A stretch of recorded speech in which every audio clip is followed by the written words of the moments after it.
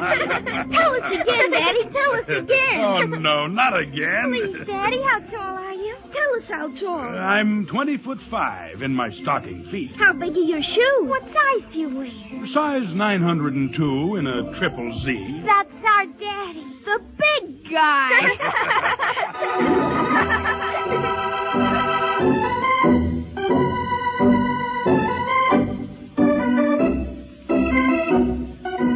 NBC presents The Big Guy, another in the series of adventures of a very unusual detective, Joshua Sharp.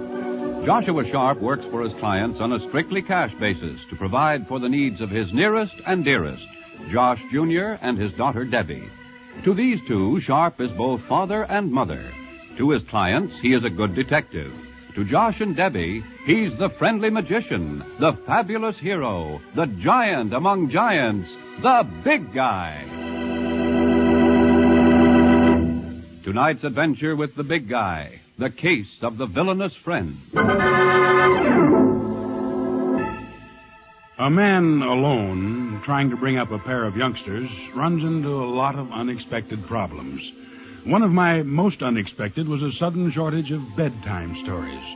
After all, you can read Grimm's fairy tales only a few hundred times before the kids begin to tire of them. And that goes for Hans Christian Andersen and all the rest of the Once Upon a Timers. Now, I'd reached that point with Josh and Debbie, and they were getting so bored with witches and sleeping beauties that finally, for all our sakes, I tried tapping a new source. I bought a copy of Tales from Shakespeare. It was an immediate hit. In fact, it was too big a hit. That first night, I read The Tempest and Two Gentlemen from Verona, and still they didn't want me to stop. What's the next one, Daddy? Well, we'll let the next one wait, baby. You and Debbie have to go to sleep. But what's the name of it? Just the name of it? It's The Tragedy of Othello. Now, you just close your eyes and... Oh, what about him, Daddy? Yes, Daddy, who was he? Well, he was a man, Josh. Oh, and what was the tragedy? Well, he was married to a woman named Desdemona who loved him very much. Is that a tragedy? No, the tragedy came about because he had a friend named Iago. Yes. And Iago came to Othello and told him that Desdemona didn't love him at all. He said she loved somebody else. He was bad, wasn't he, Daddy? Oh, very. And what happens next? Well, Next, a couple of shrewd articles who are trying to worm another story out of their hard-working father give him a kiss and say good night.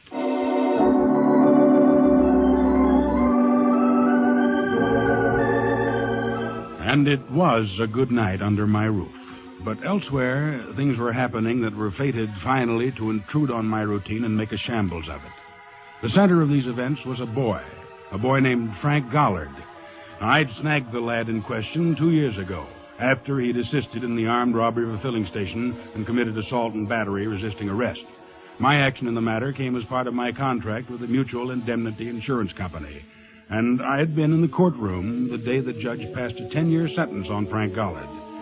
And then, the same evening, while I was telling Josh and Debbie about Othello, inside the drab gray walls of the upstate penitentiary...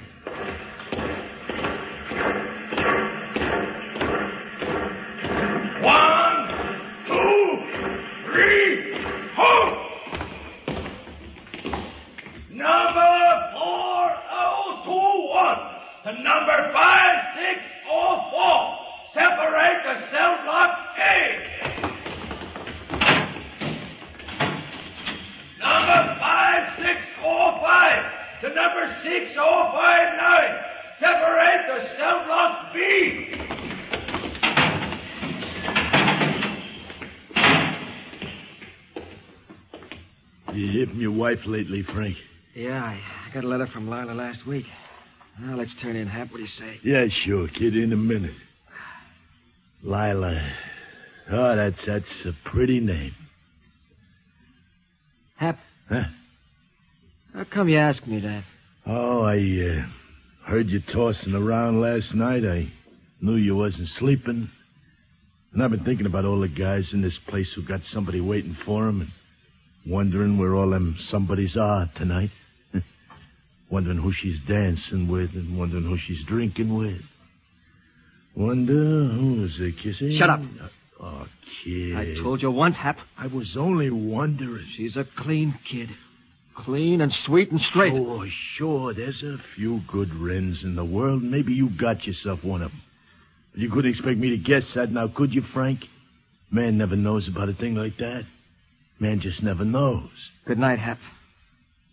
You ain't sore on me, are you, Frank? I said good night. I don't want you to be sore on me, you hear? You hear me, Frank? Okay, I'm not sore at you. Okay, Hap? Good night, baby.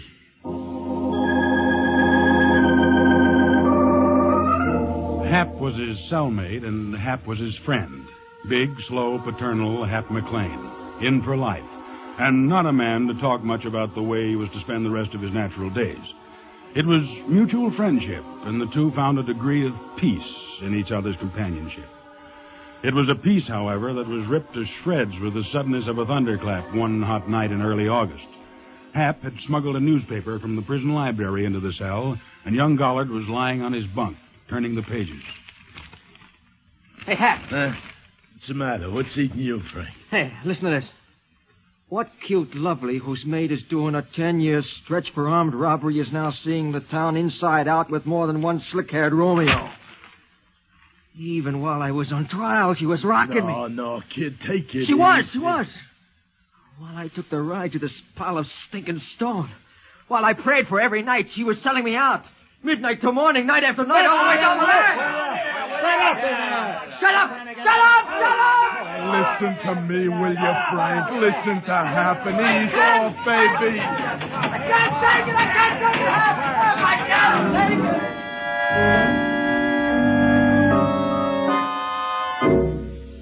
But he had no choice about taking it. With his friend Hap's help, he calmed down and went on with the monotonous routine of his daily life behind the walls of the prison. And then, late one night, weeks later, in the cell he shared with Hap McLean, he found that he didn't have to take it anymore. Frank, hey, kid, wake up and listen. Listen to old Hap and listen good. You got to get out of here. What's that? You're eating yourself alive. You got to move loose from this place. Oh, but I can't. I'm not up for parole for Forget the parole, baby. Hap's got it all fixed fine. You got it fixed? Yeah. Take a look, kid. Where'd you get the gun? Out of the arsenal, baby. It took me 3 months and a lot of doing, but I got it. And the trustee, the one in the laundry office, he's going to leave the laundry door unlocked for 20 minutes tomorrow night. There'll be a truck just outside. Hey, how did you do this, Hap? Oh, look, I've been in this can 12 years. There are ways, baby. There are always ways. You come with me? No, I got nothing with the outside world, kid. Hap will rest easy right here. You go on out. You can still hate, and that means you can still live. Enjoy yourself. And don't get yourself snagged, baby.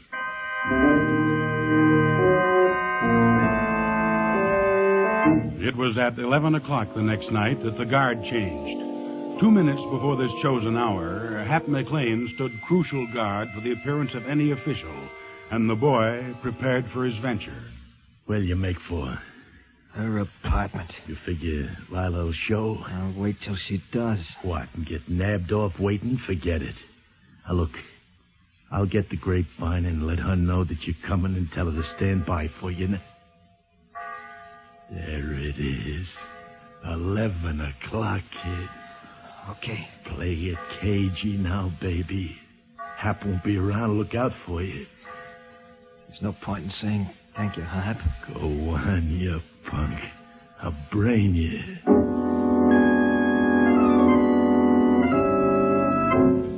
The boy was halfway across the prison yard when...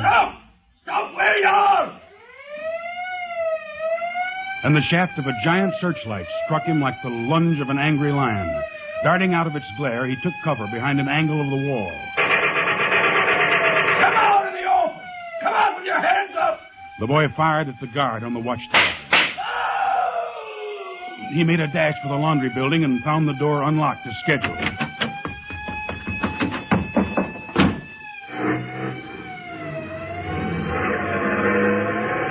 The The truck roared along the back roads on the all-night drive to the city, while the state was springing into action to retake Frank Gollard. Retake him, dead or alive.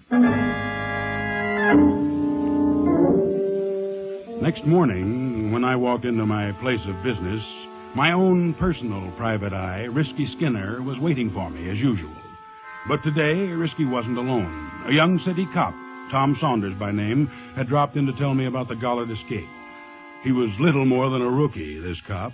Green, but enterprising. So, knowing you were the man who put the finger on him in the first place 2 years ago, Sharp, it occurred to a few of the boys at precinct headquarters that you might have ideas about retaking Frank Gollard. They figure you dig up a few angles about the punk that could be maybe useful, Commander. Well, I'll be glad to do all I can.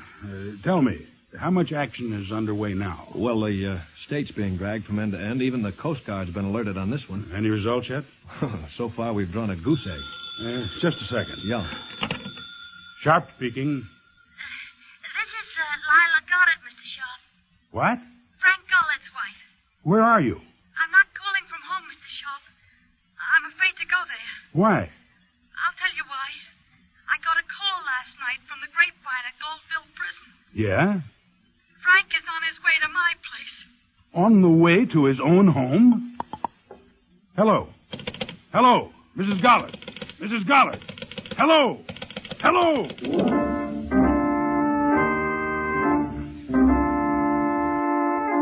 The wire was dead, but the news had been sensational. Leaving Risky to try to check back on the call, I found Mrs. Gollard's address in the city listings, latched onto Patrolman Saunders, and headed for Gollard's home. By 25 of 10, we were in his apartment. I was at the window and Saunders by the door. Hey, Sharp. Okay, I see him. He's coming in. Great. Get ready for business. Let's wait for him in the hall, huh? All right.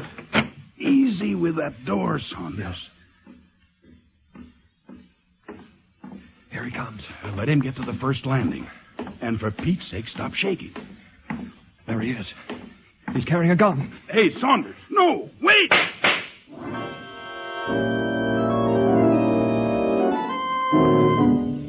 But I was too late. The green rookie, firing in panic, missed, and Frank Gollard went crashing back down the stairs, through the door, and out into the street.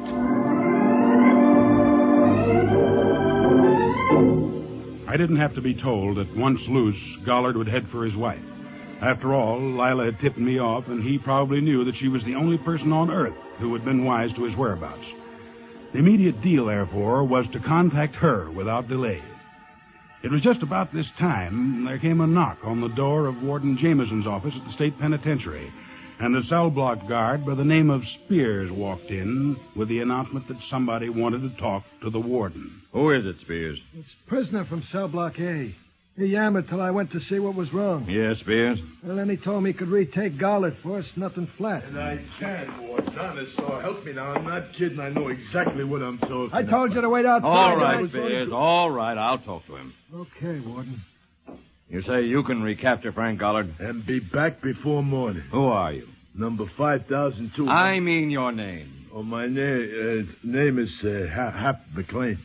I presume, McLean, that you can only perform this remarkable feat if you allow to be left out of the prison alone. Who wants alone? Send Spears with me with a gun, a dozen guns. Who cares? Now, look, I'm only trying to do the right thing here, Mr. Warden. That's all I'm interested in. I see. All right. We'll send Spears with you. And you won't regret it, I'll tell you what. I'm telling you something, McLean. If you succeed in this mission, I'll see what can be done to secure you a full and complete pardon. No, you mean it? Don't you think you deserve it? Well, I guess I did figure something like that. Yeah, I imagined you did, McLean. Spears. Yes, sir. You'll take McLean into the city. And let him do exactly as he thinks best.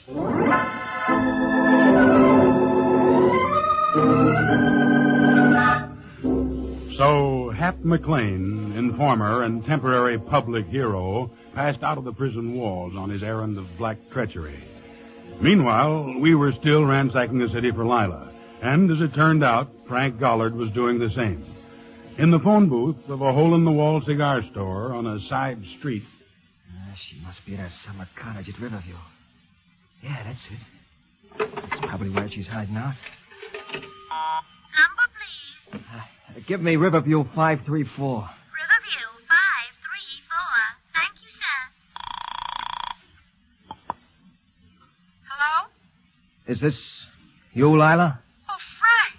How are you, Frank, honey? I'm fine. What's happening, Frank? I'm looking for you, Lila. Oh, honey, I just turned on the radio and heard the news. I just woke up. I'd been asleep. Why did you go up to Riverview to sleep, Lila? What's the matter, Frank? Matter? Nothing. I just wanted to see you. Where are you? I'll come right into the city. Stay where you are. I'll come to you. All right, sweetheart. You remember how to get here? Yeah, I remember. You, alone, Lila? Yes. A girlfriend was staying with me up until last night, but she had to get back to town. Oh, honey, I wish we could be together. I wish we never had to leave here. Stay where you are till I get there, baby. Maybe you never will.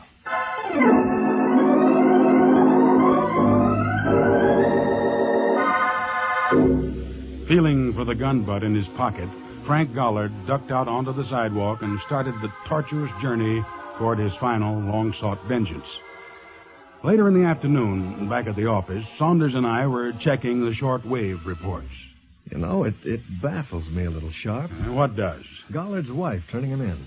Why? She's a gunman's doll, isn't she? No, not quite. Anyway, she's not running true to form. Why not? A word around has been that she's almost arranged for his parole. Strange, huh? Yeah, very. Commander. Yeah, Risky? Well, a little luck at last. Well, that we can use. I think I found out where Mrs. Gollard phoned you from. Yeah? But I'm afraid it won't help any. It seems she rang up from a phone booth. Phone booth, huh? Where? In a place called Banner's Tavern over on Tyne Street, near the river. You know it? I said, do you know it, Commander? Huh? Oh, yeah, I know it. Risky. Yeah, Commander? Go get me a cap and a sweater. Huh? A cap and a sweater. What do you want them for? To wear. I'm going to Banner's Tavern, Risky, and I want to look like one of the boys.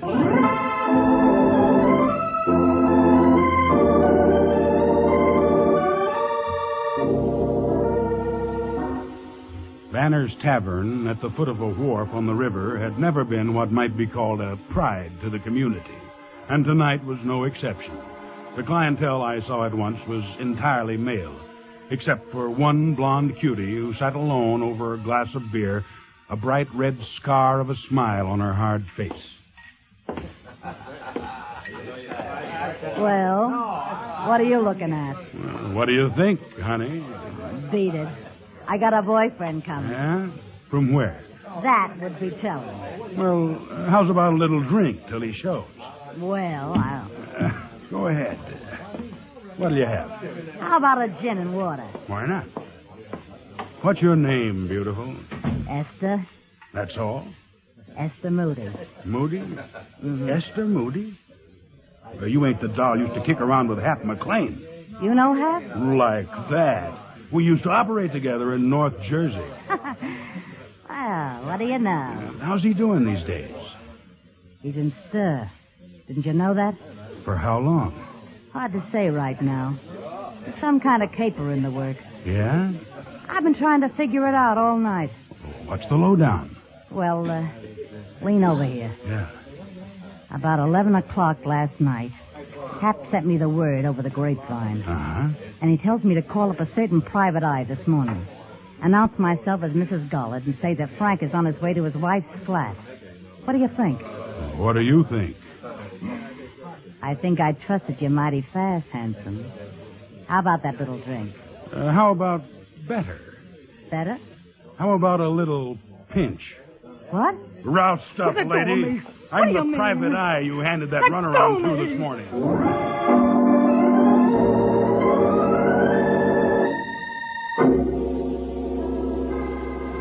I got her to headquarters, not, however, without a set of fingernail marks down my cheek, and walked in on a bit of exciting news. It seemed the postal clerk at a place called Riverview had phoned in giving Lila Gollard's whereabouts. The address, 21 Canton Lane. at which street number Frank Gollard had just arrived. Oh, Frank. You sounded so strange over the phone. I don't understand. What have I done? You really want me to tell you, Lila? You called the cops and told them where they could pick me up. I did, Frank? Yeah, you. Frank, how could I? I didn't even know you'd broken out. McLean got word to you at the apartment last night and told you where I'd be. But I wasn't there. I wasn't even there. Ah, that's an easy out. You turn me in and then you run for the tall timber. Frank, do you honestly believe I'd do that? I know you did it, you hypocritical swine. Oh, darling. Darling.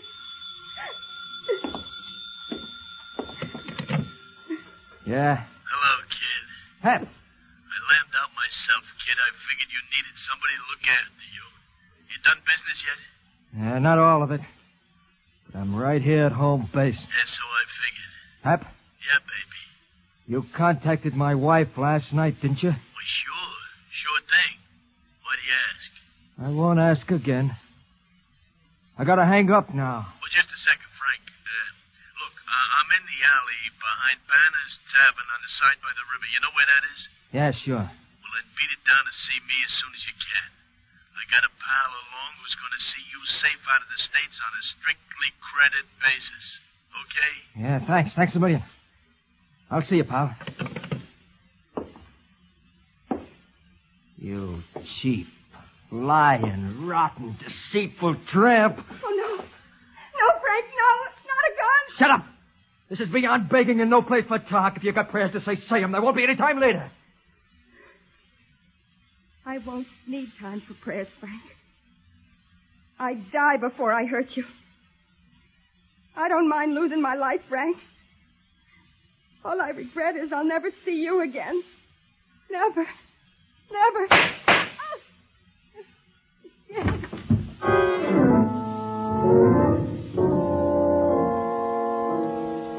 It was at that moment that Risky and I drove up in front of 21 Canton Lane and heard the shots as we ran up the path to the house. That was it, Commander? Yeah. Gollard, you blasted fool. What did you do, you crazy punk? I just killed a liar, a stoolie, and a cheat.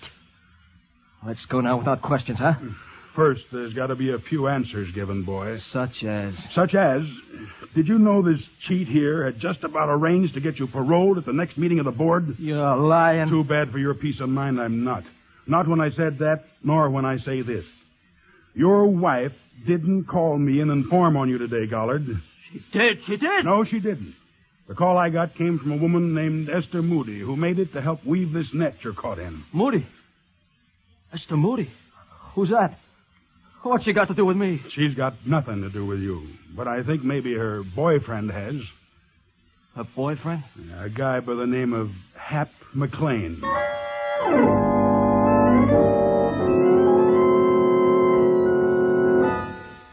For a moment, he stared at me like a wounded animal, and then his eyes closed slowly. He shook his head wearily, as if to come out of a sick dizziness, and neither Risky nor I caught the movement of his hand as he blasted the globe dangling from the ceiling, plunging us into blind blackness as he crashed out through the window.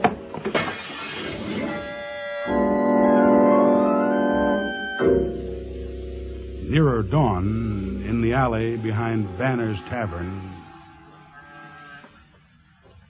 It's getting chilly waiting here, McLean.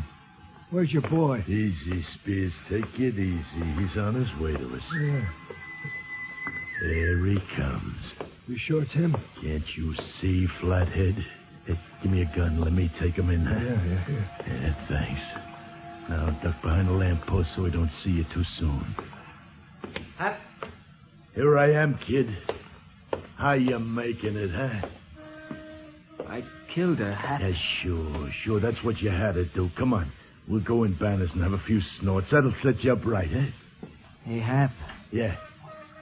Where's the pal who was going to help me lamb out of the States? Oh, well, he had to go, Frank. He'll be back. Figured he was back now. That's him behind the lamppost, ain't it, Hap? I gotta get him, too. Kid. Help me, Kid, how much blood do you want on your hands, baby? Just a little more. Just a little more, you greasy, crummy stool pigeon.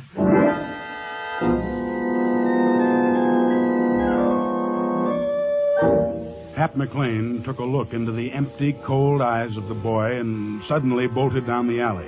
At the corner, McLean swung abruptly and fired. The bullet hit, and he waited for Frank Gollard to go down, but he waited in vain. The boy came toward him, head lowered, staggering. Baby, don't be sore on me. I don't want you sore on me, Frank. As he spoke, McLean fired again and found himself with an empty gun in his hand. And he blinked unbelievingly as the boy swayed with the anguish of the shots, and then steadily he plowed forward. Half crazy with fear, McLean stumbled into the darkness until he came to World's End at the edge of the wharf behind the tavern. Oh, baby. Oh, Frank, you gotta listen to your Hap. You gotta listen to your Happy. You can't be sore on me, baby. I'm for you, honest. Oh, don't shoot, kid. Let's talk it out there.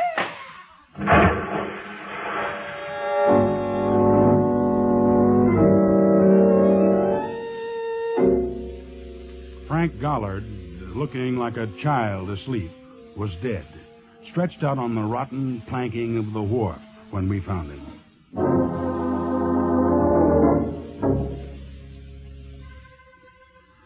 Josh and Debbie were in bed when I climbed the stairs to our flat, and knowing nothing of what was going on inside of me, they clamored for the next story in the book. The next story was Othello, and as I read the tale of the tragic deaths of Desdemona and Othello and the final undoing of Iago, I shuddered with a kind of recognition. At the end of the narrative, there was silence, then... And Othello killed himself, too? Yes, baby. Gee, I don't see why he had to die. He didn't know what he was doing. It was all Iago's fault, wasn't it, Daddy? Yes, essentially it was Iago's fault. Then why didn't he just explain and go on living? Maybe he didn't want to, honey. Oh, you mean because he'd lost Desdemona? Is that it? Well, that's part of it. Well, what's the other part, Daddy? Don't you know? You mean he'd lost Iago, too? Yes, baby. You get the point. He'd also lost his friend.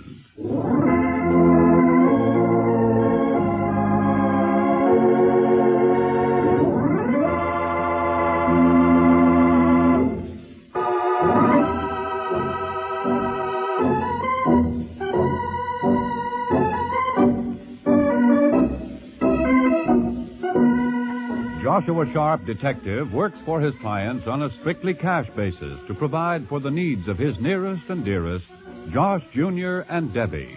To them, he's the friendly magician, the fabulous hero, the giant among giants, the big guy.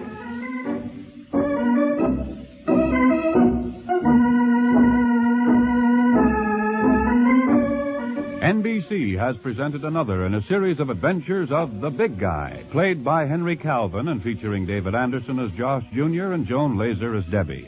The script was written by Peter Barry and directed by Thomas Madigan. The music was composed and played by Jack Ward. Members of the cast were Jim Stevens, Merrill E. Joles, Peggy Lobbin, Bill Zuckert, Linda Watkins, Lyle Sudrow, and Sandy Strauss as Risky Skinner. Your announcer is Peter Roberts. 3 Chimes mean good times on NBC. The American album of familiar music returns tonight over most of these NBC stations, presenting the finest in Sunday evening musical listening designed for the entire family. On Sunday, September 10th, Theater Guild on the Air will be back with more hour-long presentations from Broadway and Hollywood, featuring the most famous and talented artists of stage, screen, and radio. 3 Chimes mean good times on NBC.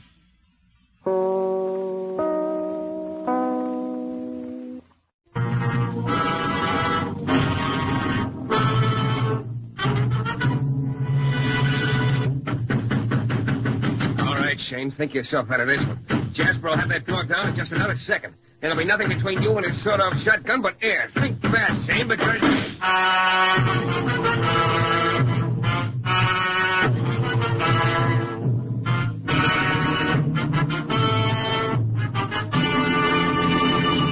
The New Adventures of Michael Shane, Private Detective. This is your director, Bill Russo, inviting you to listen to Michael Shane, that reckless, red-headed Irishman, back at his old haunts in New Orleans, in another transcribed episode.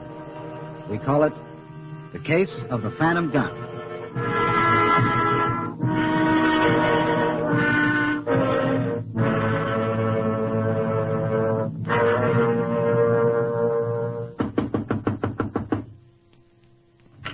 Yes? Oh, Mr. Shane, come on in. I wasn't expecting anybody. I'll only be a minute. I just stopped by to tell you I've finished your job. You found out? Yep. Well, is Dick... No, Mrs. Kinney, your husband isn't seeing another woman on the nights he stays away from home. Oh, thank you, Mr. Shane. What is he doing? I suggest you keep him home nights. Mr. Shane, what do you mean? Look, you hired me to find out if he's running around with another woman. Well, I found out he isn't. Now, Mrs. Kinney, if you don't mind, I'll... Well, the way you're evading it, well, you just can't walk out on me. If Dick is in some sort of trouble, I should always follow my hunches. Look, I didn't want your case in the first place, but you looked like a good kid, and I didn't like the idea of some guy pushing you around. Well, I don't understand. I've only been on the case 3 days, Mrs. Kinney. But from the very beginning, I've been getting phone calls from a character who's been warning me they'd find my head in a basket if I didn't lay off.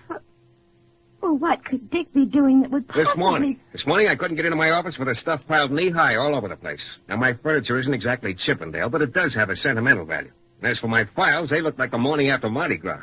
Your office was ransacked? Yeah, it looked more like the Ringling Brothers had used it as a detention room for naughty elephants. Well, certainly Dick had nothing to do with that. I'm not on any other case, Mrs. Kinney, and the gal who cleans up doesn't know any elephants. But I just don't understand. If Dick really is in trouble, why... Look, can you understand me? Keep Dickie at home. But why? Why, Mr. Shane? All right. I'll tell you. And then it's your problem. Your husband has picked up an unsavory playmate. He's up to his clavicle in some very hot blackmail. And if I'm any judge, his clavicle is about to be chopped off.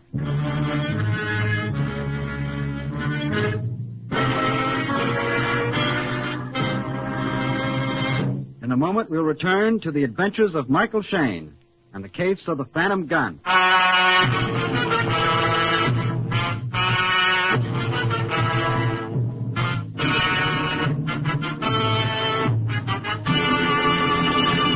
You want a recipe for trouble?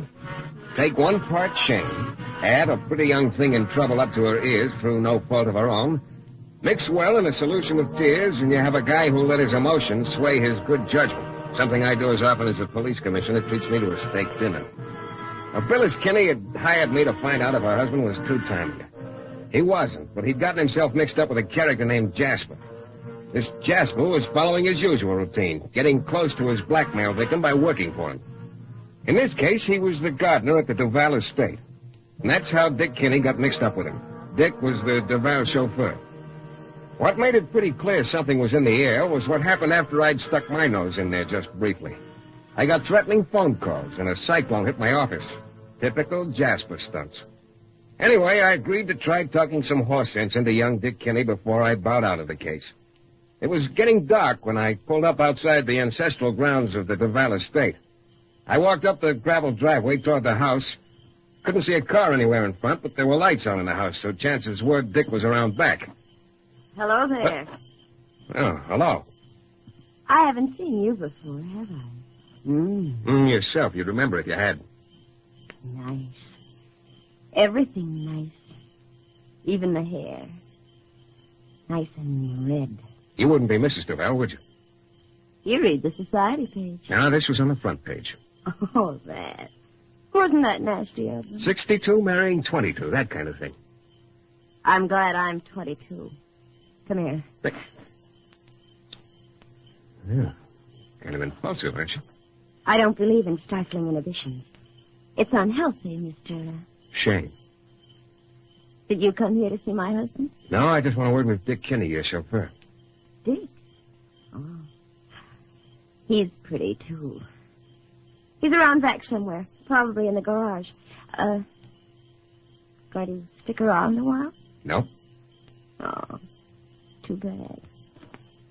I'll see you again, Mr. Shane. Goodbye.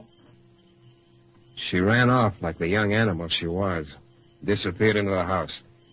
When I got around to the back of the house, I saw a light burning in the 4-car garage and walked in. Somebody in coveralls was working on a town and country. He must have heard me come in because he pulled his head out of the motor and looked up. The blonde, wavy hair, the blue eyes, and weak mouth matched the picture on Phyllis Kinney's mantel. I started to say, "You're Dick Kinney, aren't you?" When I saw Kinney's eyes get wide, I wheeled around, I caught a glimpse of an upraised arm, and then... Oh.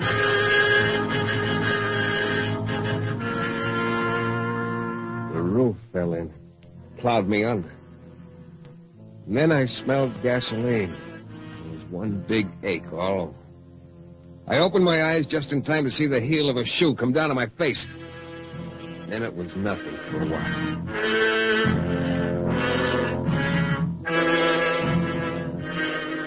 The smell of dust and blood, leather and blood, and gasoline and blood crept back into my nose. I opened my eyes again. It was pitch dark. The roaring in my head blended with the low hum of the motor. I was on the floor of a car. We were driving somewhere.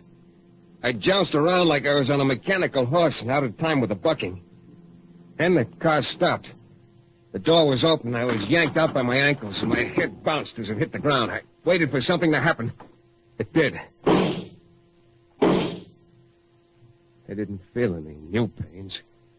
I was lying on the grass, and it was cold with a little dew on it. Maybe the shots weren't for me. You were told, Shane. You were told, and you didn't behave. Now you're in the soup, but good. Jasper, I recognize your voice anyway. Would you, Shane? Maybe there'll be bells in your ears tomorrow, Shane. Maybe you won't hear so good. You're making a mistake, Jasper. You're getting me interested. You shut up. It felt like little taps. Till I tasted shoe leather in my mouth. Blood again. Then I didn't taste or smell or think anymore. The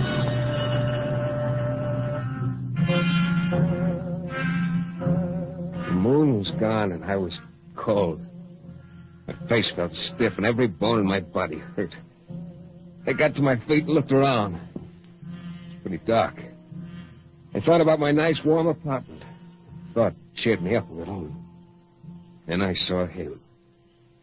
It was the kid, Dick Kinney. He was lying on his stomach, face down. He wasn't breathing. I wondered briefly why I was still alive. Only it was too much of an effort. I wanted to lick my wounds and go to bed and sleep off the nightmare I'd just gone through. I kept telling myself as I started home, call headquarters, report the murder. But I don't think I did.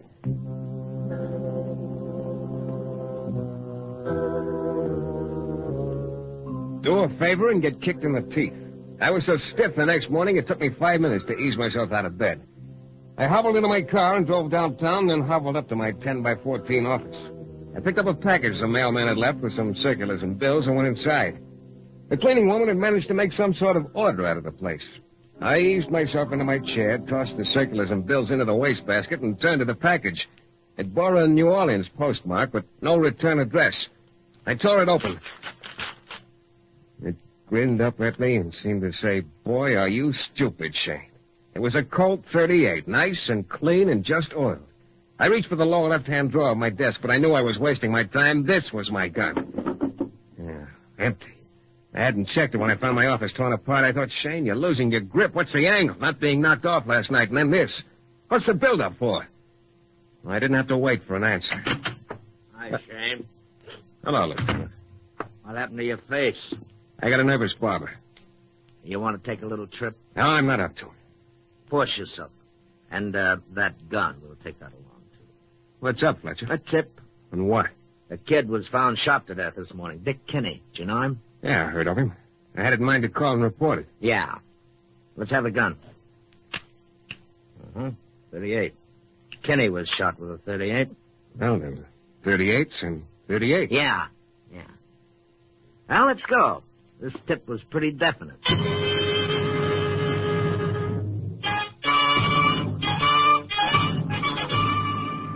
this thing was going too fast for me. Maybe I was wrong all along. Jasper wasn't that kind of an operator. He hadn't messed with murder before, as far as I knew. Maybe I'd stepped into something. That 38. Okay, Shane, let's talk. Did you test the gun? Yeah. Dick Kenny was killed with it. And I told you somebody swiped it from me. Yeah, you told me. But you didn't report it when it was stolen. I didn't know it was stolen. You can do better than that, Shane. Look, Lieutenant, I got it in the mail this morning. You said you were going to report the murder. You were with Kenny last night about 9 o'clock. I told you how it was. The marks on your face don't lie, Shane. Neither does ballistics. 2 slugs in Kenny match with slugs from your gun. The gun was nice and clean and just oil. But I tell you, it was in the mail. It came in the first delivery. All right, Shane, let's go back to your office and take a look at that wrapper. Yeah, sure. Now you're using your head, Lieutenant. Thanks.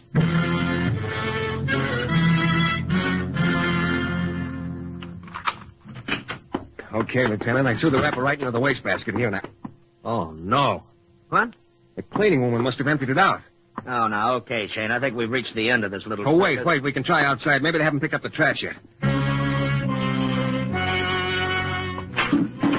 You know that's against the law, littering the street like that. Yeah. Bend down and help me go through this stuff here. It's a brown wrapper. Okay. I don't know what this will prove anyway. All it can do is establish you getting a package this morning. Yeah, I got it. Now, let's see. Okay, Lieutenant, take a look at the postmark. That's it. New Orleans, 3 p.m., April 12th. And that's yesterday afternoon, all right? Yeah. The package with my gun in it was mailed yesterday afternoon at 3 o'clock, and I got it this morning at 8:45. You know, Shane, ballistics is like fingerprints. No two of them alike. Then you made a mistake. I didn't make a mistake. Maybe you did. It just doesn't add up. It couldn't have been my gun that killed Kinney. The gun was in the United States mail at the time he was shot. That's what you say. How do I know your gun was in that package? But I'm telling you... All I know is that in the history of the police department, ballistics has never been wrong. You admit being with him when he was killed, your gun killed him. There's only one answer, Shane, and you're it.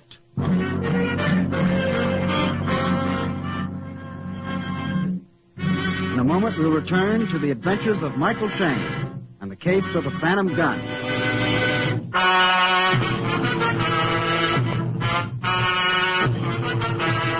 I was in a spot, and I talked fast. I'd taken a little case, and it got away from me. Phyllis Kinney wondered whether her husband was spending his nights with other women after he got through with his chores as chauffeur for the Duvals. And because I could use the fee, I looked into it. I found out he'd gotten chummy with a character named Jasper, who worked on the Duval estate as gardener. But Jasper's real trade was blackmail. I went to warn young Kinney to lay off and wound up with a headache. The kid was knocked off in an open spot on the bank of the Mississippi, and my gun apparently was a murder weapon. Only I didn't have the gun at the time. It was in the United States mails. Another item that kept my fat head in the fire was that I was along on the junket, albeit semi-conscious. Lieutenant Fletcher of the New Orleans Homicide Detail had a point. Look, Shane, the bullets that killed young Kinney came from your gun. You can't shake that. You say the gun came through the mail this morning and that it was in the mail since yesterday afternoon. I admit it doesn't add up, but ballistics don't lie. You gonna book me? I'm considering it. What'll that get you? Look, I've got an idea. You can tell me your idea. Well, it's speculation. That's all it is. We speculate fine downtown. Okay, Fletcher. If that's the way it is, I'm clamming up. We've been too easy on you guys. All we get is a swift... I don't know what you're complaining about. All I want to do is follow a trailer to wrap the whole thing up for you. All right, Shane. This is against my better judgment, but you've got just 8 hours to find something. Thanks, Lieutenant. Just don't try to leave town. I might as well tell you we're going right ahead, fitting your neck for a noose. One thing I knew. One thing I was sure. That gun was in the mail when Kinney was shot. Like the lieutenant said, ballistics don't lie. No two bores make the same marks on a bullet.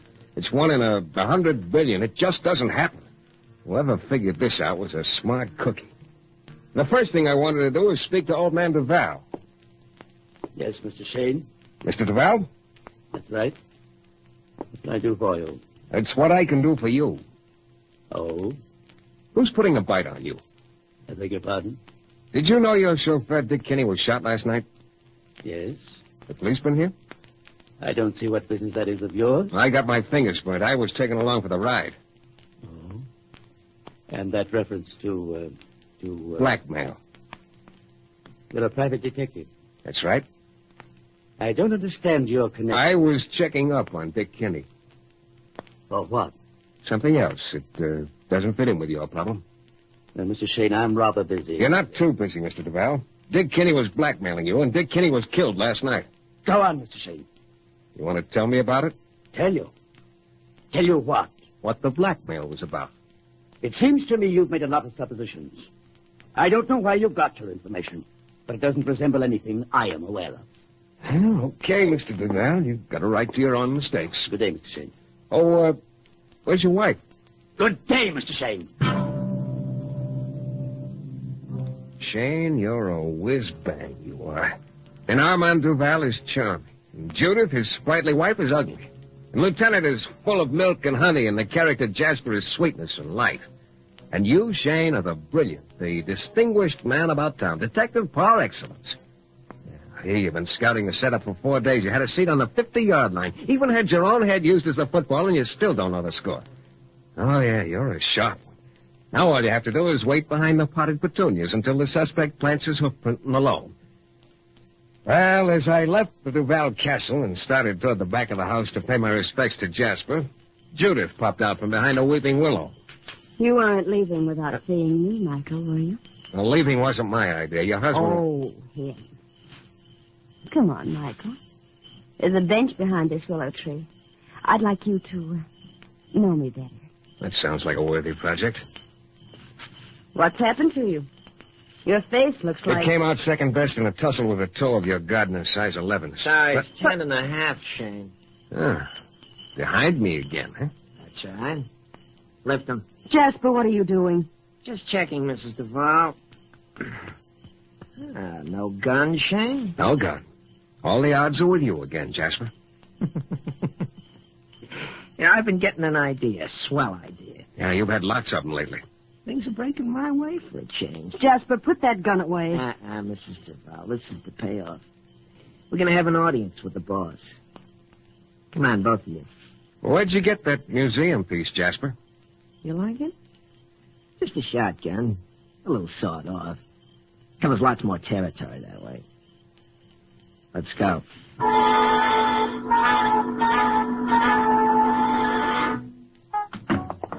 What is this, Jasper? Little ideas, sir. Everything was going so smooth and nice, I thought it's a pity if anything should happen. Then I thought this idea, and it's a pet. You got a gun? Yeah. Sit down, Mrs. Duval. I think you're making a mistake, Jasper. Mistake. I ain't made one yet, and I've been in the business a long time. I said, sit down. I refuse to have you. Jasper, Here we are, Shane. Hey, you're real brave with a gun. Judith. She's unconscious. That jabbering was getting on my nerves. What do you intend to do? It's a perfect setup. Shane is going to take the rap. For what? For Kinney's murder, Shane. Just like you're going to take the rap for Duval's. You're going to kill me? Sure. You paid off Kinney $5,000 yesterday. That's chicken feed. Yeah. Kinney was your go-between. That's why you bumped him. That's right, Shane. I don't like to think I got a split with anybody. Now, wait a minute, Jasper. We can come to terms, I'm sure. This is too perfect. No, don't! Are you out of your mind, Shane? This is an easy way for me to take care of you. You got careless just 1 second too long. Besides, you made a mistake. My gun is at headquarters. But this one ain't. I knocked the gun out of his hand and it went skittering across the floor. But he was a lot closer to it than I was, and on his way for it already. I thought he who fights and runs away, and I slammed the door behind me and started for the front. I got lost or something, wound up in the kitchen. I went through it and out onto the rear veranda. I knew if I started across the lawn, I wouldn't have time to get to cover. I went back into the house through French windows with Jasper panning along behind me. Through the library and a big double-width staircase that led up to the top floor. I took it 3 at a time. Jasper was just rounding the first bend behind me when I reached the top. It's splendid, the beautiful wall paneling, but I didn't stop to survey the damage. I turned right and disappeared into the master bedroom at the end of the hall, just as another shot spurred me on. The room was done up in purple and rose. I guess it was very pretty under different circumstances. There was a door at the far end, and I scooted into it and threw it shut behind me, and then I turned the lock. Bathroom. I didn't even have time to look for an aspirin tablet in the medicine chest when the hammering started. I said to myself, all right, Shane, keep your head. You gotta think yourself out of this one. Because on the other side of that door, Jasper's waiting for you. And the way that door is splintering up now, it doesn't look as if the wood is as stout as your craving to keep on living. Gotcha, Shane! Gotcha! He'd splintered out the middle panel. Now his hand filled the hole, and the gun filled his hand. Any second... Didn't feel anything. Maybe you never do. Maybe it was all over. Then the fingers of Jasper's hand got limp, and the gun fell onto the tile floor. I opened the door. It was Judith DeVal. She stood in the center of the room, and a thin thread of dried blood was on her chin. And the gun in her hand was pointed at Jasper, curled up on the floor.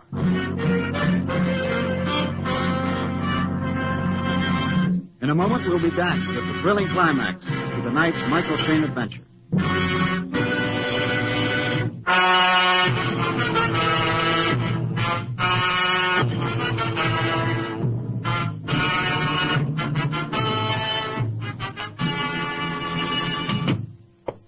Well, the bullets in Armand Duval came from your gun also, Shane. That's what I thought, Lieutenant. But your gun's been in my desk all afternoon. Just like last night when Dick Kinney was shot. My gun was in the mail.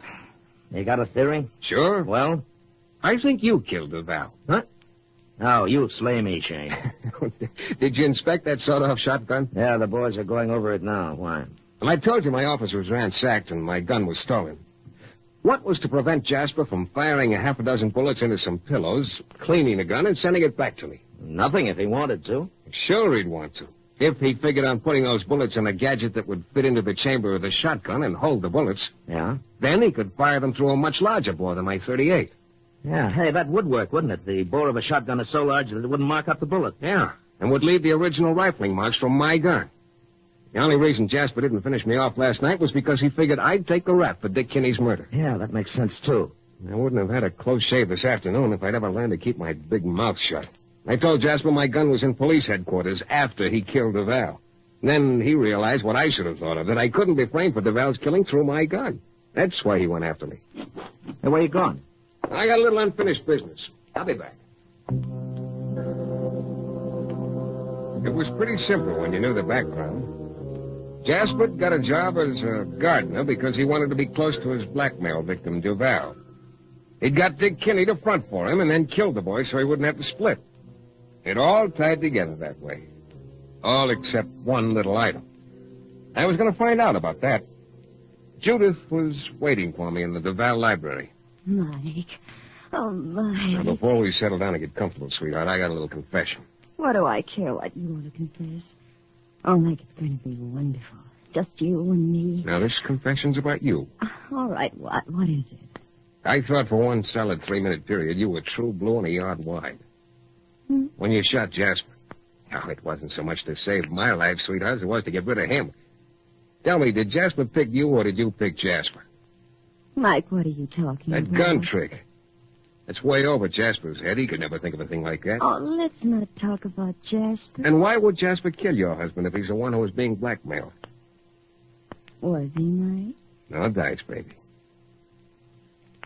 What are you thinking? It's pretty clear, Judith. You put Jasper up to getting money from your husband. And Jasper saw a wonderful opportunity. He didn't have to nibble at Duval. He wanted half of the money all at once. As Duval's widow, you get the money, don't you? Mike. Maybe he'd even bleed you to death for the other half, too. He was sitting pretty until everything fell into place for you. Mike, listen. There are wonderful things from now on. I've got money. We can have all the good things. We can enjoy them, darling, together. Yeah. Let's go, baby. Where? Where to, Mike? Police headquarters. This is where I came in. I always meet the right woman at the wrong time. I figured that tied everything up. But not quite. It turned out that the blackmail angle had to do with Duval not having a final divorce from his first wife when he married Judith. Judith was the only one who knew it. She contacted Jasper and worked him in on the deal. Very cute. Because when that came out, Judith lost her right to Duval's millions. But then, what could she spend money on where she was going?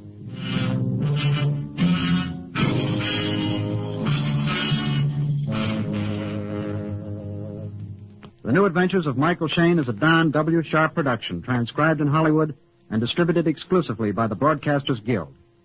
Next week, you'll hear Michael Shayne in another thrilling adventure in mysterious and colorful New Orleans.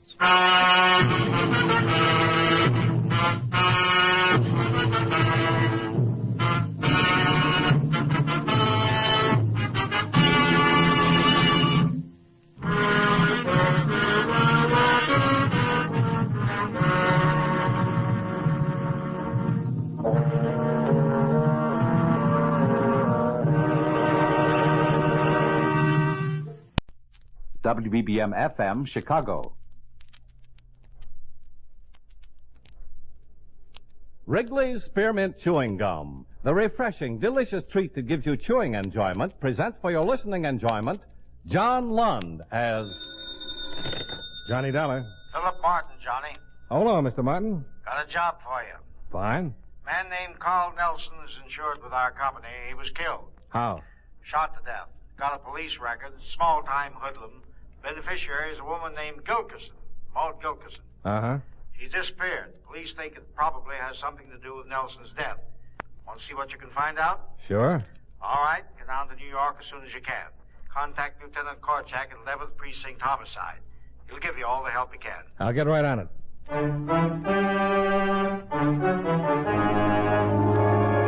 the makers of Wrigley's Spearmint Chewing Gum bring you John Lund in another adventure of the man with the action-packed expense account, America's fabulous freelance insurance investigator. Yours truly, Johnny Dollar.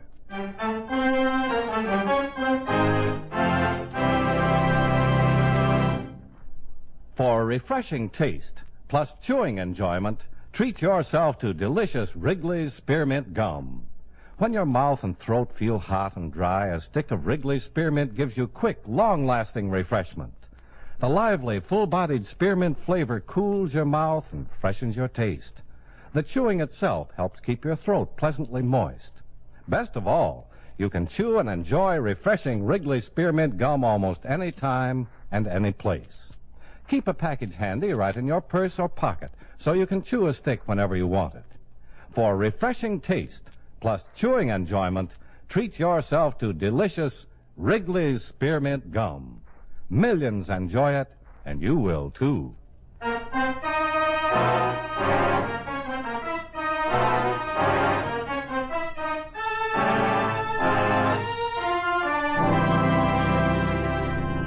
Expense account submitted by Special Investigator Johnny Dollar to Home Office, Columbia All Risk Insurance Company, Hartford, Connecticut. The following is an accounting of expenditures during my investigation of the Nelson matter. Expense account item 1, $15.36, train fare and incidentals between Hartford and New York City. I arrived at 2:30 in the afternoon, and after registering at the hotel, went directly to the 11th Precinct Police Station, where I introduced myself to Lieutenant Korchak of Homicide. How much does your company insure the Frog for? The Frog? Nelson. He was called the Frog. He looked like one. Oh? He was insured for $10,000. And Maud Gilkison gets the money. You think she had something to do with the killing? Well, I think she knows something about it. Any theories about why he was killed? Nothing definite. Frog was a hood, long record, did time twice, been in every racket from the numbers to stick-ups. You don't generally get anything definite on a killing like this. Some of the boys wanted him dead. Who or why is hard to tell. He's been associated with Ellis Hartje for the past year or so. That's pretty big company. Yeah, Hartje's about as big as they come. He probably got unhappy with the Frog and had him eliminated. Have you questioned Hartje? Sure, but just a matter of routine. If Hartje had something to do with it, it's going to be tough to prove. Well, I guess the first thing to do is find the beneficiary, Maud Gilkison. Well, that's not going to be easy. We've done a lot of looking. Well, I got a friend in town that just might be of some help. Do I know him? Probably, but I'd rather not mention who it is. He doesn't get along very well with cops. Not many people do. My friend's got a king-size allergy. But for the right people and the right price, he can be very informative. Well, good luck, Dollar. Thanks. I'll let you know if I come up with anything.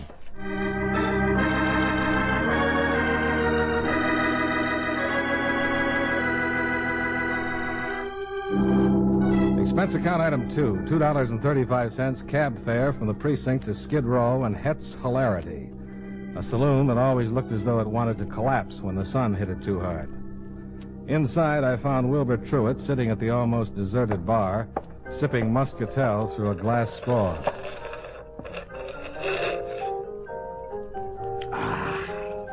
Hello, Wilbur. Bucko! You are indeed a sight for sore eyes. And, Bucko, my eyes are sore. Pull up a Hepplewhite and rest yourself. Can I buy you a drink? Oh, noble prince, a king among kings. You've come in the nick. Can you buy me a drink? If it were not so early in the day and my spine not yet limber, I would bend and kiss your feet. I'll just take a rain check. Innkeeper, a flagon of your best amber tonic. Oh, Bucko, I've missed you.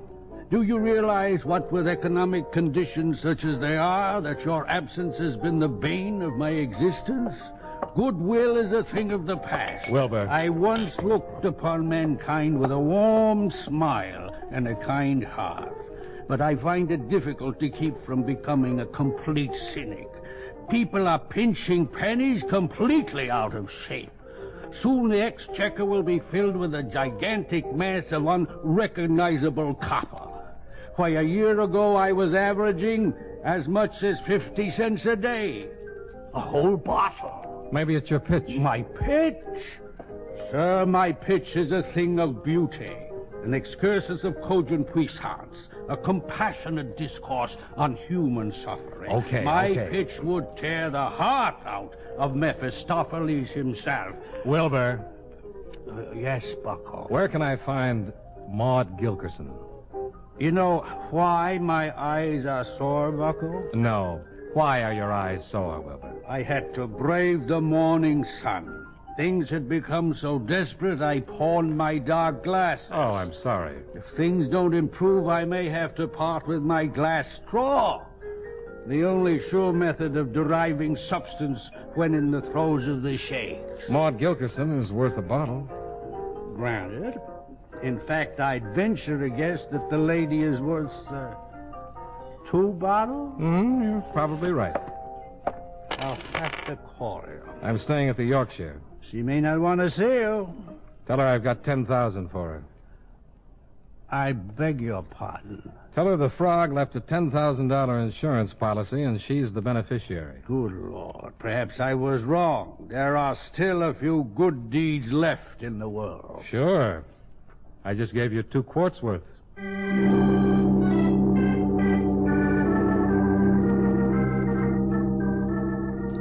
Expense account item 3. $2.60 for a cab back to the hotel, where I went up to my room and smoked a half a dozen cigarettes while I waited for Wilbur Truitt to call. Around 4:30 in the afternoon, the phone finally rang. Johnny Dollar. Bucko, Yeah, Wilbur? I finally contacted the party. She's not happy. Did you tell her about the insurance? The first words out of my mouth. But it seems Mr. Nelson's insurance is not enough to bring color to her cheeks and a smile to her ashen lips. What does she want? Some insurance of her own. What do you mean? She's hiding because her life's in danger. She has no money to leave town. She'll make a deal with you. Go on. Enough money to leave the country. You said town. A logical progression. The town first, then the country. Believe me, Bucko, her plight is worth considering. What'll she give me in exchange for the money? That is her own personal secret, but she told me to tell you it's worth every cent. All right. Go to 107 River Street, the last room at the back of the hall. Tell her Wilbur sent you. Right. Thanks, Wilbur.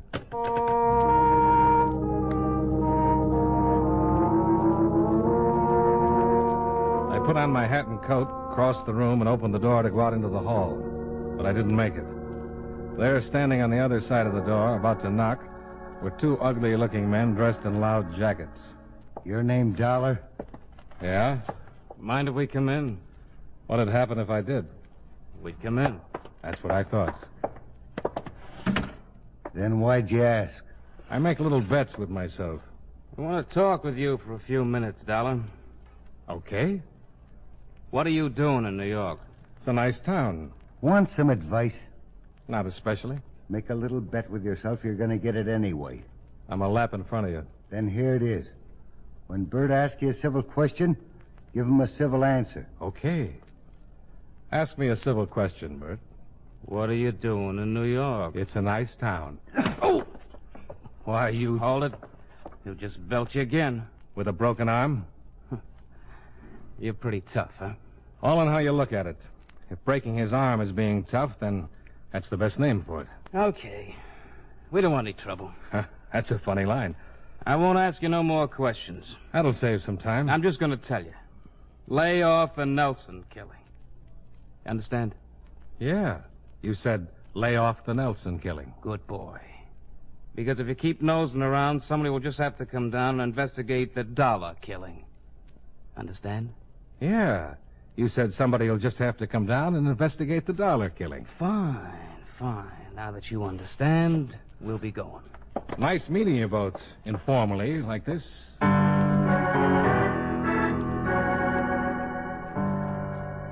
Expense account item 4, $3.25 for another cab that took me down to 107 River Street.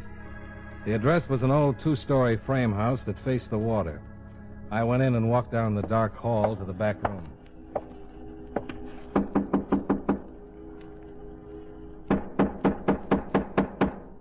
Who is it? Wilbur sent me. What's your name? Dollar.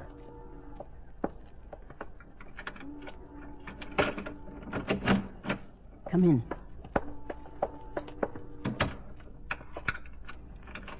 Are you Maud Gilkerson? Yeah. Wilbur said you'd make a deal. That's right.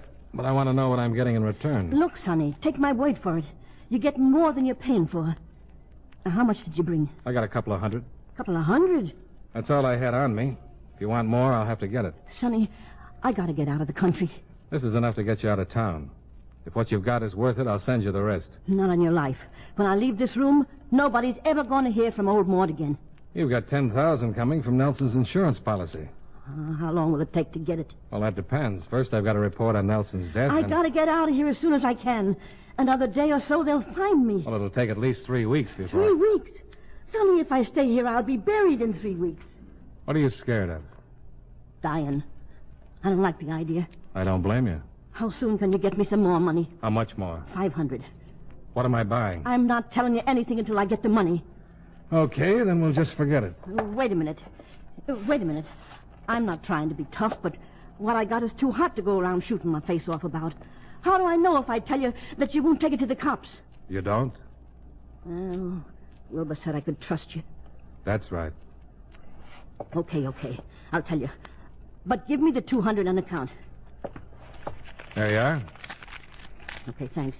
You want a drink? No, thanks. Mind if I have one? Go ahead. I don't usually take this stuff, but I need it.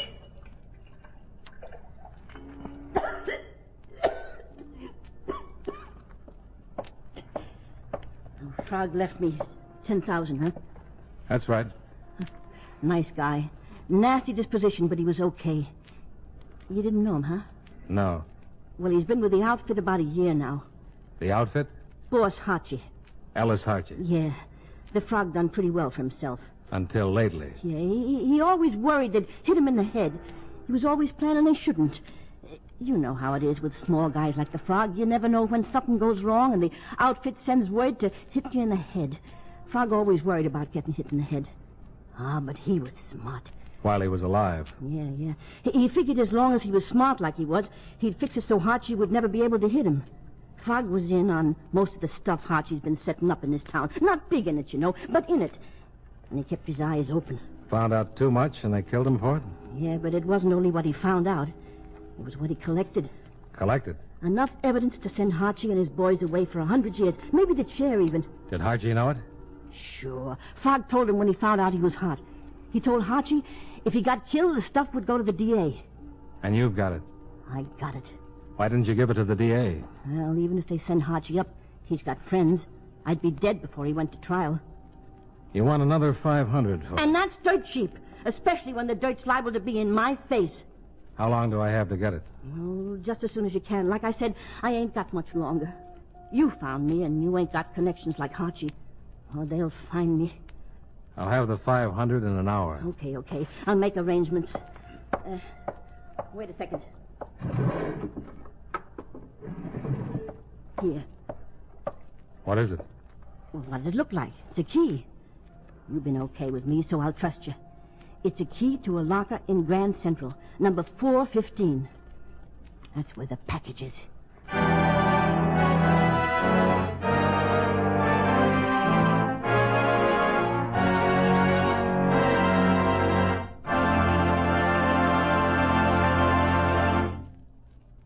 Friends, no matter what kind of work you do, it's a real help to chew delicious Wrigley's Spearmint Gum right while you're working.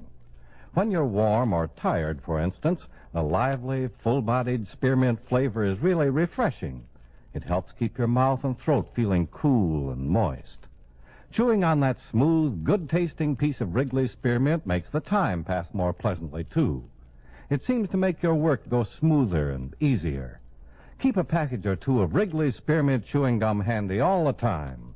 Enjoy chewing Wrigley's spearmint while you're working and at other times. That's Wrigley's spearmint chewing gum. Healthful, refreshing, delicious. And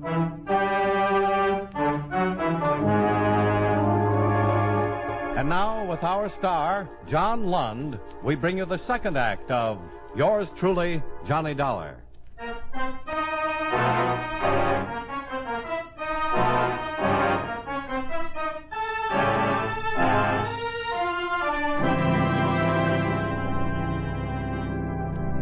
After Maud Gilkerson gave me the key to the locker in Grand Central, I left the old house on River Street and started back for town. It was getting dark and there were no cabs in that section, so I headed west for the busy traffic. I'd only gone about 100 yards when a car pulled away from the curb about a half block behind me. A big black car with the lights off. I thought about the key in my pocket and the evidence in the locker that would send the biggest hoodlum in the country away for life. I had to get rid of the key before they caught up with me. I turned a corner, and there, a few feet in front of me, was a blind man. A beggar sitting with his legs folded, and on his lap a tin cup with a stack of pencils. Bless you. Thanks. I'm going to need it. Hold it, Dollar. Well, good evening. Get in the car. Get in. In the back seat.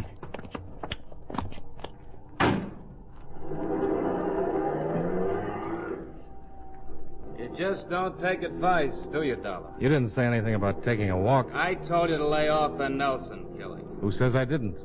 You dug up Maud Gilkerson. Who? Oh! I told you. When Bert asks you a civil question... Give him a civil answer. Okay. So I dug up Maud Gilkerson. So what? What'd she give you? A lot of double talk. She gave me nothing. I think you're lying. But we let a couple of the boys off to talk to her. They'll find out. What happens in the meantime? We drive around while the goon searches you. Then we go see someone who wants to have a little talk with you. Okay, goon. Search him. Get down on the floor. Is that your name? Goon? Get down there. I should have guessed. What? Oh, nothing. Nothing.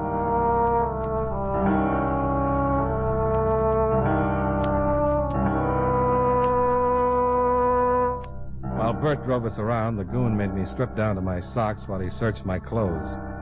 When he didn't find what he was looking for, he swatted me across the back of the neck, told me to get dressed. Then Bert drove us across town to a big apartment house that overlooked the river. Bert parked in the basement garage, and I was led into an elevator that took us to the penthouse. Ellis Hargy, the czar of the underworld, looked up from his evening paper. This is Dollar, boss.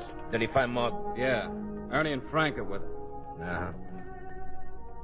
Well, sit down, Mr. Dollar. All right. Bert told me he and the goon paid you a little visit this afternoon, eh? If you can call that a little visit. Did the goon get rough? Don't tell me he can do something else. You're kind of fresh, huh? I'm ripe enough to know I don't like getting pushed around. Sometimes you gotta take a pushing around to understand things. I don't take a pushing around from you or anyone else, Hargy. You think you got a choice? Not at the moment, no. If I want you to take a beating, you take one. I'll make up for it. You ain't making up for anything. Now, you gotta understand, I'm running things, see? You ain't gonna say nothing about what happens or what don't happen. So you just try and relax and take what comes, huh? You cooperate.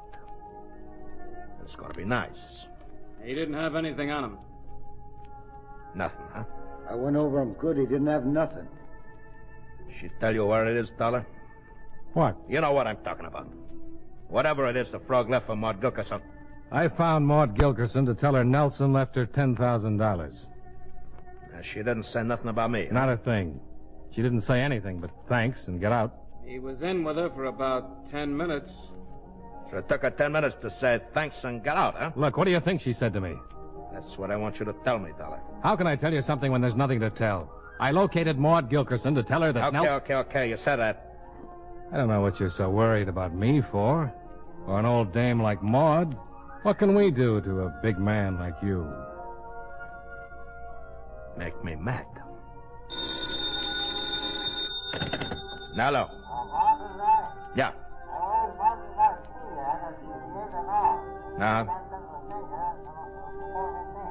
All right, take care of it. Yeah. Now, that was Ernie. Maud, tell him anything? Yeah. She told him that she gave Dollar a key. Is that right, Dollar? She gave you a key? She told him she gave him a key to a locker in Grand Central Station. Is that right, Dollar? She told him the locker number was 415. The stuff was in a locker. Is that right, Dollar? Do me any good to say no? No. The goons searched me. He didn't have no key on him, boss. All right. All right, where is it, Dollar? I haven't got it. Take him somewhere and find out what he done with it. Let's go, Dollar. You're making a mistake, Archie. Nice meeting you, Mr. Dollar.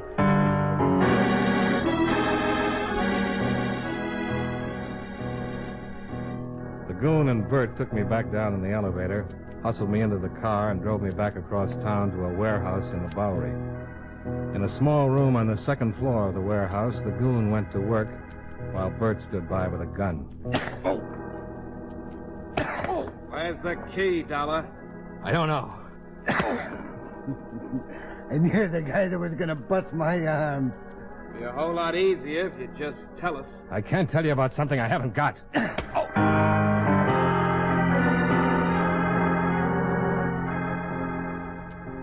The goon worked on me until I passed out.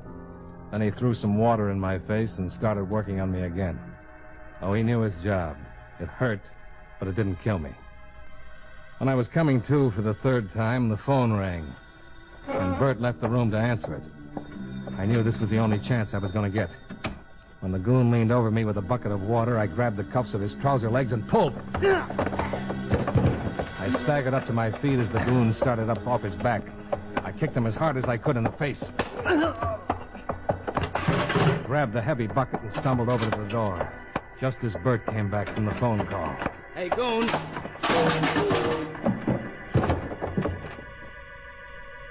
Ask me a civil question, Bert.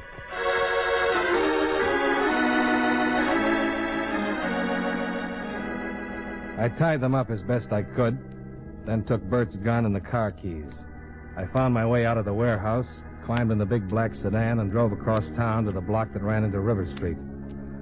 All the way, I kept my fingers crossed that the blind man with the tin cup and pencils would still be there.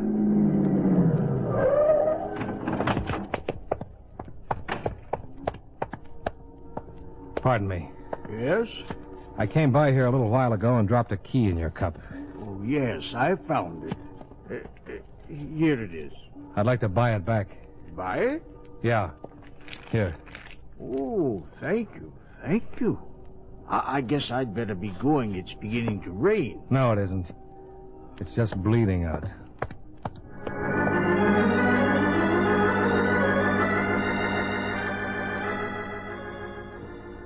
I wheeled the big car back across town to the 11th precinct and caught Lieutenant Korchak just going off duty.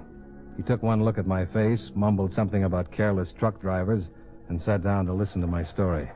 Bert and the goon? Yeah, I left them in a warehouse. They won't stay tied up long. The boys that picked up Maud Gilkerson were named Ernie and Frank. Ernie Phillips and Frank Seller. I'll have them picked up. This key could bust this town wide open. I hope you're right, Dollar. A lot of people have tried to get Hargy. Now, let's go down to Grand Central. Right. Oh, about Maud Gilkerson. What about her? They fished her out of the river about an hour ago.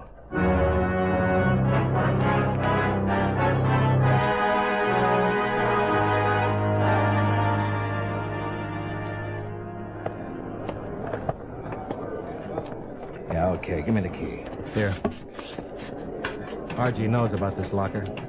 Ernie and Frank forced Maud to tell them before they killed her. You sure? They called Hargy while I was in his apartment. He told me. Let's see what we've got. Huh. Package. Korchak, look out!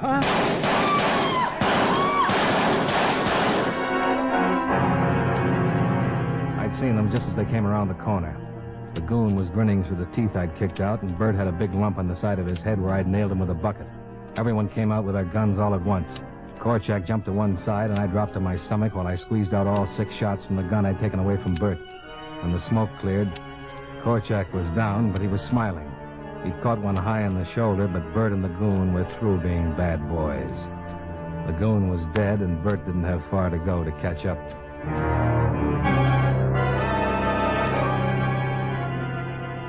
The wagon cleaned it up, and Korchak and I got ourselves patched up at emergency. They wanted to keep us in for observation, but Korchak had waited too long to get Harji, and nothing was going to stop him from making the arrest. I didn't want to miss it either. Korchak collected a squad, and we paid a visit to the penthouse.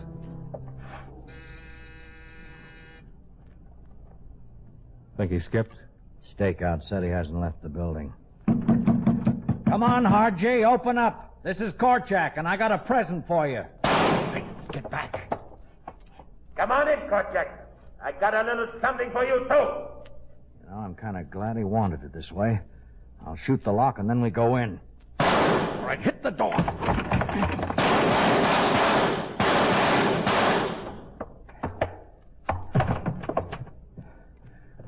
You all right, Dollar? Yeah, sure. Is he dead? He sure is.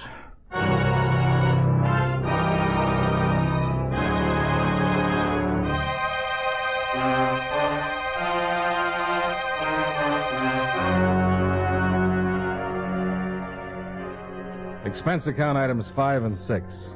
The $200 I gave to Maud, which they never recovered, and $1.50 for the 2 bottles I gave to Wilbur, who recovered 3 days later. The contribution to the blind man is on me. Expense account items 7 and 8. $75.95, hotel bill, train fare, and incidentals back to Hartford. Expense account total, $301.01, and multiple bruises. Yours truly, Johnny Dollar.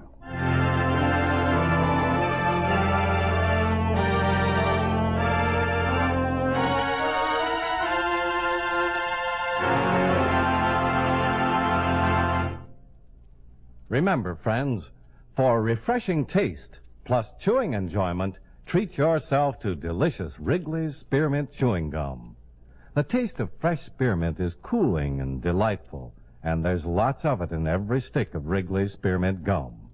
It freshens your mouth, helps keep your throat moist, and sweetens your breath besides. You'll enjoy the good chewing, too, because Wrigley's Spearmint is so smooth and pleasant to chew on. There's nothing else quite like it. Next time you're at the store, stop at your friendly merchant's display of chewing gum and get a few packages of good-tasting Wrigley's Spearmint Gum. Always keep some handy for refreshing taste plus chewing enjoyment. That's Wrigley's Spearmint Chewing Gum. Healthful, refreshing, delicious.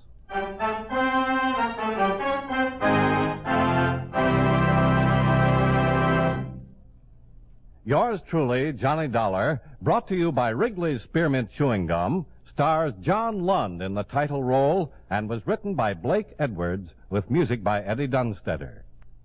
Featured in tonight's cast were Victor Rodman, Joseph Kearns, Herb Butterfield, Jim Nusser, James McCallion, Martha Wentworth, and Bill Conrad. Yours truly, Johnny Dollar, is produced and directed by Jaime Del Valle.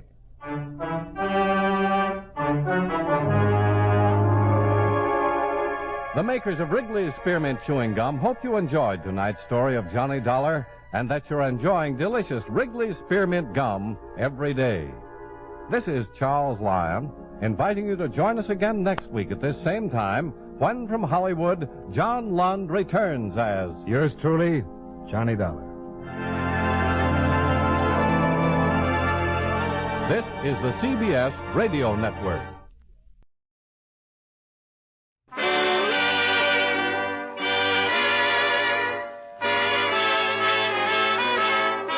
The makers of Camel Cigarettes present Dick Powell as Richard Diamond, Private Detective.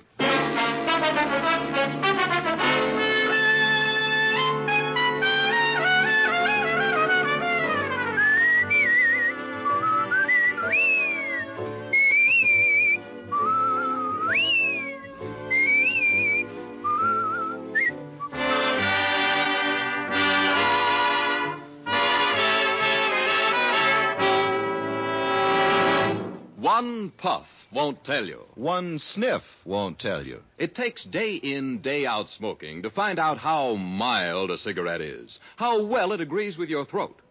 Make the sensible cigarette test, the 30-day Camel mildness test, and see just how mild a cigarette can be. Yes, and you'll find out why more people smoke Camels than any other cigarette.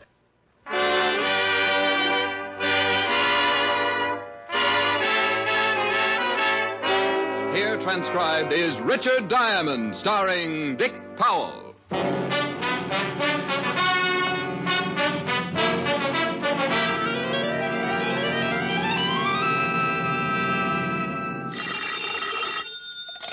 Diamond Detective Agency, the Milton Berle of Homicide.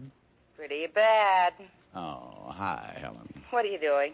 Playing canasta. Who's there? Well, just me and that Japanese beetle I found hiding in my bills. Japanese beetle? Yeah. And you're playing canasta? Well, what do you expect us to do? I'm tired. He just finished giving me my judo lesson. Mm-hmm. I don't think you believe me. Oh, sure I do. Who's winning? I am. He can't speak English. Besides, I make up the rules. Mm-hmm. Am I going to see you tonight? Well, You what? I don't know. Something just came into my office. Client? I don't know. Here comes another one. One what? Well, beats me, but they're pretty strange. Hey, where'd you leave your saucer, fellas? Maybe they're shills for the beetle. I'll call you back. Bye. Bye. Well, what can I do for you? Hey, wait a minute.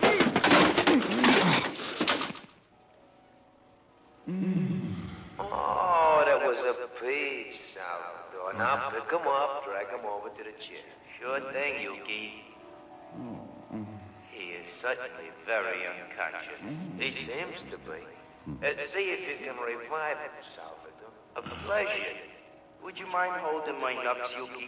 I don't want I should break his jaw by accident. Ah, such a nice man. You are so considerate. I would be happy to hold your nuts for you, Salvador. Diamond.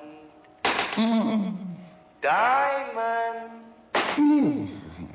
He is very out. Well, here, Salvador. Try this pitcher of water. Wait. I'll remove the gladiolus.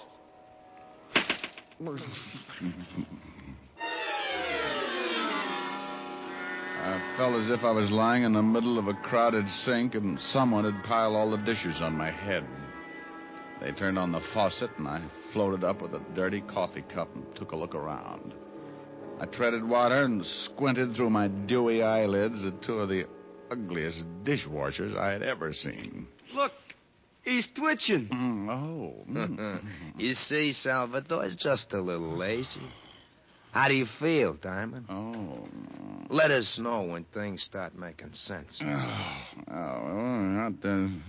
What's going on? What happened? He's confused. Yeah. I think maybe you sapped him too hard. Yuki, I take that as an insult. You know how careful I am. I apologize, Salvador. Thank you. Hey, how'd you monkeys get in here anyway? Well, it sounds like he's collected most of his marbles. Looks like a complete recovery, Yuki. I want to know what this is all about.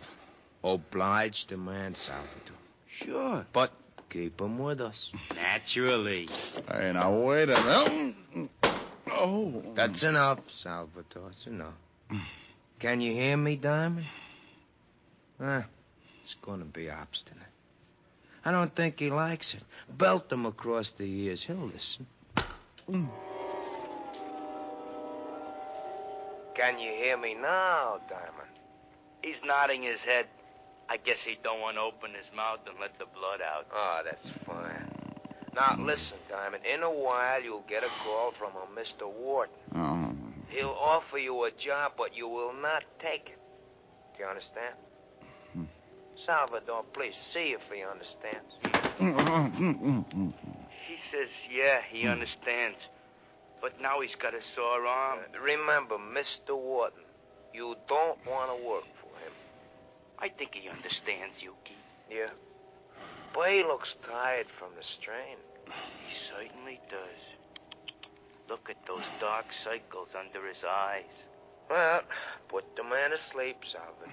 Certainly. Night.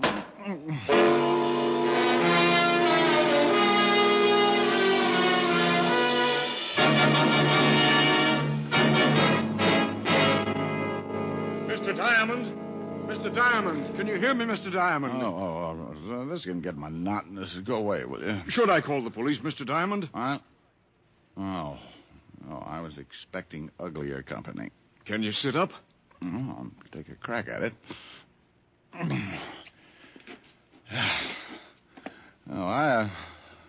I'll bet your name's Wharton. Why, that's right. How did you know? Get out of here. Well, I want to talk to you. Well, I just had one long conversation. It was too one-sided. Now, go on. My health is doubtful, but it's fun to have it around for company. Maybe $500 would pick you up. It might for a while, but I don't like to waste that kind of money on funerals. $750.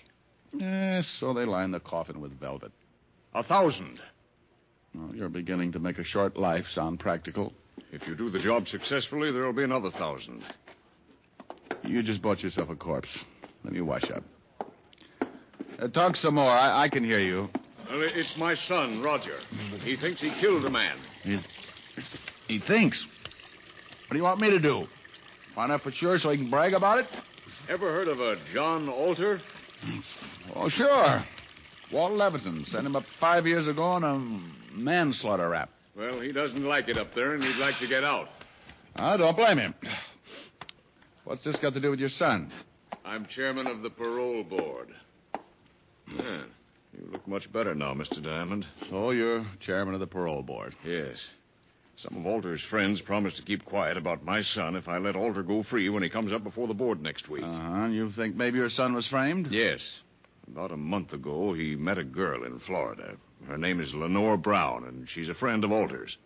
When Roger went to pick up the Lenore girl at her apartment, he found her struggling with some man. That happens. It looked like he was trying to kill her. There was a gun on the floor, and she called to Roger for help. He picked up the gun and shot the man. She told Roger he'd killed him and that he must get out. When we went back, they were both gone. About a month later, some of Alter's friends got in touch with me. They forget about the killing if you let Alter out of Sing Sing, huh? That's right. Well, I don't remember reading anything about it in the papers. You're the first one outside of Alter and his friends who knows anything about it. You see, they say they're hiding the corpus delicti, so there was no report of the murder. You think maybe they staged the killing, put blanks in the gun, and after your son beat it, the dead man walked out under his own steam? Well, that's what I want you to find out. Uh-huh. The man your son thought he killed, what did he look like? Dark man with a scar from his nose to his chin. Mm-hmm. If my son is innocent, I want you to bring the parties responsible to justice. Amen. Well, here's a check for $1,000. Thank you. If you find the girl and prove my son innocent, there'll be another $1,000 in your pocket. Well, I'll sew up the holes. Thanks, Mr. Warden. I'll start right away. Goodbye, Mr. Diamond. You can reach me at the Wentworth Hotel. I'm staying there until this matter gets cleared up. Well, I won't get in touch with you unless I find something. The guys who worked me over are pretty set in their ways, and there's no sense in you tripping over a lot of dead bodies.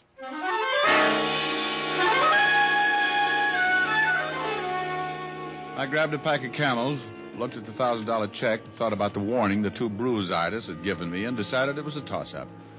If I spent the $1,000 like I knew I would, I'd wish it was dead anyway. So I left the building, grabbed a cab for the 5th Precinct.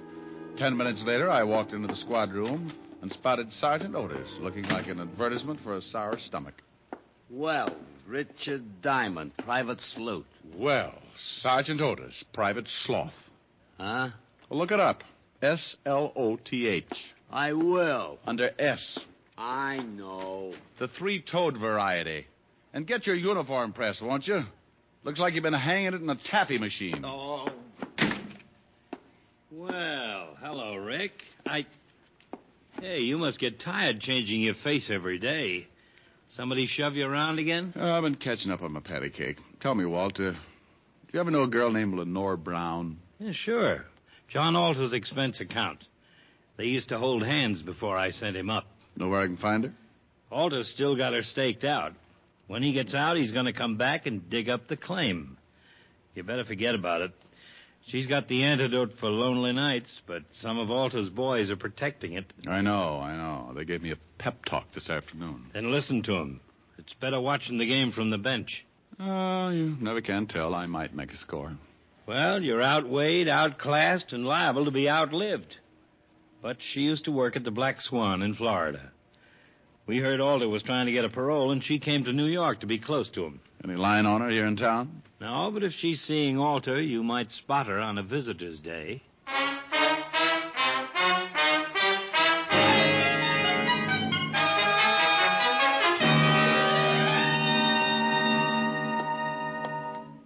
Well, Rick, how are you?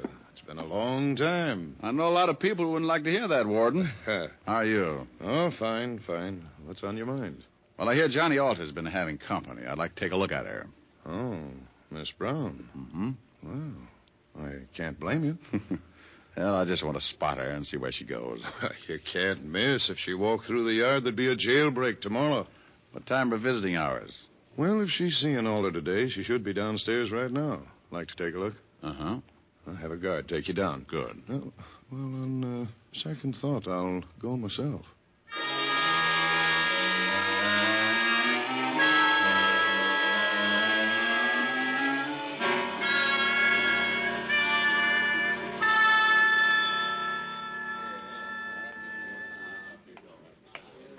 There she is, sitting at the end table, talking to Alder. Oh, now I know why Alder needs a lot of money. She's wearing enough mink to carpet Radio City. You should get a load of her on a warm day. Well, the coat doesn't stop me. She'd show up, she was wearing a tent. How long has she got with Alder? About another 5 minutes. Warden, maybe I'll let you put me away for a couple of years. With something like that to look forward to on the visitor's day, I might go for the change. You'd get tired of just talking. I hung around by the big gray buildings until she came out. She walked over to a long white convertible and got in. I decided to let her buy me a new fuse, so I walked over to the car. Going into town? Oh. Back up 3 feet and I'll let you know. 3. Okay. Mm-hmm. Your tailor couldn't do all of that. Get in.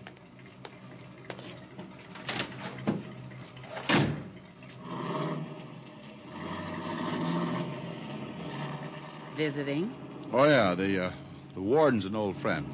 How many years did you know him? Baby. I've been going home every night all my life. Every night?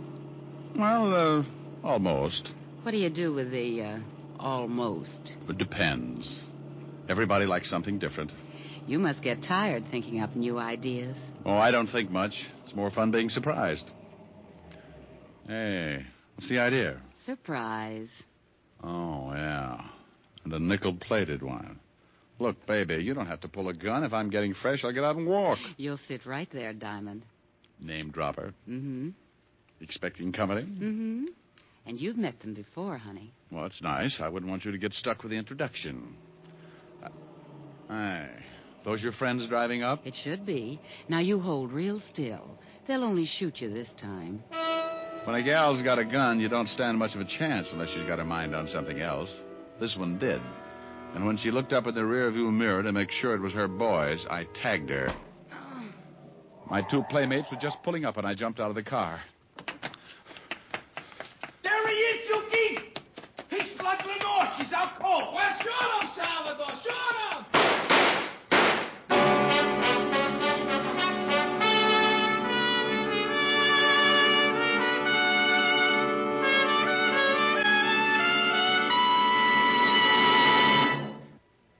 Before we continue with Richard Diamond, Private Detective, here are a few words about smoking enjoyment. More people smoke Camels than any other cigarette. Yes, more people smoke Camels than any other cigarette. One reason is flavor. Camel's costly tobaccos have a rich, full flavor you won't find in any other cigarette. Another reason is mildness, proven mildness. In a coast-to-coast test of hundreds of people who smoked only Camels for 30 days, noted throat specialists reported not one single case of throat irritation due to smoking Camels. Make your own Camel 30-day test. The sensible, thorough test. Not just a sniff of the tobacco. Not just a puff of smoke. Only by day in, day out smoking can you discover how well a cigarette agrees with your throat. Smoke Camels for 30 days and see how mild Camels are, pack after pack, week after week. See why more people smoke Camels than any other cigarette. How mild, how mild, how mild, how mild, how mild can a cigarette be? Make the Camel 30-day test and you'll see. Smoke Camels and see.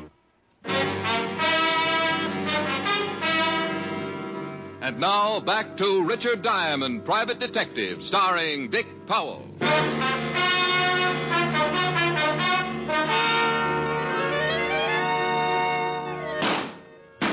he goes. Get him, Salvador. I was running through the trees then, and I could hear Salvador somewhere behind me, falling all over himself. I pulled my gun and thought about waiting for him. But I had another idea. I stopped and listened. He's around here somewhere, Suki. Well, come on. We're spread out, Salvador. They were somewhere behind me, and both of them were looking now. So I cut off to my left and headed back to the highway. The cars were about 100 yards down the road, and I used my last lung getting there. Lenore was still unconscious, so I climbed in the white convertible with the unconscious nylons and drove off.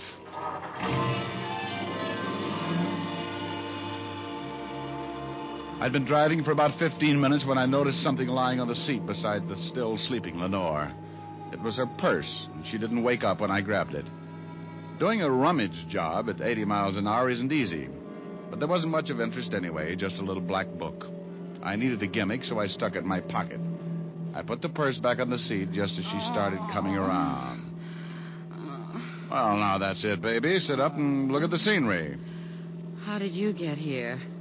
Where's Yuki and Salvador? Playing Peter Pan. Jaw hurt? Yes, you heal. Well, play rough and you get hurt. Where do I take you? My apartment, I guess.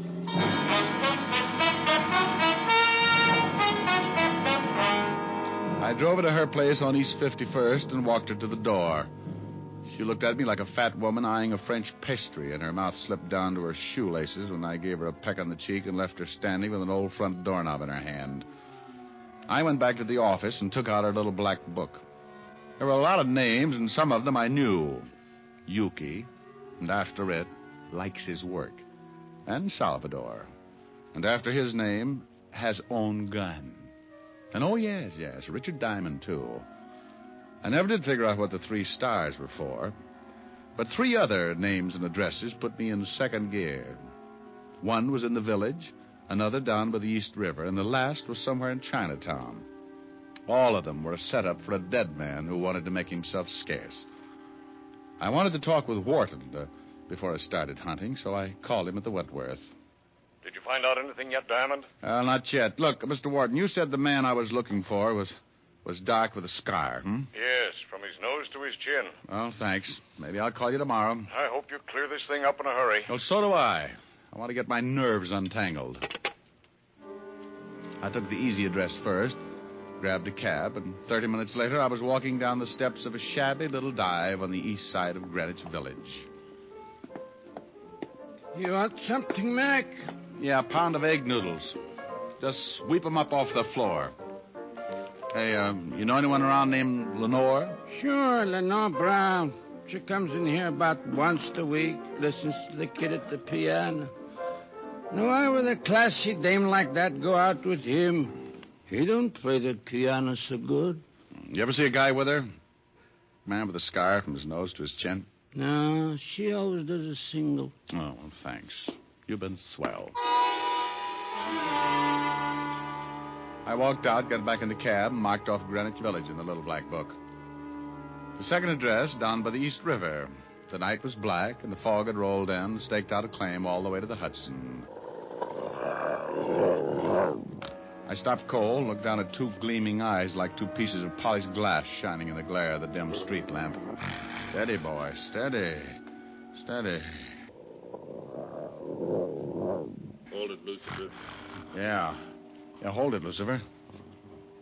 He won't hurt you, mister, unless I tell him to. Well, think about it for a while, will you? I'm a poor substitute for horse meat. What do you want? Do you know a Lenore Brown? You a cop? Shamus. Beat it, Lucifer. Yeah. Thanks, pal. I couldn't hold my breath much longer. You can come on up on the porch. You're looking for Lenore Brown, huh? Yeah, you know her? I met her. My wife works for her. Is your wife in? Yeah. Esther, come here. Some private dick wants to talk to you. She's Miss Brown's private maid. Yes? Your husband tells me you work for Miss Brown. Yeah, what's she done? She got many friends? Man friends? Yeah. Oh, you know a man with a scar? Sure, I know lots of them. What are you talking about, woman? I meant someone who Miss Brown knows. What did you mean by that, mister? Look, I really don't know anybody with a scar now. You better beat it. Yeah, get moving. And I want to talk to you, woman. Get in there. Yes, honey.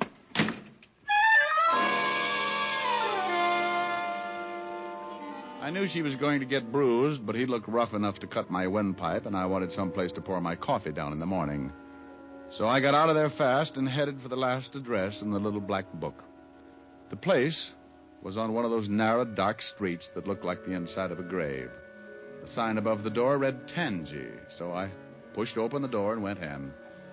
If I didn't find the man with the scar here, I was out on 2 strikes.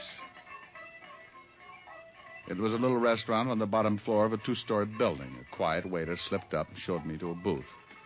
He shoved a menu in my hand and disappeared before I could ask him anything.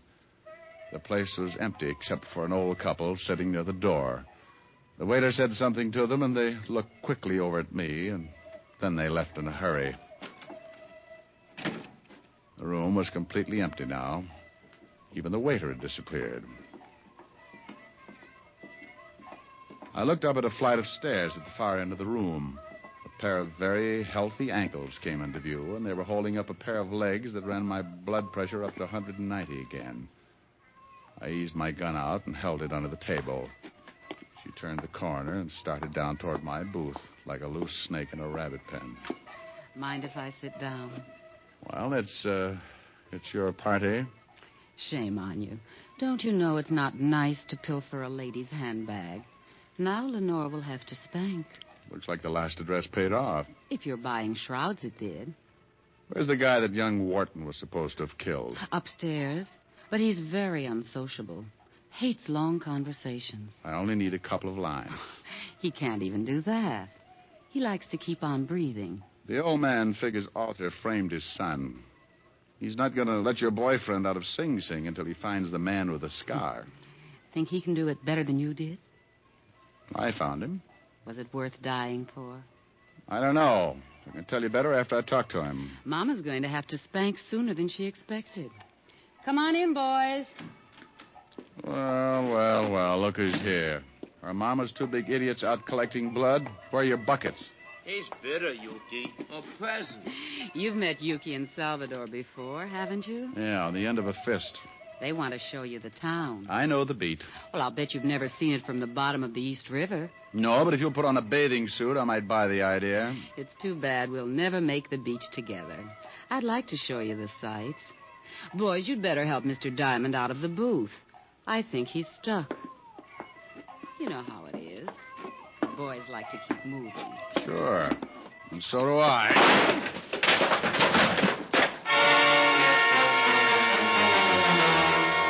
I shot once and caught Yuki in the stomach, and I dumped the table over on Salvador. He grabbed like he was going to waltz with it and went down on his back. I didn't even have to get up. I just shot him through the table. Lenore was out of the booth fast and running for the stairs. Look out, Tony! Tony, look out! I caught up with her at the foot of the stairs, and she started up. I saw him standing on the upper landing, scar and all. All, meaning gun in his hand. He missed me, but nailed her halfway up. She spun around and fell all over me. With both of us down, he was in a good spot to finish the job, but my arm hit the lower post of the staircase and swung me right into line. I just rested my elbow on the banister and let him have it.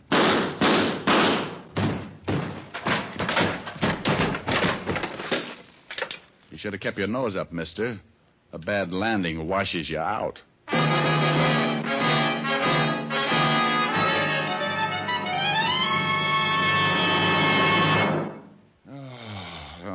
Walt, I'm bushed. Tell me, did Wharton's son identify the man with the scar? Yeah, he was the one he thought he killed. Mm-hmm. But the old man's feeling pretty good. Yeah, just left. He's happier than Otis on payday. Who was the guy with the scar? A cheap hood. Record. Name of Lucio. The girl and Alter had him hidden out in that place so he wouldn't be seen, and I don't think you're funny, Diamond. What's the matter, Otis? Yeah, what do you want, meathead? I looked it up. The three-toed variety. Oh? What are you talking about? Oh, I called him a sloth. Yeah, a sloth. You should see the picture in the dictionary. It's an animal. Well? It's funny looking with 3 toes on each foot. Well? And it's noted for its laziness. Okay, Lieutenant. Just forget it.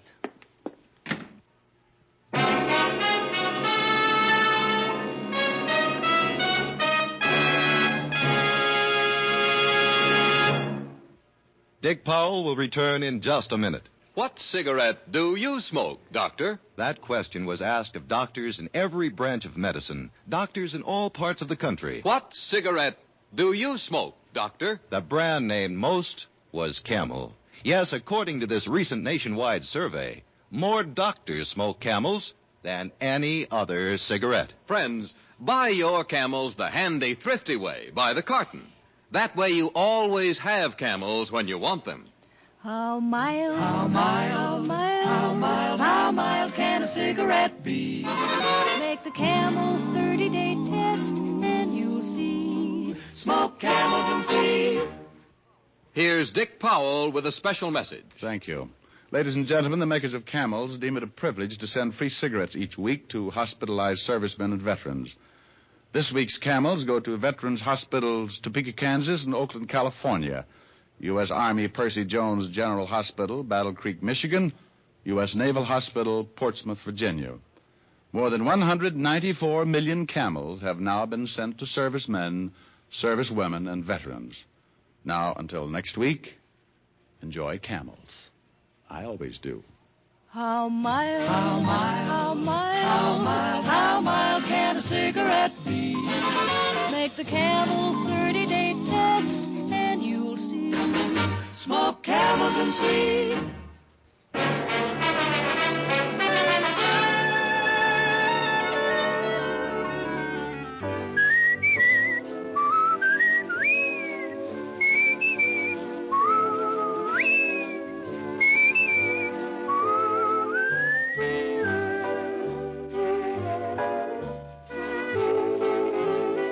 Tonight's adventure of Richard Diamond, starring Dick Powell, was written by Blake Edwards. Our director is Helen Mack.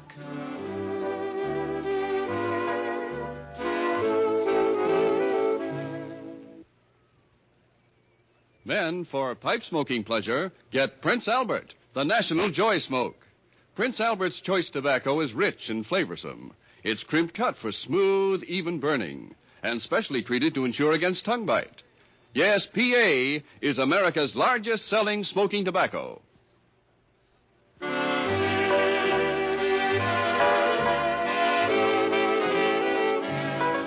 Listen next week for another exciting transcribed adventure of Richard Diamond, starring Dick Powell.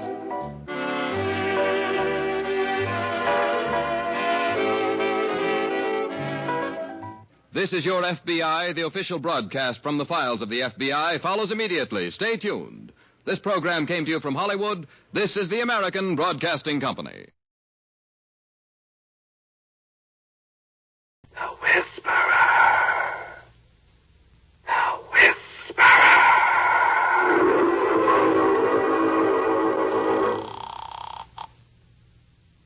Slade. Speaking. Are you ready? All ready. What are my instructions? Now. Now. Check.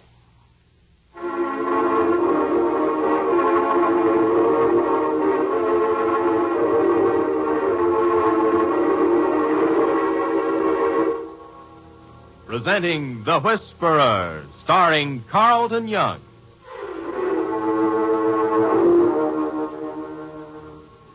The Whisperer, a brilliant man who, losing his voice in an accident which crushed his vocal cords, worked his way deep within the crime syndicate to help destroy it from within.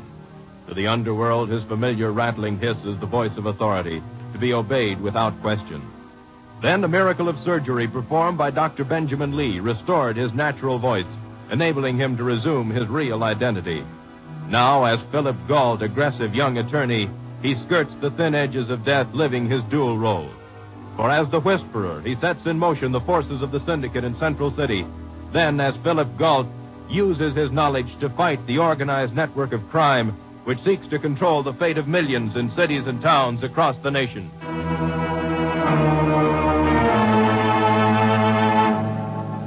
Now, in Dr. Lee's office, we find Ellen Norris, the doctor's nurse and the only other person besides the doctor who knows of Phil's dual identity, watching anxiously as Phil, speaking in the voice of the Whisperer, makes his report to a superior in the syndicate.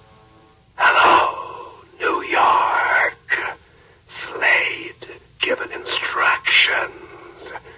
Will report progress.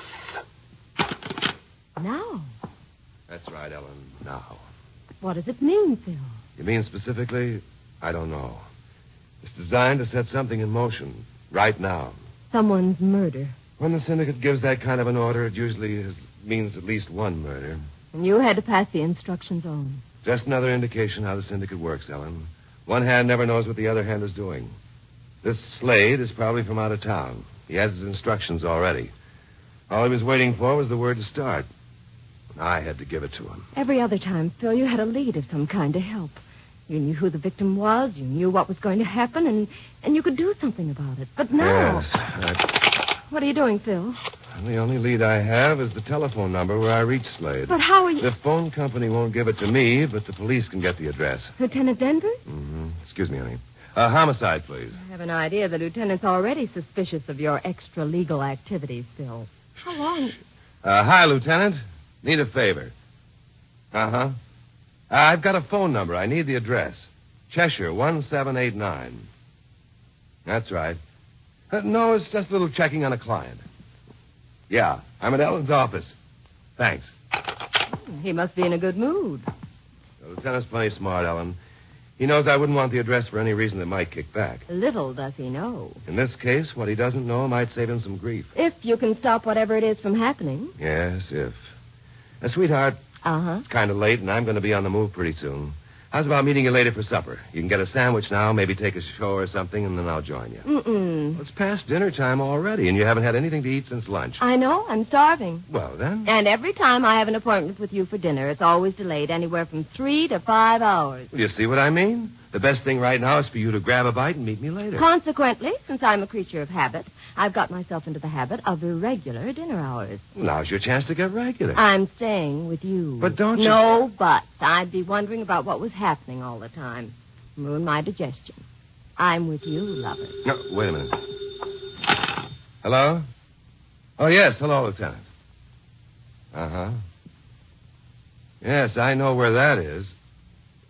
Uh-huh. Well, thanks. I'll split my fee with you on this case. Got the address? Yes. You're not very happy about it. Well, it isn't a house. It isn't listed under any name. It's the Lyceum Theater. A pay station. Backstage. Oh? Coming? With you, lover.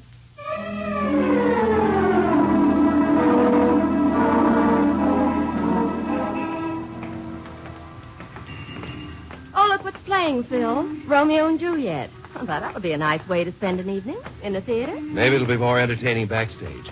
Not that I don't think you're brilliant, darling, but just how are you going to get any information if that phone was a pay station?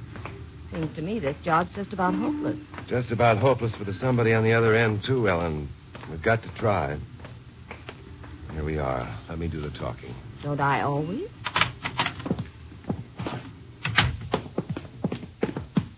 What can I do for you? Hello, old-timer. We're looking for someone. Figured that. Who? Fellow by the name of Slade. Slade? That's right. Don't know any Slade. Not connected with the company? Nope. Can anybody come off the street and use that payphone on the wall over there? Nope. Anybody use it in the last half hour? Nope. Oh, say, wait a minute. Yeah, there was somebody come along with Judy. Hung around the phone right around 7:30. When it rang, he answered it. Guess it was for him, all right. I see. You say he came in with Judy? Uh-huh. Can we speak to her? Well, if you want to wait around, you probably can. She went out about 5 minutes ago. Went out? With the man who answered the phone? A minute after. She asked me which way he went, and she went out. Kind of in a hurry, too. And she's due on the stage in about 15 minutes. If she don't get back quick, they'll probably have to use her understudy. I see. You don't know where she went, do you, old-timer? Well, she lives across the street and down a block. Hathaway's. Hathaway's? Second-hand furniture store. Her uncle owns it. Living quarters upstairs. She lives there now to be near the theater. Thanks. But she ain't there. Oh? Leastways, she's not answering the phone there. Deauville, the director, called and got no answer. Oh, thanks. Let's go, Ellen.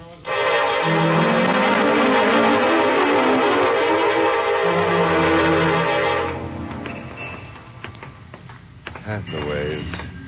Oh, here it is.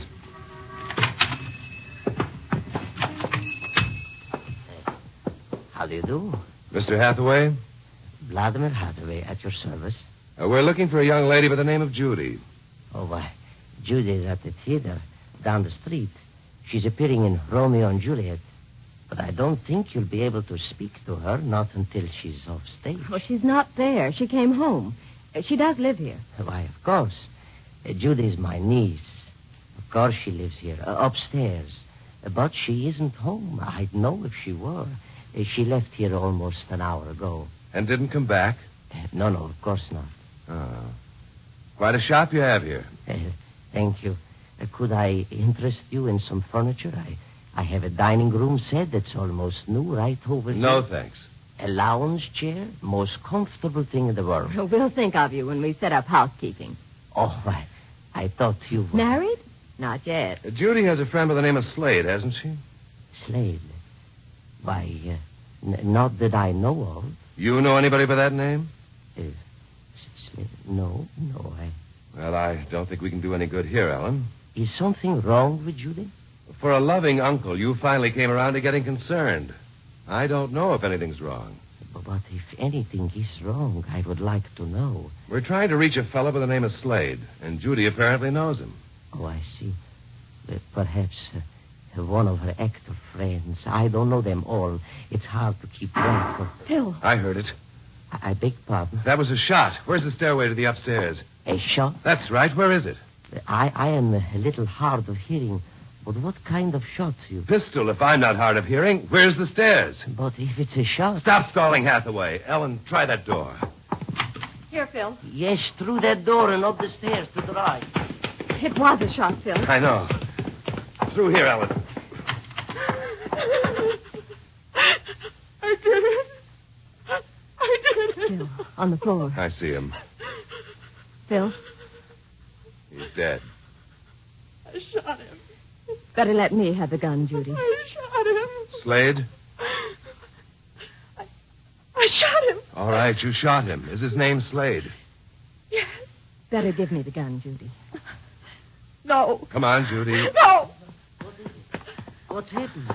Judy, where's David? Stay away. All of you get back. You can't run away. Stay back or I'll shoot. Quick, after her. Locked. Come on, Hathaway, a little help here.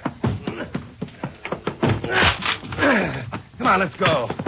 Let's try this one. It's locked, too. Any other way out, Hathaway? What? Any other way out? Yes, through that back door, but it opens on an alleyway. No, it doesn't matter. She's gone by this time. What's this room? What do you do here, behind the showroom? I do stone cutting, a hobby. Hey, they're gone. Gone? What's gone? My diamonds. You cut diamonds for a hobby? David took them. Whoa, that's the second time David's cropped up. Who's David? He must have taken them. All right, now, who is David? They were going to get married. David and Judy. All arranged. When the show closed, get married. Was he here when we came in? Yes. Upstairs with Judy. And Slade? Yes. You lied to us then? Yes. I was afraid. Slade came in and started talking to me about buying some furniture. Just waiting. And then Judy came running in and they both went upstairs. David was there. Not when we got there. How did he get out? Probably hiding right in this room here when we went upstairs. All right, Mr. Hathaway. You better call the police. Police? Oh, yes. The diamonds. No, Hathaway. The dead man. Homicide. Yes, Judy shot him. That's right. But he had a gun in his hand, Hathaway. It was probably self-defense.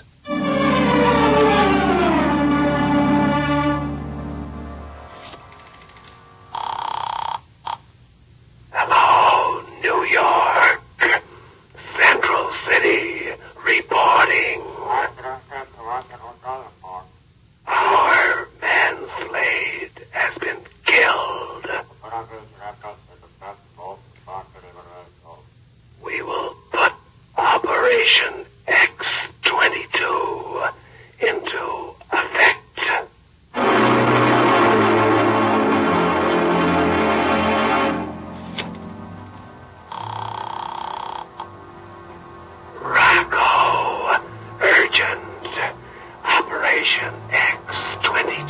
You will cover the north side of Central City. Use every available man. Find Judy Forrest. She will lead you to David Clark. Shoot to kill.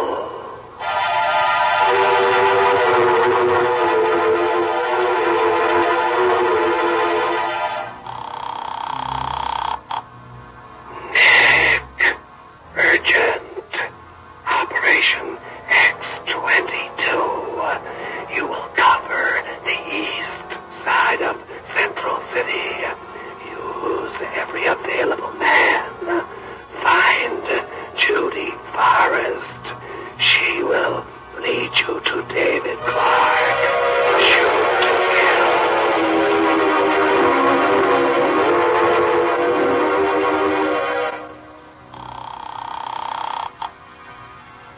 Deuce off. Urgent. Operation X-22. You will cover the south and west sides of Central City. Use every available man. Find Judy Forrest. She will lead you to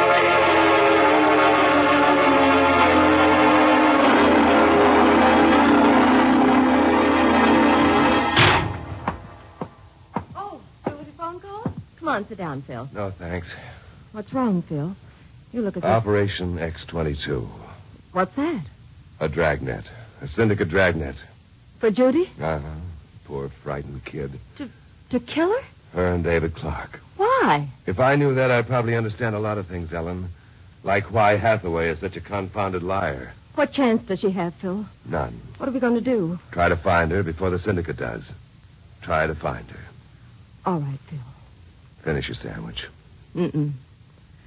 I've just lost my appetite.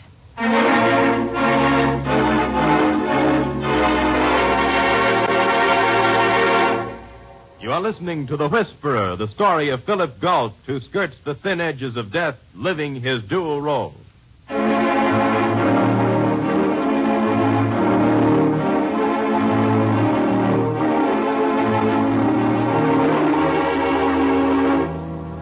dragnet, not a police dragnet, but a syndicate dragnet, more deadly, more vicious, with orders to shoot on sight.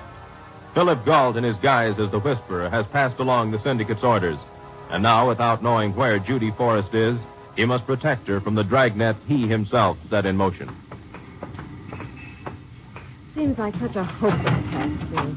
Finding Judy. We have one lead, Hathaway. It seems like such a bewildered kind of man, Phil. Much too bewildered. What do you mean? Those diamonds of his, for one thing. What about them? Diamonds in a broken-down place like that? And first he said they were his stones, a hobby. Then he said it was part of a job and they belonged to someone else. No, Ellen, something's wrong there. You didn't have to take the car if you wanted to go back to a store, Phil. You're going past it now. Uh-huh. Why? In case the store is being watched. By whom? The syndicate, Ellen. This is a logical place for them to pick up a lead, too. We just walk in off the street, we look like customers. We drive up, they take special notice of us and the car. Oh. We'll park down here and walk back. Phil, any ideas why Judy shot that slave fellow? None. Or how David is mixed up in it? No. But I can take a guess. Okay. What's your guess? My instructions to Slade were now. That's right. We find Slade in Judy's apartment. Therefore, whatever Slade was going to do, it had something to do with Judy or... David. Yes. And Hathaway said David and Judy were going to be married. Mm-hmm. And Slade was probably going to kill one of them. Maybe both. Oh, all right so far. Now, what about the diamonds? What about David taking them? That's something I can't even guess about. Here we are.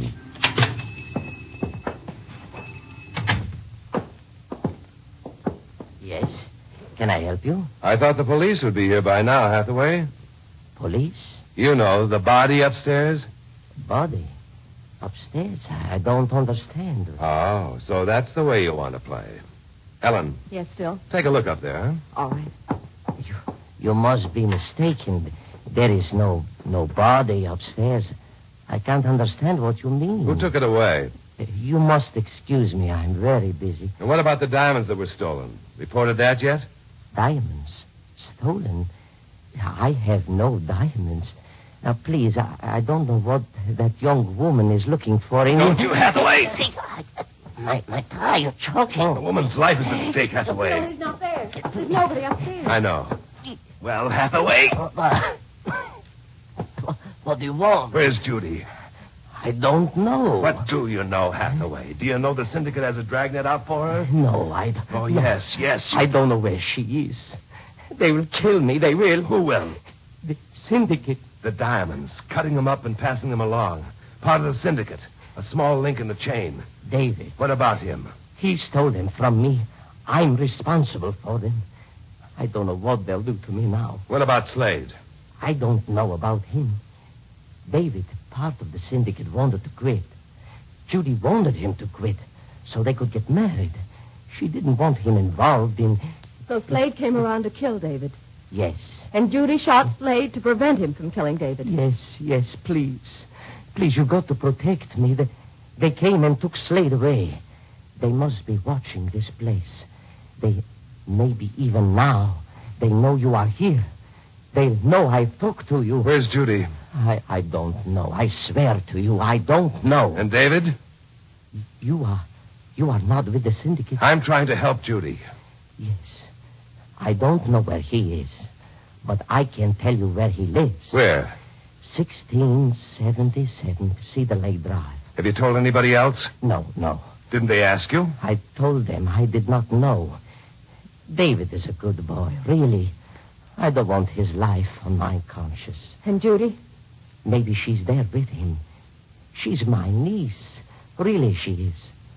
I love her. I love her like she was my own child. Comes out in the night, out of all the dirty, rotten cesspools. The slimy things, arms and tentacles of the octopus syndicate.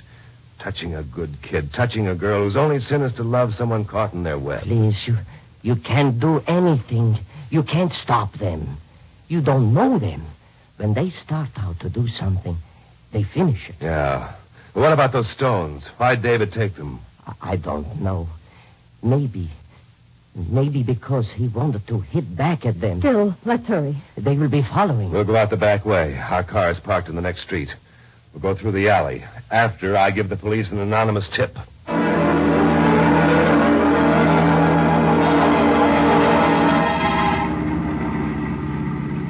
Well, is it clear, Ellen? Does it begin to make sense? Yes, Phil. David wanted out. He wanted to quit the syndicate, and they wouldn't let him. Afraid he might inform on them. So they had Slade waiting and ready, and the Whisperer said now. And Slade went after David at Judy's place, only Judy shot Slade first. Yes, it makes sense. It makes sense another way, too. How? What happens when the Whisperer quits? He won't. They got a dragnet out for him, too. He won't quit. Not until the whole organization is exposed and destroyed. And what happens when they find out the Whisperer is really Phil Galt? They won't find out. Oh, you're always so positive. You're always so sure. But one day you'll make a slip, or they'll begin to suspect. All they have to do, Phil, just suspect that Phil Galt is a Whisperer. Now, this is Cedar Lake Drive. Can you spot some of the numbers? You haven't even been listening. Yes, I have, Ellen. Where are we? 1400 block. And it's 2 streets down. Reach around behind you, sweetheart, and take out that package, will you? Yeah, that's it. What is it? Open it. That's right. I'm going to pull up here. We'll walk the rest of the way back. But what is this, Phil? Strings, rubber bands, elastic? Attached. Cute, isn't it? There's nothing cute about a gun. That's a 25, a toy. A toy that can kill. Here. I'm going to put it on under my jacket. But what are all those rubber bands and things? Well, that was originally designed for a card shop, Ellen. You know, to drop aces out of a sleeve at the propitious moment. Oh? But the gun? That's my refinement. Instead of having an ace up my sleeve, I've got a 25. All I have to do is drop my hand fast, and the gun falls into my palm. An ace, too. An ace of spades. Phil. I want you to stay here. No. This might be dangerous. I want you to stay here. No. Now, please, honey. No. All right. We got to hurry. I don't think we've been followed over here. They'd have shown up by now. Maybe we can get there before the shooting starts. That's why you've strapped on that contraption. Just precaution. Uh-huh. That's how certain you are you'll be able to get out of this without shooting.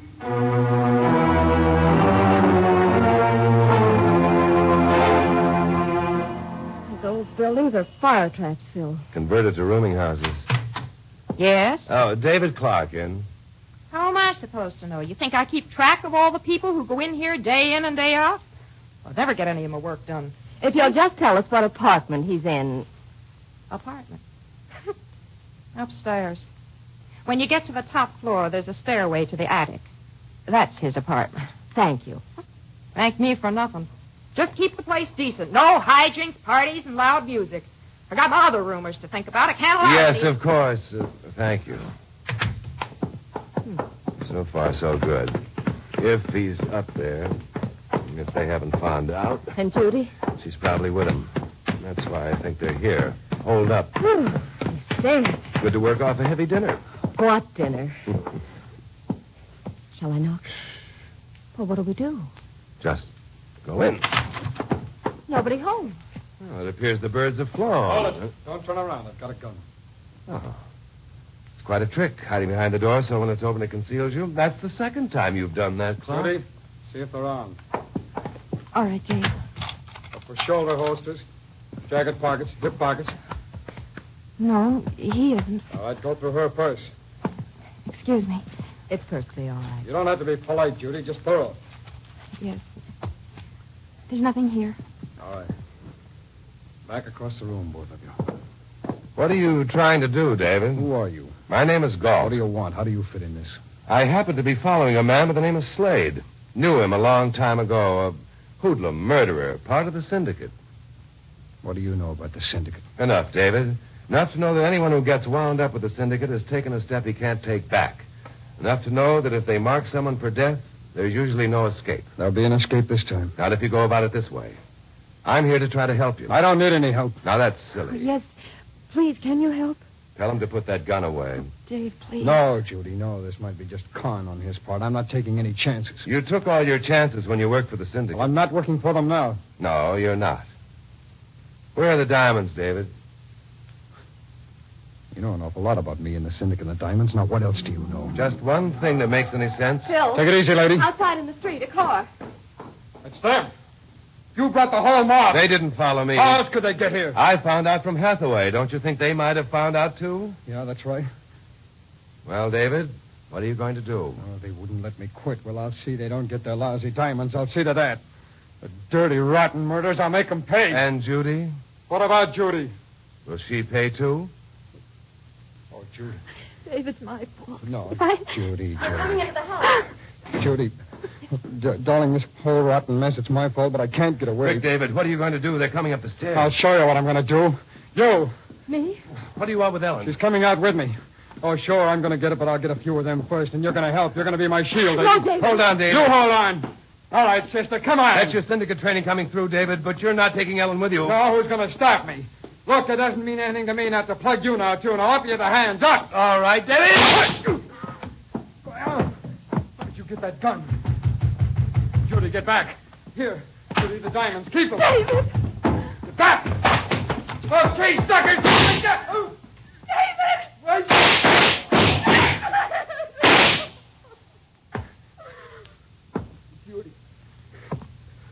Judy, I made him pay.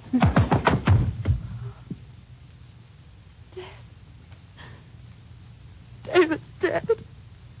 Easy, Judy, easy. Would have been a miracle. You can't run away from the syndicate. And you can't run away from the police. Still a police car. I guess they took that anonymous tip. What's going on up here? Now, who are these dead men? They're blocking my doorway. I told you I run a respectable place, and I don't want any trouble with the police. I'm afraid you're going to have some. Well, I'm going to call them. I don't want a bad name on my place. You're too late on both counts. Killing, shooting. It'll take a week to get this place cleaned up. Phil, what about Judy? The syndicate won't bother her anymore, but the police will want to question her. But the instructions to find Judy. To lead them to David. Oh, Judy, he was a good boy. He was. Got mixed up with him. He wanted to quit. once you're in, there's only one way out.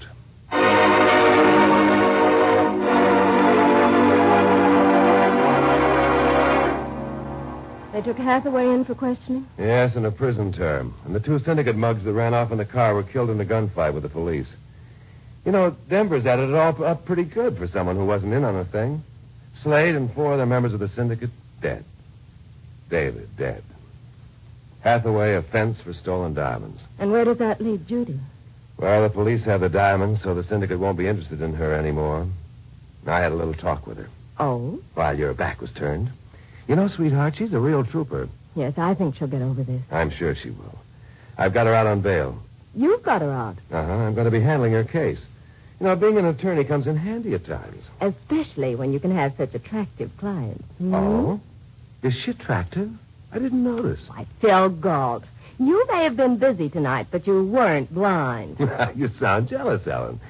Worried about my conferences with my new clients? As long as you keep them during business hours, no. Well, as a matter of fact, I have a conference scheduled for 11:30 tomorrow night. Oh? Backstage at the Lyceum Theater, after the performance of Romeo and Juliet. Thought you might like to see it. Why not? 'Tis better to have seen Romeo and Juliet than never to have loved at all.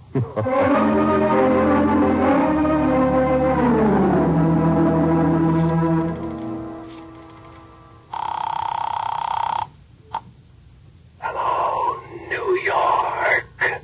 Central City reporting. Mission accomplished.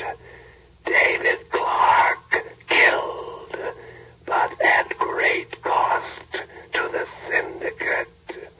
I will check for further instructions with Nashville at midnight.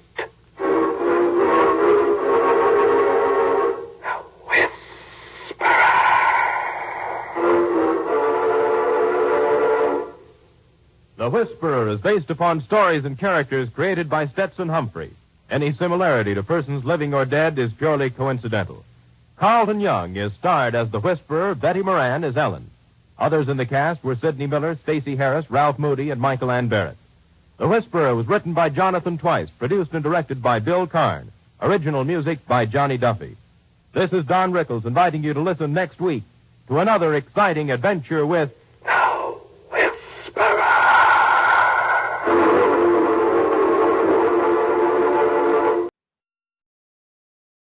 Signal gasoline. Let every traffic signal remind you, you do go farther with Signal gasoline. Yes, you do go farther with Signal.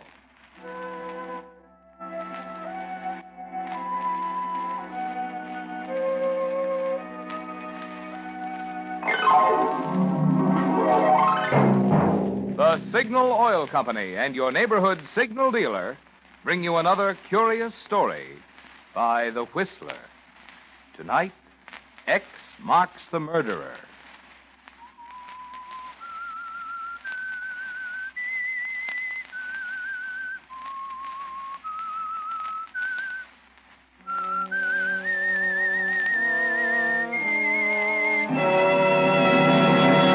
I am the Whistler, and I know many things, for I walk by night. I know many strange tales hidden in the hearts of men and women who have stepped into the shadows. Yes, I know the nameless terrors of which they dare not speak.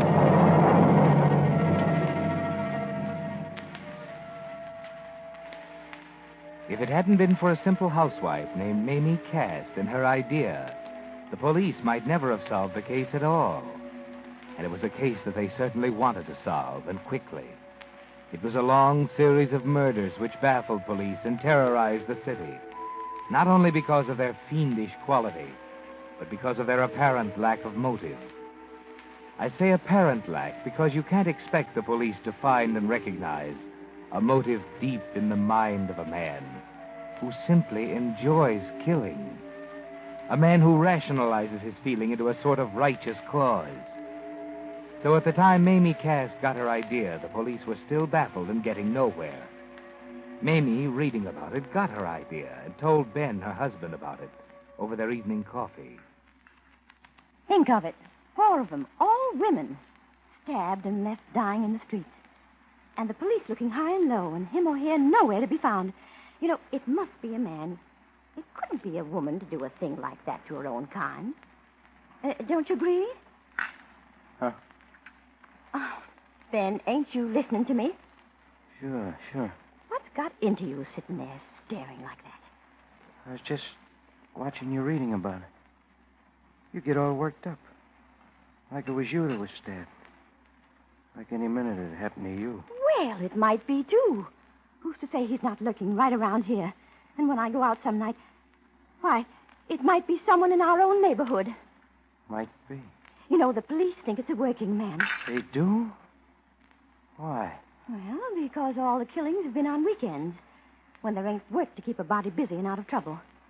If they know so much, why don't they catch him? They don't know. It's just a theory. They're just guessing. Well, sort of, yes, but... Well, they'll double the police on weekends until they catch him. Maybe he's too smart to get caught. The newspaper's offering a reward for $1,000. It says, this paper will pay $1,000 to anyone who can offer a clue which will lead to the arrest and conviction of the monster who's terrorizing the city. Monster? Is that what they call him? Well, what else would you call one who kills people like that? You know, we could use that $1,000, Ben. I want nothing to do with it. You wouldn't take $1,000 if all you had to do was to give the police an idea? I ain't got any idea. Well, I have. I've been working on it all day, and I'm going to send it to the police. You have? Yes. Where'd you get this idea? I ain't put any ideas in your head, have I? Where'd you get an idea? All you do is come home from work every morning and fall asleep. When you wake up, you sit in that chair all afternoon and evening till it's time to go to work again, just sitting there and brooding. No, I gave myself this idea. You wouldn't want to tell me, would you? No. Why should I? I'm your husband. It ain't right to keep things from your husband. You keep things from me. No, I don't.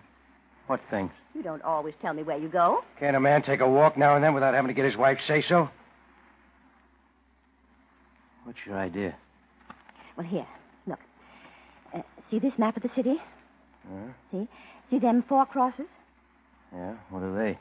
Each one marks the place where a killing occurred. Anybody could make a map like that. Well, wait a minute, watch. When I connect those 4 points, it makes a square. Almost. That ain't so wonderful. Now, my theory is that whoever's doing the killings lives someplace inside that square. There's 500,000 people lives there. But he never strikes twice in the same place. I've got the idea that he goes out in a different direction from where he lives every time he wants to do away with somebody. What makes you think that? Well, it's just natural not to do something like that in front of his own house. He'd go far away and in a different direction each time, so as not to have 2 happen in the same place, don't you see? And according to your figuring, where's he live? Somewhere in the middle of the square. Now, wait till I connect the opposite corners of the square. What's that for? He lives nearby where the lines cross. Now, look, come here. Let's see. Yeah, this one comes along 8th Street. And it crosses this one here. Ben, look. Huh? Why, they cross right here.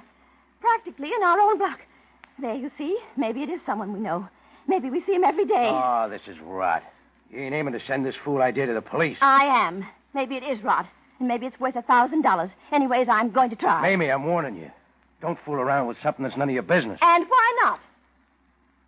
Got a feeling you might regret it.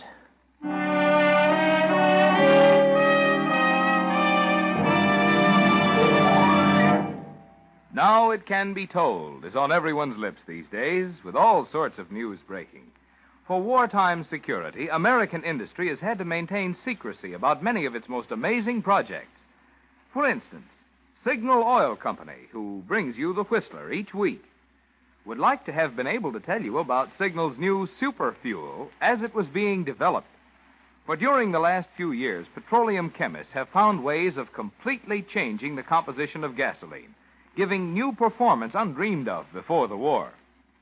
But the big news tonight is that soon these ingredients that have been helping us win the war will be in a new Signal gasoline. Yes, a new Signal super fuel, which will challenge you to step on the pedal and find the greatest thrill you've ever felt in driving. You'll soon find this new Signal super fuel at your friendly neighborhood station displaying Signal's yellow and black circle sign. Meantime, while you're waiting for the announcement, keep your car filled with Signal.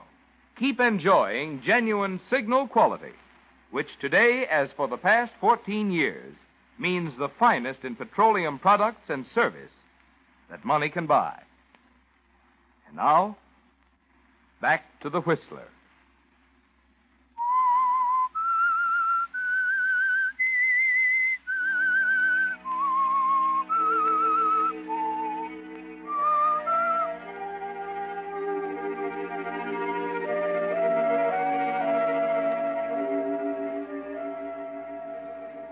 Yes, that was the beginning of the end of the atrocity murders that terrorized the city. Mamie Cast had an idea, and in spite of her husband Ben's objection, she sent it in to the police. That was on a Tuesday, and all day Wednesday she waited for somebody to call her. But of course they didn't. And that night, as a patrolman strolled down 8th Street...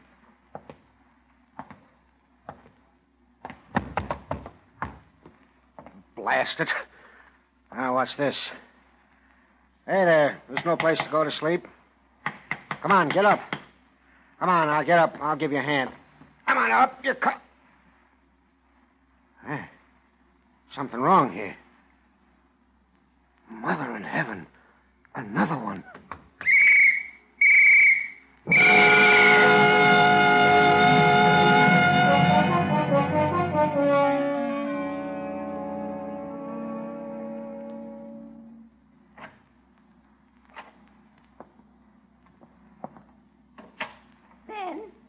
You? Huh? Ben. Quit screeching. It's me. It's happened again. What's your light on for? Turn it off. Right here in our block. It was horrible. Turn that light off. I was frightened. I felt safer with it on. I like the dark. Turn it off. All right, all right. Didn't you hear me? Don't you know your wife's been here all this time, almost dying with fear? And there's been a murder almost on our doorstep. Yeah, I know. You know? How? The police were talking about it as they came in. What's the water faucet running for? I'm washing my hands. Never knew you to do that before. I thought you washed up at the factory. Can't a man wash his hands when they need it? Get me some brandy. Brandy?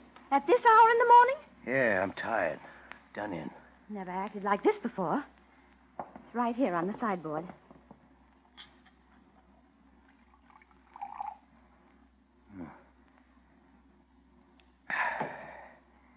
Yeah, it's better.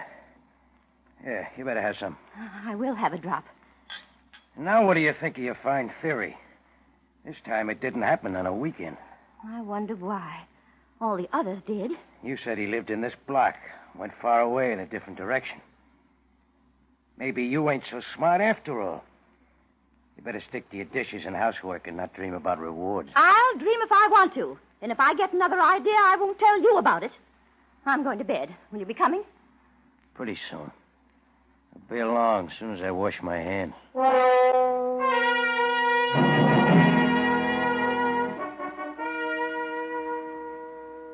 Well, Mamie Cass, perhaps your idea wasn't so good. Or perhaps it was too good. At any rate, you've almost forgotten about it since the latest murder. Besides, the police rarely pay attention to such unsolicited theories as yours. Except in this case, they're getting desperate. I know, Commissioner. It's been over a week since the last killing. I've got every available man on duty. Shane, we've got to solve this one. The papers are howling for an arrest. So is the mayor. I know, but frankly, we haven't got a clue. There's no motive, no connection between killings. It's pretty baffling. All we can hope is that somebody will come up with something. Now that the papers have increased the reward to $5,000. Well, Shane, do your best. Goodbye. Goodbye, sir. Sergeant Smith. Yes, Captain.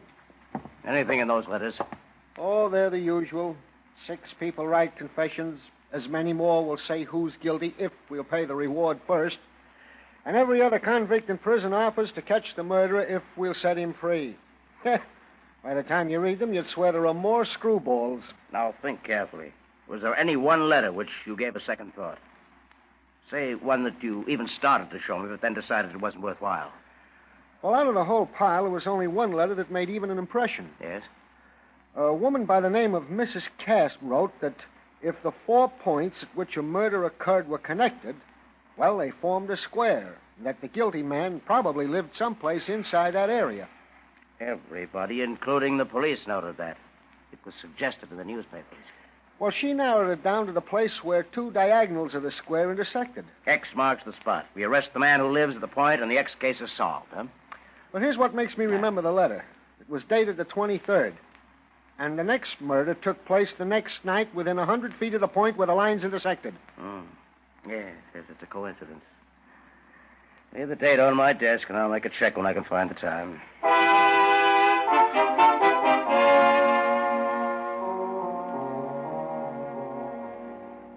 Now, Mamie, perhaps your theory will get a try, but only when Captain Shane gets around to it. And in the meantime, a certain change of attitude is coming over you. Yes, there's a new and strange thought coming into your mind. And tonight it begins to take real shape. When Ben went to work tonight, he forgot his lunchbox, so you follow him to the factory to deliver it. After all, he'll get pretty hungry before morning. Are you the timekeeper? Yes, ma'am. What can I do for you? My husband went off and forgot his lunch, and I'm bringing it to him. Oh, what's his name? Cast. Ben Cast. He's in the grinding shed. I-J-K. Cast. Ben, yeah. Well, he didn't punch in tonight. You mean he ain't here? That's it. He's not working tonight. But he always goes to work. Maybe he's got a date with a blonde. He, ain't stayed away before, has he? Now, wait, and I'll check.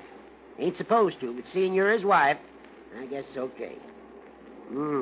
No, he's pretty regular. Missed only once before this month. When was that? Last week. Wednesday 'twas. Last Wednesday. No, not Wednesday. Well, here's the card. Clock doesn't lie.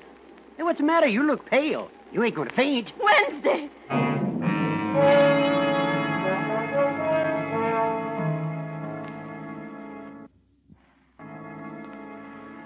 What is it you're thinking, Mamie? Wednesday, last Wednesday, Ben didn't come to work. Last Wednesday, when a woman was killed just outside your door, and Ben came in and washed his hands. When you get home, he's not there yet. You wait, and finally...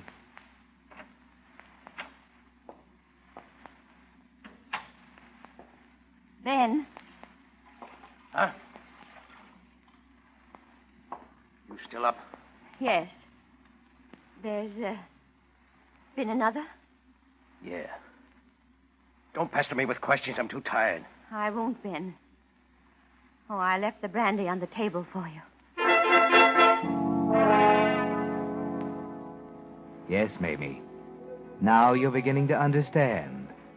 And now you know your plan was too good. Too good. But what about you, Ben? What are you thinking? Were you in too much of a daze to hear what Mamie was saying to you? Don't you see those looks she gives you the next day, looks of fascinated horror? You don't even notice that she's frightened. It doesn't penetrate that she knows anything. That is, not till you go to work the next night. Yeah, sure. Hello, Ben. Oh? Well, I see you brought your lunch tonight. What do you mean? I could eat, don't I? Well, you forgot it last night. Your wife brought it down. My wife was here last night? Yeah. Brought my lunch basket? Mm-hmm. She knows I wasn't to work? That's right. And she seemed a little upset about it. Hey, where you going? Better straighten things out before it's too late. I'm going home.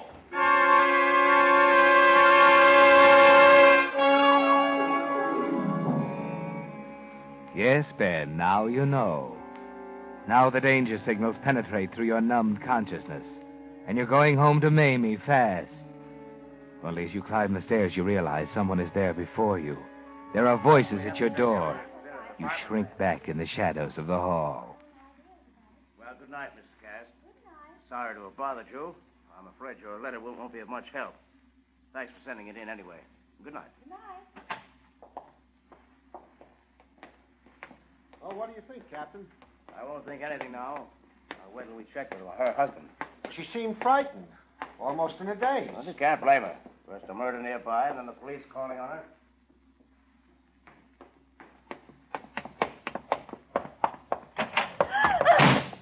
Ben! You're home. What those men want? Well, they just came to ask about the letter. It doesn't mean a thing. They check up on all letters like that. You were right, Ben. The idea wasn't any good. They ask about me. Yes, but just what they call routine questions. What you did, where you worked, and how long we'd been married, and, things like that. You told them? Oh, yes, I had to. And did you tell them I didn't go to work last Wednesday? No, I didn't tell them that. You know, don't you, Mamie? No. You don't have to tell me where you were. I'm not asking you anything, Ben. How'd you know the other night when you asked me if there'd been another one? It was in the newspaper. Wasn't in the papers when you asked me. Then it wasn't in the papers when you told me. It's you. You're the monster. No, don't call me that. No. I'm not. Monster. That's what you are. You, a woman who'd sell a husband for $1,000. I never said a word. You. Ben, please, put down that knife. You. I swear I'll never say a word. I'll never tell a soul. You've set the police on my trail. No. They'll go to the factory and find I wasn't at work. And they'll be like a pack of hounds sniffing and baying at me and let me have no peace. I can save you, Ben. I know I'm only a woman, but I can throw them off the scent. How can you? It don't prove anything. You're not being at work. And when they come back to check, I'll tell them you were with me every minute of the time. Don't you see, Ben? You need me. I need you? Yes. More now than you ever did. You need someone who can swear to where you were those nights you weren't at the factory. I'm the only one who can do that. And the only one who will do it. Yeah, that's right. I'll have to tell him I was someplace. But you'll have to have someone to back you up. You're not going to turn me in? No. You can put that knife down now, Ben. I won't ever tell. I'm your alibi now. Without me, you haven't a chance. I'm your alibi.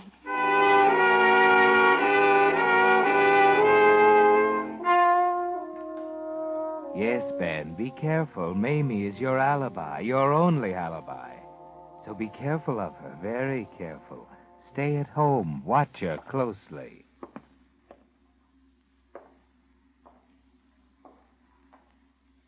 Ben, can't you stop pacing up and down? That's all you've done for 3 nights now. That and sit brooding in the armchair. It's getting foggy. Heavy black fog. Can't see the street light. Ain't it about time you started for work? Ben. What'd you say? I said, ain't it about time you started for the factory? I won't be going to the factory tonight. Not going to... What's come over you? You'll call the factory and tell them I'm not coming in tonight. Don't. Don't make me do that. You'll do as I say. All right. But don't go out. Not again. Not another one. What difference does it make? Oh, no. Rotten world anyway. Oh, no. You're better off out of it. We'd all be. But Ben... Call the factory. Tell them I won't be there. I'll be back in the morning. No, Ben, come back! Don't go! Ben!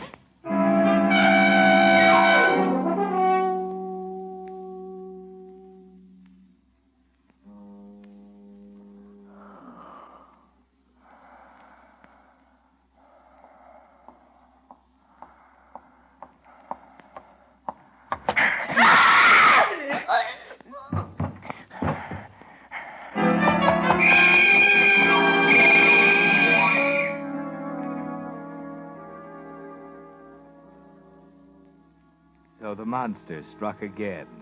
For the last time. You didn't know that, Ben, but it was for the last time. Yes, it might not have been if it hadn't been for Mamie's idea and her letter to the police, and the train of thought it started in the mind of Captain Shane of the Homicide Squad. You think we've got enough to make an arrest, Captain? Not yet. We've got nothing new. But I hope to after I've questioned him. Everyone knows what to do? Oh, yes, sir. We've even rehearsed like actors. Good. Then bring him in. Right in here, Mr. Cass. Sit down, Mr. Cass. Why am I here? My wife's waiting for me at home. She'll be frightened. I just stepped out for a few minutes. You told her you'd be right back? Yeah. Then, of course, she will be worried. I'll be as brief as possible, and you can go to her. Mr. Cass, we want you to help us. Me? Help the police? Well, these killings have us baffled. We thought you might be able to help us out. How? Your wife sent us a map. It was her theory that the guilty one lived near the point where the 2 lines crossed. Oh, yeah, I remember it. I told her there was no use bothering the police with it. You didn't think it strange when the next murder took place within 100 feet from that point? Oh, queer things happen. right after she pointed out to you that 4 murders had occurred on weekends, the next one took place on Wednesday. That was the first night you had missed going to work in 6 years. I didn't feel well. I stayed home. A week later, on a Thursday, there was another murder. That was the second time in 6 years that you didn't go to work. Oh, I don't remember. I did stay home again. It might have been that night.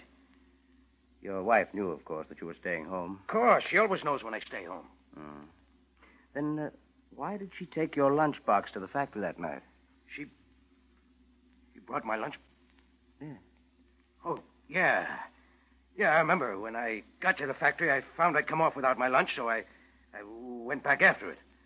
And when I got home, it wasn't there, and I knew my wife had taken it to the factory. I waited for her to come home, but she took so long I didn't bother to go to work. I stayed home.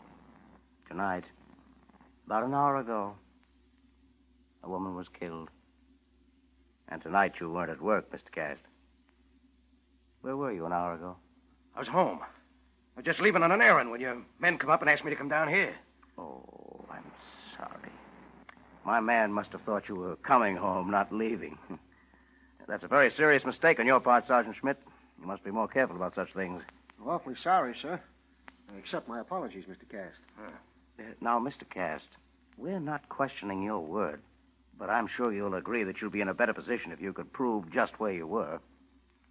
By that, I mean, have some witness who could swear that he saw you. You mean an alibi? Yes, that's right. My wife will prove everything I say is true. And where will we find your wife? Why, at home, of course, where I left her. I'm afraid not, Mr. Cast. We tried that, and she wasn't there. Not there? In fact, I think I can safely say that your wife will never prove what you say. Your alibi is worthless, Mr. Cast.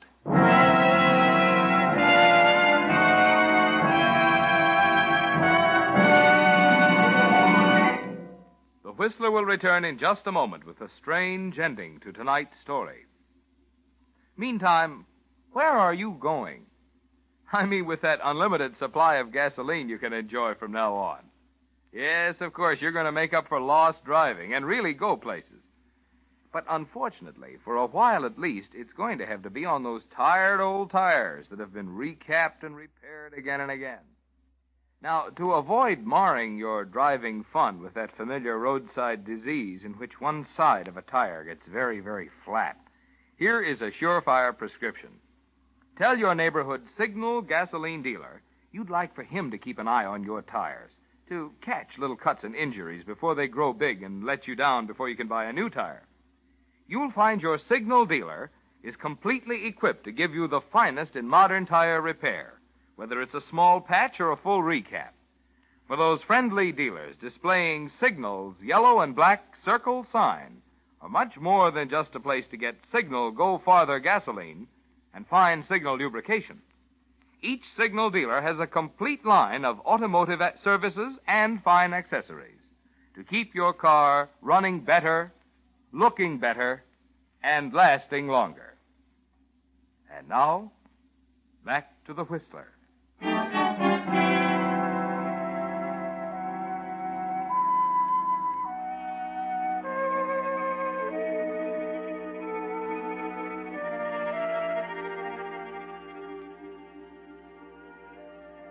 Well, Ben, you've come to the end of the road. Captain Shane says your alibi is worthless. You can't understand it because you were so sure that Mamie would stand by you. But you're trying to get it through your dull consciousness as the captain explains it to you. You see, Mr. Cast, when I talked to your wife, I was struck by the fact that she was so frightened. Much too frightened. When I checked up on you and found out about your absence from work, I began to understand why. She was afraid of you. Me? But Mamie was... I came back again to check with her. You came back? While you were at work. She swore you had been at home with her, but she was even more frightened. Then I knew that she not only feared you, but loved you enough to protect you. And I knew that unless she broke down and helped us, we'd never be able to prove that you were the guilty man. Me? Well, I don't know what you mean. I think you do, Mr. Cass. And I think now that we can prove it. Now that your alibi is gone, What have you done to Mamie? Where is she? Right outside, Mr. Cast. Sergeant, bring in Mrs. Cast. Yes, sir. In here.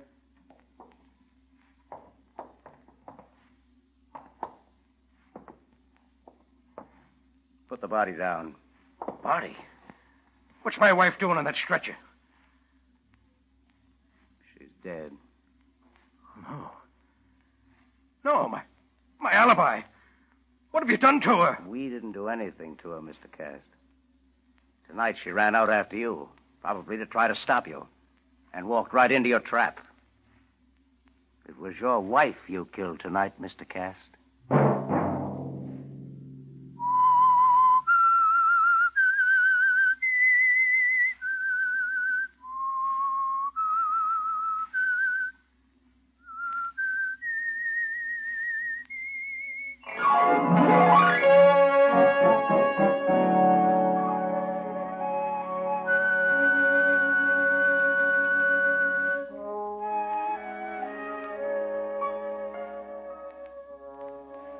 Next Monday at 9 o'clock, The Whistler will bring you another strange tale.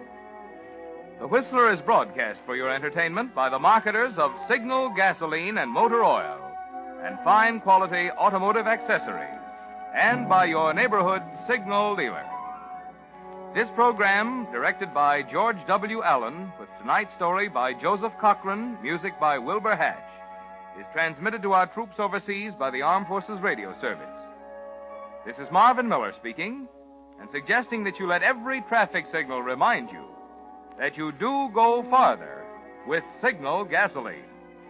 Yes, you do go farther with Signal. This is CBS, the Columbia Broadcasting System.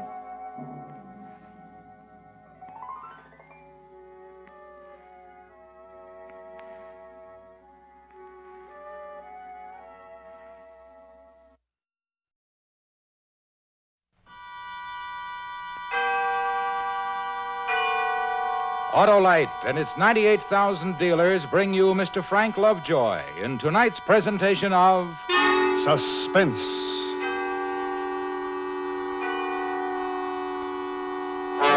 Tonight, Autolite presents the story about a man who committed a murder and got away with it for quite a while. Public Defender, our star, Mr. Frank Lovejoy. Hey, Hap, why is April like an Autolite Stay-Full battery? Oh, that's easy, Harlow. They're both famous. Right, Hap. The Autolite Stay-Full has 3 times the liquid reserve of ordinary batteries. And that's why it needs water only 3 times a year in normal car use. But that isn't all the Autolite Stay-Full is famous for. No, sir. It's famous for longer life, too. Fiberglass retaining mats surround every positive plate to reduce shedding and flaking and give the Autolite Stay-Full battery longer life, as proved by tests conducted according to accepted life cycle standards. So April's the month, eh, Harlow? Right, the month to visit your Autolite battery dealer, the expert on all makes of batteries. To quickly locate him, phone Western Union by number and ask for Operator 25. I'll gladly tell you the name of your nearest Autolite battery dealer, where you can get an Autolite Stay-Full, the battery that needs water only 3 times a year in normal car use. And remember, from bumper to tail light, you're always right with Autolite. And now, Autolite presents Public Defender, starring Mr. Frank Lovejoy, hoping once again to keep you in suspense.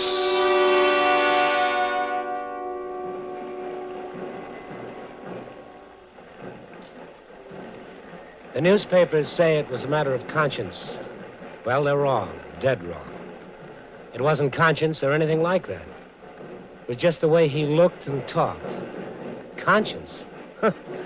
I don't have one. I don't think you do either.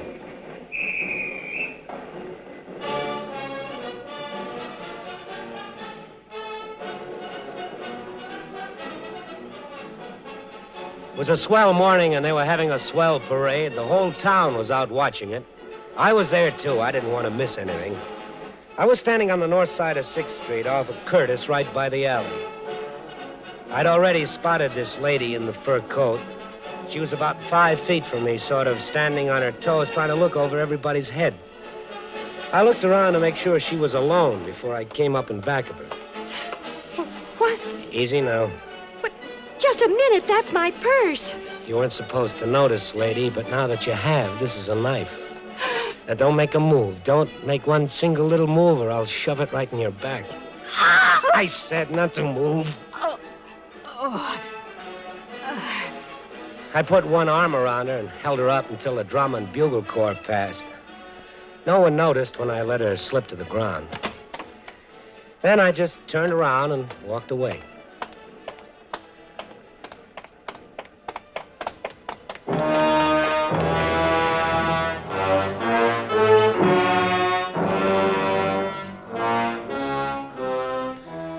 The papers called it the Armistice Day killing.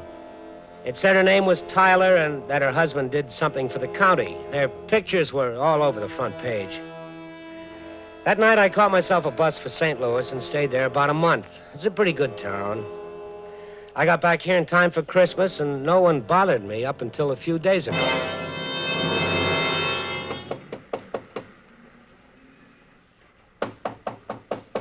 Who is it? It's Mrs. Weaver. Oh. What time is it? 8 o'clock. There are 2 men downstairs who want to talk to you. They're from the police department. Policeman? Yes, policemen. I told them you were sleeping, and could they come back later, or could you call them? They said they wanted to talk to you right now. You in any trouble? I don't know. I hope not. Tell them I'll be right down, Mrs. Weaver. Well, all right, Mr. Penn. They must have made a mistake or something. Oh, yeah, sure.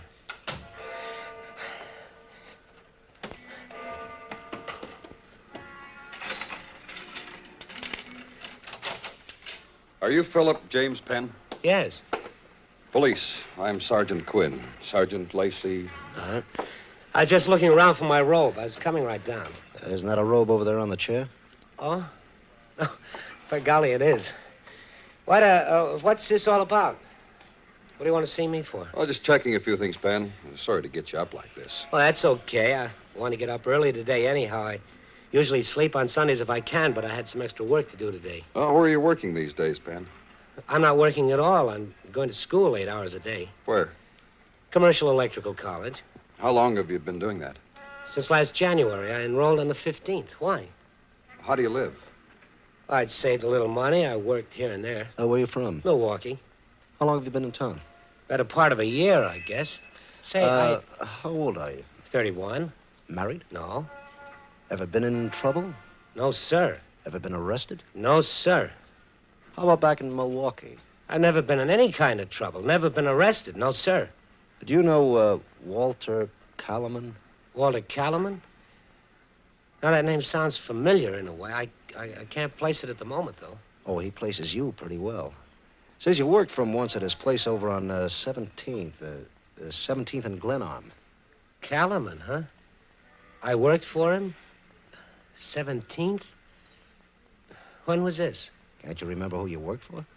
Well, I told you I haven't worked regular for a long time. I've had lots of jobs here and there around town. You had this one around last Christmas, Penn, from the 18th of December through the 5th of January. Oh, yes, the Ace Haberdashery.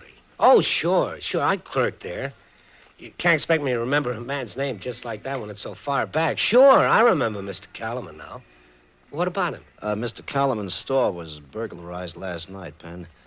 Somebody got away with $400 or so. Well, I'll be darned. Mr. Kalaman closed his store at 6 o'clock last night. About 10 o'clock, he was out riding with his wife, and he says he saw you standing in front of the place. Mrs. Kalaman saw you, too. Yeah? How about it, Penn? You're a big, tall fella, fairly easy to pick out. The Kalamans recognized you. Oh, I think they made a mistake, Sergeant. Were you around that store at any time last night? No, sir, I sure wasn't. Not anywhere near it. I was right here in this room in bed last night. Can you prove that? Well, I don't know. I haven't tried. Mr. Kalaman said that you had a key to the store when you worked for him. You still have that key? I gave it back to Mr. Kalaman when he let me go. He says you didn't give it back. Well, then he's mistaken. I gave him back his key. Whoever got in there last night had a key, Penn. How about putting some clothes on him, coming downtown with us? Do I have to go? Yeah. Why, I had a lot of things I wanted to do today. I've got some studying I want to finish. Don't you believe me? Let's go, Phil.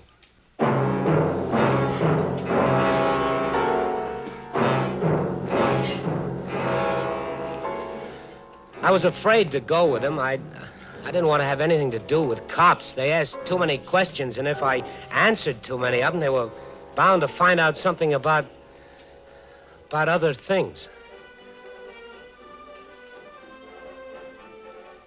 It was a little rougher than I expected when we got downtown. Besides Caliban and his wife, the guy in the filling station across the street identified me. Old Lady Weaver wouldn't back up my story about my being home sleeping. And then they went out and looked over my room and found the key to Caliban's store in my coat pocket. I don't know how it got there. And everybody remembered I'd been wearing that coat the night before. A little while later, a man named Hale, who said he was from the district attorney's office, got me alone in a room and had me go over the whole thing.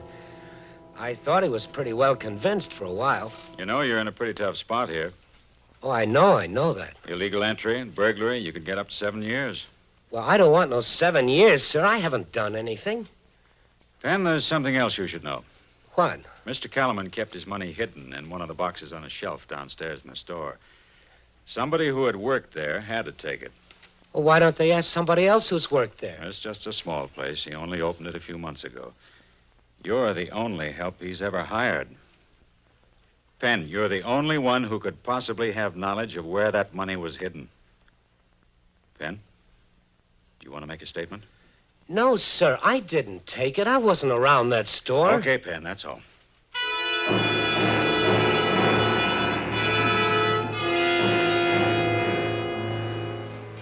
They booked me in, and I was arraigned. A couple of days later, they had a hearing. Everybody came in and told their little story.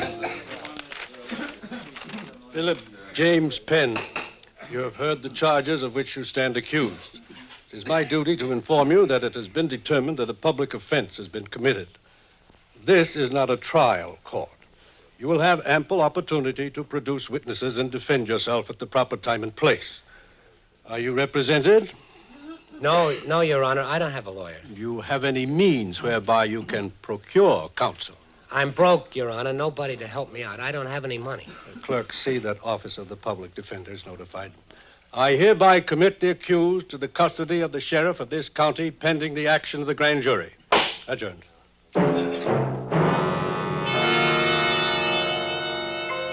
Yeah, it was kind of rough out, all right. They had it about all fixed up against me, and I saw myself doing a nice little 7 years for a burglary I hadn't committed. Then this fellow from the public defender's office showed up. When I saw him coming toward my cell with a turnkey, there was something familiar about his face. And yet I didn't know him. Hot today, huh? Sure is, Jim. Yeah. County jail's no place to be on a hot day. Any day, I guess, Jim. Yeah. Now, here we go. Ben, this is Mr. Tyler. He wants to talk to you. Did you say Tyler? Yeah. My mind was going a mile a minute, but I couldn't think of anything to say. So I just stood there and looked at the guy who was going to handle me in court. I recognized him. His picture had been in the paper with a story about her. I'd killed his wife. Hello, Phil. I'm here to help you.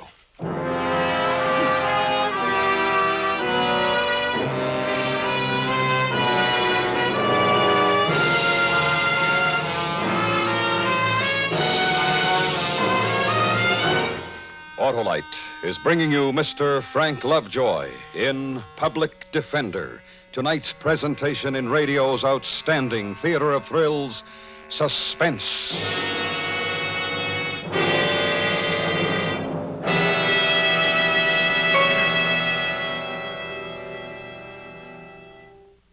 Well, hello. A lot of folks get daylight saving time soon. Well, Hap, it's saving time all the time when you've got an Autolite Stay Full battery in your car.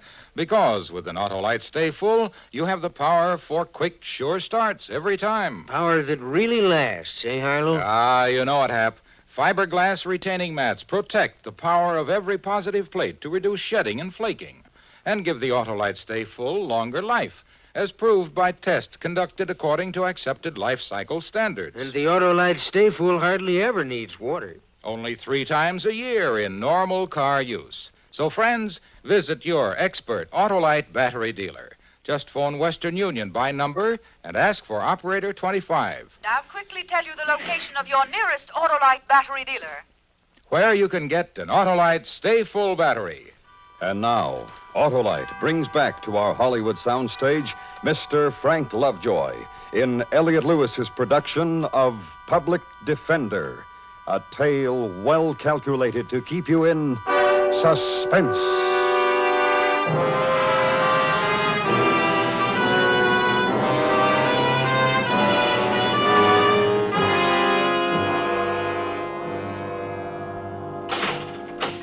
I'll be right down the hall, Mr. Tyler. All right, Jim. Just call when you need me. Right, Jim. Well, now, as the fellow says, it was a pretty good trip, but now we have to pay for it. Like a smoke? Thanks. Oh, no need to look like that. Yeah. Thanks. At your hearing, you told the court that you weren't represented by counsel, Phil. That's why I came here. I'd like to handle your case for you. I don't have any money. If you're in trouble, you have a right to legal counsel whether you have any money or not. We have a law that says that, Phil. You don't have to have any money with me. My fee's on the county. You understand that? I guess I do. Well, good. Sit down, Phil. Sure hot, huh? Yeah. Well, now, how about telling me the whole thing? Didn't you read the charges? Oh, yes, but I want to hear what you have to say about them. Well, how do I know you're not from the district attorney's office here trying to tie me up some way? No, I'm not, Phil. I'm on your side. I'm representing you. Well, you work for the county, same as a district attorney. Well, we work pretty hard keeping people out of jail, too. I'd like you to be very frank with me and tell me everything that happened.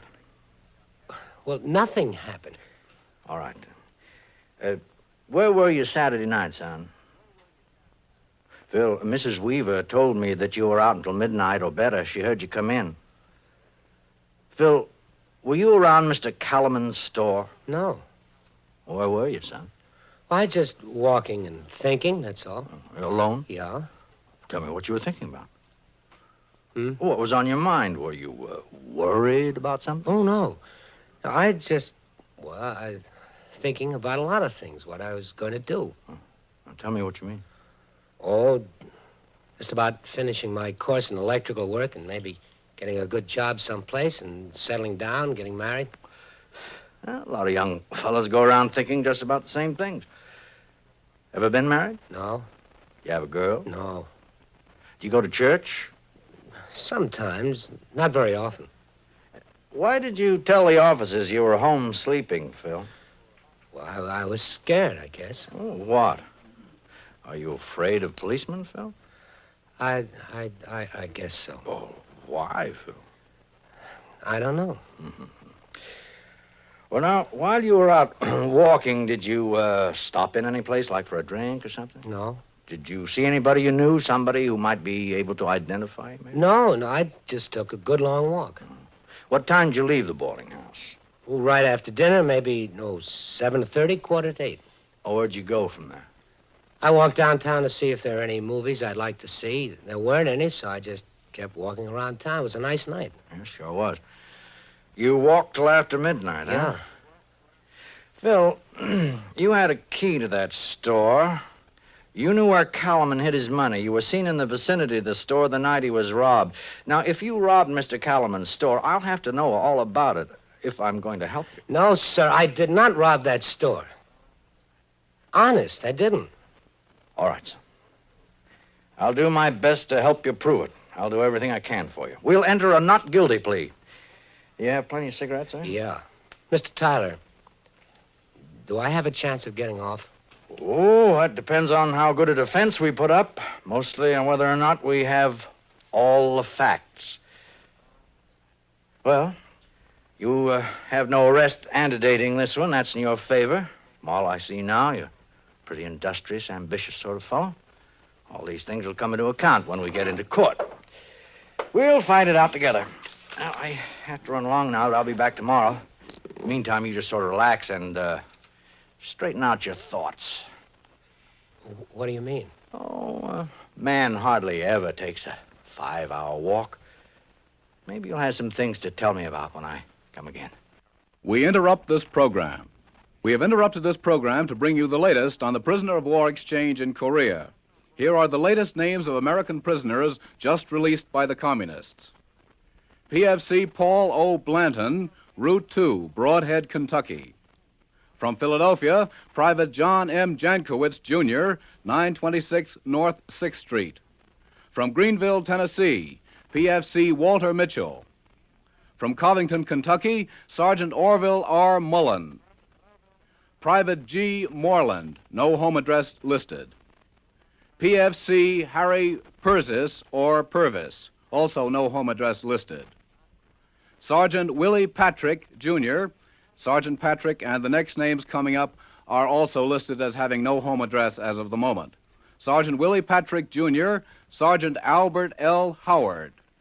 PFC Wilbert M. Waring, W-A-R-R-I-N-G. Sergeant Edward G. Anderson.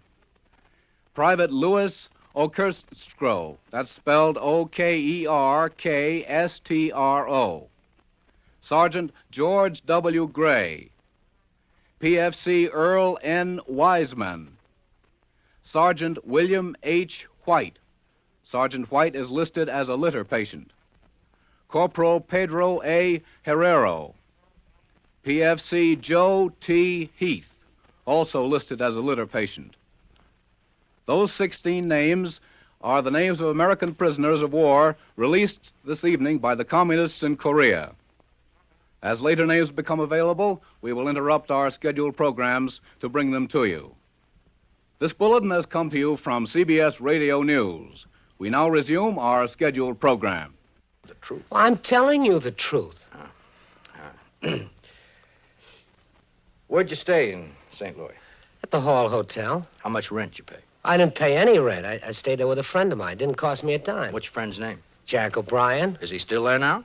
Why? Well, I want to wire him and verify this. He's in the Army now. What do you figure the trip cost you? Just my bus fare, nothing more, a little spending money. He paid for my meals, too. Saying $100? I had $93 when I left. When'd you get back? By the middle of December. When'd you leave? Armistice Day. Why'd you take a sudden trip on Armistice Day? Well, I just wanted to go, leave town. Why? I don't know, Mr. Tyler. You don't remember the exact day you got back, but you remember the day you left. Mr. Tyler, I don't go around robbing people. I just don't do it. I didn't take that money from Mr. Calaman's store. I never did any harm to anybody, Mr. Tyler. You believe me, don't you? Yeah, Phil.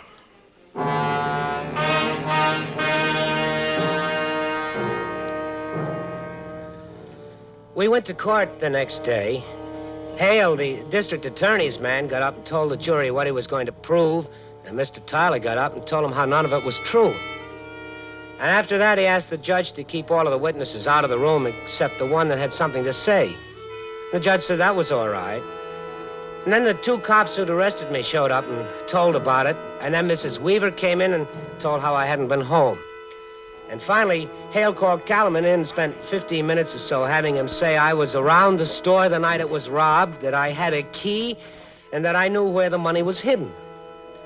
Well, Mr. Tyler listened to all of it, and then he took his turn. You've testified, Mr. Calaman, that the accused was in the vicinity of your store the night the money was taken. Yes, sir. And you saw him while you were out driving with your wife. Yes, sir. Can you describe the clothing he was wearing at the time? He had on a sport coat and a pair of gray pants and a blue shirt. What color was the sport coat, Mr. Calaman? Tan. Was he wearing a hat? No hat. How close were you when you saw him? Well, I was driving in the outside lane, and he was right on the street, 20 feet away, I'd say. How fast was your car traveling at the time? We were at the stop street. Then you had a good look at him? Yes, sir. For how long a period of time?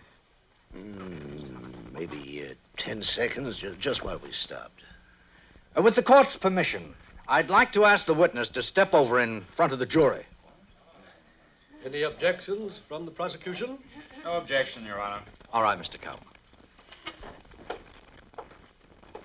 Right there will be fine.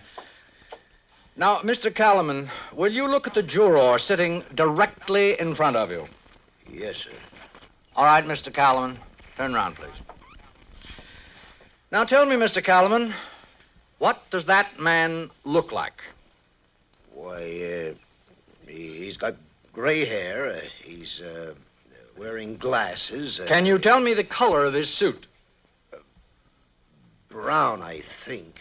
His tie? No. His shirt? No. This is the witness who, by his own statement, saw the accused for 10 seconds and positively identified him.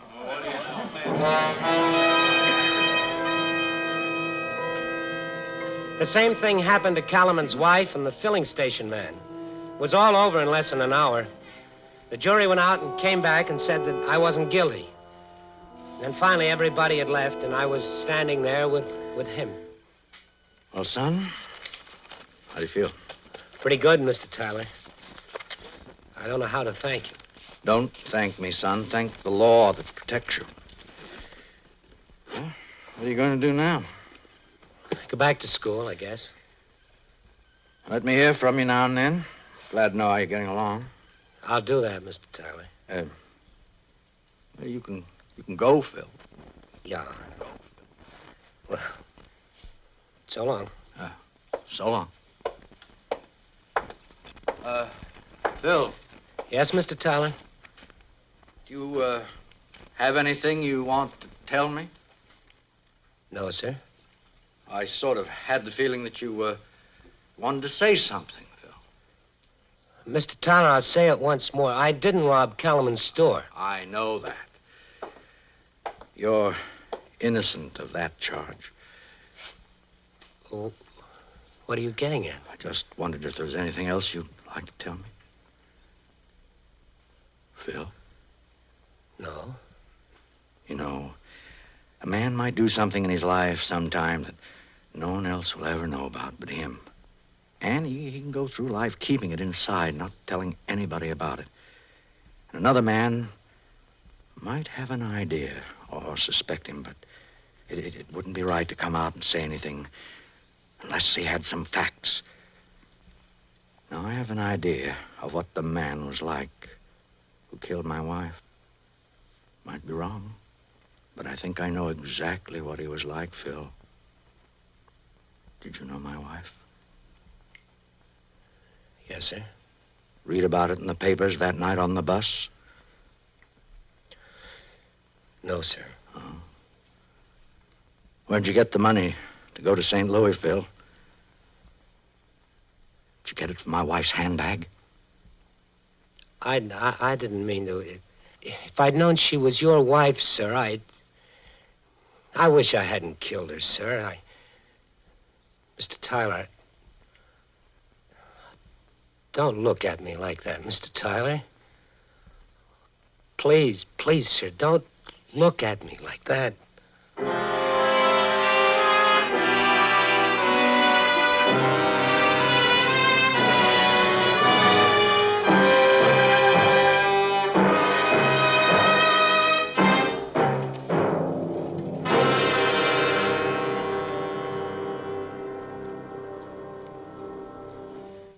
Suspense. Presented by Autolite. Tonight's star, Mr. Frank Lovejoy.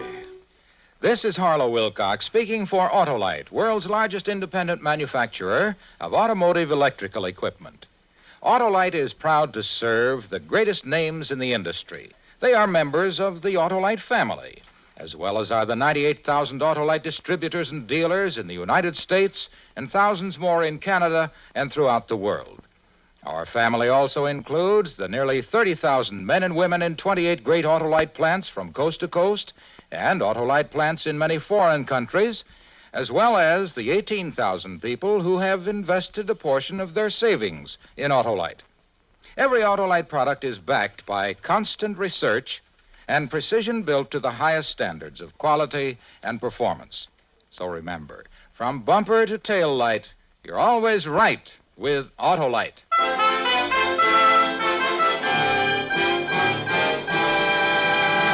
Next week, a study in fear as we present Graham Greene's novel of cowardice, The Man Within. Our star, Mr. Herbert Marshall. That's next week on Suspense. Suspense is produced and directed by Elliott Lewis, with music composed by Lucian Morowick and conducted by Lud Gluskin. Public Defender was written for Suspense by E. Jack Newman.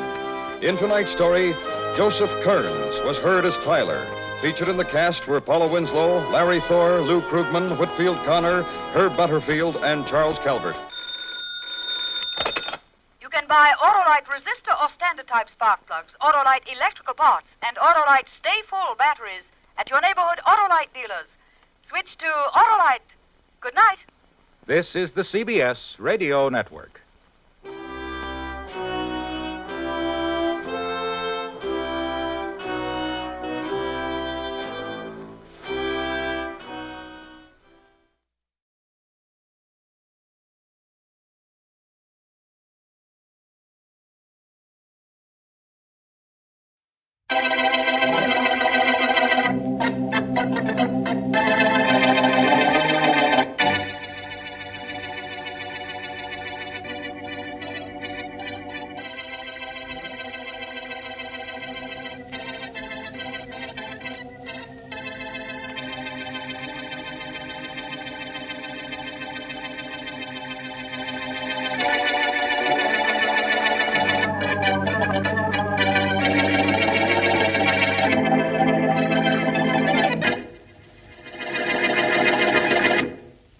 Inspector Faraday, let's grab this guy Small right now if Waterman's on his trail. Wait a minute, Logan.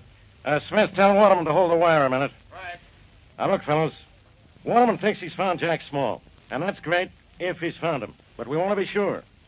Do we know for sure that Small is in town? Well, I think if we piece all the evidence together, Inspector, we'll be positive. All right, Logan, you've been trying to find him. What do you know? I spotted his car on the east side the day before yesterday. His car, huh? That doesn't mean he was driving it. No. But I got a look inside it, and his famous lucky piece was hanging from the gear shift. Yeah? Small might part with his car, but never with that lucky piece of his. He's in town, all right. At least we know his car is, Logan. It means he is, too, Inspector. A man in working clothes driving a car that fits the description of Small's was in a minor accident yesterday. Yeah? But he drove away from the scene. And that checks with the dope we had on Small's pals. Read me that report, Logan, huh? Okay. 2 weeks ago, one of Small's former stooges bought several pairs of overalls, heavy gloves, and a workman's cap and lunchbox in a downtown store. Yeah, so what? Maybe he was buying them for himself. No, Inspector. The clothes are much too large. He hasn't been seen wearing them. This is getting interesting. What we found out about work clothes fits in with what Waterman knows about Small. Small joined a gang of workmen in the West Side Quarry. Smith, Waterman still on the line? Yeah. Okay, I'm satisfied we finally found this guy. I'll take that phone now, Smith. Yeah. Thanks. Hello, Waterman? Oh, good morning, Inspector. How are you? Fine, Waterman. Where are you? In a candy store about a block away from the quarry. In a candy store? Where's Small? In the quarry working? Yeah? You don't want me to go after him with a shovel and a pickaxe, do you? No. I'm as close to him as I can get. And incidentally, he's working under the name of Bigelow. Bigelow, huh? Are you sure it's Small? Well, I wouldn't be sitting here in this candy store if I weren't sure, Inspector. I think you can trust me. I know. Grab Bigelow and you'll have Small. Well, we don't want to take him while he's in the quarry. Some of the other workmen might get hurt. Do you know where he lives? Yeah, I found that out before I found out where he works. He's living at 18 Western Avenue. 18 Western Avenue. With one of the workmen in the quarry, a chap named Carter. Fine, Waterman. Good work. Thanks. Follow Small when he leaves work. Call in then, and the boys and I will drop in and pick him up.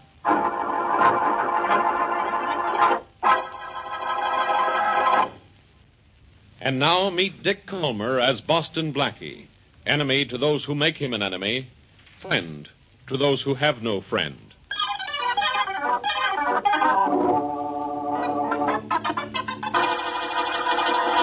Oh, Blackie, if it's all right with you, I'd like to just sit around your apartment this evening. I don't want to go anywhere. You're just saying that because you don't want me to think you're a good time Charlotte, aren't you? Good time, Charlotte. Oh, Blackie, you do more things with words than you do with locks and safes. Well, what about it? Am I cordially invited? Yes, you are. To pay a call on a friend of Shorty's. Oh, have you heard from Shorty? Mm-hmm. Telephone this afternoon. Wonderful friend, that guy. I know he is.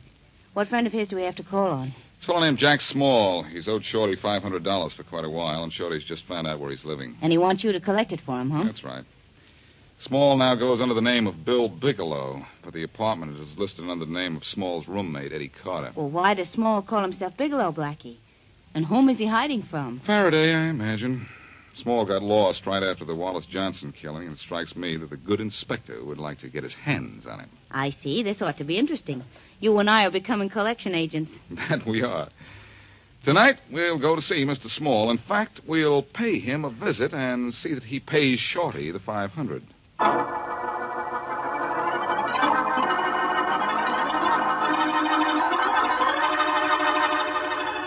All right, everybody down at the end of the quarry.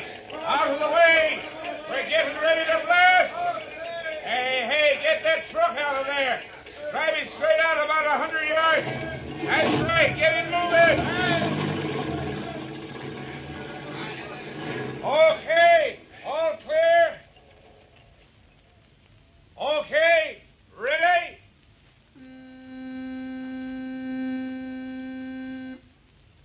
Joe, hit it! Wait! Hey, Carter, what's the matter?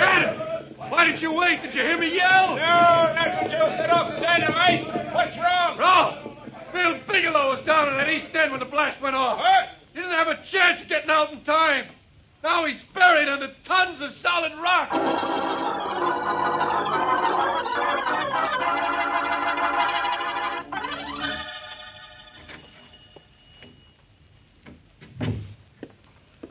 Detective Waterman. Oh, good afternoon, Barbara. Am I going to be able to sell you some candy today, or do you just want to use our phone again? The phone, Barbara. I have something on my mind, but it's not candy. You can hear the blasting in the quarry from here, can't you? Mm-hmm. Doesn't it bother you? Oh, it used to at first, but Mr. Talbert and I have been here 6 months now, and we don't pay any attention to it. Oh, have some peppermints? Later, thank you, Barbara. Oh, but these are free. They're samples. A salesman left them this morning. Oh, so that's the reason you keep them loose on the counter, huh? Uh-huh. Well, maybe I'll accept your offer on the way out. Please do, Mr. Waterman. They'll make you feel better, maybe. You look terribly upset. Yes, I am. And my boss, Inspector Faraday, will be, too. Well, I'd better get him on the phone now. Oh, I hope it isn't as serious as you think, Detective Waterman. I'm afraid it is. Excuse me, Barbara. Oh, say, Barbara. Yes? Did a man named Bill Bigelow, who lived here with a fellow named Carter, ever come in here? No, sir, he didn't. I just wanted to check. Faraday speaking. Hello, Faraday. This is Waterman. Waterman, what's up? You were supposed to wait till Bigelow got home and then call us. Don't tell me he got away from you. Sorry to disappoint you, Inspector. He didn't get away from me or a dynamite blast. Huh? He's lying at the bottom of the West Side Quarry with thousands of tons of rock on top of him. What? Is he dead? I imagine so, don't you? Killed in the quarry, huh? How do you know it was Small? Well, I was at the quarry when the report came in that a man named Bigelow was caught in the blast. Bigelow is the name Small was going under. So he was crushed to death, huh? Yeah. Well, he got just what he deserved. Yeah, they all get it sooner or later, Inspector. Any instructions? No, just come on back to headquarters, make out a report. It'll be weeks before we can dig Small's body out of that quarry, I guess. Yes, it will. But you can consider him officially dead, starting now. See you at headquarters. Bye. Well, thanks for the use of the phone, Barbara. Oh, you're welcome. Another blast at the quarry. You know, I still don't see how you stand it. Oh, I don't even hear it. But after what I did over here on the telephone just now, I guess I won't see you again, will I? Oh, you might, if those free peppermints of yours are good enough. I'll take a handful. But don't tell your boss I'm not a cash customer. Her boss knows, young man. But he doesn't mind. Oh, Mr. Talbot, this is Mr. Waterman. He's a detective. Oh, hello, Mr. Talbot. Hello, son. Hey, nice shop you have here. Hey, thank you. It's in good hands when Barbara's behind the counter. Hey, Barbara? Well, there hasn't been much to do so far today, Mr. Talbot. I guess you didn't like the birthday present I bought you last month. Huh? I bought him a tie, Mr. Waterman, only he never wears it. Wear it? Of course I wear it. I'm wearing it now. Oh. Look. Oh, of course, I didn't see it at first.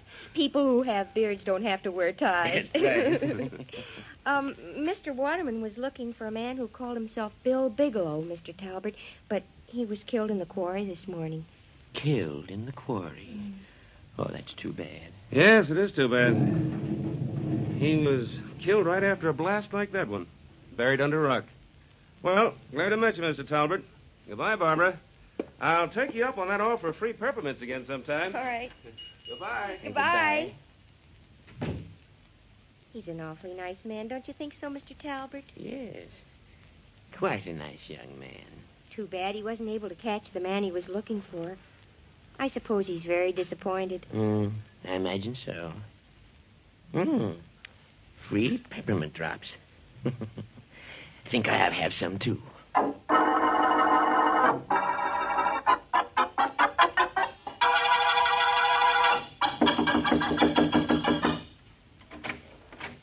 Yes? We'd like to see Bill Bigelow, please. And incidentally, I know he's really Jack Small. Oh. Well, what do you want to see him for? Never mind what for. Just tell him that Boston Blackie wants to see him. I don't really want to see him. I just came along as a bodyguard. Oh, come in. Come in, both of you. That's better. Mary? Thank you. I'm Carter, Jack's roommate, but I'm afraid you can't see Jack just now, Blackie. Why not? He's dead. Dead? Why does this always happen to us? This happened to him, lady. It was an accident. We were blasting at the quarry this morning. He was buried under the rocks. Uh-oh. All's right, Blackie. There goes Shorty's $500. Jack owed a friend of yours $500? That's right.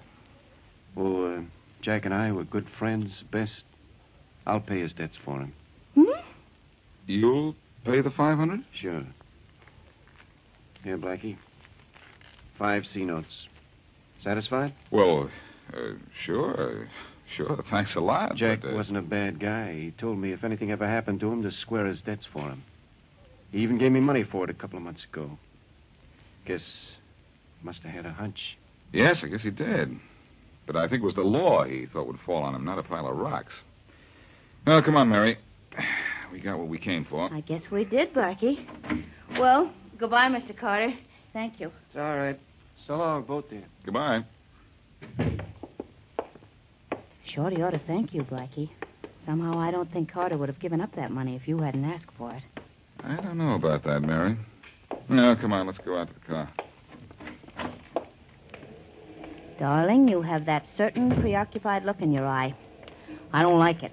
What's wrong? Well, it seems strange to me that Carter would pay a dead man's debts just because he was his roommate. Well, Small gave him the money to do it. He said that. I wonder if it's true, though. And right now, I wonder if his death was accidental or... Or what, Blackie? It's just too much of a coincidence that Jack dies on the day that we come out to see him. And Carter gave up that money much too easily. Mary, there was something phony about that explosion, and I'm going to blast out the truth.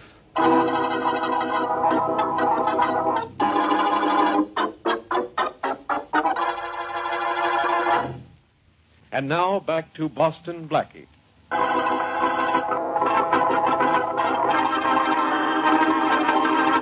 Inspector Faraday has definite evidence that Jack Small, alias Bill Bigelow, a murderer, is in town working in a stone quarry. But just as police close in on the gangster, he is reported buried under tons of falling rock blasted out of the side of the quarry. Blackie, unaware of Small's death, goes to see the gangster to collect a $500 debt, gets the money from Carter, Small's roommate, and learns of the gangster's death. We now return to our story to find Blackie in his apartment, playing checkers with Mary Wesley.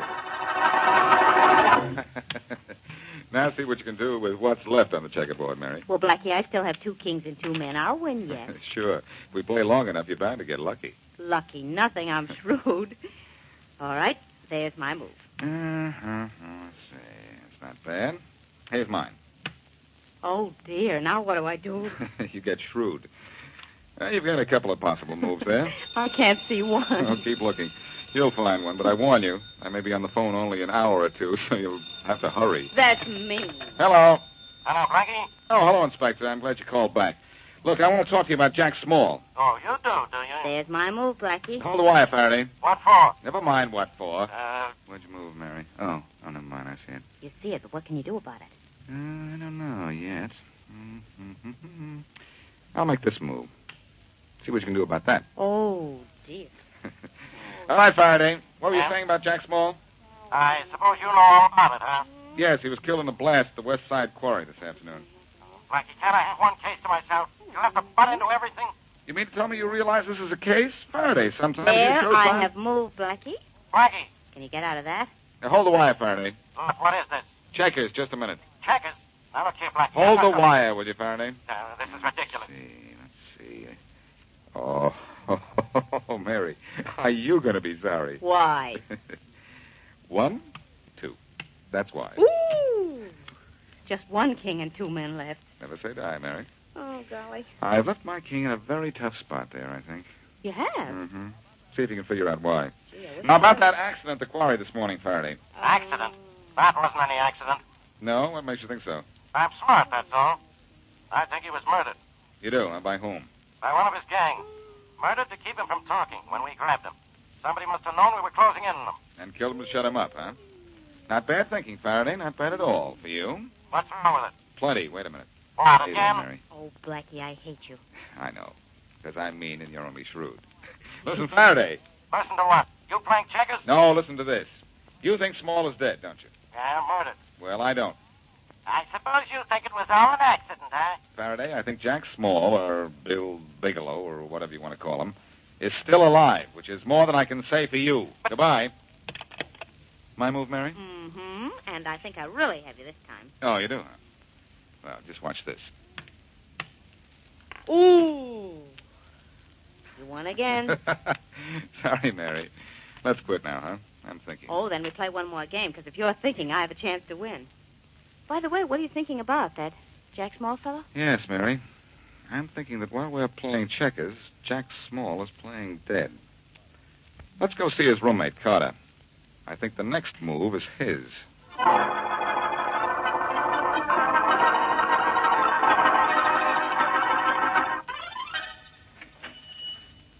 Oh, good afternoon.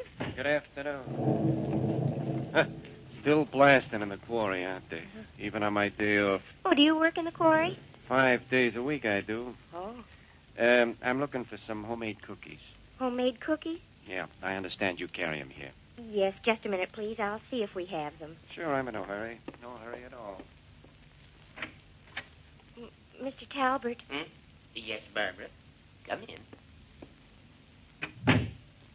Mr. Talbert, there's a man in the store asking for homemade cookies. Oh, there is? Yes, sir. You said to tell you if anyone ever came in and asked for them. Yes, my dear, I did. Thank you very much. Show the man back here into my living room, will you, Barbara? Yes, show the man in at once.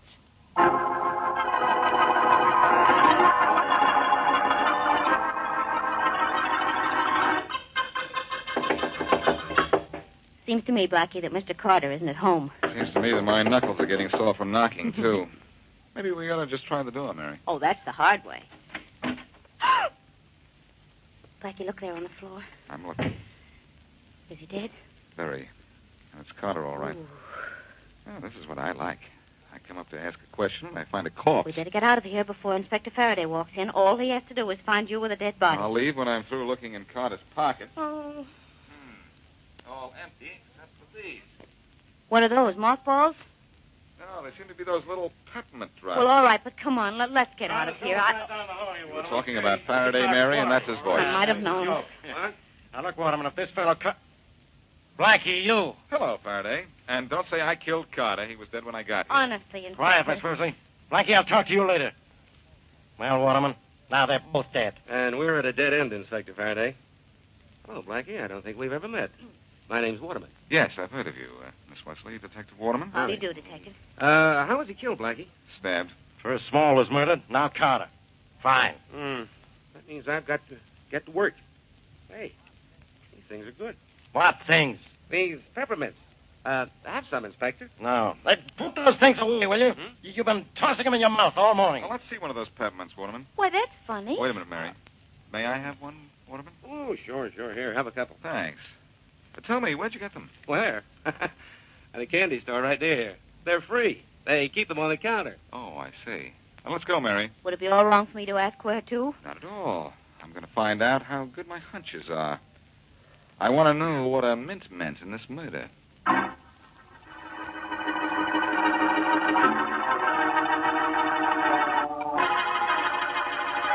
Here's the candy store we're looking for, Blackie. Oh!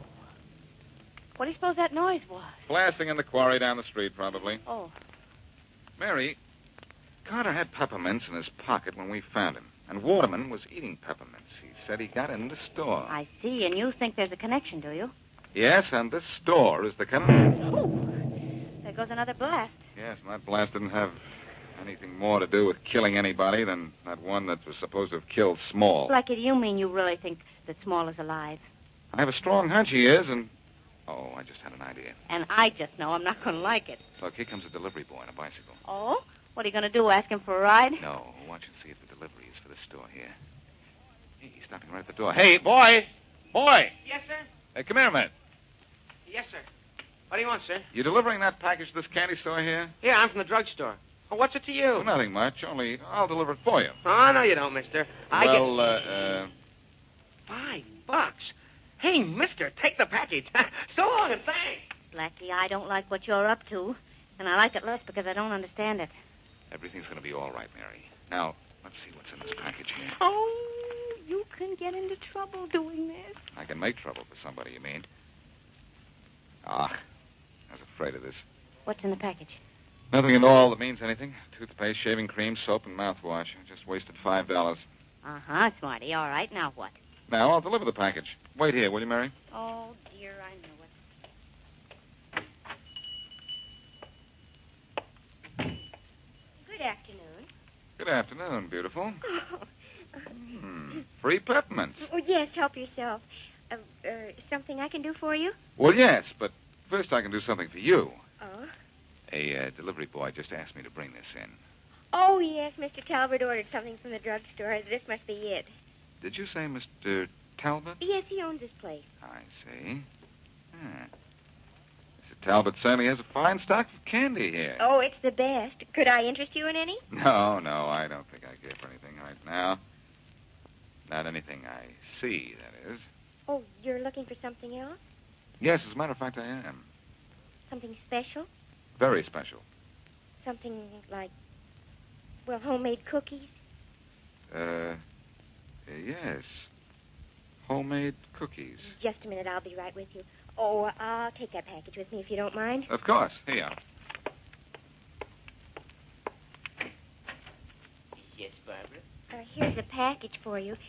There's a man outside looking for homemade cookies. Homemade cookies? Yes. Shall I show him in? Just a minute, dear. Yes, sir. Oh, what are you looking for in that drawer, Mr. Talbot? Oh, nothing important, my dear. Just something I might need. Yes. Show the man in, will you? Yes, right away.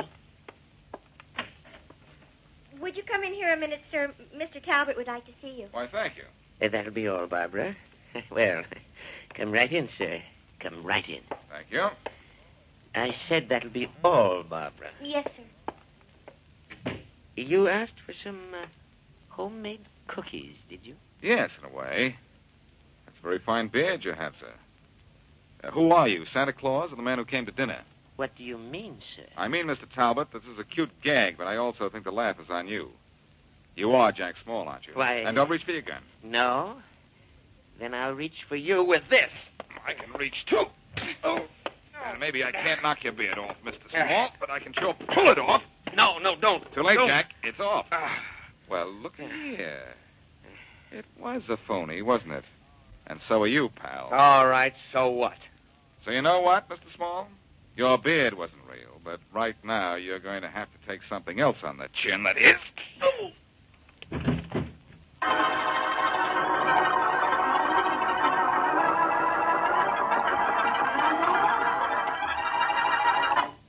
Sit down, Waterman. Sit down. Relax. Glad to see you. Thanks, Blackie.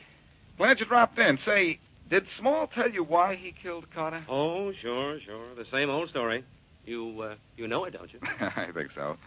Small killed Carter because Carter was the only one who knew that Small wasn't killed in the quarry and had adopted the identity of Talbot. I really suspected Carter knew something from the first. You did? How? Carter paid a debt to Small after telling us Small was dead. He paid you the money to keep you off this case, Blackie. I figured there was something screwy somewhere. I suppose you know who was killed in the quarry blast, don't you? Uh-huh. Nobody. That was the little plan worked out by Carter and Small. They planned it a long time, too, I understand. 6 months ago, I'd say. Mm-hmm. About the time Small took on the part-time identity of Talbot, the candy store owner with the beard. Yeah, that's about it. But you know, Small still doesn't know how you knew that beard of his was false. Yeah, he says you seemed so sure of it the minute you came into the room. Oh, I was sure of it, Waterman. Small had just received a package from the drugstore. There was shaving soap in the package. Oh. A man with a real beard doesn't use shaving soap, does he? No, but he has to keep himself clean-shaven so that the false beard will come off easier. Uh-huh. And you know, it's a funny thing. Yeah? What is? If Small didn't have to be clean-shaven behind that beard of his, he could have made a clean getaway.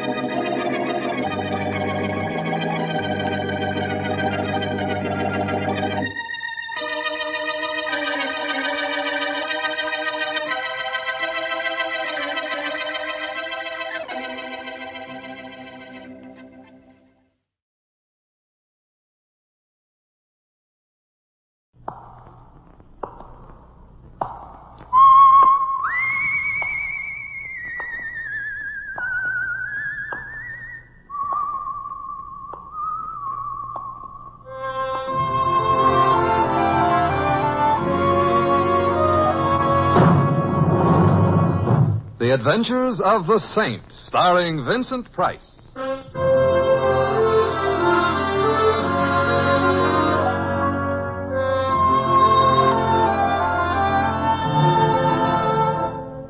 The Saint, based on characters created by Leslie Charteris and known to millions from books, magazines, and motion pictures. The Robin Hood of modern crime now comes transcribed to radio, starring Hollywood's brilliant and talented actor Vincent Price as the Saint. Just step a little closer, if you will, my friend. You might be the start of a mighty insurgent front. You mean me? You and none other. Slumming tonight, friend? Oh, I just happen to like carnivals. The gentleman says he likes carnivals. And now let us all step up a little closer here while we talk about the greatest attraction on the mighty Midway. A test of strength, courage, and endurance, attracting attention all over the civilized world and further. Texas. It's a joke, friend. Oh, sorry. Yes, sir. Indeed. Well, I am talking about that little lady inside the tent here that all your friends have told you positively not to miss.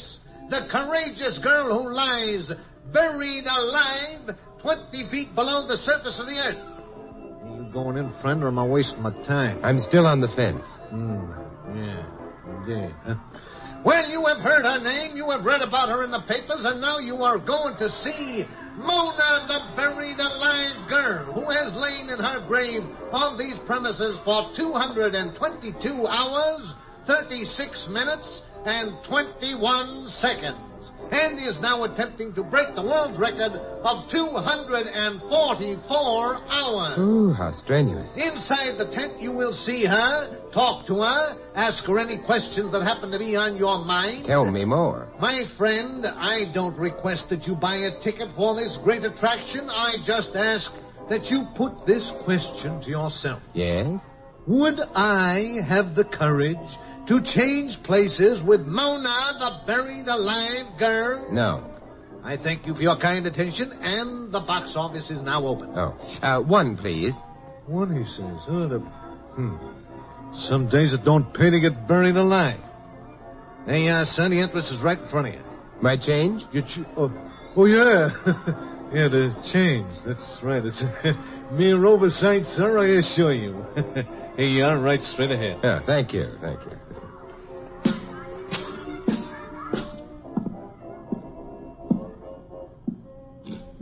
To communicate with Mona, talk down tube. Well, all right, I talk. Mona. Frankie, you gotta get me out of here. I'm going crazy down here. I'm scared. Mona, this I've isn't... been thinking, Frankie. I've been thinking all day what Angie said just before she... I don't want to end up like Angie, Frank. I don't. And I will if you don't get me out of here. I know I will. I don't want to die, Frankie. Get me up. Mona, this isn't Frankie. This is Simon Templar. Can I help you? Oh, you're not Frankie? No, but I'll help you if you'll tell me what you're afraid of. Mona. I am in very good health and am enjoying no physical discomfort whatsoever. I am looking forward eagerly toward breaking the world's record for being buried alive. 244 hours. Pictures of me are available at the box office at nominal cost. Mona, what are you afraid of? I am in very good health and am enjoying no physical discomfort whatsoever. I am looking forward eagerly to... I know, I heard. Hey, what you doing here? Who are you? I'm Simon Templar, a customer. Who are you? Customer, all right. Excuse me. I thought, excuse me. Oh, say, aren't you the strong man? I saw your act a few minutes ago. Segundo, huh? Pretty good. Yeah, pretty good. Tell me, Segundo, what about Mona? Who was Angie? Angie? Excuse me, I gotta go. Hey, wait a minute. Excuse me. So you got two for the price of one, eh, friend? Mona and the strong man Segundo. I caught his act before. Quite a large hunk of muscle. I wouldn't like him to step down on my foot. Yeah, the guy is built like a Hudson. Only trouble is his motor don't run so good. Oh, a few chips light in the head, huh? A whole stack. Well, did you enjoy your chat with Mona? Tell me, who was Angie? Angie, oh, yeah, Angie, that's a real sweetheart. That was Mona's sister. Angie used to do the buried alive act before she died. Oh, a real doll. Was it an accident? Accident? No, it was a weak heart. That Angie, oh, she was all heart. Oh, we miss her. How'd you know about her? Tell me about Mona. Why? I might like to help her, that's all. Hey, look, my friend, nobody in this county needs no help from you. We take care of each other. We always have and we always will. Nobody on the outside cares nothing about us, and we don't care nothing about them. Now, beat it. Who's the owner of this carnival? B. St. Clair, and her trailer's right down the midway, and she'll tell you the same thing I did. I'm hard to discourage. Friend, there's nobody here needs no help. Friend, you forget that I've heard your jokes. See you later.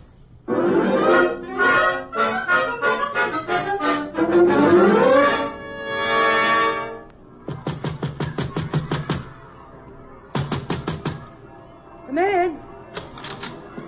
Miss St. Clair? Right. Who are you? I'm a customer of your carnival. Well, come in, customer. Sit down. Oh. Thank you. I wanted to ask a few questions, if you don't mind. Where's your question license? My name is Simon Templar, also known as the Saint. These are for my own opinion. What do you want to know? I'm interested in Angie. Angie? Mm-hmm. They never come any better. Every 100 years or so, you meet somebody nice in this louse-trap circuit. And Angie was one of them. Now she's gone, and the crumbs remain. Anything peculiar about the way she died? Sudden, that's all. Heart. Why? And her sister Mona took her place. Yep. Mona's a good kid, but a kid. Any chance of her being brought up from the living grave soon? Why? I got the impression she didn't like it down there. No, you did. You know something? I don't like running this flea circus of a carnival either. Some mornings I don't even like living. But I don't come running to you about it, Mr. Templar. You won't bring her up then, huh? No. I got nothing to say about it anyway. It's up to her husband, Frankie Fowler. You catch his act? Frankie, the tattooed boy? I'm afraid I'm not an art lover. Well, he's no Mona Lisa, Jack. Any more questions? Would I get any more answers? No. But when a woman says no, that's not always what she means. Jack, that's an entirely different type of question.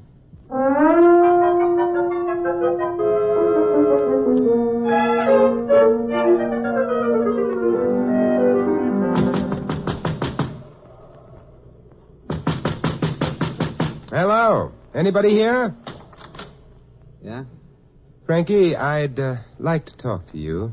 Who are you? My name is Simon Templar, Frankie. What do you want? Well, I've always been interested in tattoos. I think they're fascinating. Oh? Almost as fascinating as the people who do them. Oh, a fan. Come in. Thank you. You know, the Connie's closed for the night, but I'm always glad to oblige a customer. Well, I'm not exactly a customer. I'm a friend of Mona's. Mona's got no friend, Simon Templar. Well, let's say a speaking acquaintance. Did you know Angie, Frankie? Know her. Angie was my wife. Wonderful girl. Almost killed me when she passed away. Omaha. She's buried there? I couldn't leave her behind. Not with strangers. Call me sentimental if you want to, but that's the way I felt. You see that urn over there on the table? Now Angie's with me always. I see. They say us Carney people got no heart. Hey, you like to see some real artistic work in tattoo, Mr. Templar? Oh, maybe some other time, Frankie. Look at that. Here. Monitor and a Merrimack. Civil War. Authentic, 100%. They don't do work like that anymore. Frankie, Everything I got on me is art. Art! I seen a guy the other day ask him what he had on. He said surrealism. Surrealism. I told him right out. I said, the guy that tattooed that on you ain't American. That's what I told him, and I'll stand by it. Surrealism. Frankie, I've been talking to Mona. What about? She's buried too far under the earth, Frankie. She wants to come up. Well, she does she? She say anything else, did she? I just got the impression she was frightened down there. Well, let her be. Let her stay there. She's getting just like Angie. Oh? Angie was frightened? Well, no, that's not what I meant. Angie was the greatest. It's just that they're sisters, see? What's this to you? Nothing, except I think it might be better if you brought Mona up. Oh, you do? Segundo! Frankie. Come in here. Now you see what happens to guys who get nosy. Afraid to do your own strong-arm work, eh, Frankie? Why, you... Here I am. Look, Segundo, this guy came in here saying bad things about Angie. About Angie? Yeah. You shouldn't have said that, mister. Not about Angie. I don't like nobody to say bad things about Angie. I'm trying to help her, Segundo. And Mona. Don't listen to him, Segundo. Get him. I don't trust strangers. Hit him again, Segundo. Throw him out. Yeah. You shouldn't have said bad things about Angie.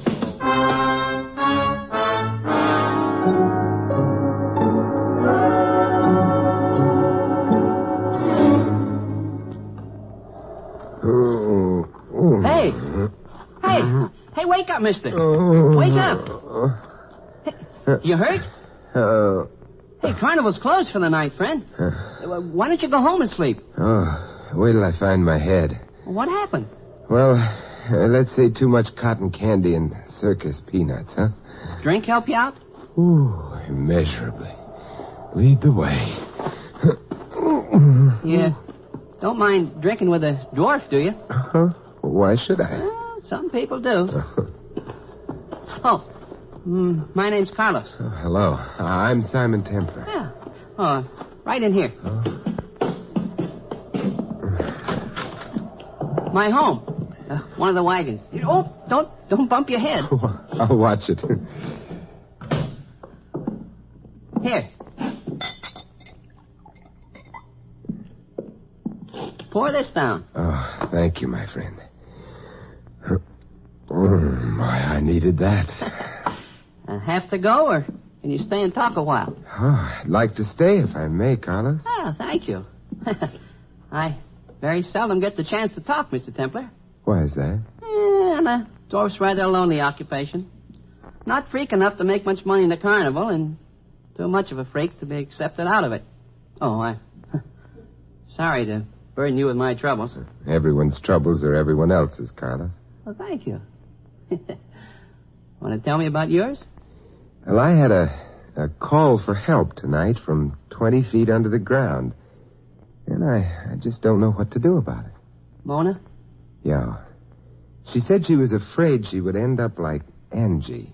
She wanted to come up. Did you tell anyone else about this? Not directly, no. Frankie refused to let her come up. Have another drink. Yeah. Mona never talked like this before. She was never scared, not like Angie. Mona's got guts. It worries me. Go here. Oh, thanks. What about the man who was married to both of them, huh? Frankie. Simon, if you were born a freak like I was, you had no choice and you can be philosophical. But if you make yourself a freak like Frankie did, you gotta hate yourself and everybody else as long as you live. And yet 2 women married Don't him. rub it in. I'm sorry. I shouldn't have jumped you. I'm not always as philosophical as I try to be. I can't help thinking of Mona, buried alive, afraid. Afraid of what? And she mentioned that Angie said something to her just before she died. What? She didn't say. Tell me, how far are we from where Mona is? Just across the midway. You want to go over there? I'd feel better. And so would I. Let's go.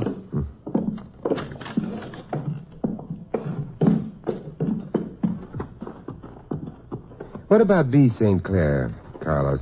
Can you figure her out? Well, not quite, because I don't think Bea can figure herself out. She hasn't had much fun either. I hope she gets some. This is Mona's tent, isn't it? Anybody around? Not a soul. Let's go in.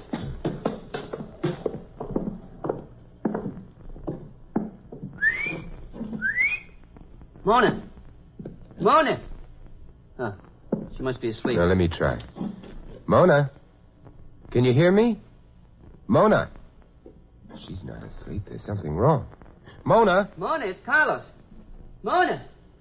What was it she said?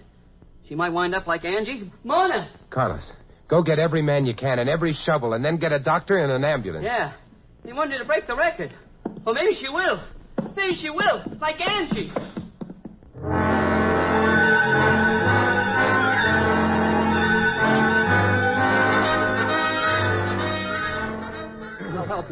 That's it.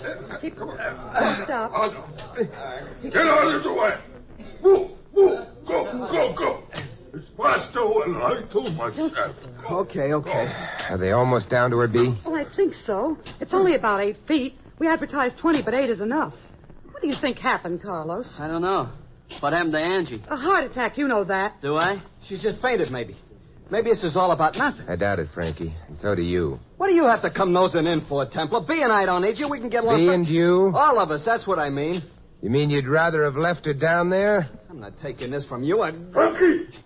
I got the bottle. Oh, come on. Come on, you guys. Grab it. Come on. Come on.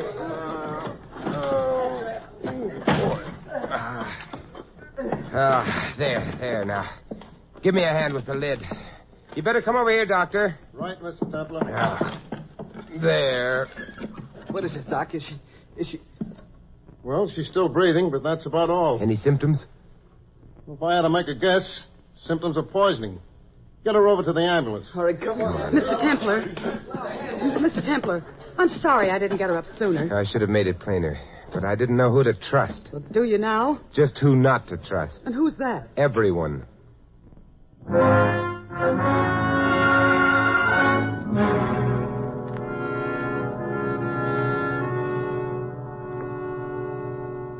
How is she this morning, Doctor? Oh, she's a sick girl, but she'll live. We got her in time. Oh, I'm glad. What caused it? Poison of some kind, definitely. I'm waiting for a lab report. May I see her? Yes, go ahead, Mr. Templar. She's rational now. Kept asking Angie to forgive her before... Forgive her for what? Well, she didn't say. They usually don't. Don't stay too long. Oh, all right, Doctor. Good morning, Mona. Who are you? Simon Templar. I spoke to you down the tube yesterday. You thought at first I was Frankie. I don't remember. Don't you? You said you were afraid you might end up like Angie. She said something to you before she died, Mona. What was it? I don't remember. She didn't say anything. You know what happened to you last night, Mona? No. There was poison in your food that was lowered through the tube. Got any idea who did it? Poison? I don't believe it. Well, police will find out. I don't want the police. I did it. I took it myself. What kind? Well, I don't remember, but I took it. Why did you want Angie to forgive you, Mona? Who told you that? I mean, you're making that up. I'm trying to help you, Mona. I don't need help. I want Frankie. I want him back. I want him back. All right. I'll find him for you.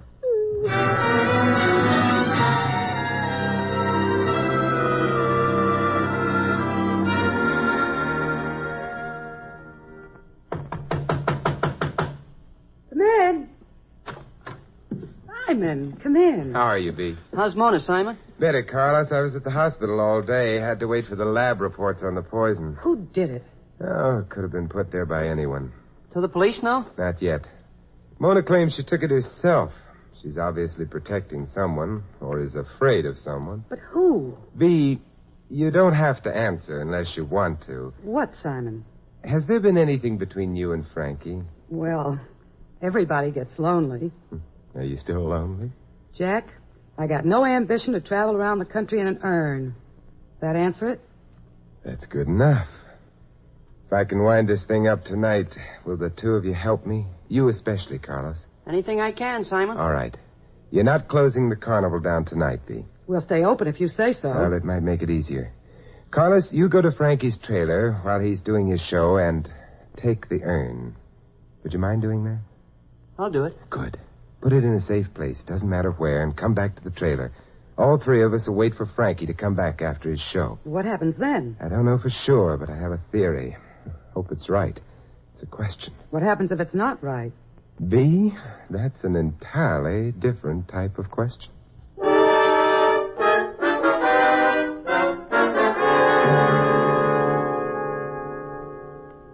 Simon, why do we have to wait in the dark for Frankie?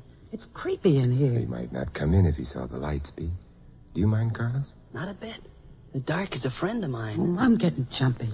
You can leave if you want to. I might be able to handle what I have to do alone. Oh, I'll stick. But give me a chance to gripe, will you? How about you, Carlos? Oh, I'm enjoying it, Mr. Templar. Gives me a chance to feel important. I don't get many chances like that. Gee, Frankie's late. He should have been here by now. Well, maybe business was good tonight. Well, usually is. Oh? Say, B, I don't want to be personal, but running a carnival, is it lucrative? Jack, I don't want to brag, but I am loaded. Oh, how nice for you. Why, last year alone, There's someone coming.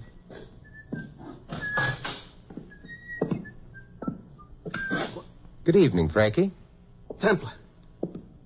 What is this, B? I couldn't keep away, Frankie, but I brought my chaperone. Well, get him out of here. Some chaperones. A saint and a dwarf. I didn't choose to be a freak, Frankie. That's the difference. What's going on? Look around, Frankie. Anything missing? What do you mean? The urn. Where is it? What'd you do with it? We took it. You took it? Segundo, come in here. I don't think you'll need Segundo this time. No? Sit down, Frankie. And if you don't like that seat, I can get you a hotter one. You think you know something? I'm nosy, Frankie. Very nosy, as you pointed out. What is it, Frankie? This guy Templar again, Segundo. He's been saying bad things and doing bad things. He took Angie's urn. Easy, Segundo. You'll want to hear this, too.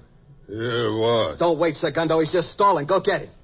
You took the urn. Segundo, sit down. No. Segundo, wait in here. Wait in here. Okay, Carlos, I trust you. Good. It's about Angie, Segundo. This morning and last night, Mona was calling out for Angie to forgive her. For what? Because she'd been going around with you, Frankie, while you were married to her older sister. I loved Angie. And how long after she died did you marry Mona? 6 weeks. I couldn't help it if the kid was crazy about me. And you couldn't help it when you killed Angie with poison. Who says I did? Where's the evidence? You thought there wasn't any. It was almost a smart job, Frankie, but you couldn't pull anything all the way smart. It was only half smart, and that can be fatal. If you think I'm going to stand here and listen to this You'll stuff... stand and you'll listen. Murderers hardly ever change tactics, Frankie. The poison showed up in Mona's stomach. We couldn't prove that on you, but there are certain poisons that can be traced even after cremation. The kind you used is one. Now, do you begin to get the point? It's not true. You can't trace it, can you, Carlos? Yes, you can. I should have remembered. I should have had that urn analyzed long ago. Now, wait a minute. You're guessing at this. Are we? Where's the urn? You're guessing at a motive. I didn't kill Angie. And why would I want to kill Mona? Bigger stakes. You were after B. She was, loaded. It's all a lie. I mean, B and I... Segundo, stay away from me. Put that gun away, Frankie. No. I'll use it if you don't stay back, Segundo. Frankie, you killed Angie. I tell you, nobody killed her. She had a weak heart. That was it, a weak heart. Segundo, listen to me. You killed Angie, Frankie. Stay back. Stay back. He's going to shoot, Segundo. She never done no harm. She was so... Stay back, I'm warning you. She loved you and you gave her poison. Don't come no closer, I mean it. Stay back. She laughed sometime, and she did like a little girl. Keep away from me, you big creep. Why, you couldn't let her live. You crazy creep, why don't you drop?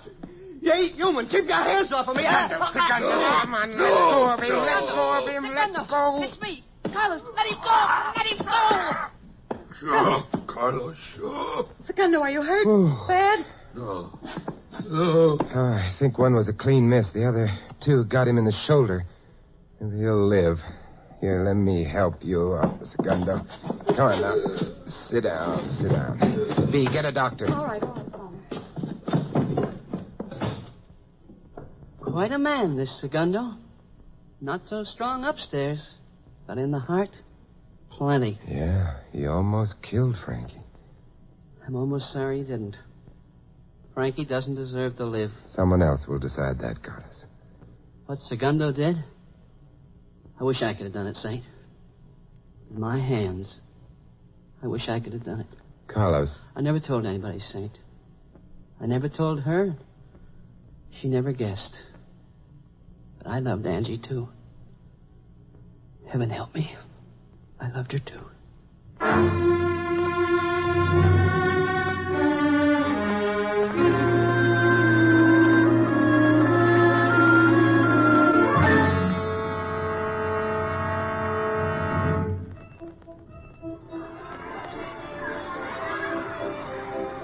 Just step a little closer, if you will, my friend. You mean me? I mean you. Hey, do you care to see the fat lady, friend?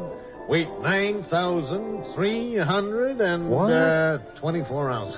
Well, that's better. How are you, Mr. Templar? I'm fine.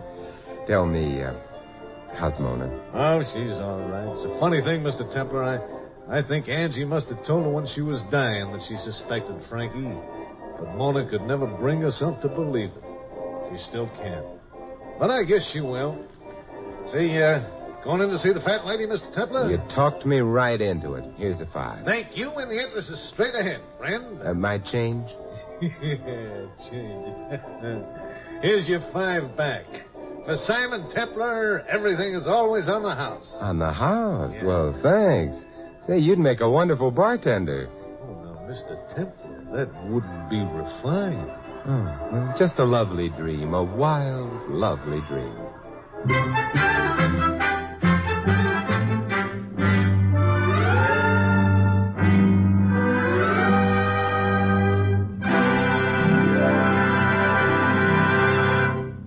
been listening to another transcribed adventure of the Saint, the Robin Hood of modern crime. And now here is our star, Vincent Price. Ladies and gentlemen, your life is your own. It's yours to guard when danger is near. And danger is never absent from the highways of America, where some 30,000 persons are killed every year. Only you can take the responsibility for averting the most tragic of all traffic accidents, the accident that happens to you. You can take that responsibility by recognizing the dangers of the road and by obeying the laws that have been made to protect your life. In almost every single motor accident reported by the National Safety Council, there was at least one violation of traffic regulations. The most common violation was speed. Speed too great for safety. Speed to save a few seconds. Speed that spelled out death and tragedy on the road. And, as always, the National Safety Council warns about driving after drinking. It's not an empty warning because fully 1/4 of all fatal accidents involve drivers or pedestrians who have been drinking. This is a fact. So when you drive, remember that an accident can happen to you. Learn and obey the traffic laws and don't take the little chances that so frequently result in a smash-up. The care you take may save a life, and that life may be your own. This is Vincent Price inviting you to join us again next week at this same time for another exciting adventure of the Saint. Good night.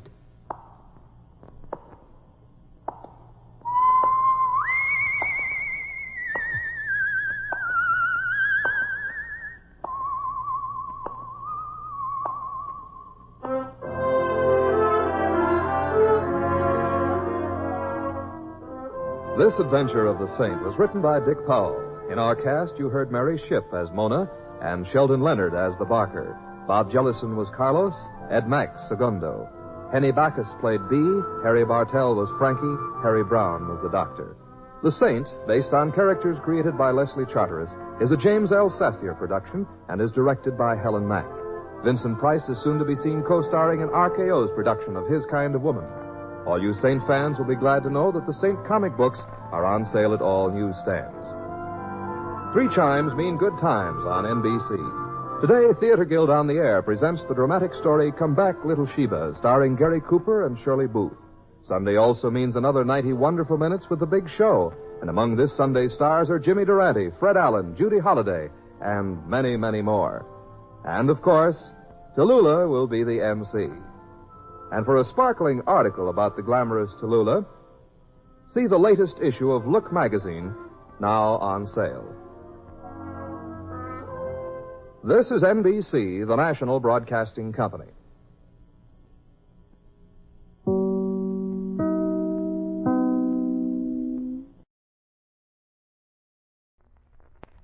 The Adventures of Father Brown.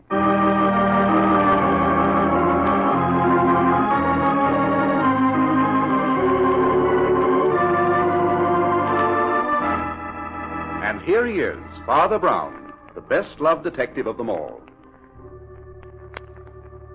Humanity produces optimists only because it has never produced a really happy man.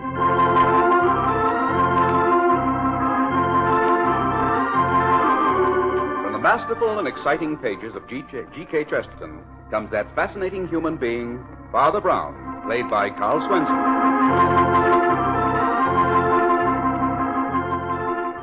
Underneath the modest exterior of Father Brown is the rich character of a generous, deeply human man with a sensitive and quick-witted mind. In addition to being a man of God, he is a man of the world, a man of science, and a brilliant amateur detective. And now, the 3 tools of death.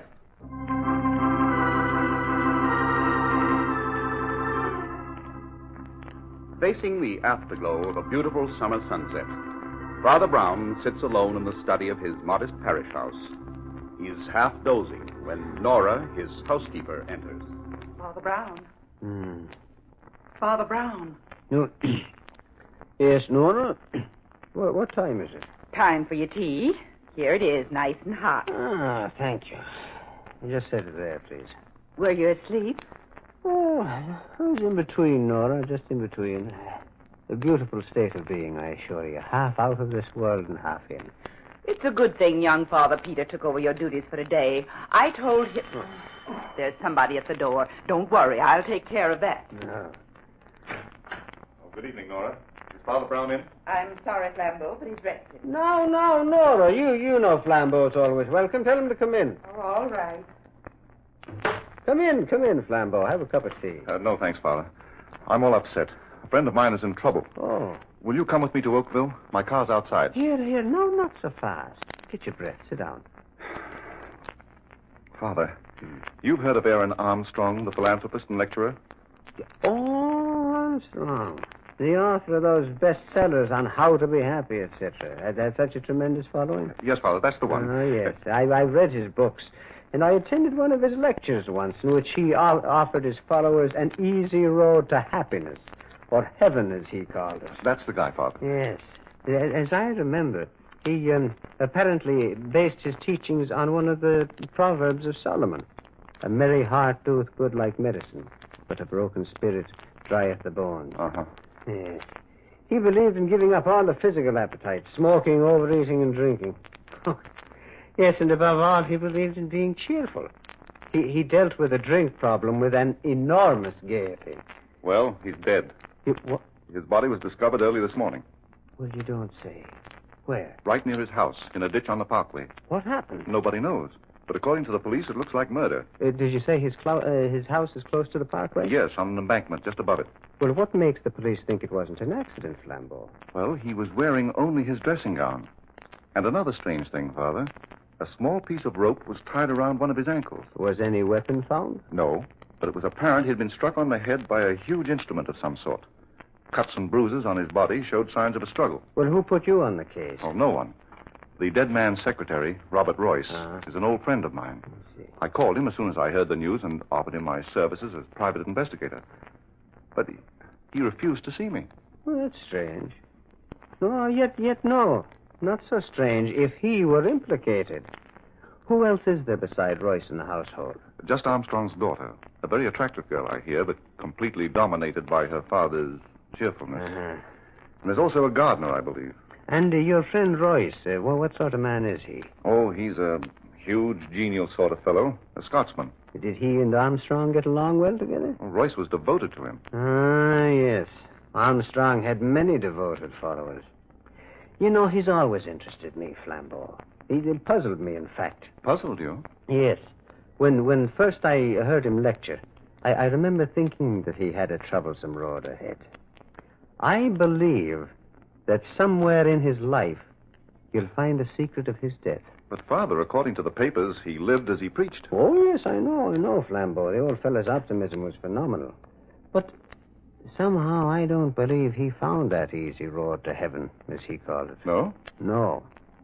Neither have I. There is no shortcut to heaven, my friend. But who would want to kill such a man?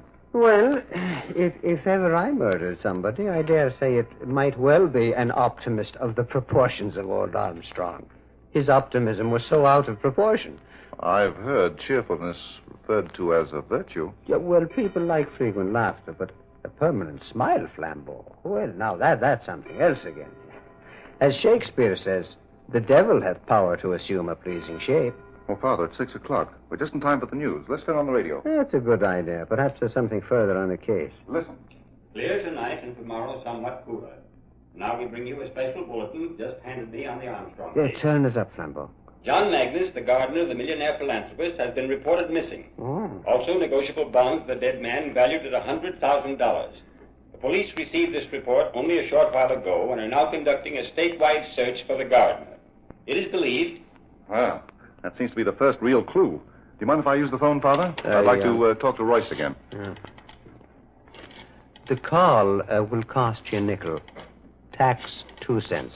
That's 7 cents. Just drop a dime in the poor box on your way out. All right, Father. Hello, Royce? This is Flambeau. Now, wait a minute. We just heard the news about the gardener's disappearance. Oh, hold on. You remember the friend I was telling you about?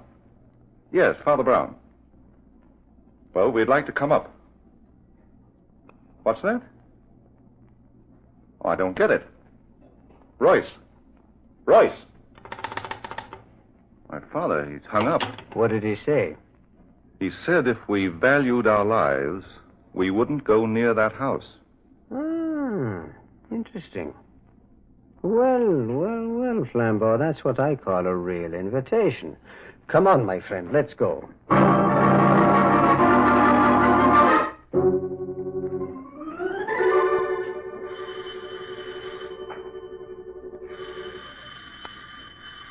Well, I'm sure there's someone here, Father. Ring again, Flambeau.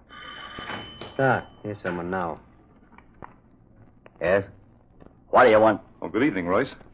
So it's you, Flambeau. I thought I warned you plain enough over the phone. You did. But look here, Royce. I don't understand. It was plain English I spoke. I know, but you sounded like you were in trouble. Well, I'm not. Oh, come, man. Don't act as though we weren't friends. Oh, this is Father Brown. I gathered as much. Mr. Royce, I'm afraid I'm to blame for this visit. Well, it was good of you to come, Father, but I wish you'd both heeded my warning. Man, what kind of a friend would I have been if I had? I tell you, the police have already investigated. I know. I've talked with them. Perhaps we can help you, Mr. Royce. Help? In what way? Well, maybe we could tell better if you'd ask us in. Very well. You may come in. What you should have let sleeping dogs lie, Flambeau.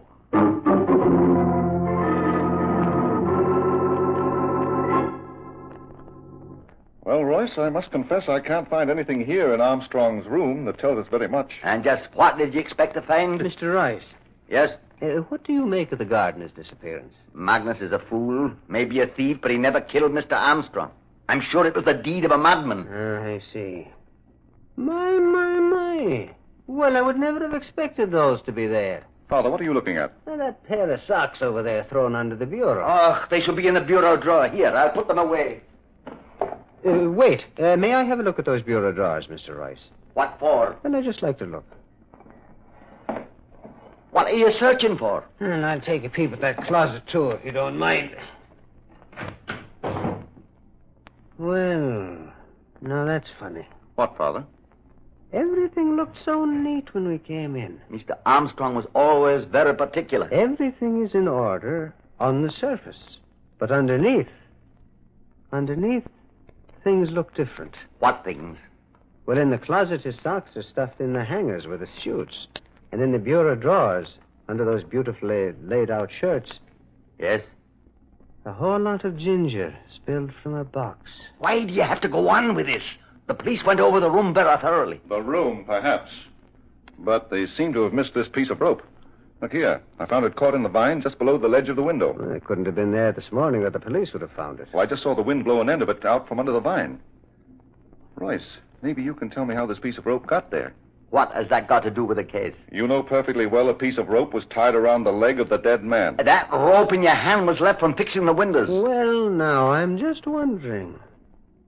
Wondering what, Father? Well, let me take a look out of that window. Why? For a very good reason. The police haven't yet established why the dead man was found on the parkway. No, that isn't it. The window isn't high enough from the ground for him to have fallen, or been pushed, or to have jumped. Right. And not high enough for his body to have rolled down the embankment to the parkway. Mr. Rice, isn't there another floor to this house? There's only an attic. Robert? That's Miss Armstrong. She's been much upset since her father's death. Oh, yes, of course. You'll have to excuse me for a moment. Certainly. Father, I don't like the look of things. This rope I found in the vine was cut with a sharp instrument. The rope found on Armstrong's ankle was also cut with a sharp instrument. And did you notice the cut on Royce's knuckle? Yes, I did, Flambeau. But, I haven't noticed any geniality. He's hardly the person you described to me. Yes, I know, Father. Didn't like him. Nevertheless, it seems to fit his unshaven appearance. It's the first time I've ever seen him that way, either.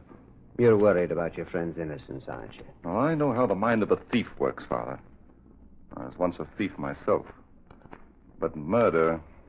You think he's capable of murder? Well, the answer to that one is more up your alley, Father. Well, in any event, he's hiding something. But I think there is a secret in this house more important than his, and I'm very anxious to find out what it is. Now, first, look at the stains on the wall. And you felt the dust on the banisters as we came up. Well? Well, the question fairly screams at us, Flambeau. What question? Why are there no servants in this house? Yeah. Well, Armstrong certainly had plenty of money. He could afford them. Hmm? There could only be one reason. If the old man himself had something to hide. Father, you mean you think Armstrong... Well, Miss Armstrong's in the drawing room downstairs. She'd like to talk to you, Father Brown. If you will please follow me.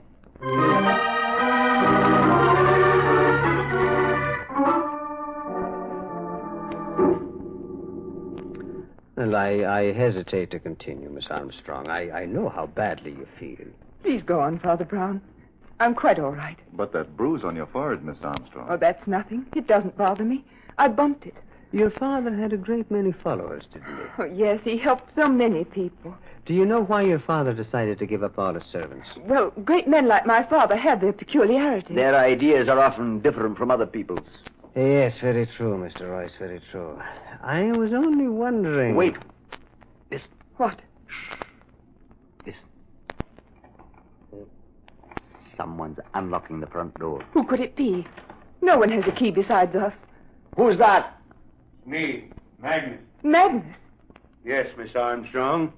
Magnus. And here is Inspector Vincent. Well, how are you, Inspector? Fine, Father Brown, fine. Hello, Flambeau. I might have known you two would be here. Well, I see you got your man, Inspector. Is this the gardener who walked out of here with $100,000 worth of bonds? Walked out of here and right into my office to place them in my charge. Hello, Royce. Are you feeling better, Miss Armstrong? Yes, thank you, Inspector. Now, Magnus, perhaps you'd care to tell Miss Armstrong why you took those bonds without consulting her. No one in this household is to be trusted. Not even Miss Armstrong. Now, see here, Magnus. Just a minute, Royce. What I want to know, why did you wait so long before reporting this gardener's absence? We didn't think much of it, Inspector, until I noticed the bonds were gone, too. I was waiting for you to report it. Magnus has been telling me some very interesting things. A new angle on the case, Inspector? Well, it closes the case if Magnus is telling the truth. Inspector, what this man says is not to be taken seriously. He's not been himself. What makes you say that? Magnus used to be my father's personal valet, Inspector. But he was taken off that and put to work in the garden. He's been very upset. He thought it was quite a come-down. Upset, am I? Well, I like that. I wasn't going to tell the inspector about you two being in love, but now Be careful what you say, Magnus. You weren't so careful what you said when I heard you two talking in the garden the other night. Magnus. I've stood enough of this. Take it easy, Royce. Inspector, may I make a suggestion? Just a minute, Father Brown. Magnus, what are you getting at? About 4 nights ago it was. I heard them in the garden. He was begging her to marry him. They didn't know I was close by. No. No, Robert, we mustn't. But, Alice, you've no life of your own. Let's face your father now. Let's tell him how much we love each other. Oh, but, Robert, we must wait. We really ought to. I know how important you are to his work, but what about us? Our life? We can't go on waiting forever. Oh, but, Robert, it won't be forever. Oh, darling, you know I love you. You must be sure of that. I am sure, my dearest. Oh, if only I could get my hands on some money. What do you mean, Robert? I'd make you marry me then, Alice. Oh, Robert, I feel guilty even thinking of it. We mustn't, my darling. Not now. So long as he's alive. I'll find some way out of this. Shh. I thought I heard someone. We better not talk here. Come, come, my dear. Well, that's all I could hear. But I suspected them, what they were up to, and now I know. You know what? That they would be off with the money. Mr. Armstrong's money. The money he had wanted to be used for his work. Inspector, this talk is ridiculous. You don't think... Mr. Royce, do you use an old-fashioned razor? Aye. You didn't use it today. Why? Why, I mislaid. When? I don't know. Since I last shaved, I guess. That was yesterday. You can tell by his beard. Magnus brought your razor to the precinct with him with the bonds. I'm holding it as evidence. Why? Because it had a smear of blood on it. Oh, I must have cut myself shaving and forgot to wipe it. Oh, Inspector, is this all the evidence you have of Royce's guilt? Who said anything about Royce's guilt? Now, Magnus, tell them what you told me just now in the office. I was sleeping in my room over the garage, and About 4 this morning, I heard shots, followed by loud outcries, which seemed to come from the attic. An instant later, I saw Mr. Armstrong's body pitch from the window and roll down the embankment. When I made sure he was dead, I rushed up to the attic and found his daughter unconscious on the floor with a razor in her hand. You mean Miss Armstrong killed her father? It's a lie! Surely, Father Brown, you for one will take Miss Armstrong's word against his gardener's? But is Miss Armstrong's word against him? So far, she has said nothing. Miss Armstrong, can't you speak? Magnus told the truth. There, you see? I'll get you for this. I'll get you. Here now. You'll not say things like that. I will, and I do. Royce, go on. Let go. None of that, Royce. Or I'll arrest you for assault. No. You'll arrest me for murder. Robert! But, man, you've been Armstrong's best friend. What possessed you? I was drunk. Sure. Didn't I find those empty bottles hidden in the garden, piling up week after week? Sure. I knew what was going on here. Now, Magnus, you've told your story. Let Royce tell his. Maybe he was too drunk to remember. Miss Armstrong did not pick up the razor to attack, but to defend her father from me. In the scuffle, she hit her head against the eaves of the attic. I hurried down to get something to revive her, and it must have been then that Magnus came in and found her. Oh, Robert! All right, Royce. Come along. Wait, Inspector, before you arrest Royce. What is it now, Father Brown? Well, so far we've had opinions and confessions. But we haven't had facts. And we need facts. And where do you think we'll find them? In the attic. In the attic? Yes, Inspector. Perhaps by climbing a few steps nearer heaven, we can come closer to this evil.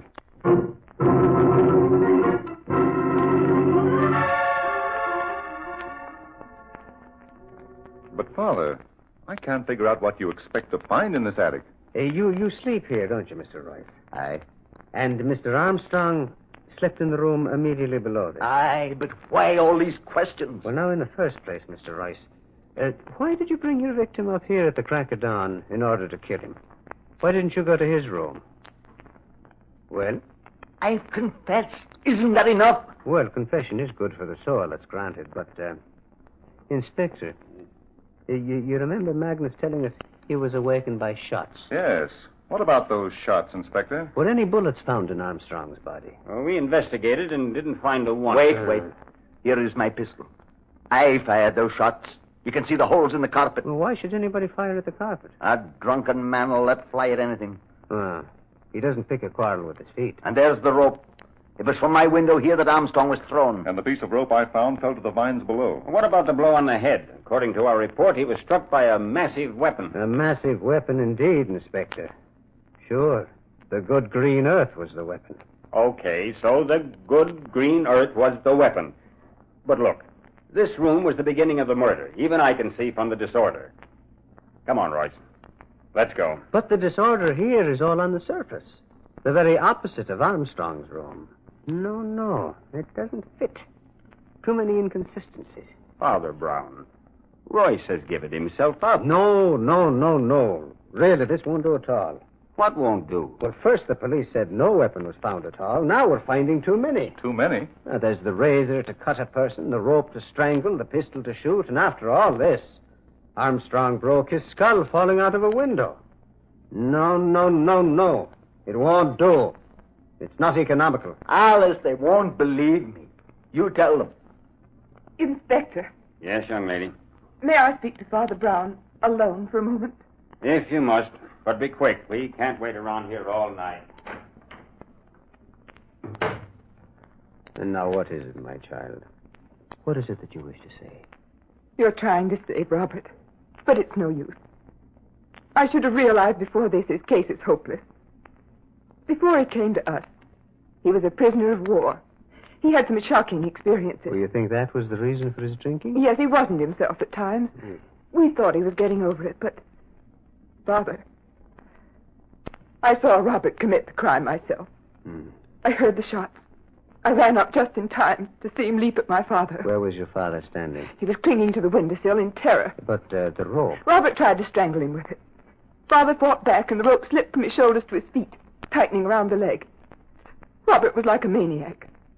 I snatched the razor from the floor managed to cut the rope before he pushed me against the Miss eaves. Armstrong, what we see with our eyes is sometimes farthest from the truth.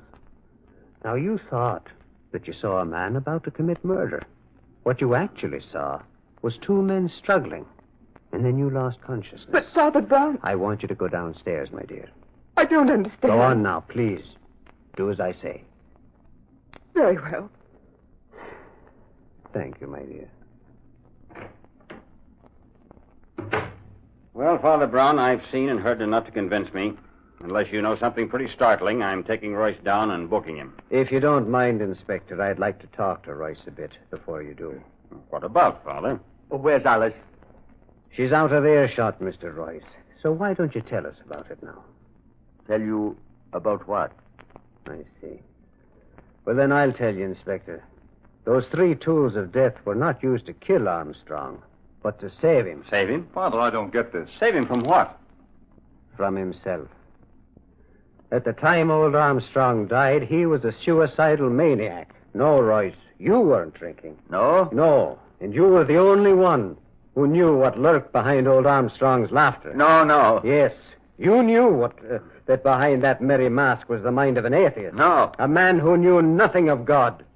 He didn't realize until it was too late that human beings need something to worship greater than themselves. I warned Flambeau not to bring you here, Father. I was afraid it might come to this. Well, man, what harm is there in the truth now? Alice must never know. Why? Why shouldn't she be told that you weren't the enemy her father feared? Shall I name the enemy, Royce? All right, Father Brown. You win. This morning, Armstrong was determined to do away with himself. He knew I kept my service pistol in my dresser. And when he heard me go down to the kitchen early at dawn, he left his room and came up here. And you came in and accidentally surprised him. I got the pistol out of his hand, but in the struggle I had no time to unload, so I fired at the carpet. Then he found my razor and tried to slash himself. I snatched it from him and flung it to the floor. I ran after him with a rope to tie him up. And it was then that the unlucky girl ran in, and misunderstanding the struggle. She tried to cut her father free with a razor. She cut the rope, slashing my knuckle just as I pushed her, and he went crashing into eternity out of that window. But, Father Brown, you spoke of an enemy old man Armstrong feared. I did, yes. You mean the enemy was in this room with him at the same time as Royce? Yes. What? The sin. The very thing Armstrong was so vehement against. You mean alcohol? It was his worst enemy. The moment I saw the ginger in one of the bureau drawers downstairs, I suspected it was the futile effort of a man who was trying to give up drinking. Isn't that right, Royce? Yes, Father Brown. Armstrong was living a lie, and it preyed on his mind. And he feared his public might find him out. Aye. The more despondent he got, the darker visions he had of failing his followers. The people who looked to him for guidance. So fearful was he of anyone prying into his secret that he hid from his friends and got rid of all his servants. And you were the only one he could confide in. Aye. He didn't understand your loyalty, did he? No, but it was for her sake, you see. And so you kept the knowledge of his spells to yourself, letting his daughter believe it was you, the result of the war. Aye. Well, Royce, I can't imagine why you didn't speak up before. Don't you see? It was because she must never know. Never know what? Why, that she killed her own father. I see. By trying to free him. My son, I think she should know. After all, it was only an accident. And accidents, no matter how tragic, do not poison life like sins. I think you should both be happier now. Surely, 2 private lives are worth more than the public reputation of Aaron Armstrong.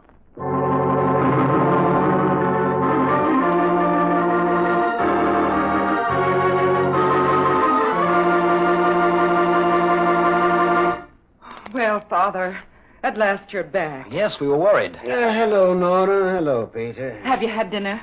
No, I don't think I have. Oh, that's a shame. I'd better go fix you something right away. Ah, my. It's nice to sit down again. Oh, Peter, you missed your story tonight. I'm sorry. Father, I heard tonight's story. Many versions of it. You did? How? From the news commentators over the radio. Oh. They've been reading bulletins on it every half hour or so. I see. Tell me, Father, what made you suspect Royce wasn't guilty? Well, looking into the hidden places of his attic room convinced me of Royce's innate neatness, Peter. I don't quite see. Well, I knew that no one as orderly as Royce could commit such a murder. The whole thing was too sloppy. I mean, the 3 tools of death. But how did you discover that Armstrong was a suicide? Well, the same method, but in reverse. I'm afraid my methods are not orthodox, Peter. I'm no real detective. To me, a man's inner nature must be revealed first. Armstrong's habits revealed his nature just as Royce's did. They justified certain suspicions I had when Flambeau told me of his death. What do you mean? Well, Armstrong's erratic character was clear to me when I looked into his bureau drawers. See, there I saw the compartments of his mind. The neatness mixed with the disorder which his friend Royce had tried to cover up. The litter reflecting the mind of the depressed. Surely you had something more than that to prove he was a suicide.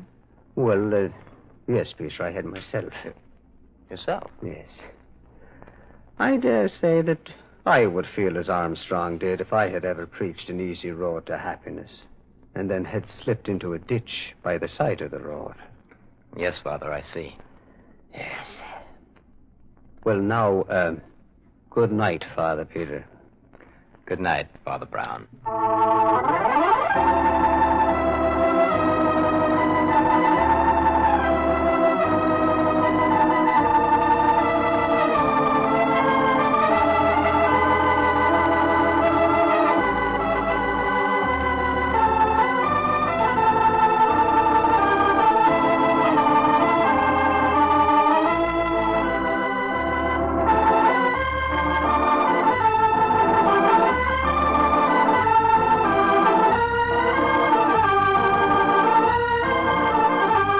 You've been listening to The Adventures of Father Brown, with Carl Swenson as Father Brown. Father Brown's adventure tonight was called The 3 Tools of Death. The character of Father Brown was created by G.K. Chesterton in the detective novels called The Adventures of Father Brown. This is the Armed Forces Radio Service.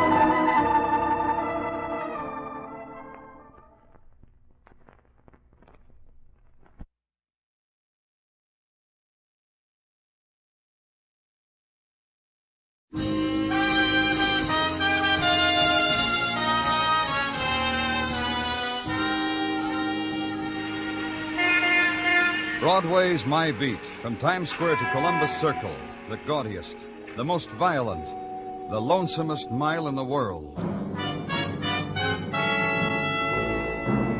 Broadway's My Beat, with Larry Thor as Detective Danny Clover.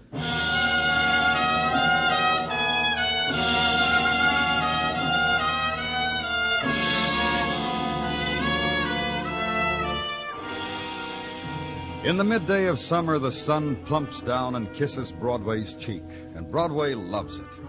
The minutes are warm at the lunch counter, and the salami and cream soda never tasted so good. And walking by, the day's entertainment, the red smiles and the summer dresses and the sandaled girls with the legs of tan. And winking at you, the man with a potato peeler, which also cuts glass. Also, if held just so, will scale a fish.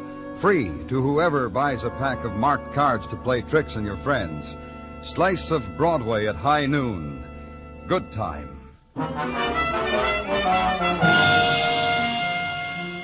And noon in the summer lasts too long when you're indoors. There's a sound to it, compounded of electric fans in the aggregate, flies trying to escape against windows, and a drone that just happens to be there.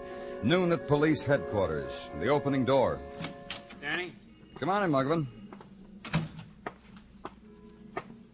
Oh, thanks. You'd have had the Coke a couple hours ago, only I got stopped. Oh? Yeah, Dr. Sinsky grabbed me. Well, I'm happy for both of you, Muggavan. What's on your mind? Dr. Sinsky grabbed me and walked me into the lab and handed me a report. Yeah, I'll read you on the paper what it says under comments. In my considered opinion, subject died of alkaloid poisoning, which I doubt was self-administered. Signed, Dr. Henry L. Sinsky, MD. Okay, Muggavan, run it down for me. Subject's name, John Rand. Address, here. Hmm? John Rand. Name mean anything to you? No. Cotton importer and processor. I looked him up. Very rich. Very sickly, I thought. Well, what do you mean you thought? Well, I just talked to his physician, Dr. Montoya, who refused to sign his death certificate, which is why we performed an autopsy. Dr. Montoya said, wait a minute. Well, Just take it easy for a minute, will you? I want to make sure. Yeah, here it is. Deceased John Rand, his doctor reports, was a bedridden invalid, but a hypochondriac. Not organically sick at all. I see. So that when Rand died... Yesterday. Thanks. So that when Rand died, the doctor wouldn't sign a certificate of death due to natural causes. Right. So the autopsy. So the finding of poison. So homicide. So the squad car's waiting for you downstairs. You know what? What? Department ought to have convertibles for squad cars in the summer. No? Well, forgive me. See you later, Danny. Ride Broadway now. Play the game with the jaywalker and match him jutted jaw for jutted jaw. And into Central Park, where sit the nursemaid and the powdered child, where stroll the couples, and further on where they got tired and the grass is very green. And right turn into Avenue again, where wealth is, quiet street, where siestas have been heard about and are being taken. Downstairs from which diamond bracelets still sparkle as brightly in small shop windows. And the single mannequins in Parisian style curve a wrist at each other from across the street. And the address you're looking for...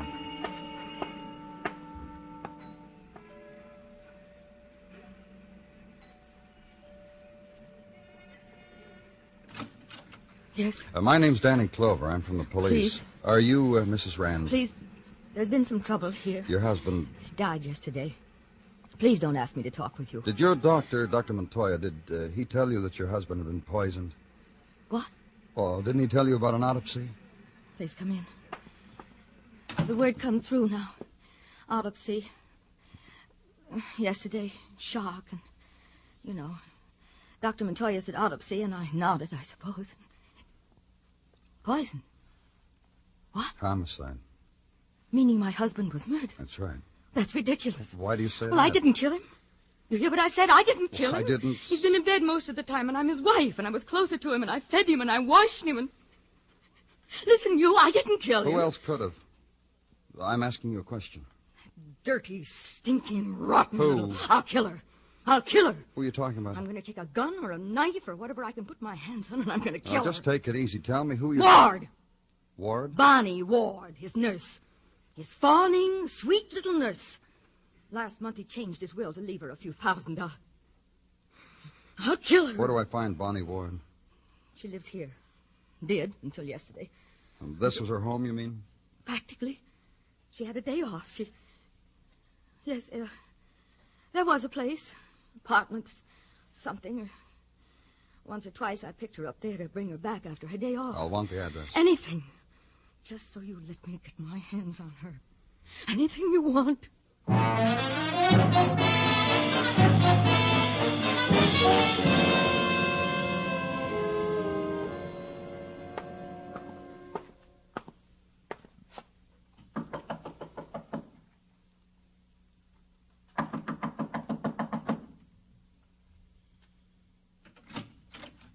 Yes? Miss Ward, you're Miss Bonnie Ward?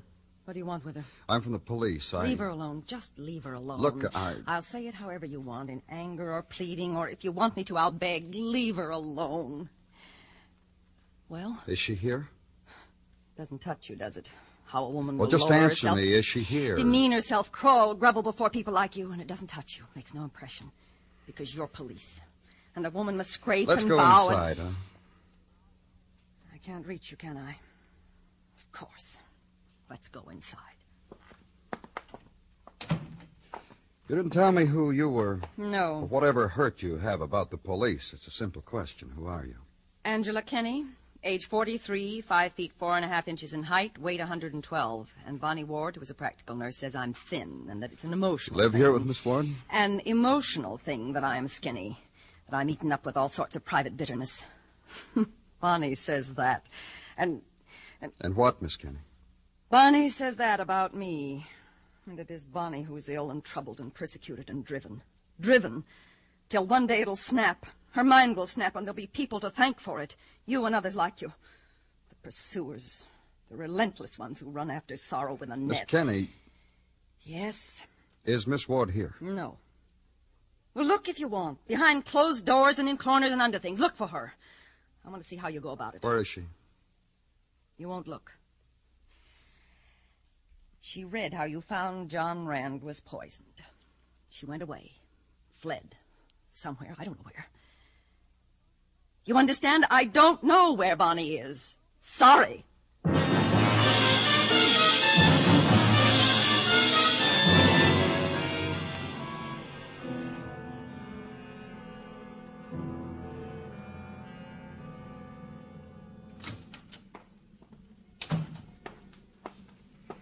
Danny?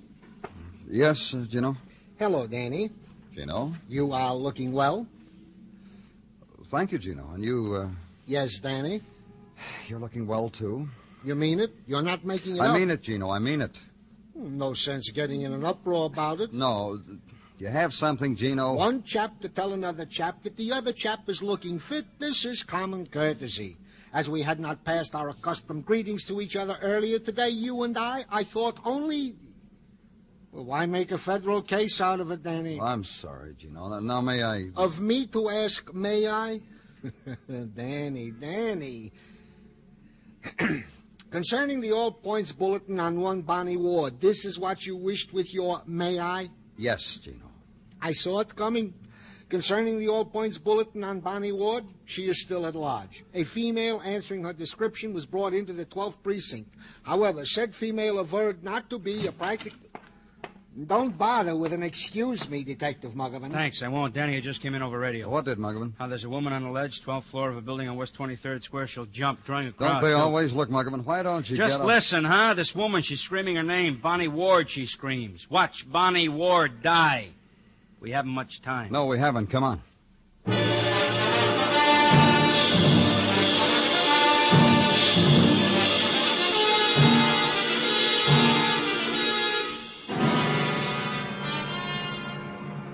You listen to me, Bonnie Ward. You just listen. The police said I could talk to you. I don't know you, and you don't know me. But I'm a woman, and you're a woman. And I say you have no right to die. Not like that. Don't die. Well, they're having fun, huh, Danny? Help me out this window. Uh-huh. Hey, 12 stories up, Danny. The ledge the size of a plank. Now, you'll take it easy, huh? If she jumps before you get to her. Bonnie. Listen to me, Bonnie. Get away from me. Now, just listen to me. You think they'll enjoy it? If I jump, just fall. Fall. They don't want you to die, Bonnie. Look at them. Look at them. And that woman. She wants me to die. You want it, don't you? I talked to your friend, your roommate. I talked to Angela Kenny. She said she needs you. She says she's unhappy without you. Angela said she needs me. She's your friend. She loves you. She doesn't want you to die. Bonnie. You're lying. No one wants me. I'm hated. Hated. Even Angela. No. Bonnie. I want to jump. And I can't. I can't. Come on, Bonnie.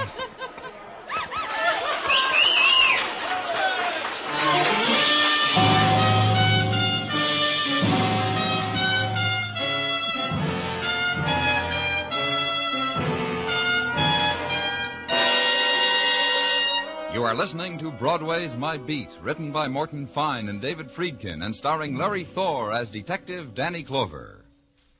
Next Tuesday, CBS Radio invites you to attend the opening of a hard-hitting new series titled 21st Precinct.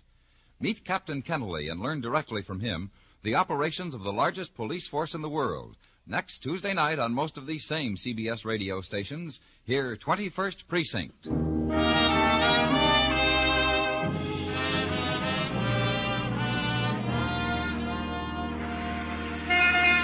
The July winds, heavy with heat, begin their unraveling, and Broadway lolls against a doorway, submits to the drifting warmth of their touch, lifts a throat to them, bares a shoulder, cocks an ear to summer whisperings, and the word eases down the street. This summer, no regret. This summer, rockets that hang in night sky and burst and never fall. This summer, the saxophone song, a never ending. This summer, punk to sparkler and cascade of a million stars. Not like the last time. So dig deep for the currency that buys an ending to last year's dream. Walk with it to some upstairs place and make your bid. This could be it.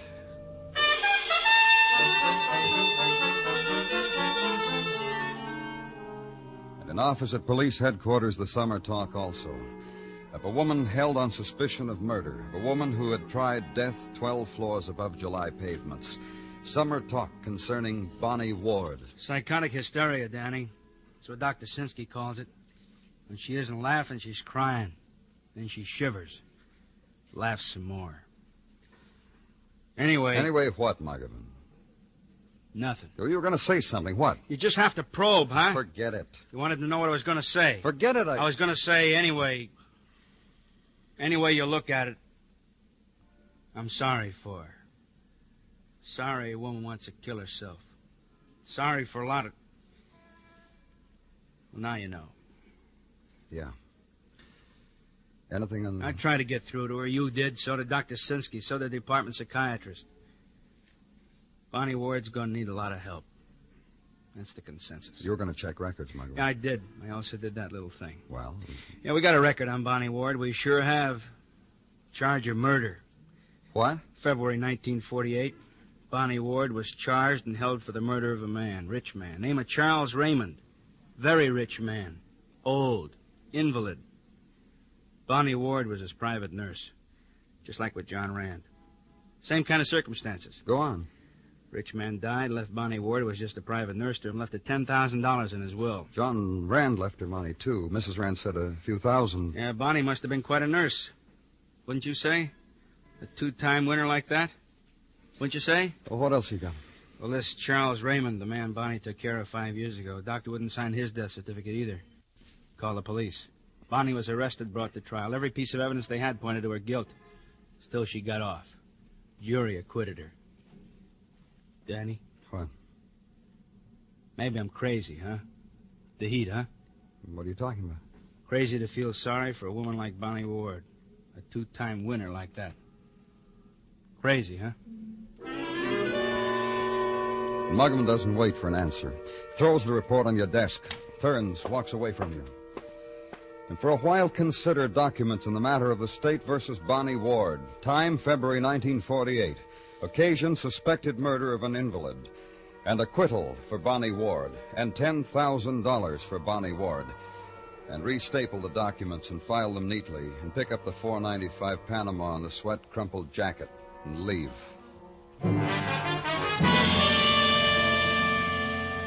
And the room where Bonnie Ward spent her time off with John Rand, murdered man. Room where she spent her time off with Angela Kenny is sodden with July heat. Here by the window, Mr. Clover. It's cooler.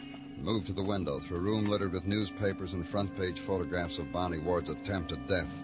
Closer now to Angela Kenny, who stands at the window with a pair of scissors and carefully snips. In the late edition, a 5-column photo of Bonnie Ward screaming from a building's ledge. There. It's the best of the lot, don't you think, Mr. Clover? I chose it because it was the best. Why? I don't understand. Well, I asked you why you're cutting out a news photograph of Bonnie Ward doing... I told you it was the best of the lot. Gonna enjoy it? Pin it to the wall where you can look at it any time that To remind me. To make me remember to what depths you've degraded a human being, all of you. Bonnie is a very human being, you know. And this picture will forever prove it to me. 5 years ago, she was charged with the murder of another man. Did you Know that, Miss Kenny? Yes. And received $10,000 from his will and was acquitted. And hounded and vilified and pointed out by idiots on the street who had nothing better to do than destroy. And shrieked with laughter because they recognized a woman who had been proved innocent. She had $10,000 to wave in their faces. Which she squandered. With which she tried to buy back some compassion, a little love from idiots. $10,000 squandered on filth of the streets. $10,000 to buy herself a husband. What? A husband. A man who grinned at her. Who had wavy red hair. Who was younger than Bonnie. You know him? Bonnie told me about him. Told me about Tom Pryor, husband. Her lost husband. Told me how he and I had so much in common. No use for the police, for instance, and the kind way we reacted when Bonnie felt very low. And surely you don't wish to prolong this, Mr. Clover? Then why don't you just go? Name, Tom Pryor. Description, red-headed and no use for the police. Implication, police record. So run it through the IBM at records and come up with a punch card, which in translation means this. Age 34, 5 feet 9 1/2. Profession chauffeur, one-time driver of racing cars. Red hair, ruddy complexion, distinguishing marks, none. Last known address, Hotel Lorenzo, a flea bag in the Bowery. List of arrests, May 1950, disturbing the peace, fined $50, 60 days in lieu of fine. March 1952, drunk and disorderly, 30 days. April 1953, drunk, disorderly, vagrancy, 90 days. What else? Place of each arrest, bar attached to Hotel Lorenzo on Mott Street. That's about all.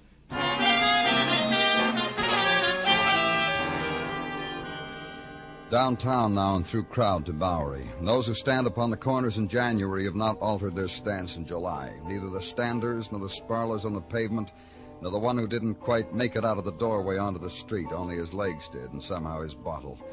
Lorenzo Hotel, a sign that said so, and that it was a family-style hotel. And to the left of the entrance, a bar. Go in. And pose a name and a badge to the man behind the bar, who exchanged his glasses for another pair, then points a finger to the back of the room and wipes the bar in front of you when you walk away. Tom? You, Tom Pryor? Cop? That's right. How do you do, sir? George, bring us a drink, George. My special. Tom Pryor's special. When's the last time you saw your wife, Tom? Now, there is a question which is harmless if I've ever heard one. It's a fella asking... George, old boy, here. Take a 5. No, take a 10. Bring change and nickels for the music box so my Just friend... bring him his change, George. Hey, nickels. Where did you get all that money, Tom? Where'd you get yours? Must be $100 there, or more. Never argue with a cop, especially you can't run fast like me. What do you do for a living? Chauffeur. Working? No. Why? I happen to be in a bar drinking, sir. I've been told time and time again, and with reason, sir, that alcohol and driving do not mix. Last time I heard it was from my employers. Another question, Tom. Did you kill... I did not kill anybody, sir. Thank you, George. Take a handful and play some music, huh? You ready to talk to me now, Tom? You don't touch your drink, I'll be Oh, sorry. You ready to talk to me now? You are my buddy, sir. Tell me about your wife. Gladly. To her, I was a hero. I dragged her out of the Hudson River so she could start life anew. Romantic story of how we met. You met... Your wife was going to commit suicide and you saved her. Sure. Long time ago, 5 years ago? Sure. After she was acquitted of murder. You know how right rain is? That's how right you are. Go on.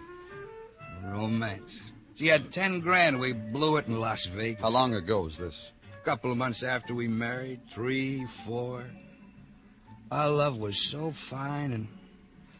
so fine we didn't count an hour or anything. Why did you leave her? No dough. Besides, she was always talking about going back to the Hudson River and giving herself up, or jumping off a big high tower, or shooting, or... Hey, you know what the doctor said? What? she gets a shock anymore, like that murder rap, like, well, you know, shock. She's gonna destroy herself, perhaps, the doctor said. Perhaps he said. I happened to mention this information to my employer at the time. Who was that? Mrs. Rand. Mrs. Louise Rand, sir. John Rand's wife? My employer. You mean you worked for her? My employer. Now, if you'll excuse me, I believe I will have a small catnap. Good night, all.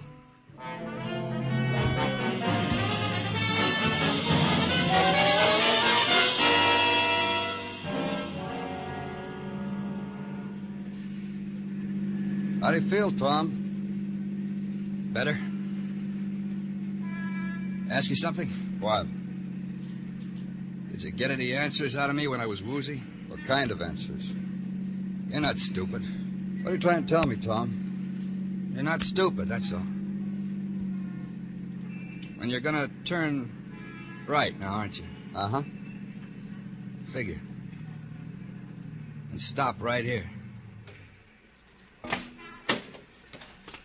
You don't have to hold on to me.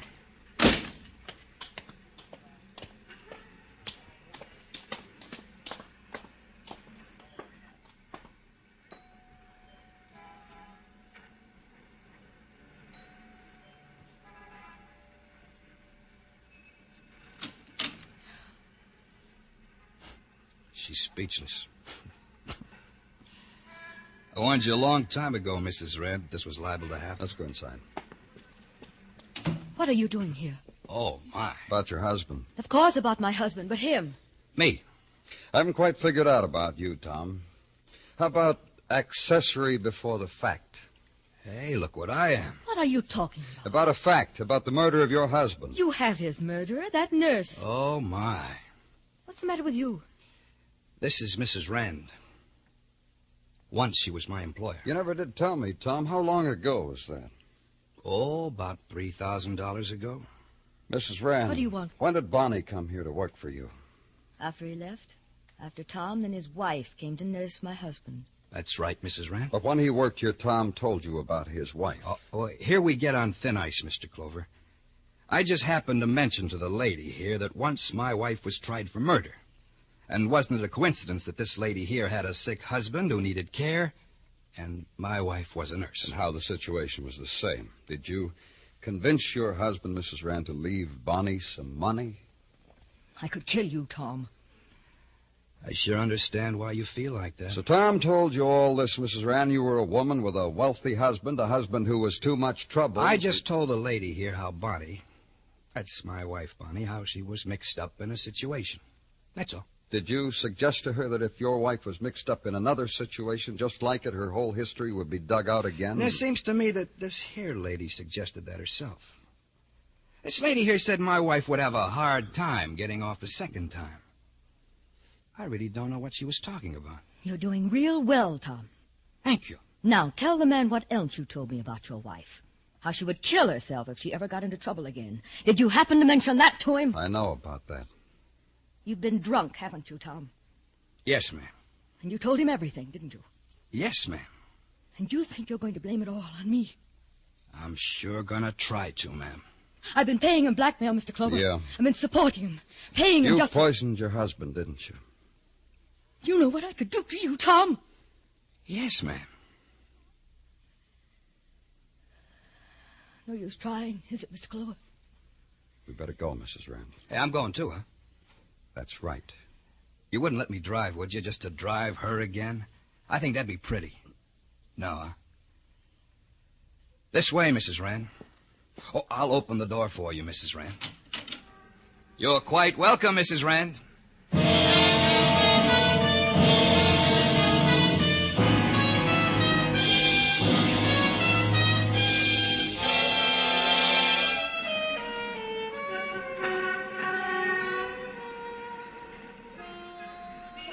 In the minutes before dawn, Broadway lies huddled in a dreamless sleep.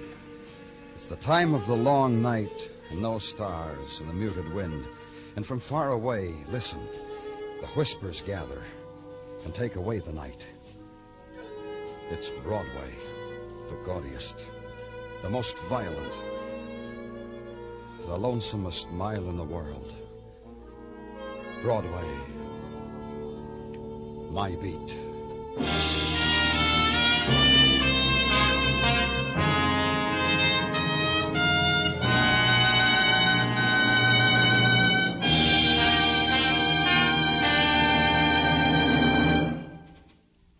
Broadway's My Beat stars Larry Thor as Detective Danny Clover, with Charles Calvert as Tartaglia and Jack Crucian as Muggavan.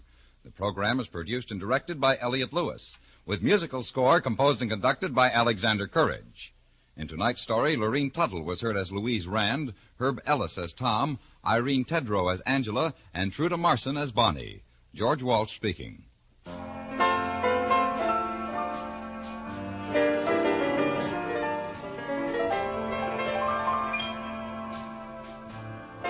College men, you now have an opportunity to build your future in the exciting new field of jet aviation.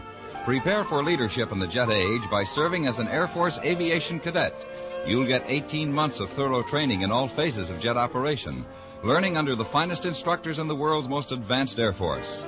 Jets are easy and safe to fly when you learn the aviation cadet way.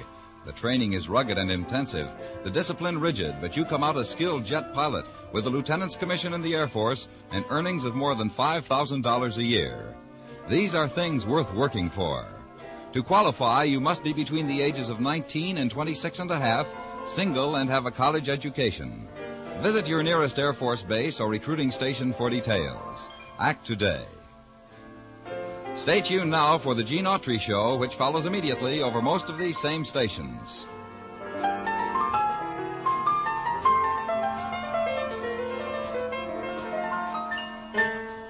And remember, John Lund, as yours truly, Johnny Dollar, brings you Colorful Mystery Friday nights on the CBS Radio Network.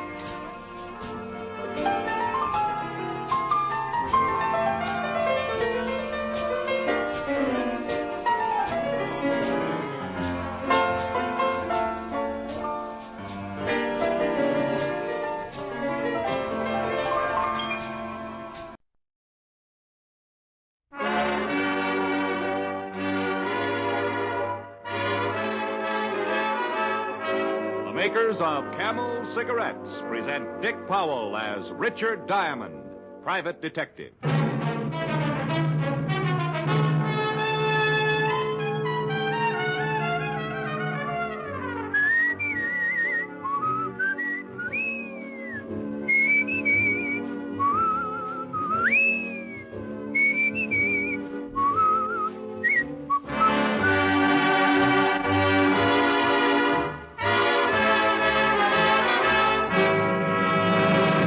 What cigarette do you smoke, Doctor? That question was asked of doctors in every branch of medicine, doctors in all parts of the country. What cigarette do you smoke, Doctor? The brand named most was Camel. Yes, according to this recent nationwide survey, more doctors smoke Camels than any other cigarette. Make your own Camel 30-day test, the sensible cigarette test, and see how mild, how flavorful, how thoroughly enjoyable Camels are.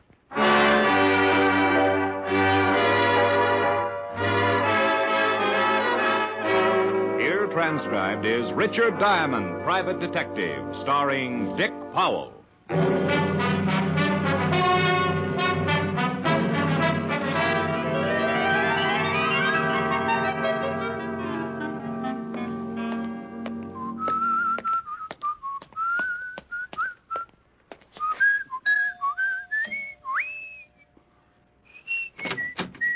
Yes? Oh, Mr. Diamond, come in, sir. Well, thank you, Francis. How's the pantry Einstein tonight? Oh, Oh, my goodness, sir. That was a dandy. Oh, you like that, huh? Oh, yes, sir. Well, chuckle along and tell Miss Asher Sweet and Frostbitten is downstairs. Right away, sir. I'll be in the study. Yes, sir. The snow is snowing. The wind is blowing. But I can weather the storm. What do I care how much it may storm? I've got my love to keep me warm. Hi. Hi. What's new? Nothing with me. I want to know about you. Nothing much with me either, honey. What have you been doing for the last couple of days? Case. Oh. Got a nice big fat retainer. Oh. Yeah, oh. Look at the eyes light up. Well, I'm happy for you. Mm-hmm. Well, I don't want your money. But now that I'm independently wealthy, you figure you don't have to feed me anymore. Rick. Don't have to take me to any more shows. Stake me to an occasional chocolate malted. Oh, don't be silly. You know I don't mind. Just because I made a couple of $100. $200? Stop kissing my hand. Rick. You idiot. I have tickets for the ballet tomorrow night. Dinner at 21 after the show. Oh, Rick. Afterwards, we neck. I love you. Of course. Now, I suppose you want to hear all about the case. Well, not unless you want to. Well, as long as it's optional. If you're too tired, some other time. It all started 3 days ago. You don't really have to. I can hear about it any time. I was sitting in my office. You don't have to put yourself up. Oh, shut up, woman. As I was saying, the whole thing started 3 days ago. I was sitting in my office reading Gaylord Hauser and soaking my feet in a tub of blackstrap molasses when the door opened and then walked 6 feet of mink cape wrapped around 5.5 feet of what little girls are made of. I remember thinking about the sugar and spice and everything nice, and even with the mink cape covering most of it, I decided that this little girl could have given a bee farm a nervous breakdown. Mr. Diamond? You have been reading the sign on the door. I'd like to hire you. Well, I'd like you to. I charge $100 a day in expenses. I want protection. From what? My husband. What's the matter? Can't he stand the pace? He's getting out of prison at 5 o'clock this afternoon, and he's threatened to make trouble. I think you better tell me the whole thing, Miss... Connors. Marilyn Connors. Okay. Who's your husband? His name's Joe Connors. Oh. You know him? Helped send him up 10 years ago. Armed robbery, wasn't it? Yes. He hasn't served all of his time, but he's being paroled. Go ahead. Well, since Joe was sent up, I had to find work. A man Joe used to work for gave me a job in his club. Martin Cope? Yes. Do you know him? Slightly. We're hating acquaintances. Mr. Cope has been very wonderful to me. I'm sure he has. I don't think I like that. Your husband doesn't either, huh? You're very blunt, aren't you? Like the front of a streetcar. I don't like your boss, and I don't like your husband. I think it's better that you know now before you make any investments and then have to fire me. You're the best private detective in New York. Only because I'm brilliant, shrewd, and loaded with talent. And a little ridiculous. Oh, sure. Add that on and just think what you're getting for a lousy $100 a day in expenses. Even though you don't like Joe and Mr. Cope, you'll still take the job? Look, Mrs. Connors, I've been honest with you about your husband and Cope. I never let personalities interfere in my business. A job's a job. Besides, I'm starving to death.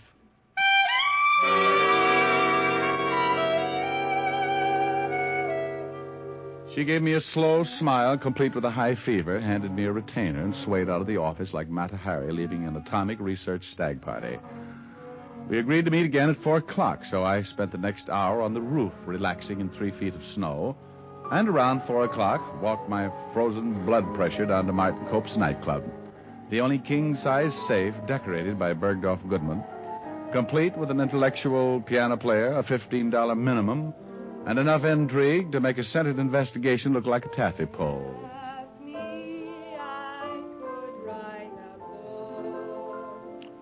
The girl who had been to my office earlier was standing on the edge of the empty dance floor rehearsing a song while the piano player was trying his best to overdo the accompaniment. I grabbed a chair and sat down to listen.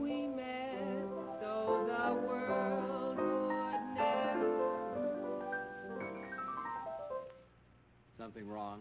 Look, if you'd like to do a single, why don't you say so? You're unhappy? When you're playing for me, I would appreciate it if you just backed me up quietly, simply. Stop hating Art Tatum. Darling, I'd be happy to do anything you say except for one thing. Yes? You can't sing. Why, you anemic excuse for a musician. You couldn't get a song right if you ran it through a player piano. Temper, darling. You listen to me, me, Bernie. I've put up with you for a long time. You've put up with me? Yes, with you. Oh. I've let you mess me up night after night. You did that all by your little lonesome, honey. You just better remember who's paying your bills, honey. I get out here and break my neck to try and give a good show. Don't you get cute with me. You better wise up, Buster, or you're going to end up playing for your meals down on Skid Row. For Pete's sake, Marilyn. No, Bernie, I'm... They kept going round and round. And about the time the piano player looked like he might possibly throw caution to the wind and stamp his foot, a door opened at the other side of the room, and Martin Cope, big-time gambler and owner of the club, walked over to the piano. Look, if you two insist on raising the roof, take it to the back room where nobody can hear you. I'm sorry, Martin, but Bernie just won't... Mr. Cope, I can assure you that it wasn't You I. stay out of this. Oh, wait a minute. Oh, I'm sorry. You two can kick the walls in when I'm not in my office, but, honey, when I've got work to It do... won't happen again. What's the matter? Who's that? Who? Sitting over there. Well, I'm surprised, Cope. I thought you'd spot my blue eyes. Oh, it's Mr. Diamond. Diamond. Yes, he says you know each other. Diamond, the private detective? Sure. You remember, Cope, all those times down at the precinct, playing 20 questions? What are you doing here? I got tired of talking to nice people. Beat it. I asked Mr. Diamond here, Martin. You did? Well, I know you're not worried about Joe, but I am. And you had this two-bit gumshoe? Temper. Mr. Diamond's supposed to be the best private detective in the business. Says who? Well, I did mention it a few hundred times. Did Sloan put you up to this, honey? Martin, with Joe getting out this I afternoon... told you not to worry about Joe. Did Sloan tell you to hire yourself a bodyguard? He thought it would be a good idea. He did, huh? Everybody's got a good idea. Nobody thinks I know what I'm doing. I just happen to run the place. Sloan was thinking about you, Martin. Yeah? But I'll give him something to really think about. Now, Martin... No, I'm tired of the whole mess. Everybody's scared stiff of a two-bit punk who's getting out of stir. Hiring an ex-cop who couldn't protect an old lady from a Boy Scout. Have you been tested for rabies lately? Look, Diamond... Martin, I'm afraid of what Joe might do. Oh, but hiring a private cop, and to top it off, you gotta pick this one. Look, Mrs. Connors, I don't want to cause a lot of trouble. Well, you're trying real hard. Maybe you'd better just take your retainer and we'll forget the whole thing. That is the only bright thing you've ever come up with, Mr. Diamond. How about it, Mrs. Connors? Well, you keep the retainer, Mr. Diamond, but maybe under the circumstances it would be better Sure, if we... keep the money, Diamond. Go buy yourself a new joke book. I don't want it. But I tell you what I'll do. I'll donate it to your restaurant's hospital fund, Cope. We haven't got one. That's the trouble with you, Cope. No vision. You should always have a little insurance in case of a bad accident.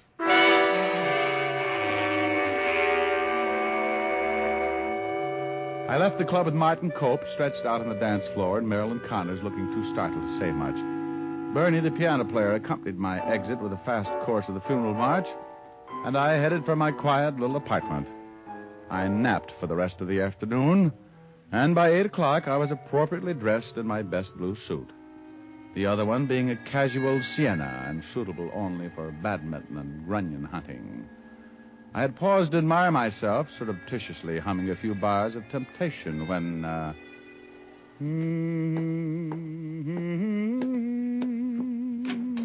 Yeah? Richard Diamond?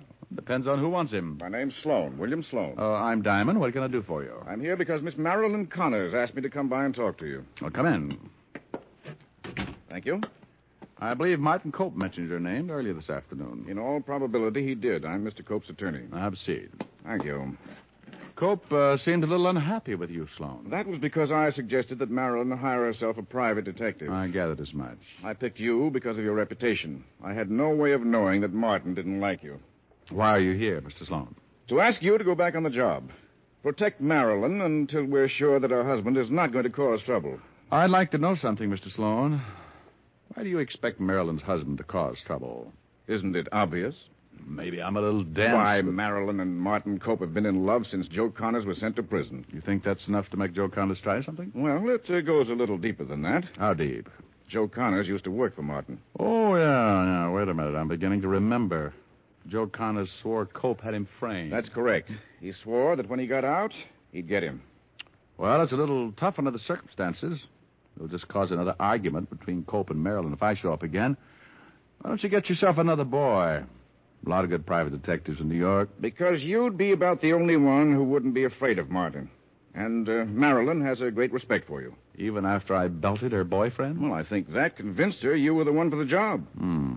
Joe Connors got out this afternoon, didn't he? That's right, at 4:30. Where's Mrs. Connors? At the club. Well, if I go down there's going to be more trouble. Martin went out about an hour ago. That's why we want you to come down. Martin got a phone call. He seemed worried. Marilyn was in the office with him. She said that when he left, he didn't say where he was going, but he took his gun with him.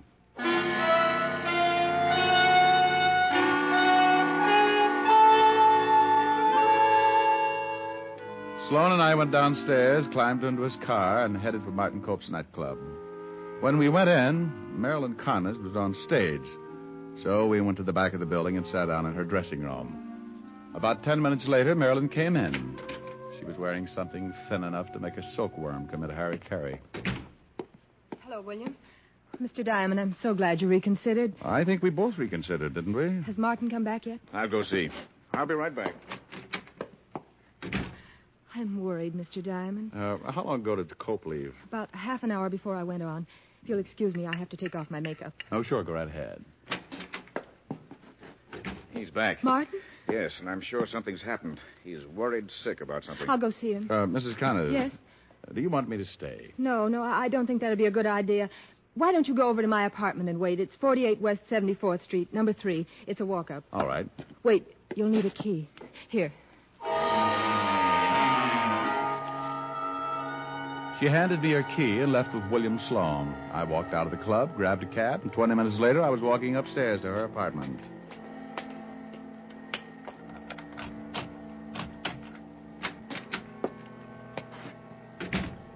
The room was in darkness. I felt around for a light switch near the door. Then I froze. The room was still and quiet, but there was a smell in the air, a heavy, pungent odor that a gun leaves after it's been fired. The smell was cordite. I flipped the switch on and looked down at the dead body of Joe Connors, lying on his back, shot through the head.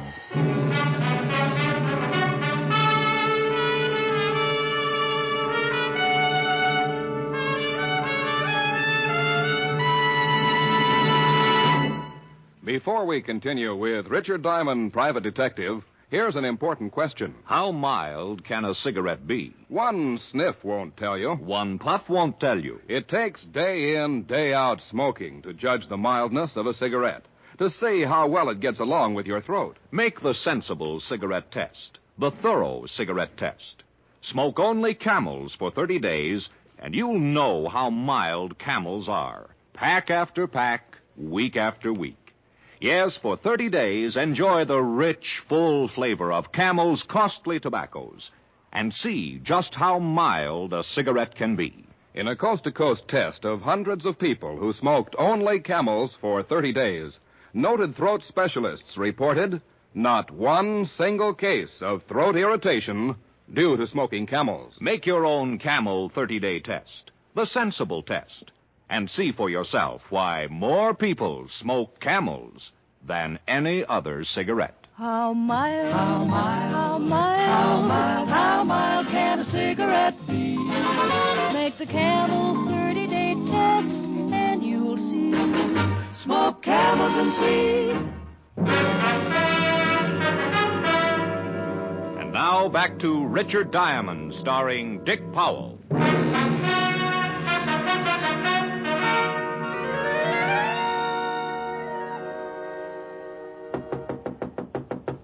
Who is it? The police. Oh, goody. Otis. Yeah? You're standing on my foot. Oh, sorry, Lieutenant. Well, good evening, Lieutenant Levinson. Who's dead, Diamond? Right over there. Name's Joe Connors. Shot in the head, Lieutenant. Well, Otis is getting brighter. Who did it? How do I know? Whose apartment is this? Mrs. Marilyn Connors. Same name as the dead man. No, his name's Joe. Oh, I mean the last name. Look, meathead. Well, it is. Well, he's right, Walt. They were married. What are you doing here? Me? Well, I come with you. Otis. Oh, sorry. Yeah, what are you doing here, Diamond? Well, Marilyn Connors asked me to wait for her. And let's all wait. Walt, have you noticed all the windows are locked? So it's cold out. Well, let's not wait. Let's go over to Martin Cope's nightclub. What's Martin Cope got to do with it? Leave Otis here until the coroner arrives. Put a tag on him so the coroner will be sure to get the right body, and I'll tell you about the whole thing on the way over to the club.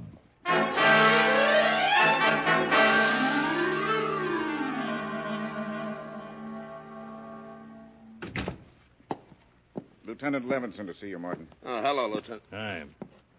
What are you doing here, Diamond? He's with me, Cope. You own a gun? What is this? He said, do you own a gun? Yeah, so what? Mind if I look at it? Okay. It's loaded. Let's see. Been fired. You're nuts. Rick. Has been. What is this? I haven't fired that gun since I owned it. You took it out of here with you, didn't you? What's that to you, Diamond? You took it out tonight, didn't you? Don't answer that, Martin. Now, look. Let's go down to the station. What for? Martin, you knew Joe Connors, didn't you? Yeah. Well, somebody shot him. You think I... Martin, don't say any more. Well, I'm surprised at you, Sloan. You were the one who told me Martin took the gun with him. You did? How the devil did I know Diamond would go to the police? What were you doing with Diamond anyway? Marilyn hired him. And fired him. She hired him again tonight. He was working for her. Anything I told him was in confidence. Murder just isn't confidential, Sloan. Look, wait a minute. Yeah, you're right. I went out to see Joe Connors. He phoned me. Martin. I didn't kill him, though. Yeah, I took my gun, but I didn't use it. He was dead when I got there. You went to Marilyn Connors' apartment? That's right. Well, let's all go down to the station and have ballistics check on this gun. And in the meantime, Cope, I'm holding you on suspicion of murder.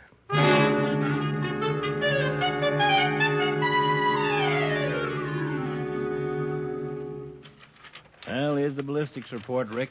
Cope's gun was the one that did the job. Slug they took out of Connors matched. Now let's talk to Marilyn Connors and Sloan again. Why, we've got our boy. Just want to talk to them. Send in Miss Connors and Mr. Sloan. Now, what have you got on your mind, Rick? Oh, I was just thinking about all the windows being locked. So what?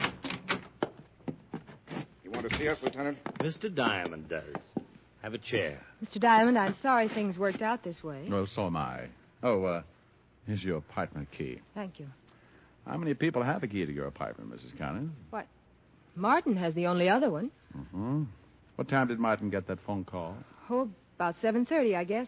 I got to the club about 7:15. Martin usually comes in about 7:30. I met him in his office, and he got the call. And he took the gun and left right away? It's all right. Martin has already admitted taking the gun. Yes, he took the gun and left almost immediately. Mm-hmm. Where were you, Sloan? At home. I got to the club just after Martin left. Marilyn told me what had happened, and I came right over to you. Oh. Well, all right. Thank you very much. That's all? Are you going to defend Mr. Cope? I doubt it. I don't think he wants me to. Well, thank you very much. We'll be talking to you. Goodbye, Lieutenant. Mr. Diamond. So long. Goodbye. Bye. Now, what was all that about? I want to talk to Martin Cope. Rick, now look. I want to talk to him. I want to find out how Joe Connors got into a locked apartment without a key. I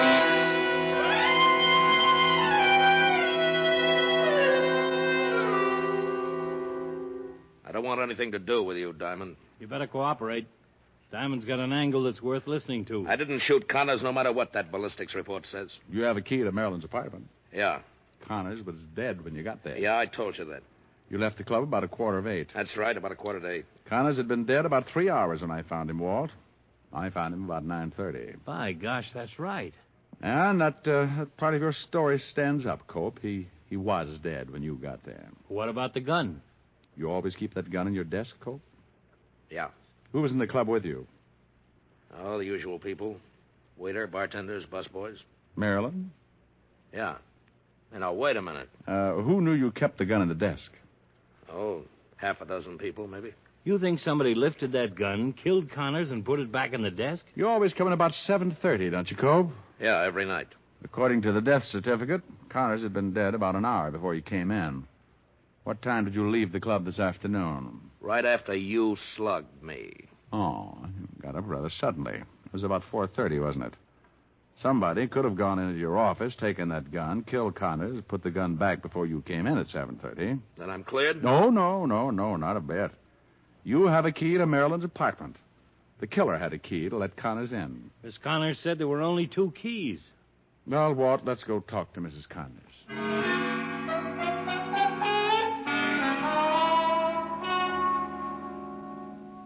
Mrs. Connors, where were you around 7 this evening? 7? Where were you? Why, downtown. You weren't in your apartment? No. Did you come back from downtown before going to the club? No. Who was in your apartment? Why, no one that I know of. Have you ever given your key to anyone except Cope and, me, of course? Yes, Who and how long ago? my piano player, about a week ago.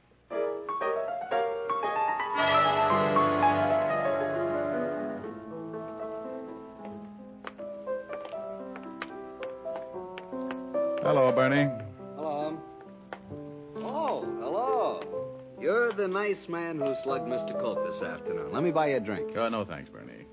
This is Lieutenant Levinson. Lieutenant? Hi. What time did you get to the club this evening, Bernie?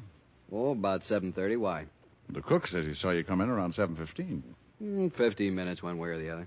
Where were you at 7 o'clock, Bernie? My house, I guess. Bernie, we checked with the state prison. They censor letters up there. Do they? Mm-hmm. A man named Joe Connors got a letter 2 days ago telling him to meet someone at Mrs. Connors' apartment around 6:30 this evening. What's this all about? Well, we'd like to have you come down to the station for a paraffin test, Bernie. A paraffin test? Yeah, we can determine if anyone has shot a gun in the last 48 hours. Oh. When did you take Mr. Cope's gun, Bernie? Right after he left this afternoon. You had a duplicate key made from the one Mrs. Connors gave you several days ago? Mm-hmm. The Green Hardware Shop, I believe, over on 64th Street. Why'd you do it? Oh, love, hate, lots of reasons. What difference does it make? For a week now, I've heard him talking about Joe Connors and what he might do when he got out. I saw a chance to get rid of Martin Cope, so I had the key made, wrote Joe Connors a letter, and killed him with Mr. Cope's gun. After you killed Connors, you came back, put the gun back in the drawer. When Martin Cope came in, you called him and said you were Connors. From that phone booth right over there. Were you in love with Marilyn Connors? That is an extremely earthy question that can do no good at all. Well, let's go, Lieutenant. I was getting tired of playing the piano anyway.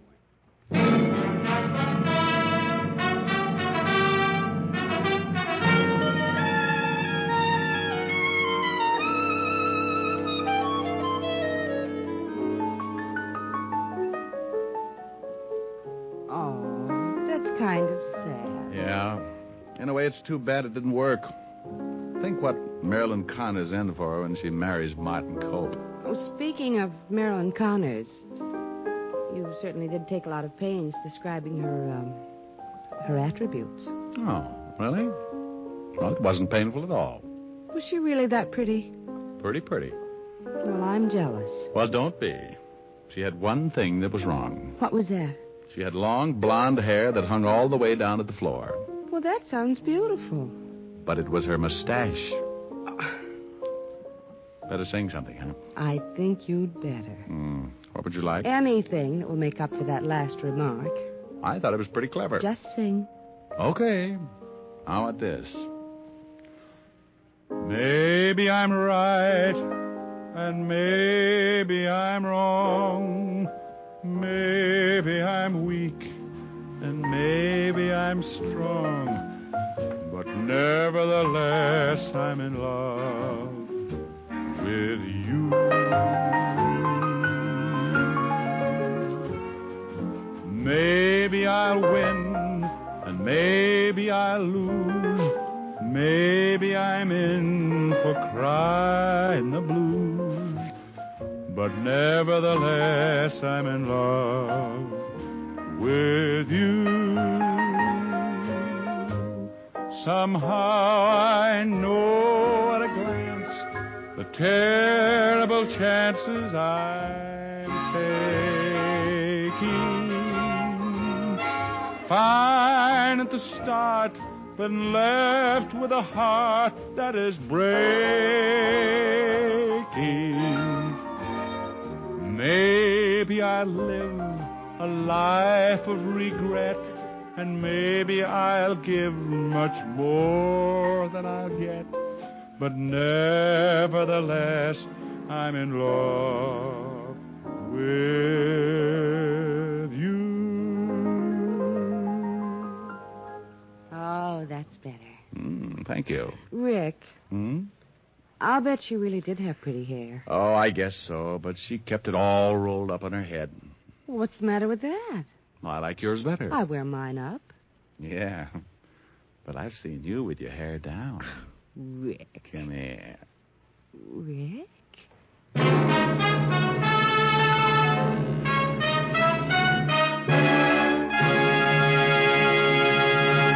Dick Powell will return in just a minute. More people smoke Camels than any other cigarette. Yes, more people smoke Camels than any other cigarette. Among the millions of Camel smokers, there are many stars whose voices are their fortunes. John Wayne, Risa Stevens, Martha Tilton are a few.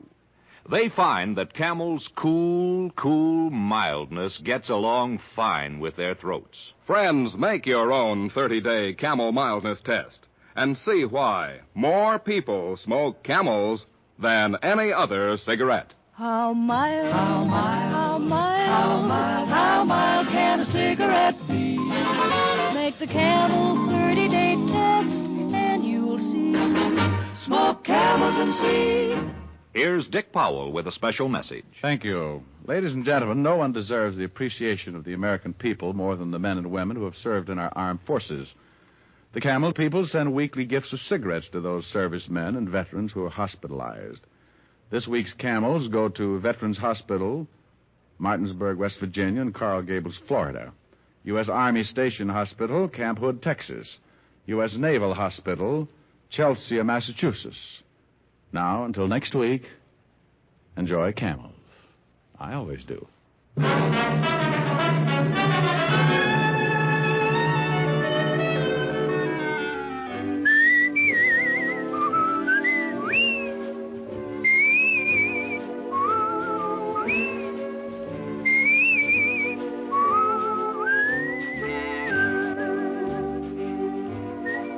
Tonight's adventure of Richard Diamond, starring Dick Powell, was written by Blake Edwards.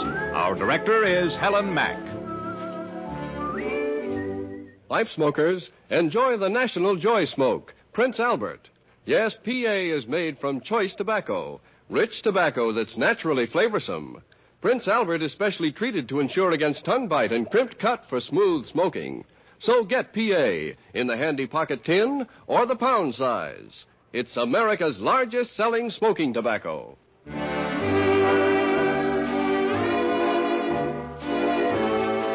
Listen next week for another exciting transcribed adventure of Richard Diamond, starring Dick Powell. This is Your FBI. The official broadcast from the files of the FBI follows immediately. Stay tuned. This program came to you from Hollywood. This is the American Broadcasting Company. Tired of the everyday grind?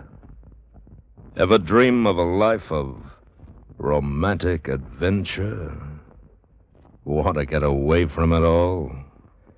We offer you Escape. Escape, designed to free you from the four walls of today for a half hour of high adventure.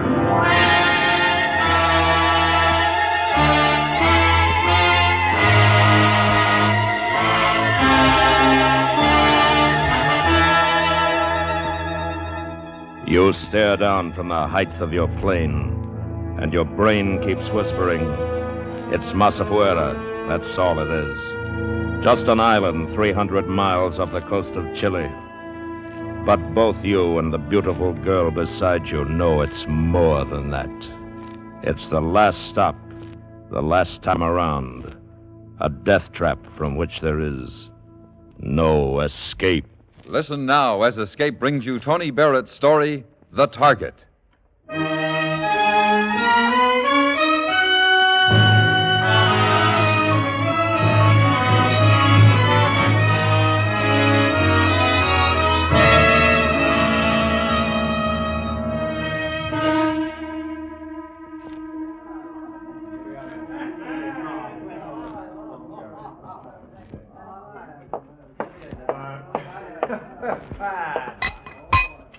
The drink, senor. You see how quick? Another one of your talents. You can make like a waiter when necessary, huh? In Chile, senor, a man does many things to live. The waiter was busy, so I got the drinks. It's not a reason for anger. All right, Pepe, all right, forget it. You are angry. Look, let's not play games. He's an hour late now. Where is he? Perez? He will be here. I watch with great care. He has not come in yet. Trust me, senor. Haven't got much choice, have I? Is being late, is that part of the build-up, part of the sale? You demand promptness in informers, senor? You ought to be used to it by now, huh? You never get used to it. Because you want something. An assurance that this time you're buying the right thing, the magic word. Senor. The whereabouts of Arthur Matson. And you fall for it every time and move on to where the whispered word's said to go. Caracas and Lima, Cochabamba. And now, Taltan? Taltan. Sit in one more crummy little bar, wait for one more sly little man with a word for sale. How long you search for him, this Arthur Matson? A year. You watching that door? You sure Perez hasn't come in? You sure you know him? I know Perez, senor. Why don't you relax yourself, senor? Think of something of more pleasantness. Like what? Like the lady of great beauty in the next booth. From your country, is she not, senor? Yeah, way off base. Okay? A joint like this, she must be out of her mind. Well, that's fine. All we need now is our beef. Go see what it's all about, Pepe. See, I'll be right back. Senor Kennedy, come here quickly. Pepe, what is it? Look, senor. There on the floor. Is he dead, senor? What do you think? That knife's got him pinned to the floor. I'm sorry for your sake, senor. What are you talking about? The dead one. He is the one you are waiting for. He is Barris. Another blank. Another dead end. What is it? What happened? Forget it. I've got to see. You wouldn't want to. It used to be a man named Perez. Listen, get me out of here now. Please, I can't be found here. Relax. It's a killing. Want a drink? I've got to get out, please. Pepe, wait here for me. Come on, lady. Stay close to me.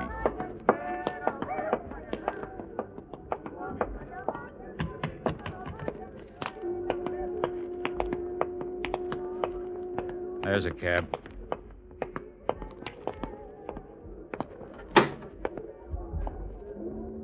Aren't you coming? No, you'll be all right. Cops will be here in a few minutes. A lot of questions. They'll want answers. Tell the driver Cuevas Hotel. Carretera. Tiene la señorita al Hotel Cuevas. I'm at the Royale. Call me in an hour. Who will I ask for? Kennedy. Vic Kennedy. My turn. Eve Coleman. You'll call? In an hour.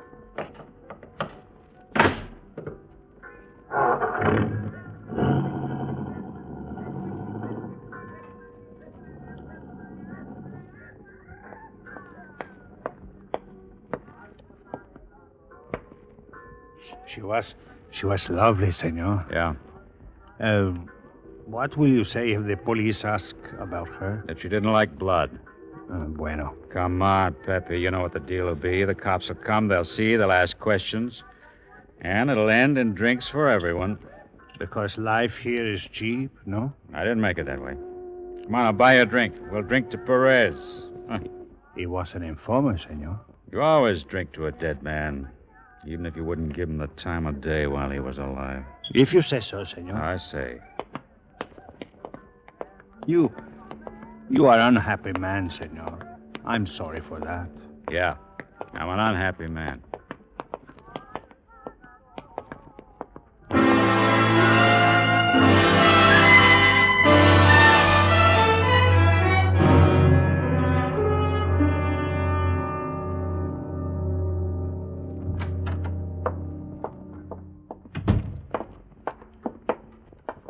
Once in your room, you will sleep, senor. I told you I want to talk. Come on. Buenas noches, Senor Kennedy. Good evening. Any messages for me? No, Senor. You sure? No phone calls? No, Senor, I'm sorry. Get me Miss Eve Coleman at the Hotel Cuevas. Of course. You take it in your room, Senor. I'll take it here. Momentito, Senor, you sure you don't want... Stick around, Pepe. Hola, por favor, la señorita Coleman está aquí. Senor Kennedy, you said Senorita Eve Coleman. That's what I said. Oh, la señorita Coleman no está aquí. Gracias. I am sorry, senor, but there is no one registered there by that name. Senor. All right, forget it. The lovely one who did not like blood?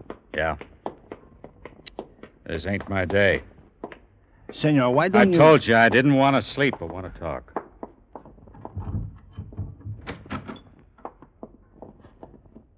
Well. Do come in, dear boy, do. Surprised? Yeah? I was under the impression this was my room. That's not much of a greeting for a man who's come all the way from Hartford just to see you. You getting all your manners, Kennedy? This is Pepe Galvan. Mr. O'Brien, Pepe, chief claims man of the company that puts clothes on my back. Be nice to him. He's a big man. I think I better... Sit down, Pepe. Social call, O'Brien? Come 2,000 miles just to see me? You're spending company money. Oh, we've plenty of it, dear boy. Even after pouring your expenses down the drain. Considerable expenses, I'd say. Sit down, Kennedy. You can take me off at any time you like. You got a better man? Put him on it. No, dear boy. Temper. Wouldn't be fair to you, would it, Kennedy? After all, Arthur Matson was in your custody when he escaped with his bank's $100,000. You come all this way just to tell me that? They've a new idea back home, Kennedy. That perhaps you're not trying too hard to find Arthur Matson. That from your point of view, it might be just the thing you don't want to do. I make myself clear? You don't have to fire me, O'Brien. I quit right now. Now, don't be an idiot, Kennedy. You could tell them they were right. You'll never get another insurance job as long as you live. You know Santiago, Kennedy? Boats still run. I can get there. Why? Well, I didn't come down here just to fight with you. You got one last chance. Now, listen to me. Masafuera is an island 300 miles off Santiago. I know where it is, senor. A return on an office wanted describes an American living there. The description fits Arthur Matson. You hear me? I heard you. Now take a look. Do, dear boy, do, huh? And I'll tell them back in Hartford that you're still trying. Bye, dear boy. Bye. Pepe, you really know Santiago? Si, senor. You still got a job. Get down to the docks, get passage for both of us for tomorrow. Si, senor. It's a 3-day trip, you know, on a fruit boat. I'd have to make this one if it was a rowboat. Pick me up in the morning.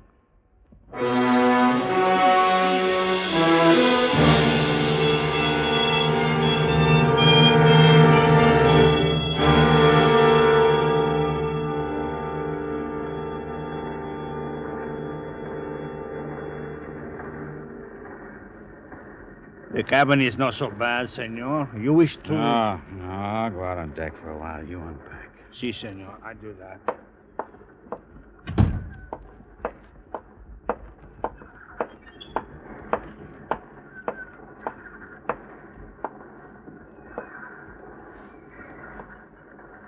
I never even said thanks, did I, Vic? Vic? You're angry. No.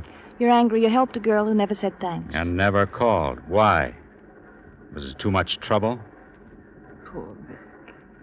Sweet Vic. Pigeon, Vic. Si, senor, this is a Hotel Cuevas. No, senor, is no lady here by name of Eve Coleman. Sorry. Now, why? A joke? A whim? What? Not a whim. I want an answer. It's too long a story. Vic. Sweet Vic. I got the time. We got the time. You're wasting it. You're wasting.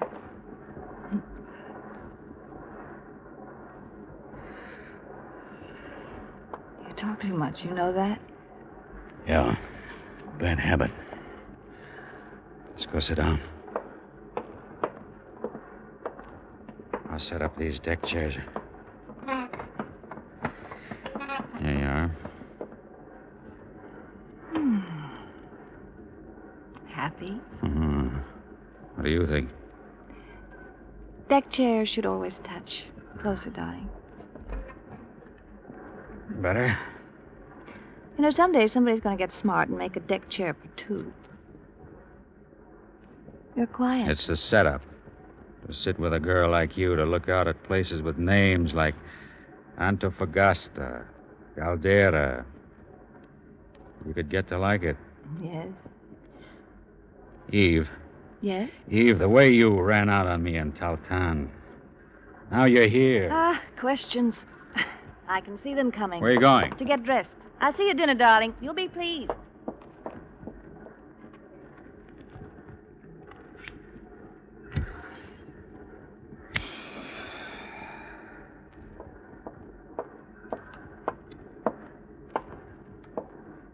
Senor? Sit down, Pepe. You look like a man who is in love, but is not happy about it. Something wrong, senor? Old habit. Occupational hazard. You always add. If 2 and 2 don't come up 4, it's bad. If it comes 4 too easy, bad again. Si, senor. I want you to get a radiogram off for me to Hartford, Connecticut, to an insurance company.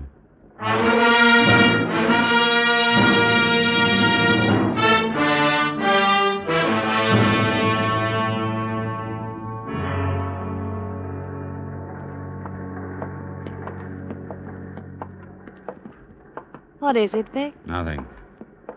Nothing, the man says, just like that. And his eyes narrow and his lips tighten, and he wonders how to begin. And when I ask him, what does he say? Nothing. That's what he says. And he fingers a sheet of paper in his pocket, hopes I don't notice it. Very pretty. You're good with words. Vic. I got a present for you. A new set of words, and they hurt. Vic, please. Because they tell me something. That there is no Eve Coleman. Only a girl who calls herself that. A girl who's... Who's really Mrs. Arthur Matson? Yeah. That's who I am. Mrs. Arthur Matson. Any complaints? Any... Vic!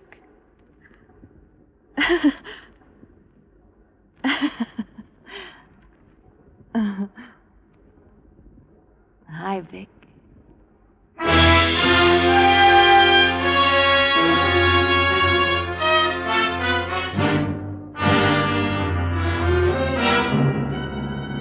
You are listening to The Target, tonight's presentation of Escape. Tune in Monday night and meet Corliss Archer here on CBS Radio. Remember, on most of these stations every Monday night, come on and meet Corliss Archer. And now back to Escape and the second act of The Target.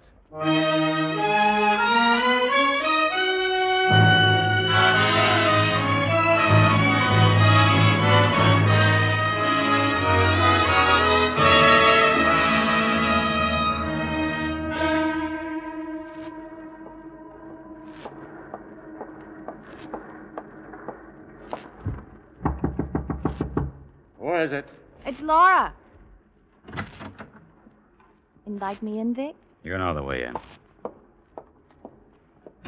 They asked me if you were seasick when you didn't show for dinner. I'm sick. I missed you. Yeah. Did it hurt to stay away from me, Vic? Tell me how much it hurt. Get out of here. Is it the name? Is that what bothers you? Why don't you try it, darling? It's easy. Laura Matson. Nice? What is it with you? What kind of dame are you? You asked that? You? Look. At what? A child who reached for the moon and sulks because he found it a different color? You can't afford to sulk, Vic, not you. What? The last time I saw my husband was an hour after his escape from you. How does a little man like Arthur Matson get away from a man your size, Vic? How? He buys us. You're out of your mind. You want the price? $5,000. Arthur told me. Hurting me won't change it, darling. Doesn't change anything. He lied to you. You hear what I say? I don't care. Don't you understand that? Not about any of it. I love you, darling. Say it. I want to hear you say it. Vic. I love you, Laura.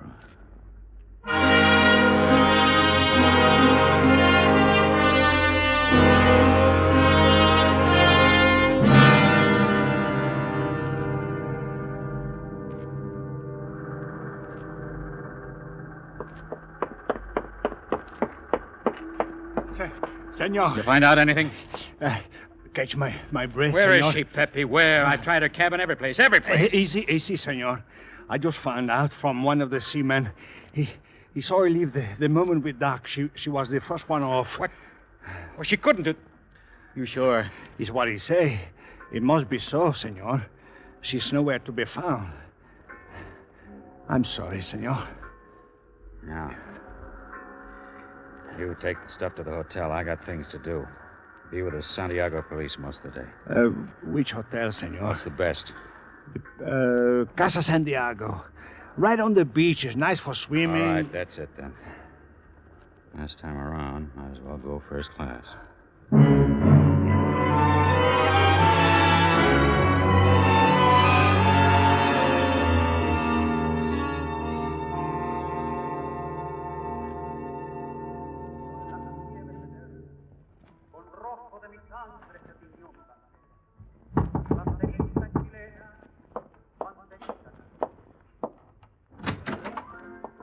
Must have been a long visit with the police. It's after 8, senor.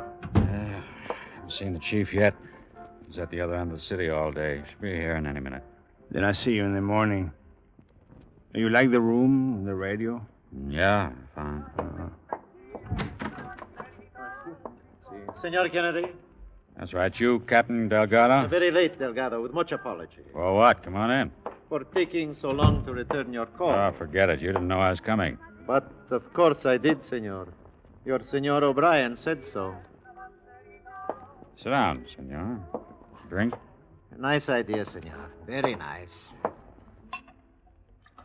O'Brien phoned you, huh? See, I think we talked for maybe 20 minutes. A long time. Yeah, O'Brien can talk. Here's your drink. Gracias. Acala lo que merezca, senor. My Spanish isn't that good. Translation. To each what he deserves. Huh? How you call philosophical, no? Yeah. Well, I'm sure O'Brien told you the whole setup then. See, everything. Uh-huh. What do you think? Is possible this Arthur Matson is on Masafuera? If so, he won't be hard to find. A wild island, senor. Beautiful, but no different than it was thousands of years ago. Primitive, huh? See, they will know if an American lives on that island. They, don't you know? O'Brien, amigo, he asks me the same question, and I try to explain to him. Explain what, Delgado? The simple fact that Masafuera is just an island and that I have no, how you call, jurisdiction there. Comprende? Yeah. Yeah, I understand. Then we have no problems. None. Bueno, the day has been long, and the bed will be as a friend. If there is anything I can do for you here in Santiago, you will give me that pleasure? You've done it already, senor. And then I say good night to you, senor, and good hunting. I hope you find this Arthur Matson before she does. She? The young lady. The lovely young lady who asks my lieutenant about Matson only this afternoon. Buenas noches.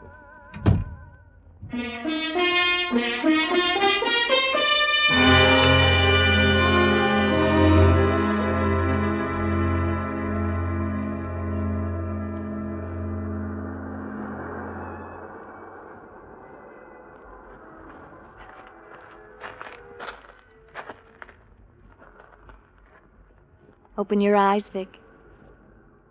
For me. Laura. A man alone on the beach at night is trying to wash something out of his mind. Oh, Laura. No questions? No where have you been? I know where you've been. Doesn't matter. Say it, Vic. I want to hear it. I love you, Laura. Again. I love you. Oh. Sweet Vic. Laura's Vic. Worried, Vic. Matson, what are we going to do about him? Kill him, my darling. Why, Laura? Why? You've always known you'd have to do it. Now, listen. You took a bribe, darling, remember. I don't want my Vic in prison. I want him with me. Close to me. Kill him, darling. Laura. All that money. Little nothing like him sitting on an island with all that money. Our money.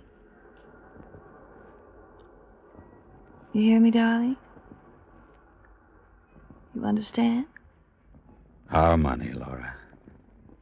There's a plane in the morning to Masafuera. We'll be on it together. We'll be on it.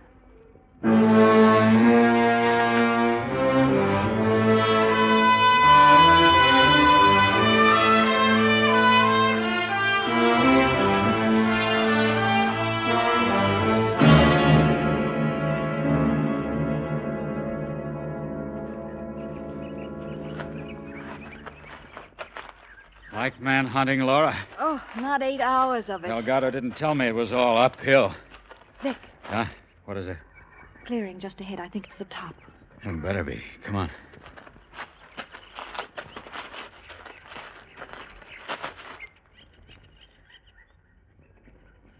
In time for dinner, Mr. Kennedy. I waited almost a year for you. You're looking well, Laura. Tired, but well. Hello, Arthur. You want to freshen up, my dear. Arthur. And while you do, I'll entertain Mr. Kennedy. Show him what my island has to recommend it. Freshen up, Laura. Matson. Let me play host, Kennedy. I'm out of practice, but let me try.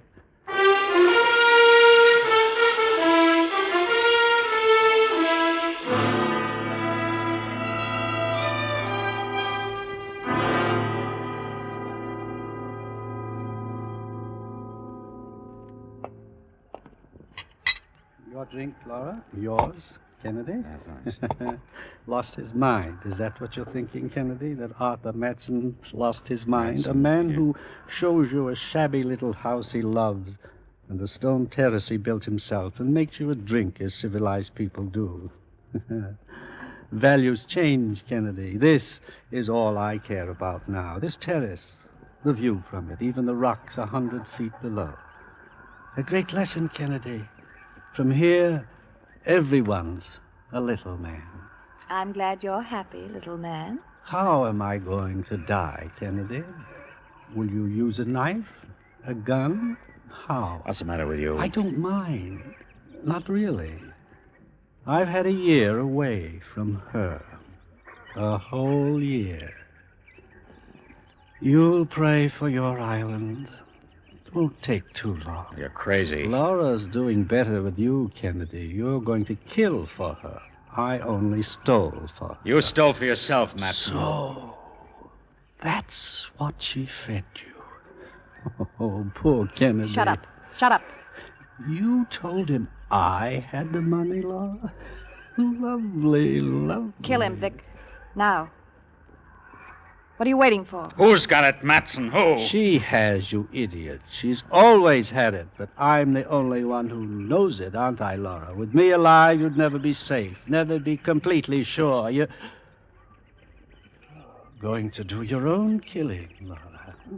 You let him live too long, Vic. He shouldn't have said that. Don't move, Vic. You're gonna kill us both, Laura? Both. Like you killed the little man in the bar back in Towtown? I bought that, darling. You were getting too close. Say goodbye, Arthur. Nicely.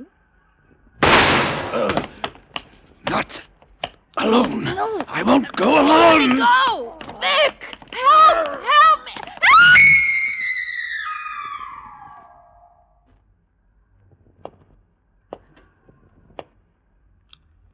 You don't need help. Not anymore. Huh. I need it now.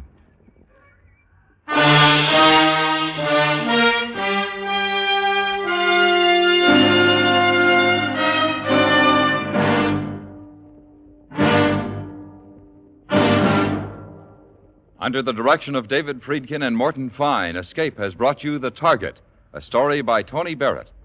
Featured in the cast were Whitfield Connor and Mary Jane Croft. Also heard were Edgar Barrier, Herb Butterfield, Hans Conried, Melissa Milo, and Jay Novello. Your announcer, George Walsh. The special music for Escape is composed and conducted by Leith Stevens. Next week. You're at the end of a journey. You've committed murder to make a barren wasteland of India, silent, desolate, where there is a cave and a carved image of the goddess Kali, whose heart is a ruby big as a grenade, and which is guarded by a smiling old man, from whom there is no escape. So listen next week when Escape brings you Ross Murray's story, The Red Heart of Kali.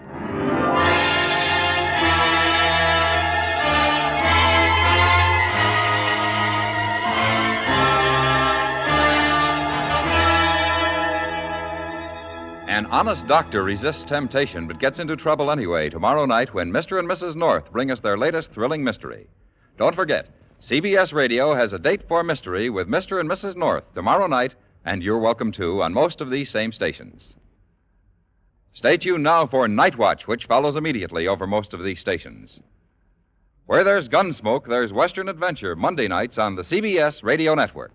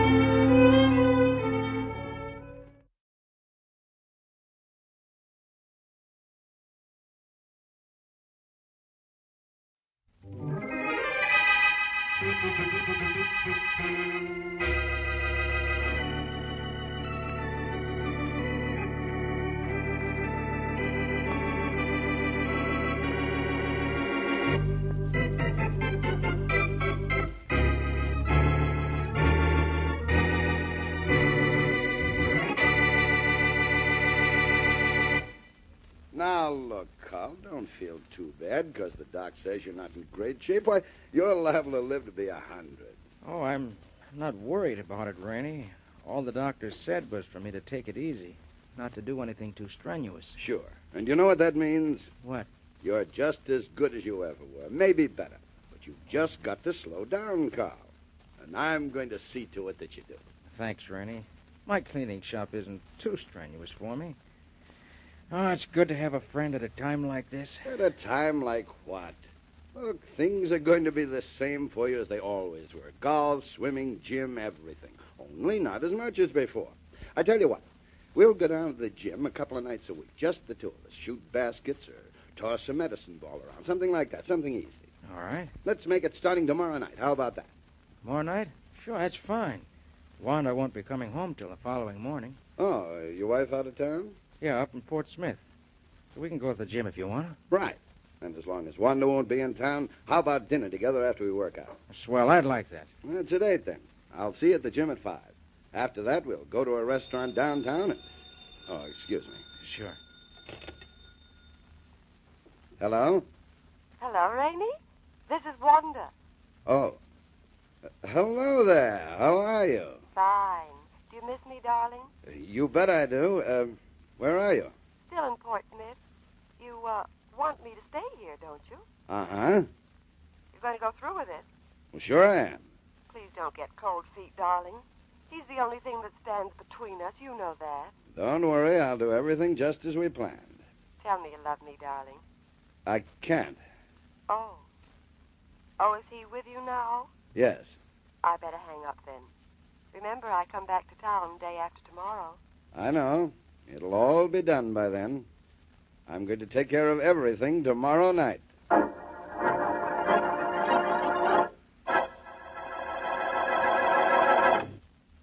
And now, on to Dick Calmer as Boston Blackie. Enemy to those who make him an enemy. Friend to those who have no friend.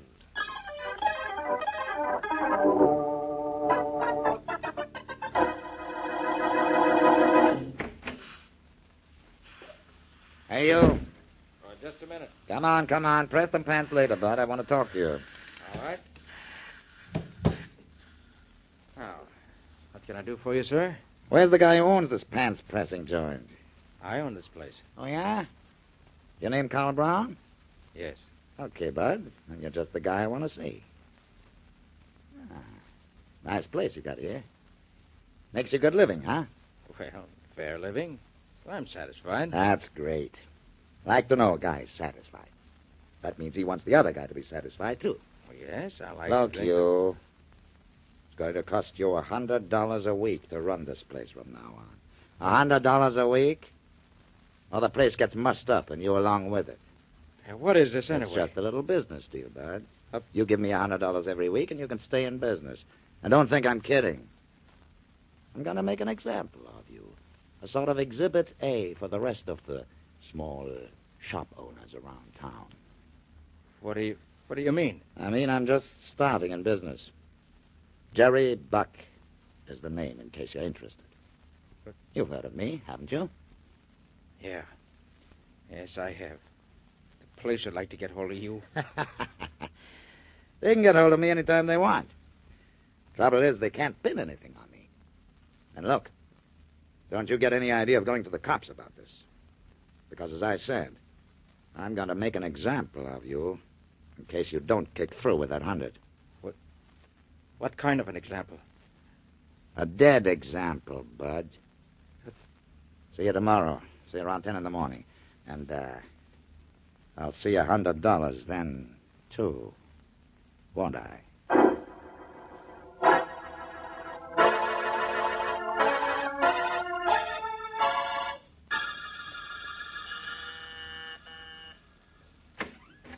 Hello, Blackie. Well, hello, Carl. Come on in.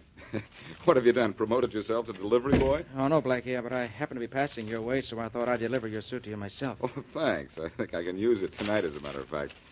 Here, I'll take it. There you are. I'll put it on the bill. Do that, will you, Carl? Say, and by the way, how is everything? Oh, not so good, Blackie, not so good. Well, what's the matter? You cleaners being taken to the cleaners? Well, I don't know. Had a couple of bad experiences the last 2 days. Oh, what's happened? Well, first of all, my doctor says I'm not in such good shape. Oh, I'm sorry, Carl. And I have to take it easy. Well, I wouldn't worry about that, Carl. Taking it easy will do you good. Yeah, I suppose it will. But it's what happened in my shop this morning that really has me worried. What happened? A fellow named Jerry Buck came to see me. Wants $100 a week from me, or else. Uh-oh. What'll I do, Blackie? I can't afford to give this guy $100 a week. And if I go to the police, he'll kill me. We'll contact the police, Carl. We have to in a case like this, but not yet. Yeah, but... What this fellow is trying to do to you is one of the crimes I hate most. What time tomorrow is he coming for his 100? 10 in the morning. 10 in the morning, huh? All right. I'll be at your shop at... No, better still. I'll pick you up at your house and go to your shop with you. Well, I go down to work at 8. Will that be too early for you? No, I'll be there. Now, don't worry about a thing, Carl.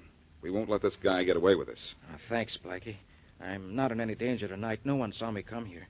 Later on, I'm going to the gym, and then to dinner with a friend of mine. Well, go ahead and have fun. By tomorrow, your troubles will all be over.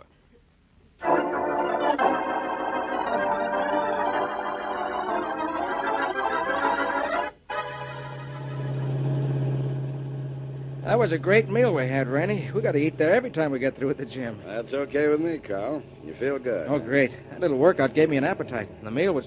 Hey, look, I'm home already. What are you trying to do, Randy? Get rid of me? No, Carl. I just thought you'd like to hit the hay early tonight. Oh, but not this early. It's only 8 o'clock. Well, I'll come on in and shoot the breeze with you a while. How's that? Swell. Oh, it'll be good when Wanda gets back to town tomorrow morning. I guess you miss her, don't you? I sure do. Can't understand why she stayed in Port Smith so long. A boyfriend, maybe? Not in Fort Smith, Carl. Her boyfriend is right here. I guess he is at that, Rainey. Oh, Wanda's a swell girl. Wonderful wife. Well, come on in. Let's chat a while. Sure. Well, say, you don't have to stay if you have something to do, Rainey. I have only one thing to do tonight, Carl, and that's to stay with you a while. Thanks a lot. You're a terrific guy. You know, I don't know what I'd do if... Hey, Rainey, what are you doing with that gun? Just holding it, pal. And pointing it at me. Oh, put it away, Rainey. We don't want to have one of those I didn't know it was loaded accidents around here. It's not pointing at you by accident, Carl, old pal. Rainey. Surprised, huh? I don't blame you much. I'd be rather surprised myself if my best friend said he was going to kill me. Hey, Rainey, what is this? Some kind of a joke? No, Carl, this is no joke. This is murder. But, Rainey, why? Why do such a crazy thing? You know you can't get away Get away with it? Oh, yes, I can. Oh, no, Rainey. No one will ever know you were murdered. Rainey. Because when I get through with you, the coroner's verdict will be death from natural causes.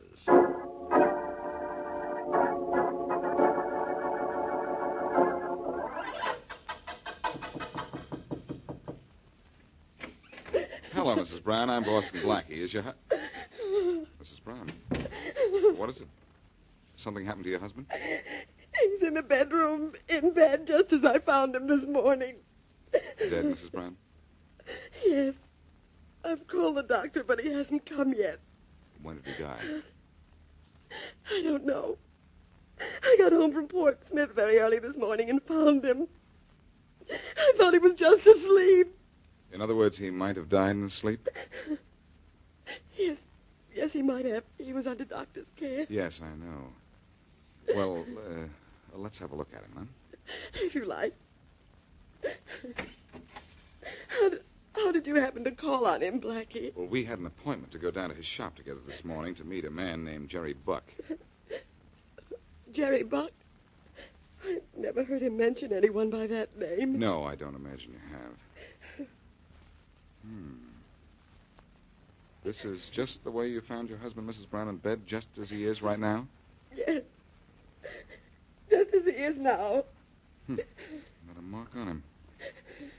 No sign of disturbance in the room, no bruises on him to show his death wasn't natural. But just the same. Who are you calling? The police, Mrs. Brown. I think your husband was murdered. Murdered? And in an amazing way, too. I don't know how, but he was murdered, I'm sure.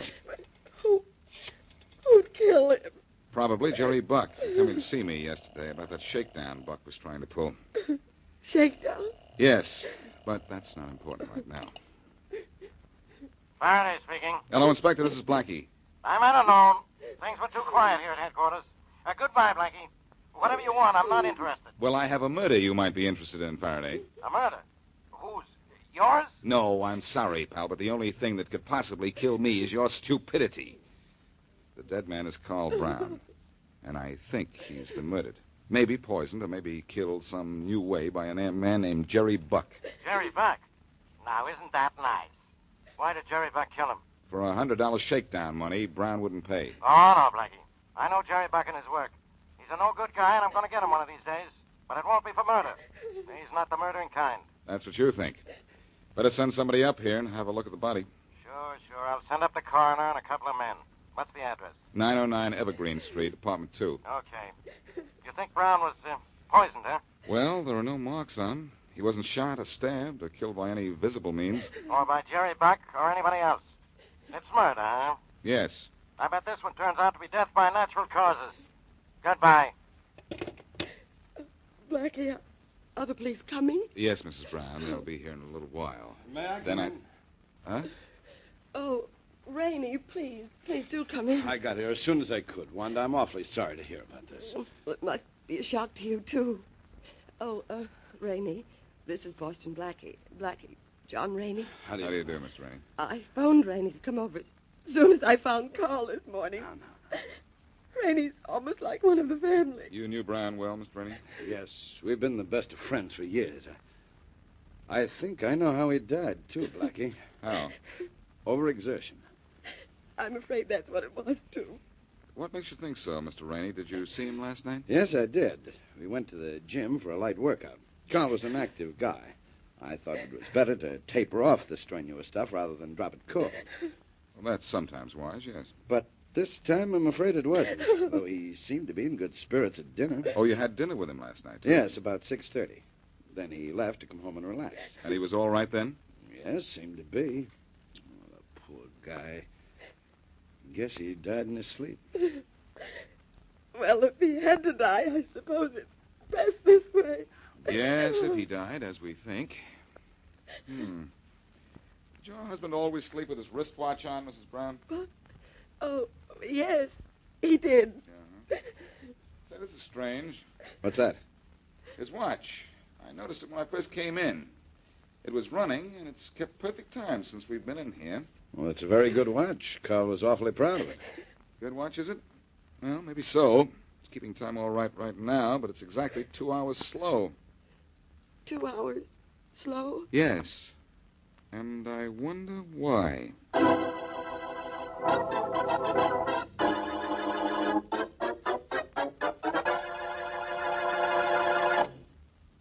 And now back to Boston Blackie.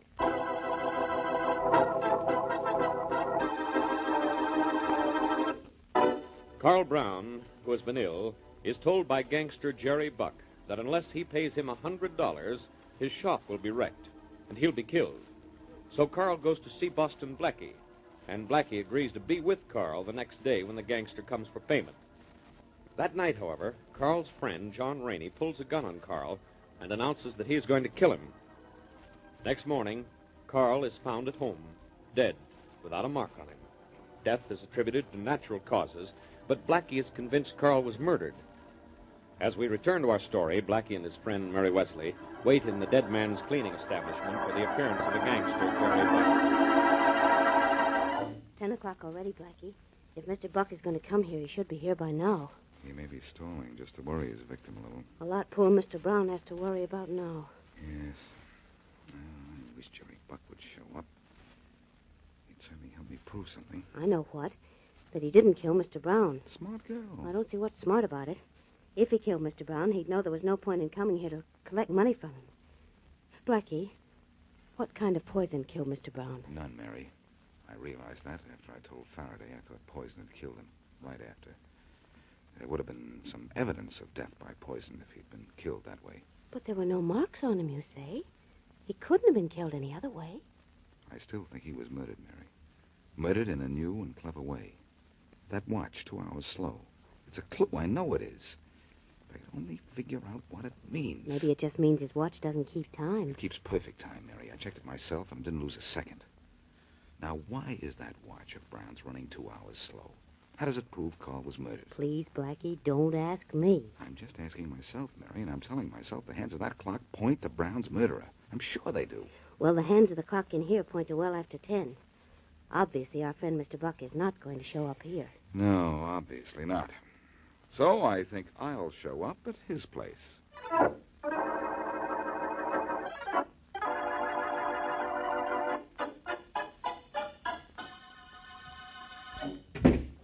Hey, Jerry. Yeah? Did you hear over the radio about that guy, Carl Brown, you was going to see this morning? Come in, Maud. Yeah. I heard just now. Guess you got to pick another sucker to get the business started. But... Oh, somebody's at the door, Maud. Go see who it is. One of the boys, maybe. Yeah, but maybe not. Open the slide panel and see who it is first. Yeah.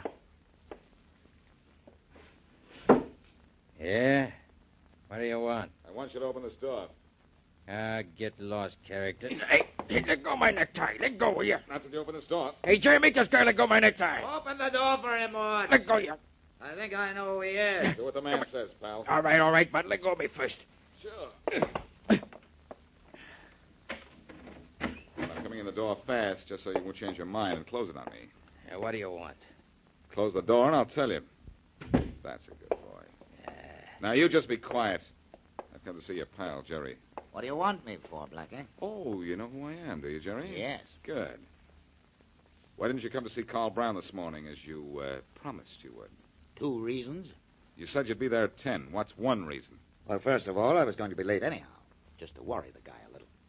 But then I heard over the radio a little while ago there wasn't any reason to see him at all. You expect me to believe you didn't know he was dead until you heard it over the radio? That's right. That's also a lie. Look, I don't like to be accused of anything, Bud. Lying or murder. Maybe I should take this guy apart for you, Jerry. Yeah, Maud. Maybe we should teach this rover boy a little lesson. You mean maybe he had a punch like this? Hey, now, Blackie, you don't hit a pal of mine like that without getting hit yourself. Hold him, Jerry. I'll take care of this guy. Just open the door, Mort. Okay. Conversation's closed, huh? Okay, now, Mort, let's slap him around and toss him. Oh, no, you don't. Here, I'll get him with this chair, Jerry. That got him. The door's open, so let's toss him out. Grab him, Mort. Yeah, I got him. Right. Yeah. Now, close the door and let him lie out there a while. Sure, Jerry. Look what I'll be able to tell my grandchildren. That I tossed Boston Blackie out on his ear.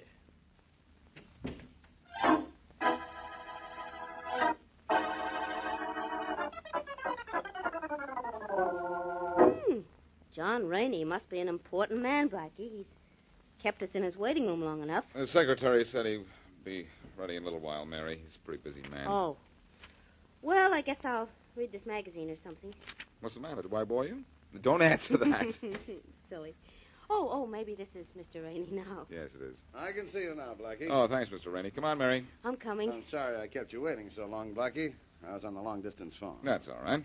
Miss Wesley, Mr. Rainey. How do you do, Mr. Rainey? Now, what can I do for you, Blackie? I'm convinced your friend Carl was murdered. Maybe you can help me prove it. But, Blackie, it's obvious that Carl died of a heart attack. In fact, I feel partly responsible. You do? Yes, I took him to the gym with me last night, and even though we just had a light workout, I'm afraid even that was too much for him. I don't think he died of overexertion, Mr. Rainey. And I'd like you to help me prove he didn't. All right. Now, what do you know about Carl and his wife? About Carl and Wanda? What do you mean? I mean, did they get along? Of course they did. Are you really sure, though? Isn't it strangely convenient that Carl's wife was out of town the night Carl died? Why, no, she... Look, are you trying to say Wanda had something to do with Carl's death? I'm saying she might have wanted him to die. It's just a hunch, though. But Blackie's hunches are usually right. I don't like any part of this. Wanda Brown is... Wait a minute, Mr. Rainey. Don't get excited. I didn't mean what you're thinking. I'm sorry I said it. You shouldn't be. Well, I am. Come on, Mary. All right, Blackie. Thanks, Mr. Rainey, but I don't know what for. Sorry I couldn't have helped you. I'm sorry I got angry, too. Forget it. Coming, Mary? Yes, I'm right here. Goodbye, Mr. Rainey. Goodbye. Well, we certainly got plenty of nothing out of him. Yes, didn't we? Well, let's get back uptown and concentrate on that watch. That watch again? Yes, I'm still absolutely certain that Carl was murdered. That watch is the clue. Why was it 2 hours slow? Well, you keep asking the same question, so you get the same answer. I don't know. Say, wait a minute, Mary. You know what kind of a place we were just in? Well, according to that sign up there, we were in the John Rainey Ice and Fuel Company. That's right, and it gives me an idea. We're coming back here tonight to prove that John Rainey killed Carl Brown and how he killed him, too.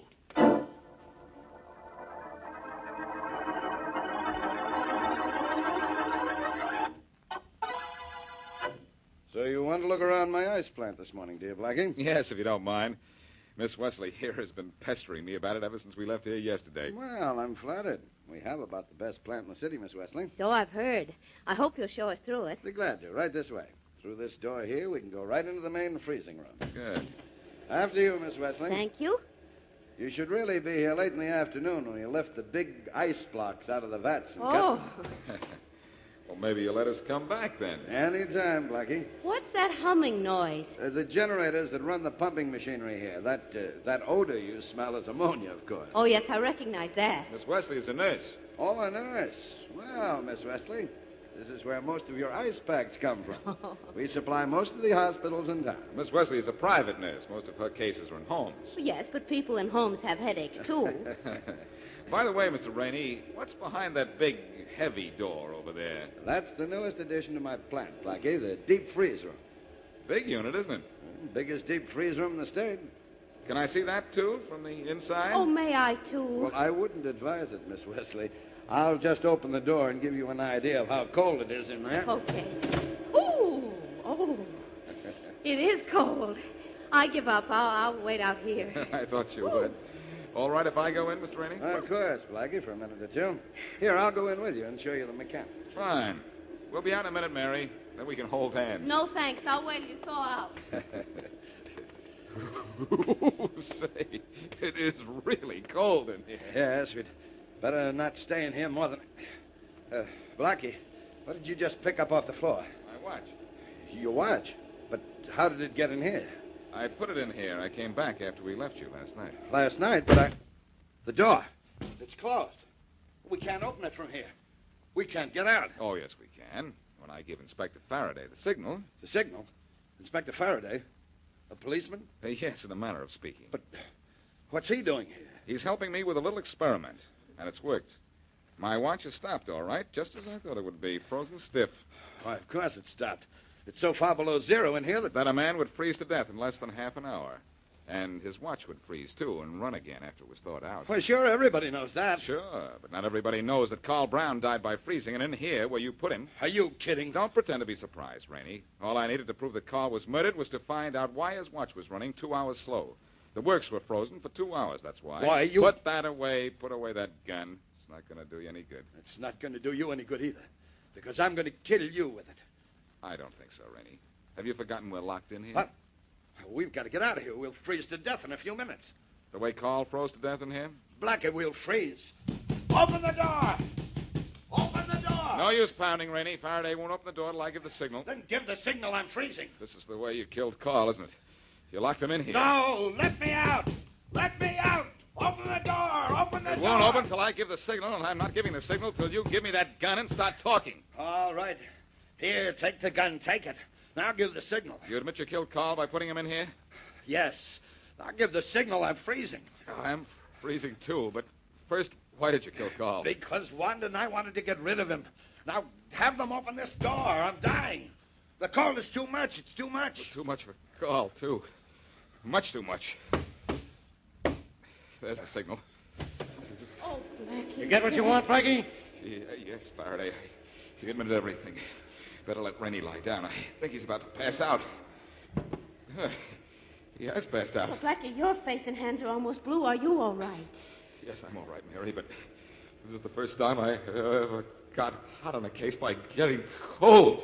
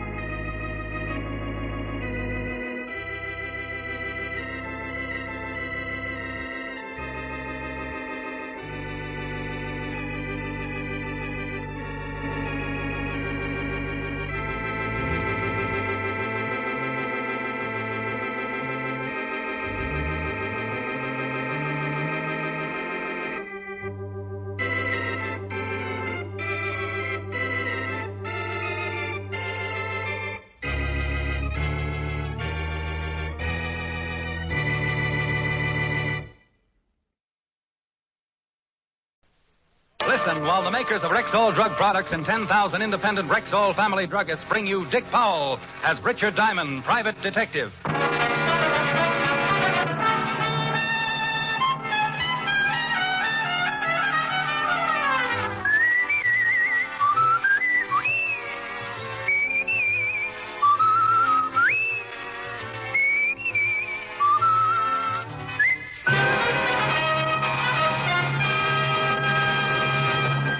Good evening. This is Bill Foreman, speaking to you for the 10,000 independent druggists who have made the word Rexall part of their own store names. They've done that because they recommend and sell the 2,000 or more drug products made by the Rexall Drug Company. This month, Rexall family druggists are introducing 10 great new products direct from the famous Rexall laboratories. One of them is Rexall Multivitamin Formula V10. Here's a really pleasant-tasting, really easy-to-take liquid that supplies twice the minimum daily requirement of vitamin B1, 5 times the requirement for iron, plus the minimum daily requirement of vitamins A, D, and B2, plus red crystalline vitamin B12. Rexall Formula V10 aids in the formation of hemoglobin, stimulates appetite, and is especially good for convalescents. Remember and ask for it by this name, Rexall Formula V10 at Rexall drugstores everywhere. Good health to all from Rexall. Now your Rexall family druggist brings you a transcribed half hour with Richard Diamond, private detective, starring Dick Powell.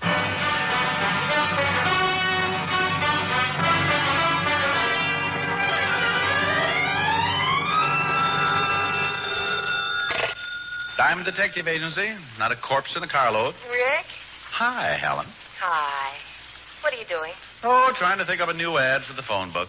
What's the matter with the old one? Doesn't seem to be bringing in the business. Oh. Hey, see what you think of this one. Diamond Detective Agency. We'll split any case you've got. Bonded or dead on arrival. Oh, by all means, use it. Like it? No, but think of all the business you'll get from the psychiatric ward. Oh, you're a living doll. Will I see you tonight? Mr. Diamond? Helen, dear, I'll talk to you later. I think I've spotted a client. Bye. Bye. Well, come in. You're Mr. Diamond? That's right. My name is Quimby, sir. How do you do, Mr. Quimby? Pull up a chair. Thank you. Something I can do for you? Yes. You see, Mr. Diamond, I'm the manager of the Far East Importing Company. And when I went down to the store this morning, our night watchman was missing. So? Also about $50,000 in unset gems. Why come to me instead of the police? But those jewels were on consignment to the store. I was in hopes you could recover them before I had to make an accounting to the owner. Who owned the gem? Mr. Philip Lasdown. He's a very eccentric collector. He has many things on display in the store. He's a very good client. Aren't you insured? Naturally. But if Mr. Lasdown knew that a robbery had taken place, he'd never again do business with my establishment. And you want me to recover the missing jewels? If you can. You think the night watchman is responsible for the theft? But I don't know what else to think. The night watchman's name is Block. Arthur Block. He lives in an apartment on the east side. But I have already checked with his landlady, and he hasn't shown up. How long have I got to recover the jewels, Mr. Quimby? But I have no idea. It's impossible to tell when Mr. Lasdown will want an accounting. Well, I charge you $100 a day in expenses. Oh, yes. Will $100 be enough for now? Well, if you have nothing to do for the next few minutes, I'd be more than happy to grovel at your feet. I beg your pardon? Well, now, I want the night watchman's address, also the address of your shop. Then you go back to the shop and wait to hear from me. Quimby gave me what I wanted, then minced happily out of my office. I locked up, grabbed a cab for the east side of town, and 20 minutes later I was talking to the missing night watchman's landlady. Sure, honey. Arthur Block lives here. You're the second one to come asking for him this morning. He killed somebody or something? Is he in? No, we ain't been in since yesterday evening before he left for work. Can I take a look at his room? Well, I don't know, Blue Eyes. It's against the rules. Oh, my goodness, I dropped a $5 bill. My goodness, so you did. Don't hurt your back bending over, honey. I'll get it. All right. Little rheumatism, but anything for a fin. Say, you got any more loose ones around? I'll show you every room in a joint. Just the one where Block lives. Right down here. You ain't no cop, honey. Shamus? Yep. Figured. Right in here. There you are, handsome. Thank you, Mother. Mother! When you're done, stop back at my room beer. I never touch anything stronger than opium. Never anything stronger than opium.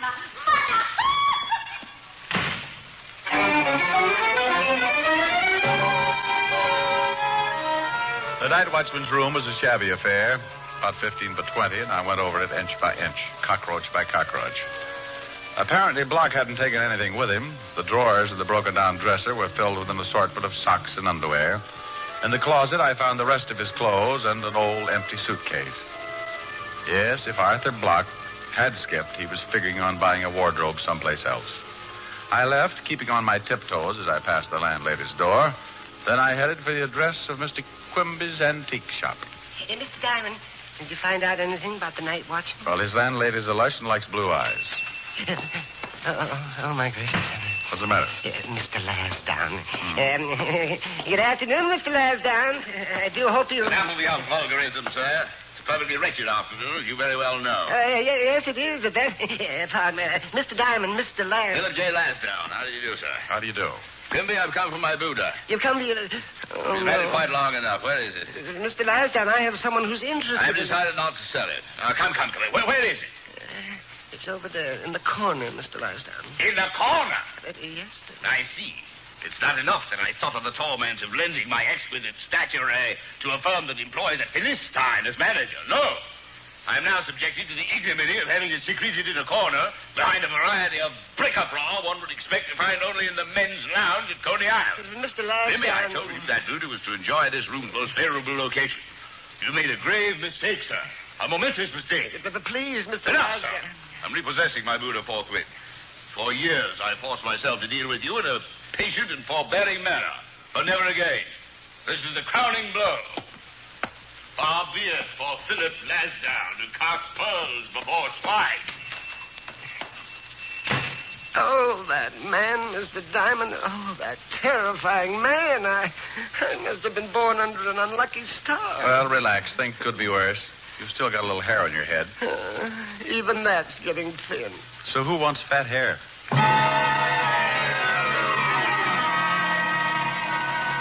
I left Quimby wringing the cold sweat out of his hands and took a cab over to the 5th Precinct Police Headquarters. When I walked in, the clock above Lieutenant Levinson's desk said 12 noon, and Lieutenant Levinson said... Oh, no. Oh, what's the matter, Fatty? I remind you of your lost youth? No, lost cause. Well, you might as well face it, Walter. You hate me because I have an athletic waistline. Ha, ha, ha. Eureka. At last, a 3-syllable word. I knew you could do it, Otis. I'm going to let you do me a favor. Yeah? Mm-hmm. I want you to check with the morgue and all hospitals and jails for an Arthur Block, lately employed as the night watchman of the Far East Importing Company. Oh. Well, I'll check, but not because you told me to. Then why? Because I'm stupid. I guess I told him. What's all this about, Rick? That's a missing night watchman and $50,000 in jewels, Walt. But you can't stick your nose in it yet. Nobody's dead. I've got a sergeant who could make a liar out of you. What do you know about a guy named Philip J. Lansdowne? Never heard of him. Shove me that phone, will you? Yeah. Thanks. Forget it. Just leave a nickel. Oh, he's a collector of rare art objects and nasty dispositions. Want me to check on this Lansdowne for you? Might be a good idea. Okay. Yes? Quimby? Oh, Mr. Diamond, I was hoping you'd call. You and 10,000 foolish debutantes. Mr. Lansdowne has had the Buddha removed, and he is sending his lawyer over in the morning for an accounting. Now, should I tell him about the jewels now or wait until morning? Oh, wait, if you want this thing solved. What's Lansdowne's address? Blue Heron Road at Long Island. Thanks. I'm going out to see him. I'll check with you later.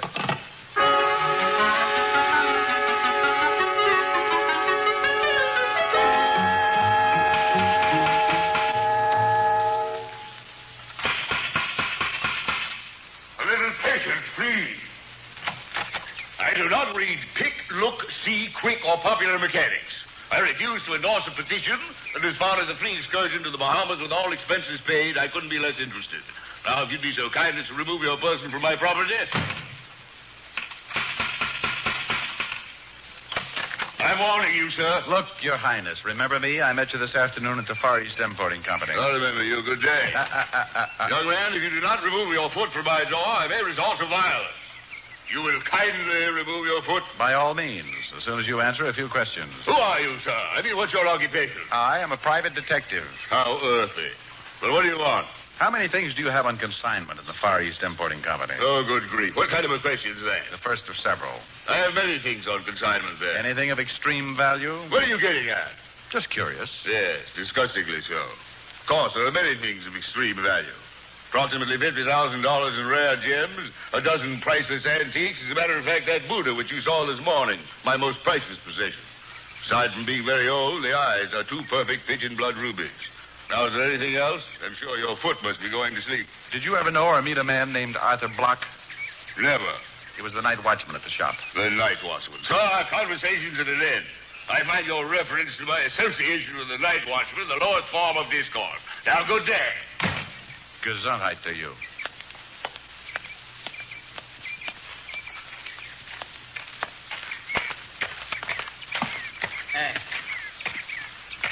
Hey, Bud. Sorry, I do not read tick, click, quick, look, spook. Hey, who's taking the census? Just want to know if a party named Larsdown lives here. You could hardly call him a party.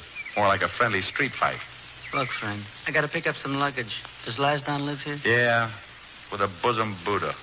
Lansdowne's the one with the toupee.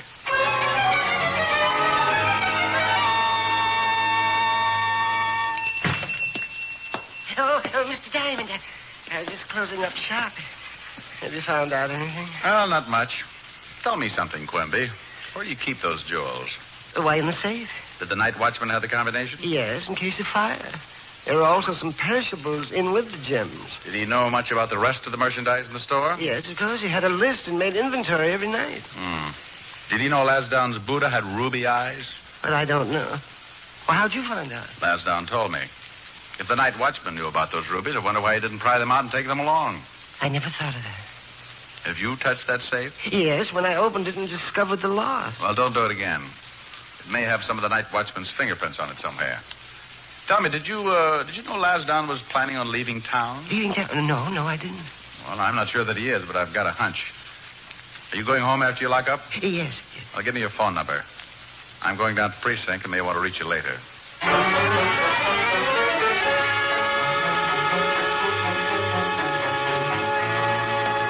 Well, hello, Blue Eyes. You still looking for Block? That's right. Has he shown up? No. Hey, honey, you just skipped off without saying goodbye. Had a beer all open for you. Oh, I bet you were so unhappy you poured it down the drain.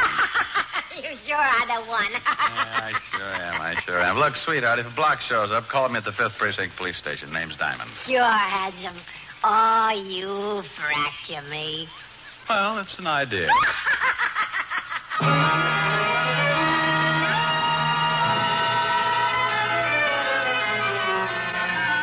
I couldn't find nothing on that missing night watchman, Shamus. Well, thanks anyway, Otis. In appreciation, I may send you a large can of Red Heart, liver flavor. Oh, go chase your tail around the block. Otis.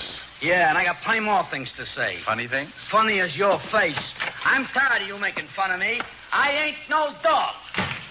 You having trouble with Otis again? Oh, I don't think it's anything serious. But I would suggest a rabies shot. Well, here's something that might interest you. Philip J. Lansdowne booked passage on the Star of the Orient, sailing for the Far East tonight at 11 o'clock.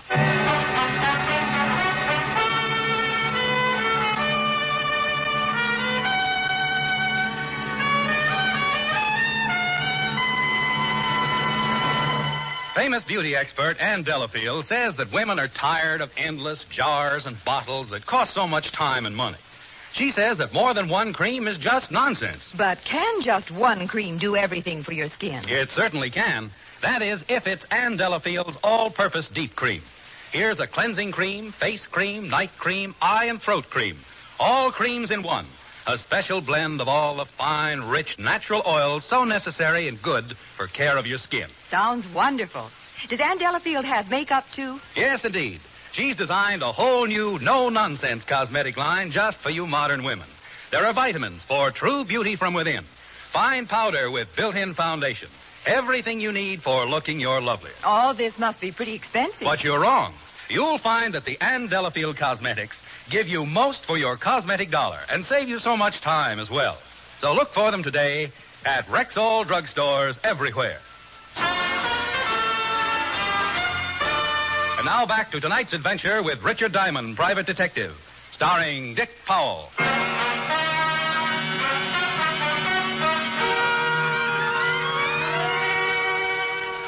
Well, Walt's enlightening bit of information certainly seemed important, so I sat down to try and figure out exactly what I had to date. My client, Quimby, had come into my office and hired me to locate a missing night watchman named Arthur Block because $50,000 in gems had been pilfered from Quimby's shop. The gems belonged to a particularly disgusting character named Philip J. Lasdown. The missing night watchman, Block, was still missing. And by the looks of his room, he'd skipped without taking anything with him. And by the look of his landlady, I couldn't blame him. Well, I tied it all together, and the conclusion was amazingly simple. I had exactly nothing. Hey, I got something hot, Lieutenant. A 211 on River Street. I fished the guy out of the bay at the end of Pier 16. Identified as one Arthur Block. Hey. That's your missing night watchman, isn't it? That's his name. They bring the body in? Yeah, it's down the morgue now. Get Quimby down there for identification. Here's his phone number. Does Block have any family or anything? I don't know, but you might check with his landlady. She can get you an identification, too. Otis, get this Quimby and the landlady. Take him down to the morgue. We're going up to see Verdier in ballistics. Right.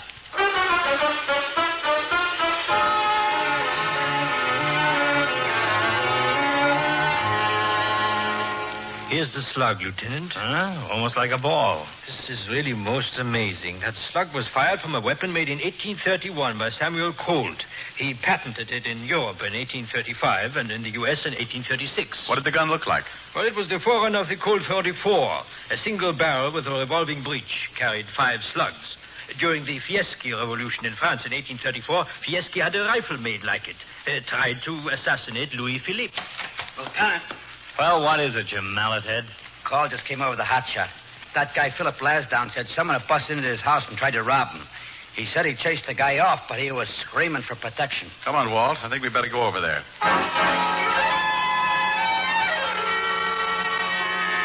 Well, things were beginning to shape up. Walt and I piled in the squad car and headed for Long Island, the house of Philip J. Lasdown. When we got there, Lasdown was hopping around like a kangaroo with a hot foot. Fine state of affairs. It's getting so a man isn't even safe in his own home. What's the city coming to? A police force is obviously second only to the Boy Scouts. Now, calm down, Mr. Calm Lasdown. down, my good fellow. I have no intention of calming down. How would you enjoy walking into your own living room and there, slinking around in the dark, a pathological fiend intent on robbing you of your most priceless possession? What was he after? My Buddha.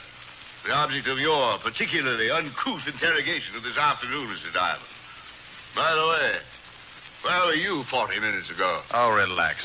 Did you get a look at this guy? The lights were out. Well, did he take you, Buddha? He most certainly did not. But had I not walked in at the precise moment, he would probably be carrying his piggyback through the middle of Times Square. And your observing police force would undoubtedly stop traffic for him. That's the Buddha right over there, Walt. Keep your hands off it. Now, look, Lassie, you called the police. The police are here, so relax before someone puts their foot in that big mouth. Well, really? Yeah, really. You're getting ready to leave town, aren't you? I don't see that that's any concern of yours, Lieutenant. Well, Buster, in case you don't know it, you're the #1 suspect in a killing. I beg your pardon? Do you own any antique guns? Guns? Sir, I do not collect weapons of any sort. I demand to know what you mean when you say I'm suspected of a killing. The night watchman at Quimby's antique shop was shot to death and dumped in the river. The night watchman again. I told Mr. Diamond once that my association with the night watchman was as ridiculous as General MacArthur sending Sally in a charm bracelet. Nothing's been touched on the Buddha? Nothing. I assume that the thief knew the value of the ruby eyes. Has there been any publicity about the Buddha? Some. Walt, come here. Excuse us a second, Mr. Lasdown? You couldn't make it a year, could you? Charming fellow. Yeah. Look, Walt, in some way the night watchman, the missing gems, Lasdown, and his Buddha are all mixed up together. Okay, so what? We haven't even got the murder weapon. Well, if the night watchman did swipe the jewels out of the safe, then someone probably killed him for them. Yeah, that figures. If he was planning on stealing them, wouldn't he be all ready to skip town? Sure. Well, he hadn't packed a thing. His apartment hadn't been touched. Oh, well, that's not much. Okay. If someone wanted to get that Buddha, why not break in the store? Because it's easier to break into a house out on Long Island. The Buddha was just moved this afternoon. Who knew Lasdown took it? Yeah. And if the potential thief is mixed up with the original jewel theft, why didn't he grab the rubies in the store? I never thought of that. No. I think he wanted that Buddha for something else. Lasdown, What do you want? is there anything else about that Buddha besides the eyes? I told you once it's a very rare piece. Aside from that, could anyone hide something in it? Hide something? Why, yes, of course. It's hollow. The whole back swings open. Wealthy families used to place their valuable possessions inside the Buddha for protection. Show us. Certainly. There you are. You see the space inside is quite good grief. Don't touch it. Isn't that a gun? Certainly is, and there may be fingerprints on it. Well, I assure you that does not belong to me. Do you know anything about a gun like this? Well, only that it's apparently very old. An antique. 8 to 5, that's the one that killed the night watchman. Give me a handkerchief. Here. I'm afraid you'll have to postpone your trip, Mr. Lasdown. Well, I've already purchased my ticket. Have you any idea why the night watchman was killed last night? Not whatsoever. All of those uncut gems you had consigned to Quimby were stolen. What? That's right. Well, why wasn't I notified? Because Mr. Quimby thought I could recover them before you found out. That Shylock, that deceitful little pipsqueak. After all the business I've given him. Come on, Walt. I shall personally take extreme delight in exposing him as a discredit to his profession. Come on. You won't leave town, will you, Lassie, old boy? You have my word, sir. At least not until I've dealt with that traitor personally. But he's a suspect. We can't leave him. Rick! Rick!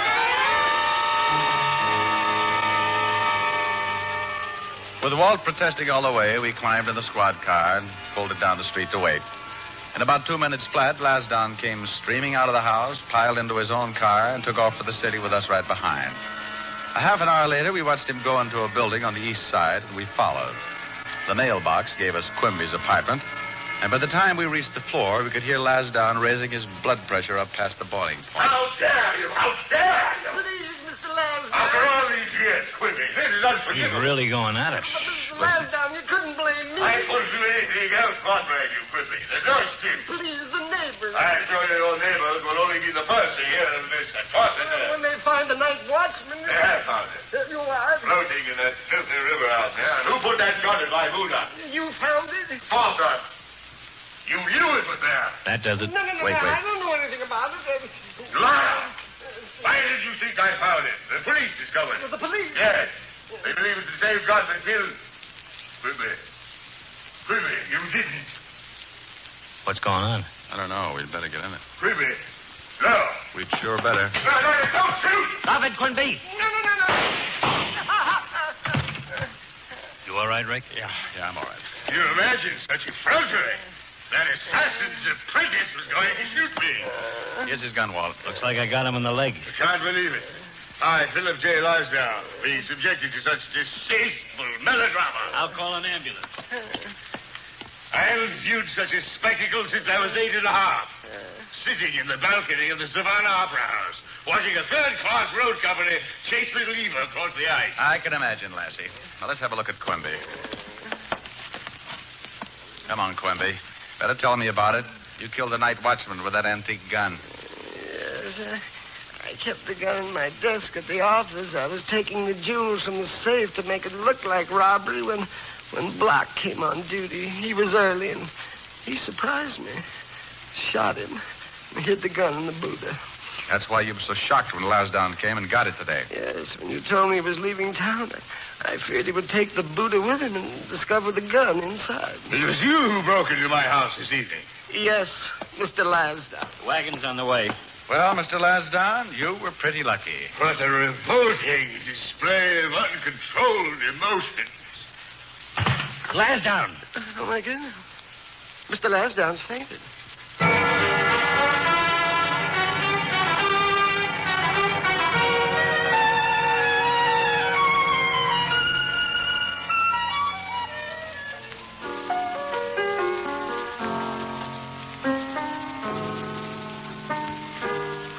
Why were you so late, Rick? Oh, I got mixed up with a screwy one. I was going to leave the station earlier, but Otis got to discussing Freud with a very learned gentleman named Lasdown. Otis was discussing Freud. Mm-hmm. It's true. Couldn't tear myself away. Seems, according to Otis, that this year Freud plays second base for Brooklyn. Then we got around to Kinsey and discovered he was batting 200. Oh, I don't believe it. Neither did I. But Otis explained he'd been in the slump all season. You and your friends. I hate to mention it, but you qualify in that league. Oh, but you love me. I do not. I just breathe hard from an irritated sinus condition. Well, use the condition and sing me a song. Okay. What are you going to sing? I don't think it's any of your business. Oh, that's a nice song. How does it go? Well, you pick one. All right. Let's see. No. I like New York in June. How about you? That's cute. I like a Gershwin tune. How about you? I love a fireside when a storm is due. I like potato chips, moonlight motor trips. How about you? I'm mad about good books. Can't get my fill. And Doug MacArthur's looks give me a thrill. Holding hands in a movie show when all the lights are low may not be new, but I like it. How about you? I like it. You like me? Well, Come here. Oh, well, do you? I don't think it's any of your business.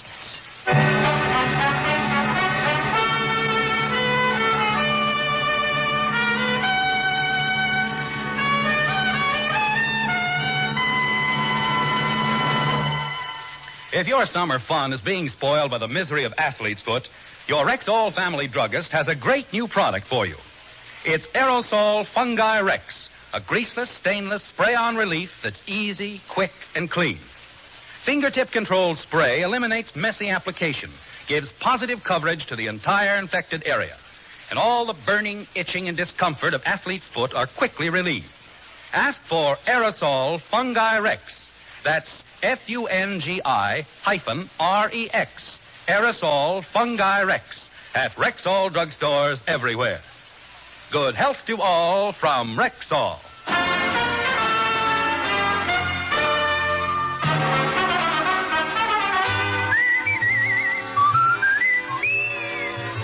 Richard Diamond, Private Detective, stars Dick Powell in the title role and was written by Blake Edwards, with music composed and conducted by Frank Worth.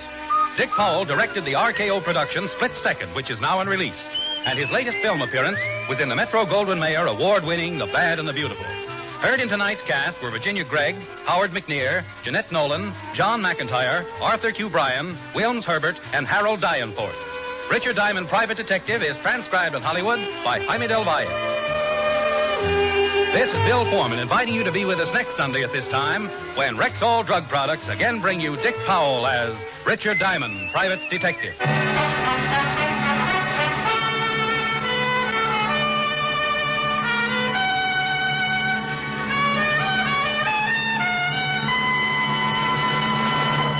Now get new and better relief from acid upset stomach. Try Bismarex Gel, the new liquid antacid that gives four-way relief. Bismarex Gel contains aluminum hydroxide for the plus benefits of absorbing and neutralizing excess stomach acid and leaving a protective covering. Ask for Bismarex Gel. Bisma-Rexgel. Bismarex Gel at Rexall drugstores everywhere.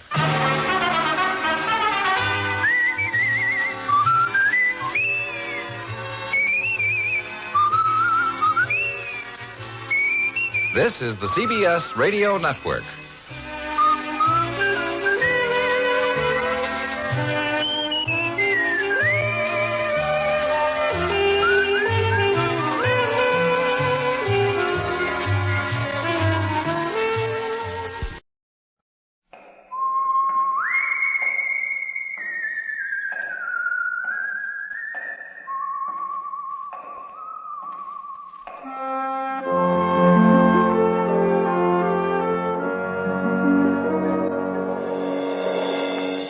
The Adventures of the Saint, starring Vincent Price.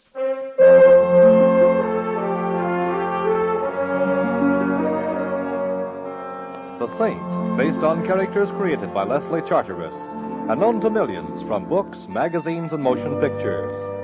The Robin Hood of modern crime now comes to radio, starring Hollywood's brilliant and talented actor Vincent Price as the Saint. Taxi! Taxi! 4500 Sutter, please. It's kind of late, ain't it? Yes, it is. It comes this time of night, I figure a guy should order... 4500 Sutter, please. Mind you, I don't like to get personal, you Driver. know, but, yeah? Of all the cabs in San Francisco, most of them operated by drivers who mind their own business. Why did I have to get your cab? Well, I like... Who are you going to see at 4500? My name is Simon Templar. I'm 6'1" tall, and I have a birthmark on my right shoulder blade. My income for last year was... That's all right. Evading the question, huh? I give up. I'm going to visit a man named Clarence Quigley. Clarence Quigley? Clarence Quigley. You going to see this alleged Clarence Quigley Look, about... he's got a collection of paintings. I like to look at paintings. Maybe that will seem odd to you, but... Oh, come now, no temper. Now, if I was your wife, you'd have to do better than that, you know. Oh. So how much do I owe you, and go away? Well, would you think I was soaking you if I suggested $3? I would. As one man of the world to another, let's make it $3 anyway. Let's just be yokels and make it 50 cents. Here you are. Well, Hey, is that blonde giving you the eye or me? Blonde? Yeah, the one coming down the street towards us. Oh, yeah. Best foot forward. I never saw her before in my life. Ellsworth, dear. Oh, Ellsworth, dear. I beg your pardon, but that's my neck you've got your arms around, Miss... A man named Clarence Quigley, huh? Driver, stop heckling. Look, miss, whatever your name is, the way you're strangling me is a pleasant way to be strangled, but... Ellsworth, dear, you sound so cold. I'm not Ellsworth, dear. I think I can honestly say I have never been Ellsworth, dear. You're not? No. Oh, I'm sorry. I thought you were. Or maybe I just hoped you were. Don't you know Ellsworth, dear, when you see him? No, I don't, I guess. But, I saw you, and then the name came to me, so I just thought... who is Ellsworth? I don't know. Well, I suppose a certain amount of confusion about who or what Ellsworth is understandable, but... That isn't the worst. It isn't? No, you see, not only don't I know who Ellsworth is, but... Yes? I don't even know who I am.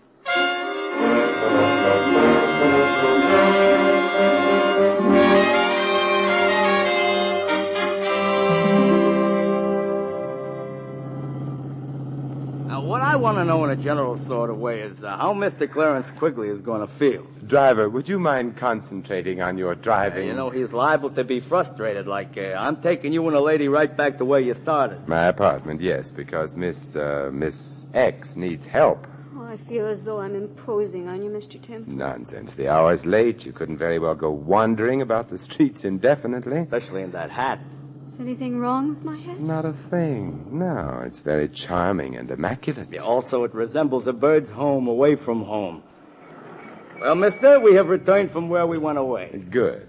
Miss X? Thank you. Uh-huh. You're going to keep on being a yokel, huh? Here. Mm-hmm. This time only half a yokel. Well, goodbye. You know where I'm going? No. I'm going to lurk outside of Clarence Quigley's. I think tonight he's a fellow who needs a friend. I need one, too. Oh, come along now.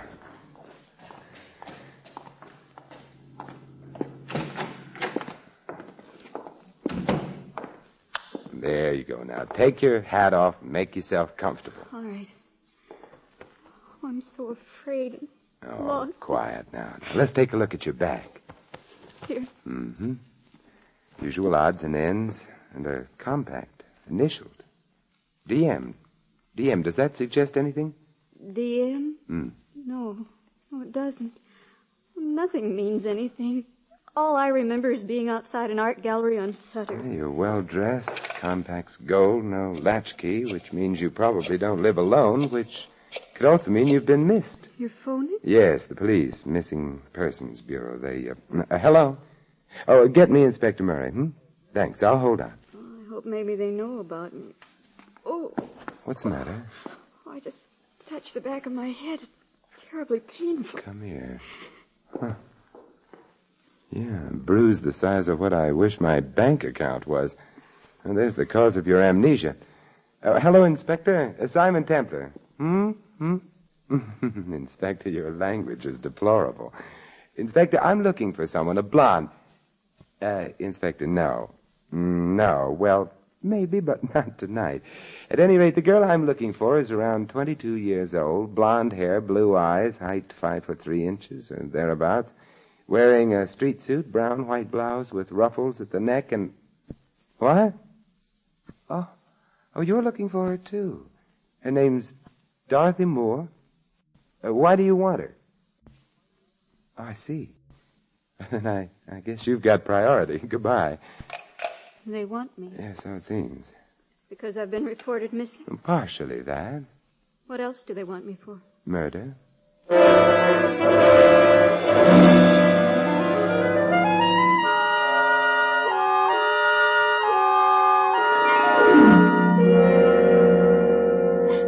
Here, now, try another cup of coffee. Dorothy, I guess we'll call you that unless we get evidence to the contrary. Dorothy Moore would fit the initials on your compact. What am I going to do? You stay here and wait for me. Where are you going? Well, from the information I've been able to get on the phone, your guardian, a man named Matthew Schreiber, was shot and killed earlier this evening. You disappeared. That's all the information in the public domain at the moment. I'm going to look for more. At my house? Yes.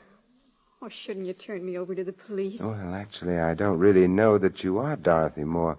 I'd like to know a little more about the murder itself before coming to any decisions. You mean you want to help me? Yes. And I need help so, because you see what's so terrible about it all is that I don't remember anything at all, so I can't even say I didn't murder anyone.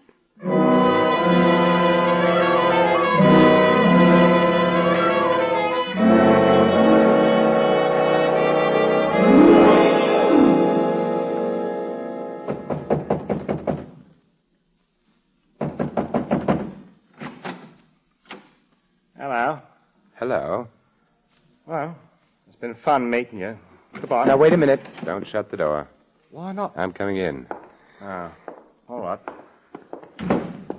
I hate to seem prying, but who are you? Simon Templar. An attractive name, much more distinguished than mine. Oh, what's your name? Walters. Not the most glamorous name in the world, but I'm a butler, so I bear up. Good. Where is everybody? In the library. They're so well-bred. Oh, who is in the library? Mrs. Atkins, the housekeeper, the Cassandra of our day. A gloomy lady prophesying disaster, Yes. And, of course, there's Mr. Tinsley. Mr. Tinsley? A strange fellow who spends a good deal of his time sitting on small horses and hitting a large ball with a long wooden stick. A polo player. Doesn't matter what you call it. It's no job for a grown man. What's his relationship to Miss Moore? Oh, let's not start prying, shall we? Expound. Well, to breach your confidence, he's engaged to marry Miss Moore, if and when she's found, and if she happens to be innocent of her guardian's assassination. Oh. Anyone else in the library? No.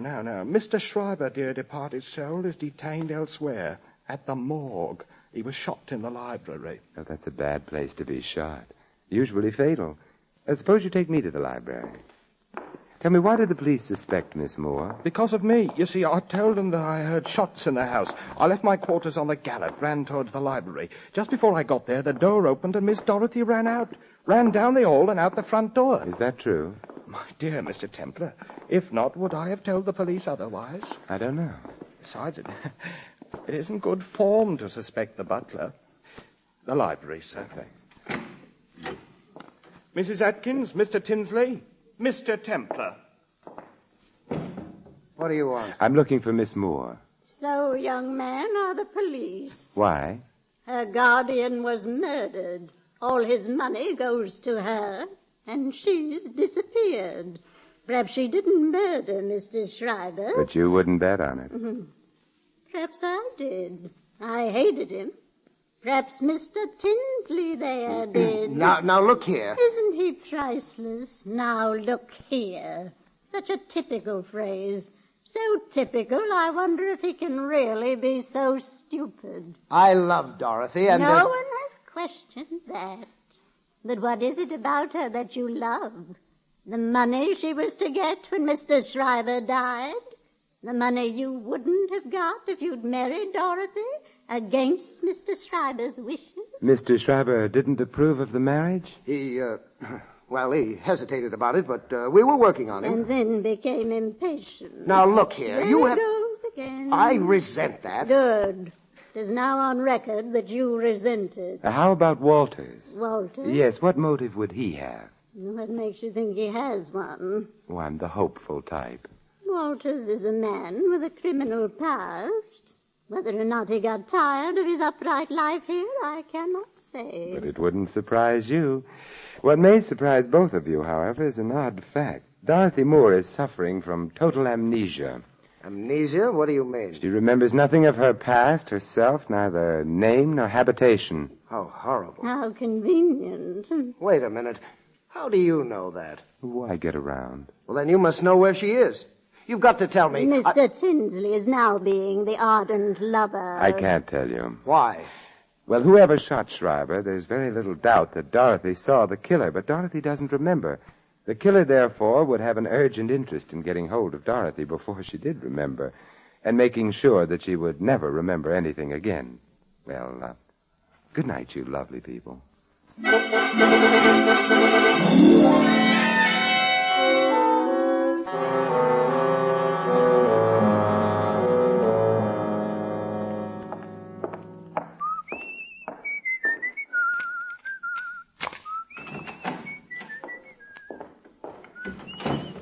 Dorothy? Dorothy? Dorothy? Dorothy!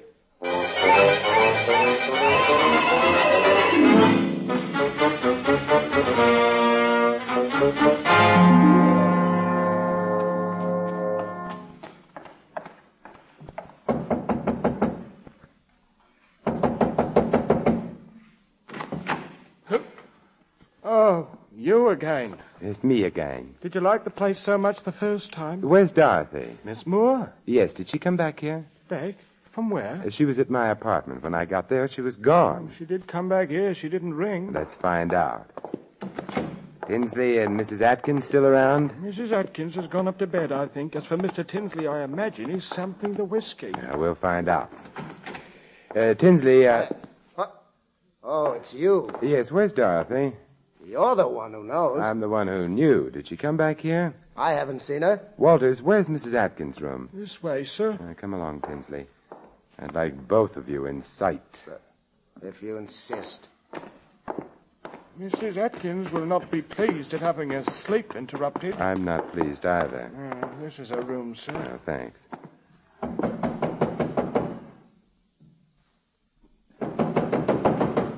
The old girl must be asleep. Then we must wake her up.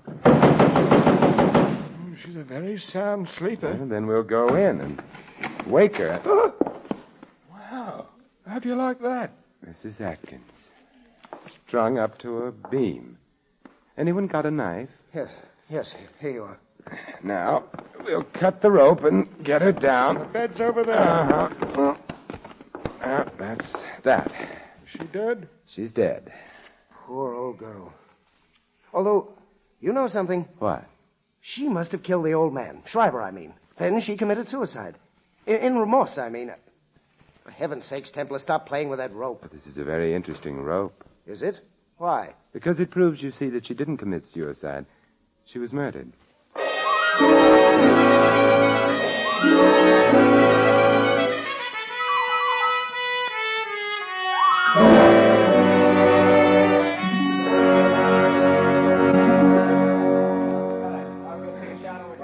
Templar? Yes, Inspector Murray. I understand you don't think that Mrs. Atkins committed suicide. I know she didn't. Well, while the boys are playing with fingerprints and stuff, would you mind explaining to a poor benighted member of the lower intellectual classes, a cop like me? Oh, Murray, now stop pulling my leg. You're one of the brainiest men I know. Then why do you always beat me to a case? Oh, I'm prettier. Uh-huh.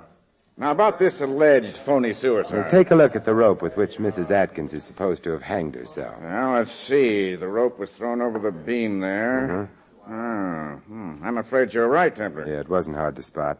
Her weight would have pulled the rope sharply down over the beam. The fibers of the rope, therefore, should have slanted upward. Instead of which they slant down, indicating that somebody put the rope around Mrs. Atkins' neck and then hauled her up. We were supposed to think that Mrs. Atkins committed suicide as a confession of guilt. Which leaves us where? In the Schreiber home. I'm more interested in where the girl is. Dorothy Moore? Uh-huh. Why? Because I have... Hey, Mary. Look, coming through the Oh, door. I'm not sure. Simon, Oh, hello, Dorothy. I don't know exactly how I got here, but I don't recognize the place at all. Yet I should, shouldn't I? Yes, you should, Miss Moore. Because this is where you live. But I'm afraid you're not going to stay very long. What do you mean? I'm placing you under arrest on suspicion of murder.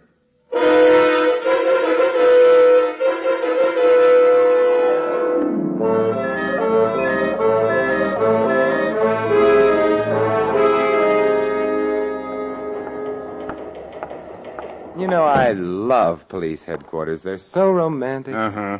Mary, how are you going to prove anything against that girl if she's suffering total amnesia? By proving that her amnesia is a fake. Oh, how? I have an alienist coming over here to look at one of our guests. I'll have him see Miss Moore, too. He's due any minute. I'll go get the girl now. I wonder. Through the other door. Come in.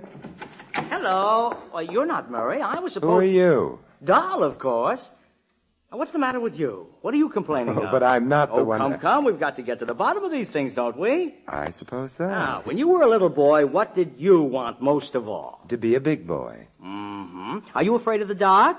No. No? You are not afraid because you have little friends who come to you in the dark, perhaps, eh? No.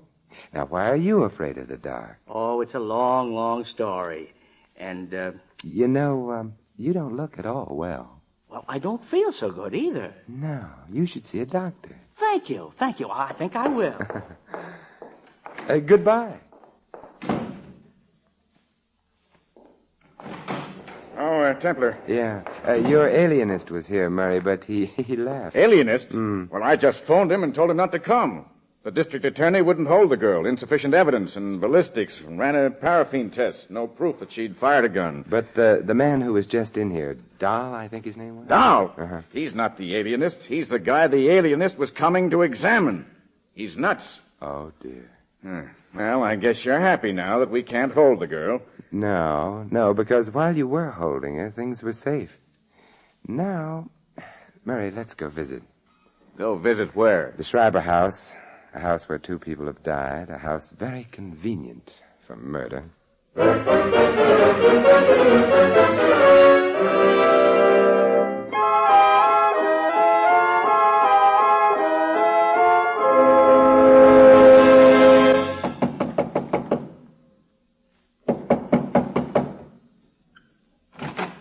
Yes? It's no Oz, Walters. We're coming in. Yes, sir.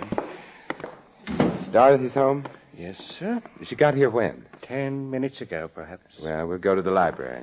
Yes, sir. She got here 10 minutes ago, and then? She sat in this room for a few minutes, made a phone call, and went up to bed. She tried to phone you, Mr. Templar. I'll wake her up and get her down here.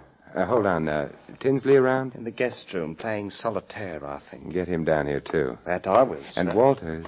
Yes? You come back, too. Sure. Having fun, Templar? I don't care very much for this stage of any case, but What are you doing with that telephone? Hiding it under the couch here. Are you being subtle again? Again? Oh, you flatter me. Simon. Hello, Dorothy. Sorry to have had you waked, Oh, but I wasn't asleep. I was trying to remember. You will if you get the chance. Tinsley's here in the house, isn't he? Yes, he is. For heaven's sakes, is a man never to get any peace? You know Inspector Murray, Mr. Tinsley? Oh, yes. The policeman. Oh, look, now get off your polo pony and... Where's Walters? By now, on his way to Canada, I imagine. Dorothy, get on the phone right away. The phone? Yes, of course. Oh, well, there doesn't seem to be one in here. Perhaps in the next room. Why do you want me to phone? I don't. But you just said... Dorothy, didn't there used to be a phone in this room? Oh, I don't know. I don't remember. Oh, yes, your amnesia. But you remember everything that happened since the blow on your head, don't you? Well, of course. Well, then equally, of course, since you were in this room a very little while ago, and since you used a phone in here, you should have remembered that. Why didn't you? Well, Well, I don't know. It slipped my mind. No, Dorothy, it didn't slip your mind. You were merely being over-careful. What does that mean? It means that you are not now, nor ever were, suffering from amnesia. Why should I pretend to have amnesia? Because you killed your uncle. You knew you'd need something to help you out in court, so you wandered about until you found someone on whom you could try out your amnesia. That happened to be me. Oh, you're just saying those things without proof. Besides, there was a paraffin test. It indicates merely that you wore gloves when you shot your uncle. It indicates I might have worn them. If I'd shot him, you can't prove I did. I can prove your amnesia was phony, that along with some other things. How can you prove it? Very simple. Your hat. What? When you arrived at my apartment, you took your hat off, discovered a large bruise on the back of your head. That was to supply a plausible reason for your amnesia. But, Dorothy, as I remarked to the cab driver at the time, your hat was immaculate, untouched. You asking us to believe that the killer knocked you out and then carefully put your hat back on your head again? I'm not asking you to believe anything. I'm going. Oh, what a charming revolver. The one you used on your uncle? It still has bullets in it, so don't try to stop me. Dorothy, you didn't ask me how I could be so sure the killer hadn't done that business with your hat. I don't care. I'm so sure because of Walter's statement. Remember, he saw you rush out immediately after the shots? All right, you're smart, but you'll never stop me. Perhaps not, but Walters, who's right behind you, will. Oh, no, you can't fool me with He that. wasn't trying to, Miss Dorothy. I think I'd better... What? You're no gentleman. You knocked Miss Moore out with a bottle. Yes, sir. But you said you were going to You Canada. misunderstood me, sir. I merely said I was going to get some Canada Dry. Now the bottle's ruined. That's too bad. Oh, never mind, Walters. No harm done. Inspector Murray, you'll take Miss Moore, and I'll take an old-fashioned.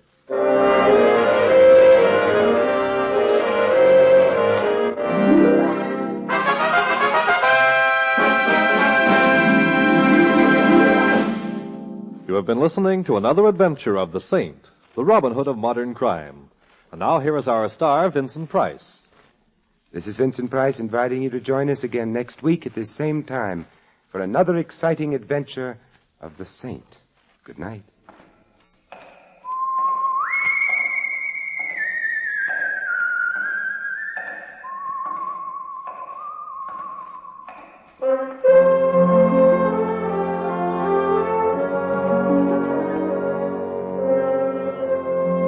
Tonight's script of The Saint was written by Lou Vittes. Our cast included Peggy Weber, Ted Von Elst, Jerry Hausner, Tom Brown, and Dan O'Hurley. The music was composed and conducted by Harry Zimmerman. The Saint, based on characters created by Leslie Charteris, is a James L. Safier production and is directed by Thomas A. McAvity.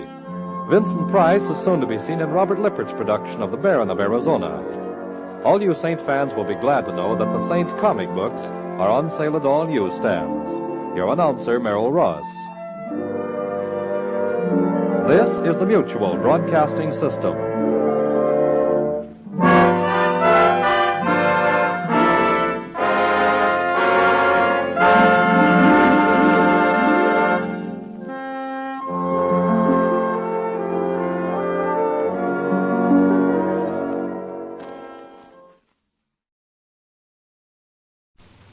Transcribed. Presenting Joel McCrea as Jace Pearson in Tales of the Texas Rangers.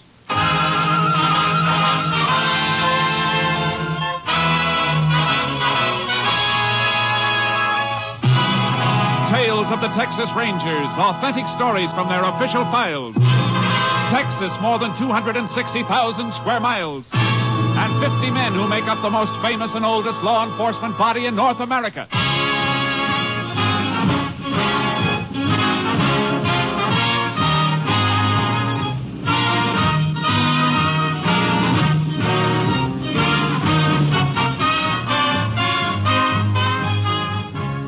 From the files of the Texas Rangers come these stories based on fact. Only names, dates, and places are fictitious for obvious reasons.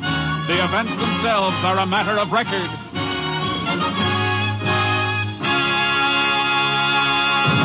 Case for tonight, Living Death.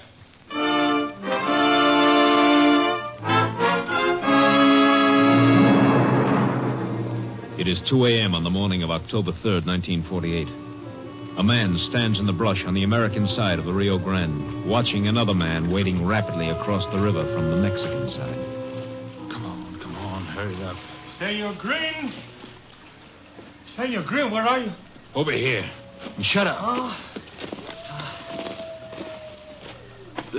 I almost fallen. Never mind.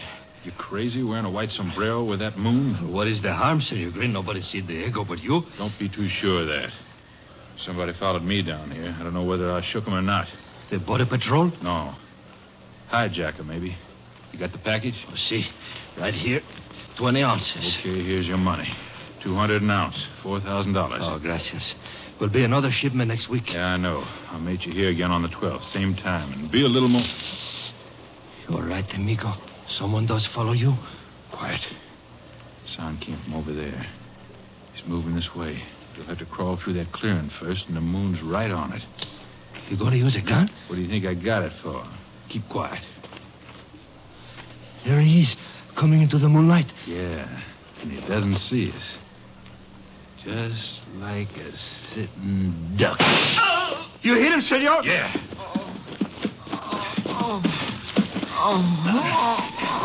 But it looks like I didn't hit him good enough. Yeah, that's better. Grab his leg. Senor, Grab his leg and get him out of this clearing into the brush. The longer it takes to find him, the better. Senor Green, we shouldn't have met this place again. It will not be safe. All right, drop him here. No, we can't use this place again. It'll be too hot. I must get back across the river. Where do we meet next time? Next time, use our old crossing near Lajitas. I'll get lost. Fast!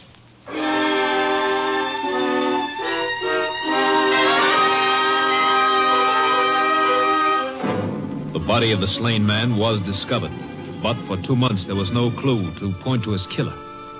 And then suddenly another man was shot to death on the streets of a small town in West Texas, and Captain Stinson of the Texas Rangers radioed Ranger Jace Pearson to meet him at the county morgue.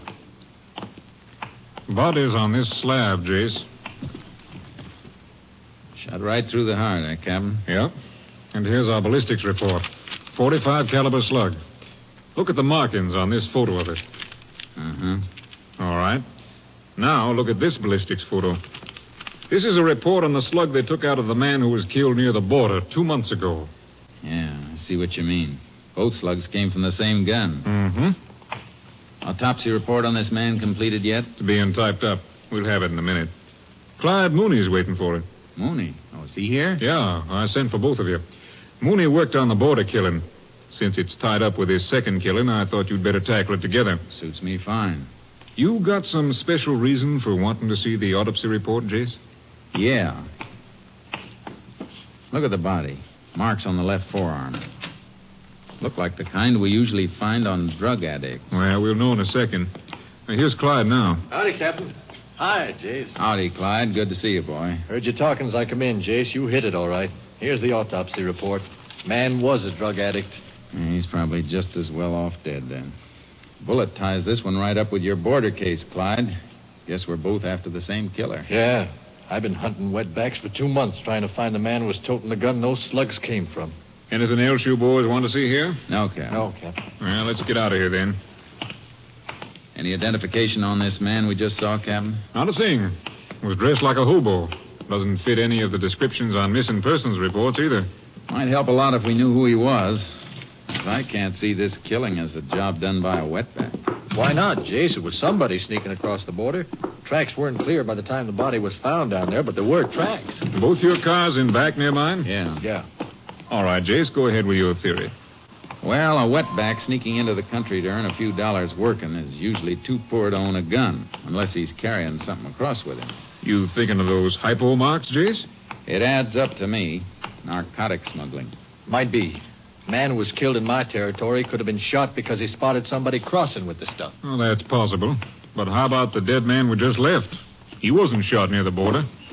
It looked like he was down and out. Had the habit, but not the price. Might have tried to get some narcotics by threatening to expose the peddler. I'll buy that, Jace. How about you, Clyde? Best bet I've had so far. All right, Jace. Where you planning on starting? Back along the border. What, my area? No. Killing was made that spot too hot for them. They'll go back to some old crossing that's cooled off. I know a few, and you probably know a few. Well, yeah. Place west of Laredo. Then there's Devil's River. That's been quiet lately. Yeah, and the Castellon area and the Big Bend, up through Lajitas and Redford.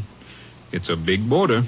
Yeah, so the sooner we get started, the more of it we can cover. You're dragging a double trailer, Jace. Suppose I load my horse in with charcoal. We'll use one car. Good. Let's go.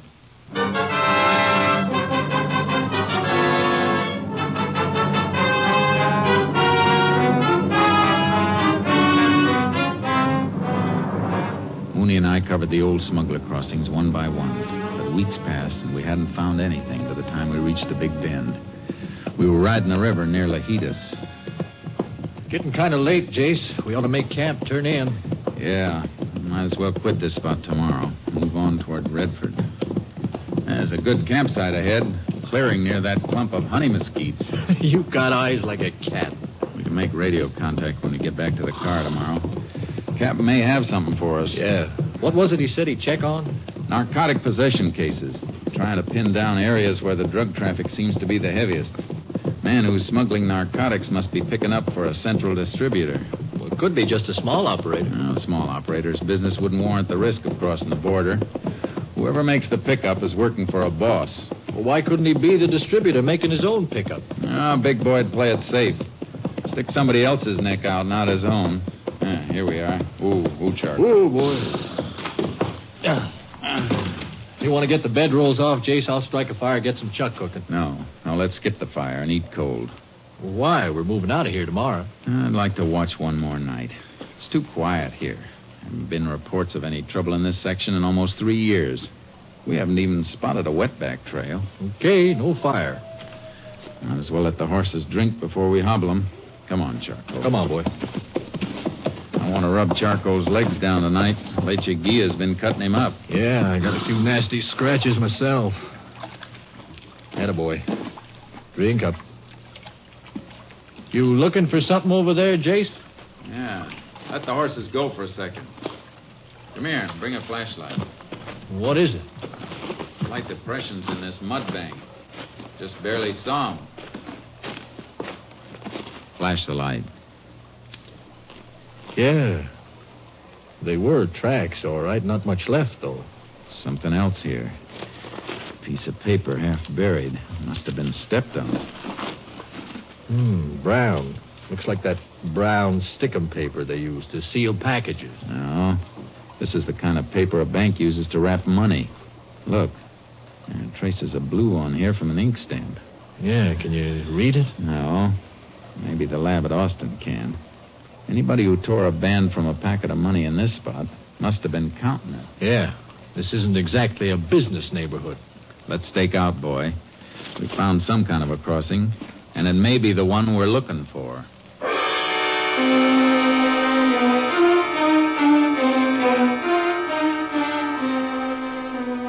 We didn't dare move out of the area.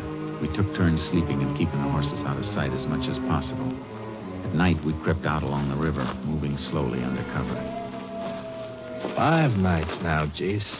Maybe they won't cross again in the same spots. I know. A mile above or below us, and we'd never even see them. We found tracks in a couple of places along here. They might... What? Oh. One of our horses. Thought we had something for a minute. Clyde, that isn't one of ours. It's coming from the wrong direction. Put your ear to the ground. I don't have to. I can hear him coming now. Can't be our horses. They're hobbled, and the one we hear is moving free. Come on. Don't show yourself on the riverside. That's where his contact will come from. Coming now. There's something moving in the water out there. A few hundred yards down. Our horses would have to be up the other way. We'll have to try it on foot. We haven't time to go back and get mounted. If they make a fast pass, we'll never get there in time anyhow. We'll have to risk a little noise. That moving horse will cover our approach until he stops. Step it up. The contact is across to this side by now. I can't see him out there anymore. Wait. The horse is stopping, too. Diego? Oh, here, senor. Come on, give me the stuff. Here's the money. They're not wasting any time, Jace. No. Let's go. Stay where you are! Hold on! Keep going, Diego. Run! Get up, boy! I'll get the one in the river, Jace. Stop that horse!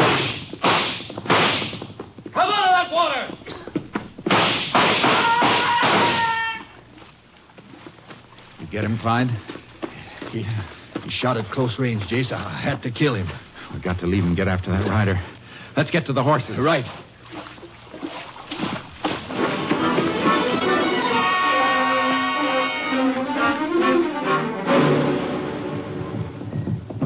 Only we've been 50 yards closer to him back there, Jace. He went over the ridge up ahead. We can pick up his trail up there. I could swear I hit him when I fired. I hope you did. Narcotic traffic's the filthiest thing on earth. Oh, here's the ridge, Jace. Whoa, boy. Whoa, Charcoal. Boy. Yeah, look where we have to track. Mesquite and Greasewood. Ground as hard as rock. Won't be much of a trail here, Jace. It'll take us hours to cut back and forth looking for soft spots. Yeah, no time for that. Get off. Yeah. It's going to be too bad if I didn't hit him. A blood trail's our only chance. Yeah. They'll find another contact for narcotics across the border. Sure they will. Unless we get to the man we're after. He's the only one who can lead us to the ring on this side of the border. And we've got to get to him before he gets rid of that package.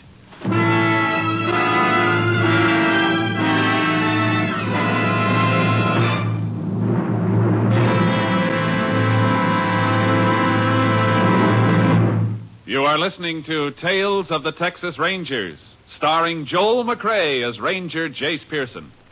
Today marks our first Sunday broadcast, and we sincerely hope that all our old friends who listened to us on Saturday night will be with us at this new Sunday time. Also, we extend a cordial welcome to our new listeners and hope that you'll be with us every Sunday at this time.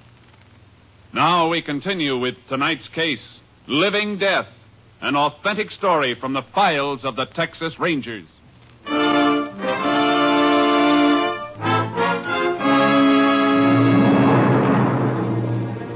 We combed the ground for a blood trail, and we found it. Not much, but enough to follow. It led through the Mesquite and Greasewood, but the rider knew the country. He'd been weaving through the roughest spots. He's a smart one, Jace. Yeah, slowing us down all the way. Got a good hour on us by now. And an hour's too long. He's probably just using that horse to get to a car someplace. We can't waste any more time trail cutting then. No. He must have headed for cover someplace to take care of that wound. General direction seems to be northeast. We'll have to gamble on it. Okay. Let's ride. Get up, Charlie.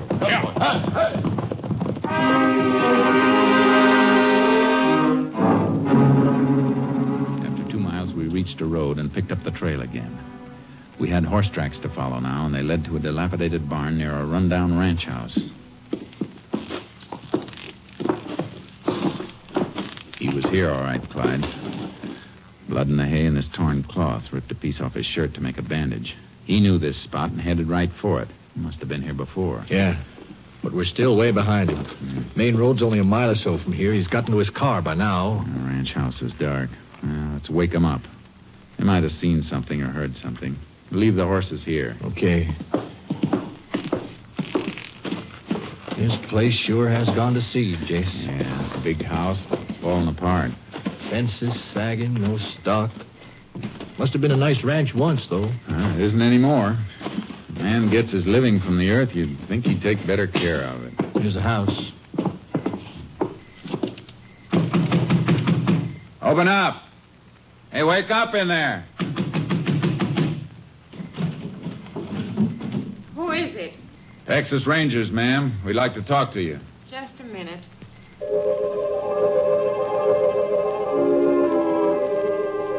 was an electric power line to the house, but when she opened the door, she was carrying a candle.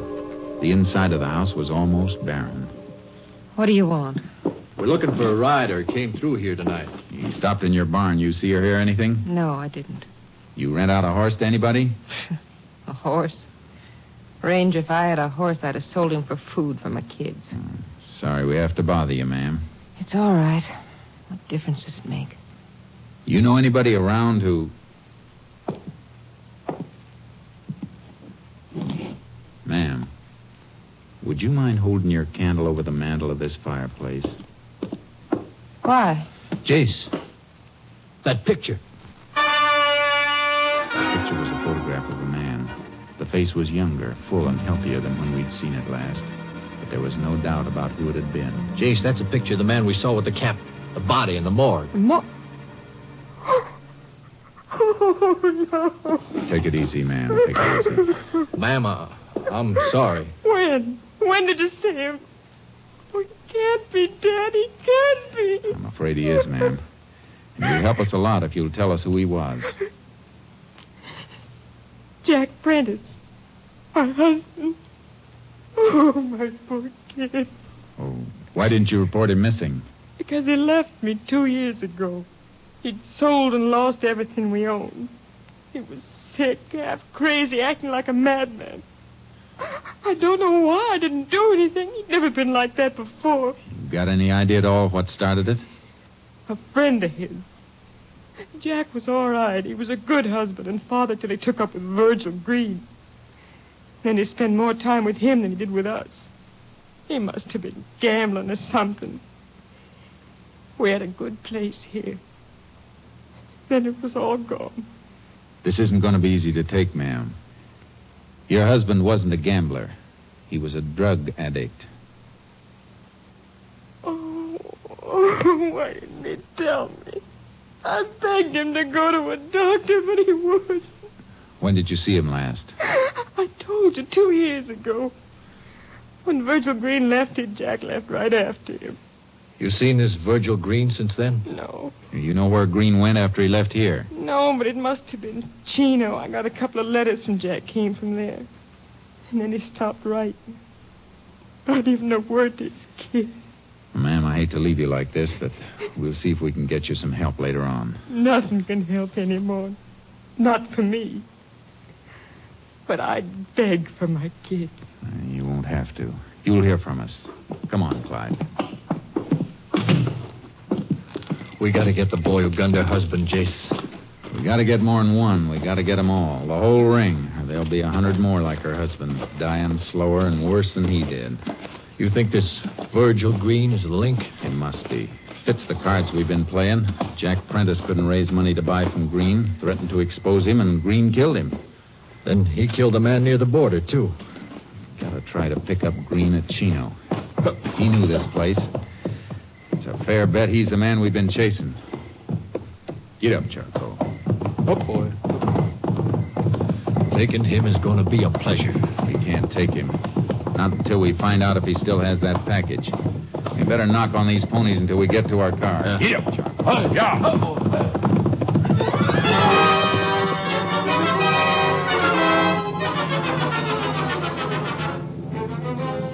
We got to the car, but before we headed for Chino, I put in a phone call to Captain Stinson.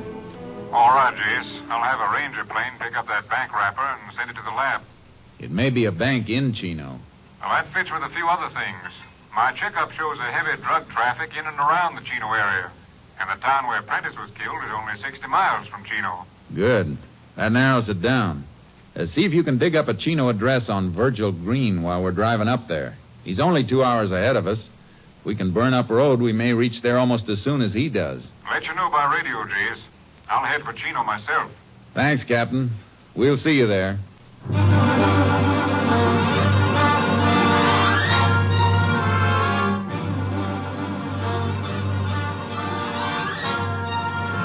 were less than an hour out of Chino when our short wave came through with Green's address.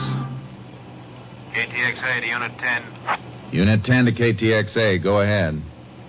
Address of subject Virgil Green is Greendale Ranch, State Highway 39, 14 miles west of Chino. Got it. Any report from lab on bank money wrapper? Stamp on money wrapper restored by Austin Lab. Money and packet came from Chino State Bank, corner Main and Crockett in Chino. 10-4. Unit 10, clear. KTXA Austin. That's all we need, Jace. Yeah. If we can get Green in sight before he unloads that package.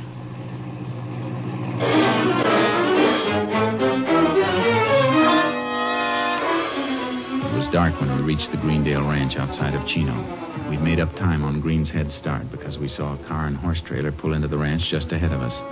A man got out of the car and limped up to the house, and he was carrying a package. Walks like a man's been shot in the leg, Jace. Yeah. Don't turn in after him. Go on past the ranch. Okay. Where do you want to stop? Where we can watch the house and keep the car shielded. Well, there was some heavy brush on the other side of the road just across from Green's place. All right. Turn around and go back. We'll keep an eye on him from there.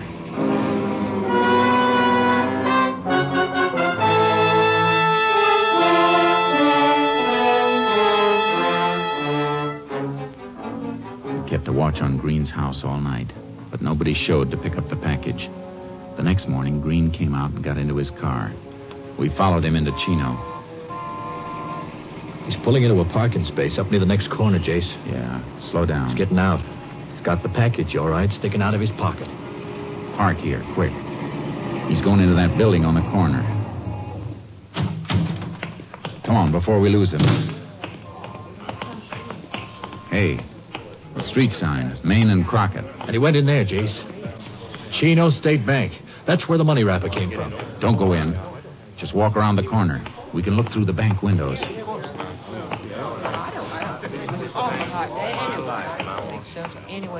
There he is, Jace. Last counter, the rear of the bank. Safe deposit boxes. Going through the rail into the vault. Must have a box he's going to plant the stuff in. We going to grab him? No, wait till he comes out. But he won't have it on him then. We got enough on him. We can pick him up any time. We got to stay with that package until we know who gets it next. Hey, he wasn't in there long. He's coming out. Yeah, the package isn't in his pocket now. All right, get out of sight. Yeah. He was in there just long enough to open up the box and drop it. Yeah, you've seen the package now. Drift around to the front of the bank. See that nobody leaves that vault with it unless you follow him. Okay, where are you going? To meet the captain and get a court order to open that vault.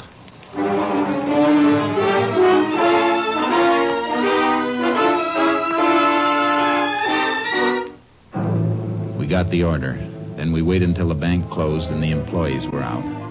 We got the president of the bank at his home and took him back to open the vault. Narcotics, most distressing, gentlemen. Oh, come in, please. All right. Which box is Green's? 421, right here. Want to open it for us? Why, of course. Say. It's empty. Now, couldn't you have made a mistake, Ranger? No. Clyde, are you sure that package wasn't taken out? Positive, Jace. I watched every single person went in or out till the bank closed. Our order covers the rest of these boxes, doesn't it, Captain? Yes. All right. Let's open them all.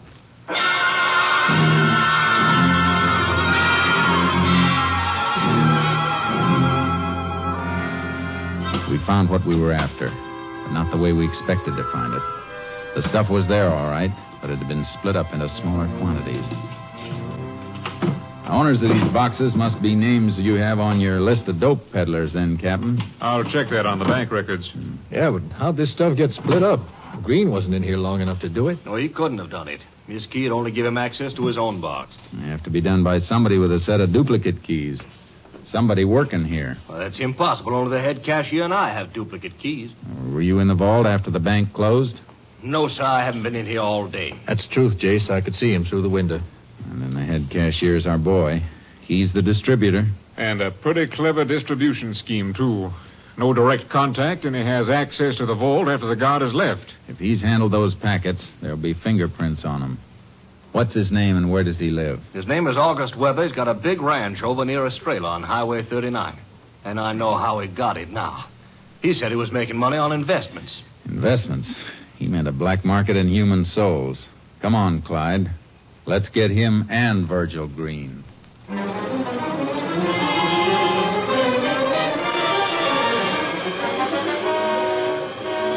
found the house, an elaborate building on a fine ranch. There was another car in the driveway when we pulled up.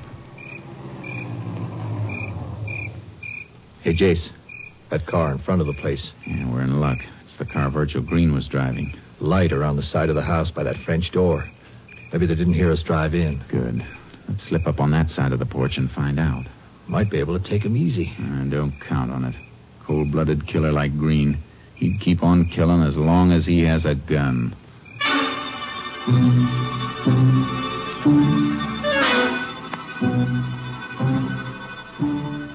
We slipped up to the French door. It was locked and we couldn't see through it. But their voices drifted out through an open window. I'm telling you, Weber, my leg's infected. I gotta see a doctor. Have him report a bullet wound? You want me to die? I could put a bullet in you, too. Well, let me know when you want to try. I've done a little killing myself, Green. Only I've been smarter about it. Nobody's caught me yet. All right, Clyde. Let's kick a hole in this door. All right. Don't move. Ranger! Don't breathe.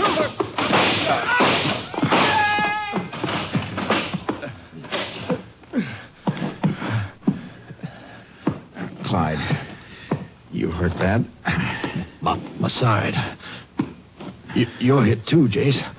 Blood on your head. Yeah, just a nick. Come on. I'll get you to a hospital. How about them? Leave them for the coroner. They're both dead.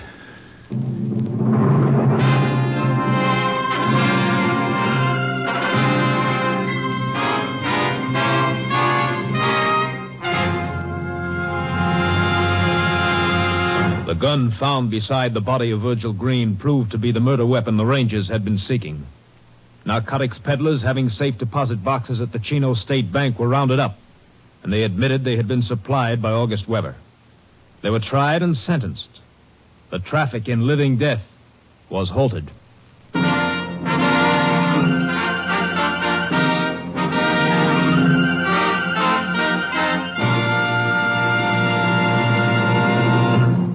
And here again is the star of our show, Joel McCrea. A friend of mine returned recently from a visit to Texas. While he was there, he'd seen a Texas Ranger, and he asked his host, a rancher, what the requirements were for a man who wanted to be a ranger. The host looked thoughtful for a moment and said, well, I'd say if a man could ride like a Mexican, trail like an Indian, shoot like a Tennessean, and fight like the devil, he might have a chance to get in. Well, I hope you'll be with us again next week. Same time, same station. Good night. Next week, Joel McCrea in another authentic reenactment of a case from the files of the Texas Rangers.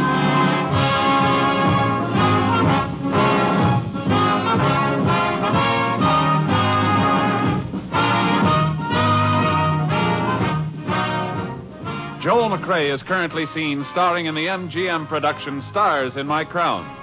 Tonight's cast included Tony Barrett, Barney Phillips, Larry Dobkin, Byron Kane, Ken Harvey, and Lillian Byam. This story was transcribed and adapted by Joel Murcott, and the program was produced and directed by Stacy Keach. This is Hal Gibney speaking.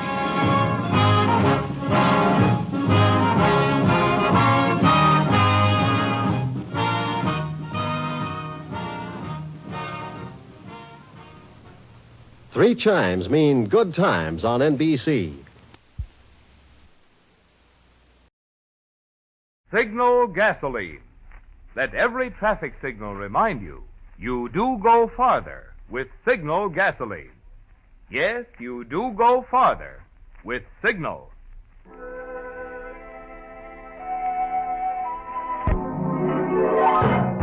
The Signal Oil Company and your neighborhood Signal dealer bring you another curious story by The Whistler.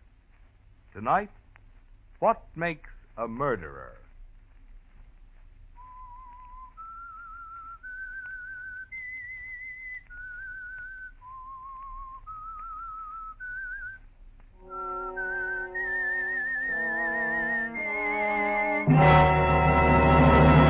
I am the Whistler, and I know many things, for I walk by night. I know many strange tales hidden in the hearts of men and women who have stepped into the shadows. Yes, I know the nameless terrors of which they dare not speak. Murder is a peculiar affair. All it needs in many cases is the right pressure, the right set of circumstances, the right opportunity. And an otherwise respectable member of the community becomes a killer. If you tried to explain that to Arthur Winslow, he wouldn't have understood. If you told him he was in a fair way to become a murderer in a few months, he would have looked at you strangely. For Arthur was respectable, solid, exactly like 100,000 other respectable, solid Jersey commuters. His life was a pretty drab affair. part of it was the office. J. Simmons and Company, investment brokers. Light 7 1/8, no change. 7 1/8, no change. American Tel and Tel 179 1/8, off an 8. AT&T 179 1/8, off an 8. American Tobacco 77, up 1. 77, up 1. Better leave it there, Arthur. 5 o'clock. Got to make that 5:19. Why? Hmm? Why do we have to make the 5:19, Stanley? Why, Arthur, because we always do. Why is that a good reason? What? I mean, do you think because we've always made the 5:19 that we ought to keep on making it the rest of our lives? Is something wrong, Arthur? Maybe, I don't know. I've been thinking, Stanley. Hmm? For 10 years now, you and I have been analyzing investment securities 8 hours a day, catching the 5:19 every night, arriving home in East Orange promptly at 6:22, kissing our wives at approximately 6:50, eating dinner at exactly 7, reading the evening paper, and then going to bed. Well, it's a little like death, isn't it, Stanley? What in the world's gotten into you, Arthur? I've got a book here. Hey, take a look. Book? Oh. It's a novel. Got me to thinking. Moon and Sixpence. It's about a man like us, Stanley. Mm-hmm. A man who got fed up with the 5:19 and dished the whole works. Well, what did he do? He took a chance. He walked out, just picked up his hat, and went off to the South Sea. You mean he just left his family? They preferred the 5:19. Huh. Well, I can't say that I approve. No, I didn't think you would. Well, you better hurry along, Stanley. You'll miss your train. Yes, but what about you? Well, tonight, just for a change, I believe I'll catch the 5:55.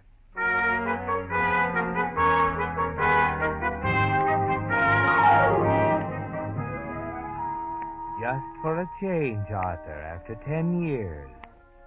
You walk slowly down Broad Street, deliberately casual, noticing the swarms of hurrying commuters objectively, as if for the first time. It's pleasant strolling along like this, taking your time, stopping to look in a window now and then. Finally, you stop at a cigar stand. Have you got a pack of cigarettes? Well, if you can smoke them. Yeah, here. 18 cents. 25 and 50. Thanks. Yeah. Say, what's that back there? Oh, you interested in bangtails? What? Bangtails, horses. Opening up Pimlico tomorrow. Hey, come here. Sure. Now, there's the board. Take your pick. Current art in this column. Huh. Pink Lady. Mike the Third. Big Bonanza. Moon and Sixpence. Hey, what's that, Moon and Sixpence? Top horse in a parlay. Don't know nothing about them, though. Parlay, what's that? You don't know what a parlay is? No, I don't. Oh, well, okay. Well, in that parlay there, you got 3 horses, see? Yeah. Now, you put your dough on Blue Bonnet in the first. If he comes in, the dough goes on Glowworm in the second. If he comes in, the works rides on Moon and Sixpence in the third. Get it?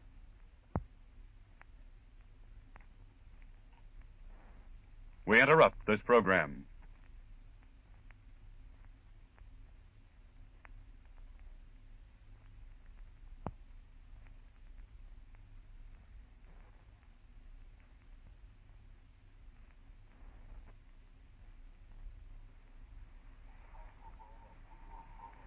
The B-29s are back in the war. The super fortresses, which have been the major factor in bringing Japan to her knees these past few weeks, have dropped high explosive and incendiary bombs on the Marisu Railroad Yard, the first purely rail target to be hit in Japan. There was no Jap fighter or flak opposition. It was the first heavy bombing Japan has received since last Saturday, the 11th.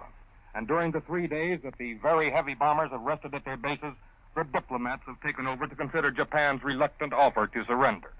However, the diplomats haven't done so well. If the tension here in the Pacific is any standard of judgment, the Japs have succeeded in conducting a fairly effective war of nerves against us by their failure to reply to the Allies. So now, General Spot's strategic bombers are back over Japan, dropping explosive reminders to the Nipponese people they had better surrender or else. It is a feeling here that the super forts were sent to Japan as an Allied prod for Hirohito and his ministers to make up their minds. If they don't, Japan can expect more of the same treatment. As a matter of fact, today's bombing is continuing right now More and more bombers are over the Jap homeland, and the bombs away signal will come back to Guam many more times today. The Marifel rail yards and shops were hit by the 313th Wing of the 20th Air Force based on Tinian. 3 B-29 groups plastered the area with high explosive bombs. The rail yards form one of the most critical bottlenecks in the Japanese railroad system, serving the double-track rail line that runs from Tokyo to Kobe and along the inland sea of Japan. Interruption of traffic on this line will first of all affect the Jap oil supply, and more important, it will affect the critical Jap food shortage already desperate in Japan's big cities. The strategic air forces are not playing tag in this operation. Japan right now is being hit and being hit hard. The process will continue until we receive that notification of unconditional surrender, or wrest it from the hands of the Emperor himself when we take his imperial castle in Japan itself. If they want it that way, that's the way they're going to get it. And this is Bill Downs in Guam returning you to CBS.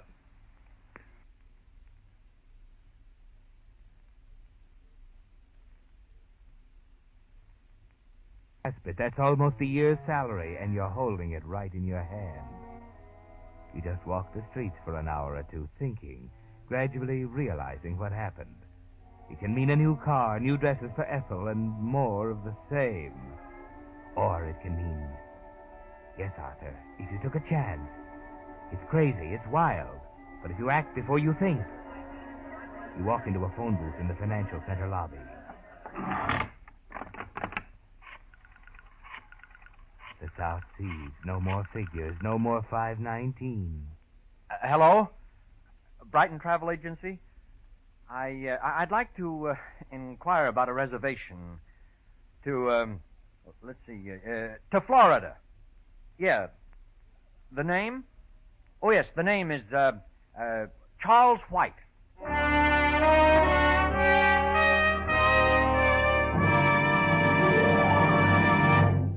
There's good news for drivers in recent announcements that new cars are already in production. But there's bad news in the statement of Defense Transportation Director J. Monroe Johnson that it will be at least 3 years before all the people who want new cars can get them. 3 more years. That's a long time to make today's cars last, especially when the average car is already 7 years old. It means that now more than ever, your car needs the more thorough, more conscientious kind of service you'll find at Signal gasoline dealers. Yes, there's a very real difference in Signal service, and for 2 good reasons. You see, being in business for themselves, Signal dealers have made car care their specialty. Their experience, they know cars. And 2, because independent Signal dealers are in that business not just for today, but permanently. They're eager to please you so well, you'll come back regularly and be their steady customer. Added up, that assures you the kind of service that will keep your car happy and you satisfied. The kind of service that makes it well worth your while, getting acquainted with your neighborhood Signal gasoline dealer. And now, back to the Whistler.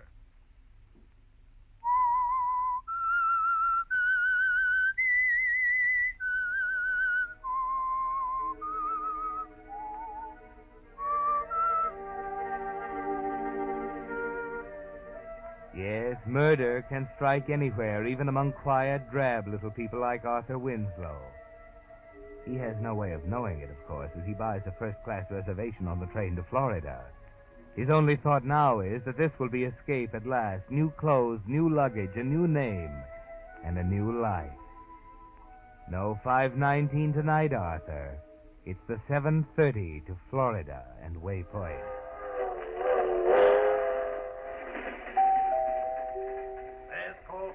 Last call for dinner. Oh, which way is the dining car, waiter? Yeah, there's 3 cars back. Oh, thank you. Better hurry along. Yes. Last call for dinner. Okay. Oh, I'm sorry. Oh, that's quite all right. It isn't either. I wasn't looking. Well, neither was I. Where is it? What? The book. Book. Oh, yes, the book. I knocked it out of your hand. Must be down here on the floor. Oh, here, let me. It's probably down under the no, seat. let me see. I can. Oh, I bumped my head. Oh, look at the gum under here. Did you get it? Last year's timetable. I've wanted one for ages. oh, wait a minute. There it is. Where? To the right, just a little, under the seat. Here, let me... No, let me get it, please. Here we are. It's a fine thing getting yourself all dusty that way. Turn around. Oh, thanks. Moon and Sixpence. There we are. That's a little better anyway. Wonderful, isn't it? Hmm? Moon and Sixpence. I loved it. Oh, yes, I haven't quite finished it, of course. Do you believe it? I mean, do you think it's right? You mean to toss everything over and take off for the South Seas? If you don't mind, pal, while you're going to the South Seas, I'll go to dinner. Oh, I'm sorry, sir. Excuse me. We seem to be holding up traffic. We do, don't we?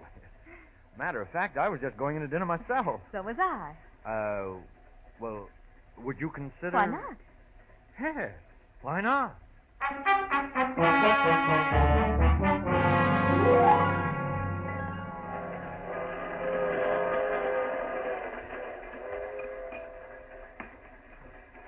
You know, I think Moon and Sixpence was a wonderful story. Of course, I can't say it was very realistic. Well, what do you mean? Well, I admit it was convincing, but when you stop to think about it, this running away business. Oh, you don't believe in it, huh? Well, after all, running away is no solution. Well, sometimes there's nothing else to do. He could have stuck it out. You mean licked it if it took the rest of his life? Yes. Well, all right. All right, he licks it. He's found happiness at last. And he's 70. Mm-hmm. Is that all there is to life? Well, I haven't seen too much of it yet. I know it sounds cowardly, but I think there are times when sticking it out for 20 years is wrong. Time doesn't wait, you know. We beat our heads against a wall day in, day out. We're tied down to a deadly routine. And then the first thing you know, it's too late. No, I think running away is better than that, don't you? I did once. Oh, sorry, I didn't mean to. Oh, that's all right. That's quite all right. You see, I did run away. It was just as you said. It was routine, a deadly routine. And when I couldn't stand it any longer, I ran away. Well, what kind of routine was it? Well, perhaps you've heard of my father, Edgar Brewster. Edgar Brewster? Mm-hmm. He's in Miami Beach now, waiting for me. Oh, I see. I'd finally decided to go back and face it, but, oh, dear. Now you've got me confused again. Oh, I'm sorry if I'd known. Don't misunderstand. You've really helped me a lot. How do you mean? Well, you seem to know why I did it. It's a kind of moral support. Oh. You're going to Miami? Yes. Oh, by the way, I'm Charles White. I'm Vivian Brewster. Well, perhaps I'll see you in Miami, huh? I hope so. Yes, so do I.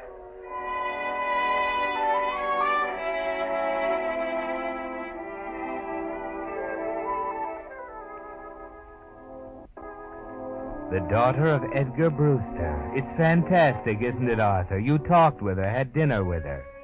She even said she hoped you'd meet in Miami. But the first week goes by in the hotel set on the shore looking across Biscayne Bay. It's beautiful. But you aren't conscious of anything except Vivian. You wait for a call, but it doesn't come. You begin to realize how ridiculous it is. Of course, she's forgotten about you. You were just someone to talk to, a traveling companion. You can't hide the Jersey commuter under that Palm Beach suit. And then...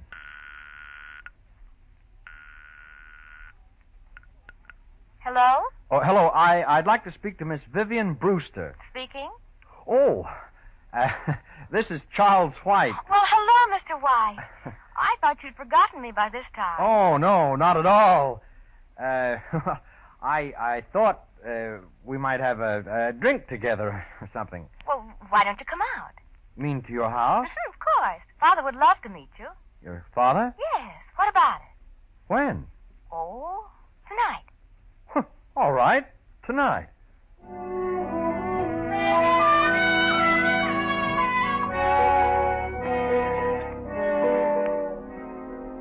Well, Arthur, you can hardly believe it, can you? A few days ago, an obscure clerk. Today, sitting with Edgar Brewster, drinking his bourbon. That about right, Mr. White? Father's a tightwad with his soda. Outrageous way to treat good bourbon. What about it, White? Oh, that looks about right, Mr. Brewster. There you are. Oh, thank you. What are you doing in Miami, White?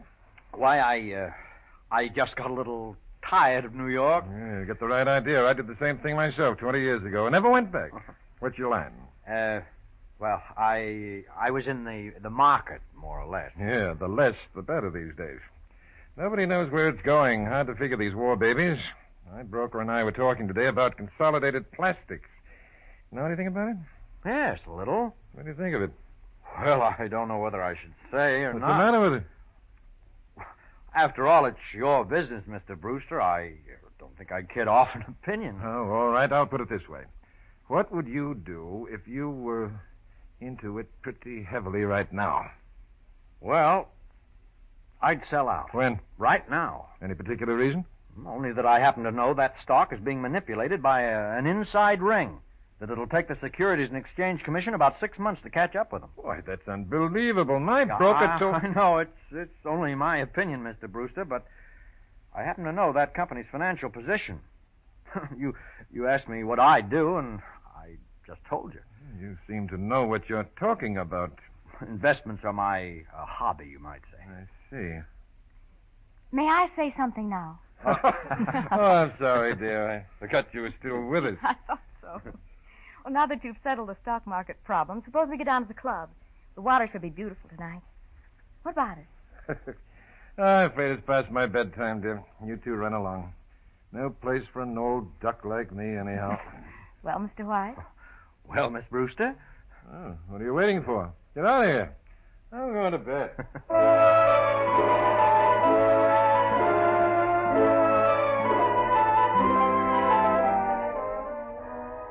And that was the beginning, wasn't it, Arthur?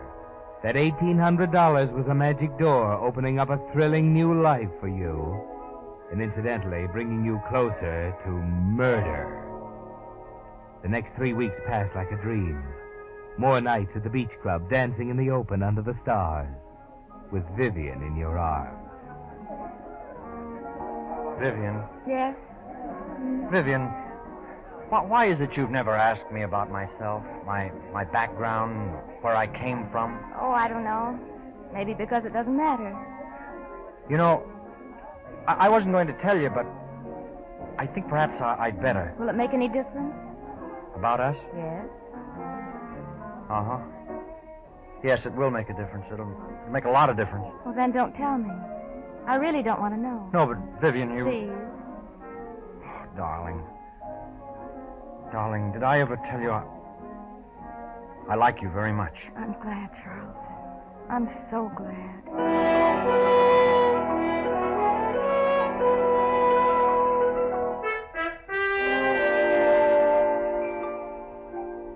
You were in love, Arthur, and for the first time in your life you knew what it really was. Mr. Brewster began to concern you. He'd never approve in a million years. Or you thought so until that evening he dropped up to your hotel room with a copy of the Financial Journal in his hand. Look at that, Charles. Well, what is it? Don't ask silly questions. Look at it, man. I thought so. Consolidated Plastics snowed under in selling rush. I'm sorry, Mr. Brewster. I'm not. Oh, what do you mean? I took your advice. Sold out 3 weeks ago. I saved myself $100,000. Well, congratulations. Don't congratulate me. You're the one who deserves it. Do you mind if I sit down? Oh, of course not. Here you are. Yeah, thank you. Would you be open to a proposition, White?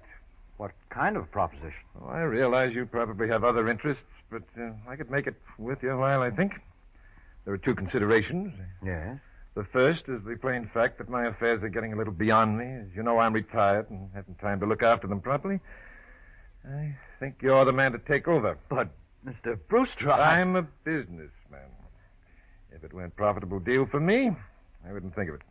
I see. What's the other consideration? I believe you're aware of that already. Vivian. You approve? I do. May I have time to think this over? Of course. Just let me know in a day or so.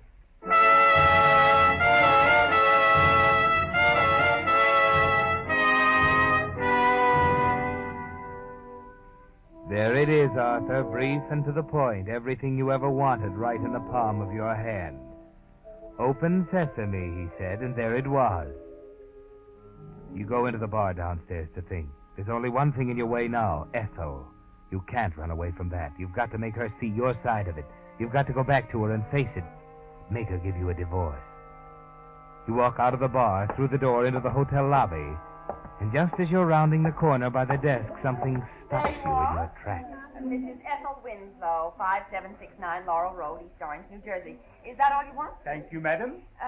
Could I see the register, please? Oh, I'm sorry, madam, but we don't... Well, I understand there's a Charles White registered here. Charles? Oh, yes, madam. Room 132.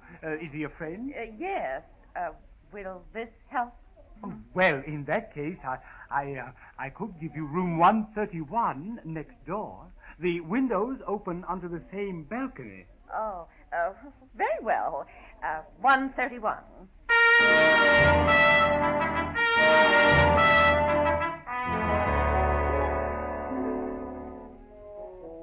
It was too good to last, Arthur. Just a beautiful dream, and you're just waking up. It's all over. Go back in the bar and think. Ethel, your wife, here. She's found you. And she'll never let you go, will she? You know her too well, Arthur. Cold, calculating, heartless. She'd laugh at you, wouldn't she? Yes, sir? What'll it be? Bourbon, straight. Right. Just leave the bottle.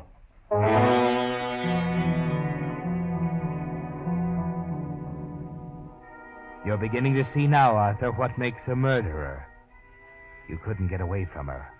Just as Vivian said, you can't solve anything by running away. All you get is a build-up to nothing. Whatever made you think you could talk her into a divorce?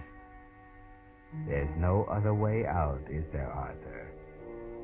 You sit in the friendly darkness of the bar all afternoon, late into the evening, thinking. It's almost 11 when you make up your mind. There's a phone booth near the door.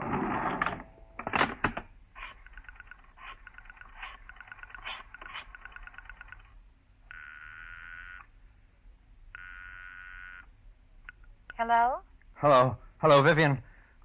Vivian, I have to talk to you. It's important. Why, Charles, what's the matter? Never mind. Just listen to me, Vivian. Just listen. I'm a phony. My name is Arthur Winslow. I was running away when you met me on the train. I'm just an investment clerk. I have no money. I have nothing. Just $1,800 I won in a horse race. Listen, Vivian, I got a wife in East Orange, New Jersey. I've hated her for 10 years. I'd rather be dead than go back to her. I'm not going back to her. I'm telling you this, Vivian, because I love you more than I ever dreamed I could love anyone. And I probably won't ever see you again. Goodbye, Vivian.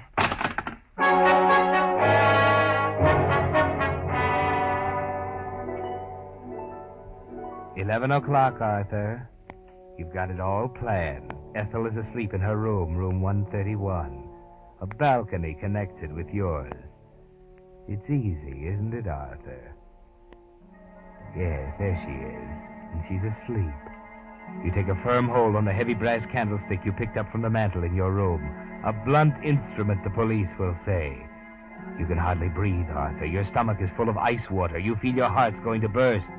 Careful, Arthur, careful.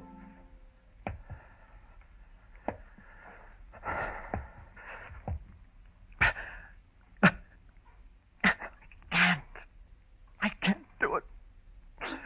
I can't do it.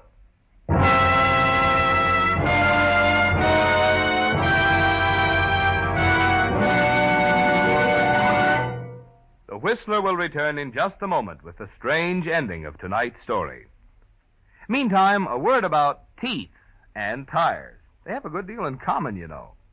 For the good of your teeth, you see your dentist twice a year so he can catch small cavities before they grow big and endanger the tooth.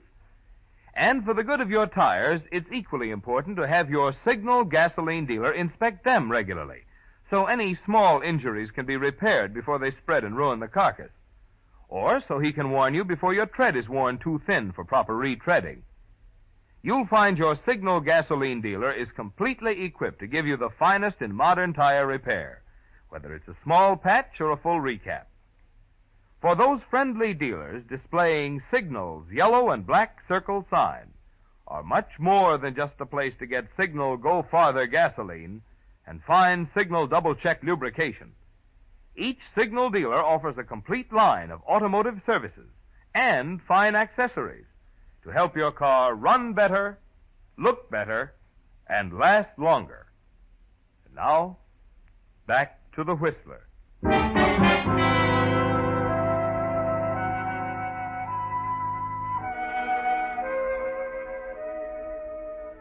No, Arthur. When the cards were down, you couldn't do it.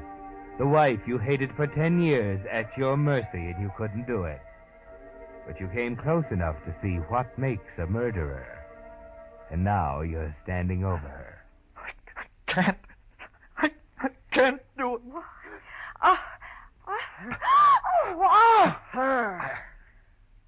sorry, Ethel. I'm sorry I woke you up. Well, turn the light on. Don't stand there. Yes, Ethel. Oh, hand me my other slipper. Yes, Ethel. Well, you thought you could get by with it, didn't you? No, Ethel, I didn't. Don't deny it. I know what's been going on, and I can prove it, you philanderer. Ethel, I tell you...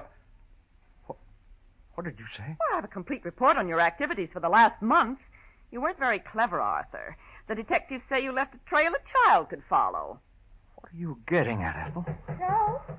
Joe? Listen, there's someone knocking on your door. A woman. Ethel, come back. Where are you going? This door, Miss Brewster. Oh, Vivian. A pretty picture. And you have the crust to ask me what I'm getting at. I've known about Miss Brewster all along. In fact, we've had a little talk. And for your information, Arthur, I'm leaving for Reno in the morning. In view of what's happening, I don't think you'll feel it's wise to contest the case. Contest it? We've waited 5 years for a chance like this. We? Mr. Dinwiddie and I. Mr. Dinwiddie. Mr. Dinwiddie. Arthur, what in the world were you doing with that brass candlestick?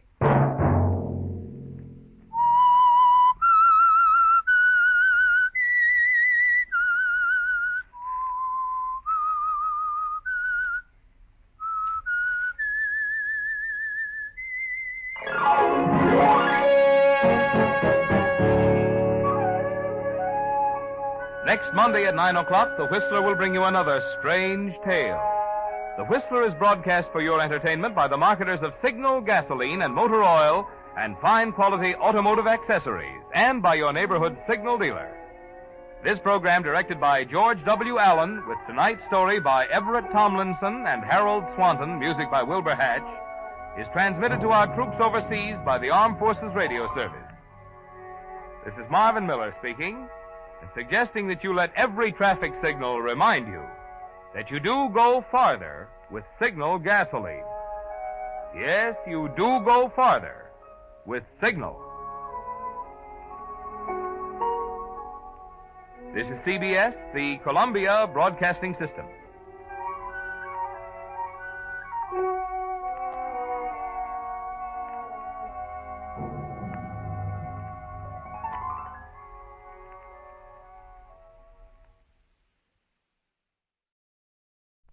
Wrigley's Spearmint Chewing Gum, the refreshing, delicious treat that gives you chewing enjoyment, presents for your listening enjoyment John Lund as Johnny Dollar. Hanley Conrad, Johnny. Oh, hello, Mr. Conrad. How are you? Fine. Can you take a job? No trouble at all. Well, this is it. On Thursday of last week, we got a call from the New York police. They'd confiscated about $100,000 worth of rare gems. A man named Wells had been murdered, and they found the jewels in the water pipe beneath the sink. Your company insure Wells? No. One of our clients in Europe was robbed about 3 months ago. The same jewels? We think so, but we can't be positive. They've been removed from their settings, and some of the larger ones have been recut. The police are holding Mrs. Wells, and she claims the jewels are rightfully hers. She says neither she or her husband knew they were hidden in the water pipes. Well, unless it can be proved the jewels were stolen, she's just liable to end up with them. Possession, huh? Yeah. It's a funny one. When can you start? I've started.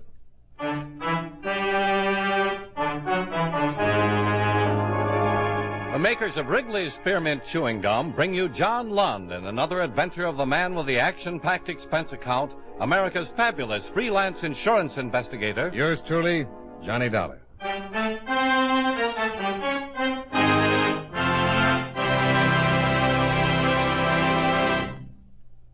For refreshing taste, plus chewing enjoyment, treat yourself to delicious Wrigley's Spearmint Gum.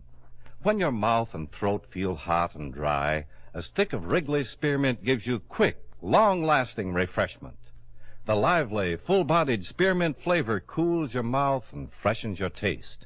The chewing itself helps keep your throat pleasantly moist. Best of all, You can chew and enjoy refreshing Wrigley Spearmint Gum almost any time and any place. Keep a package handy right in your purse or pocket so you can chew a stick whenever you want it. For refreshing taste plus chewing enjoyment, treat yourself to delicious Wrigley's Spearmint Gum. Millions enjoy it, and you will too.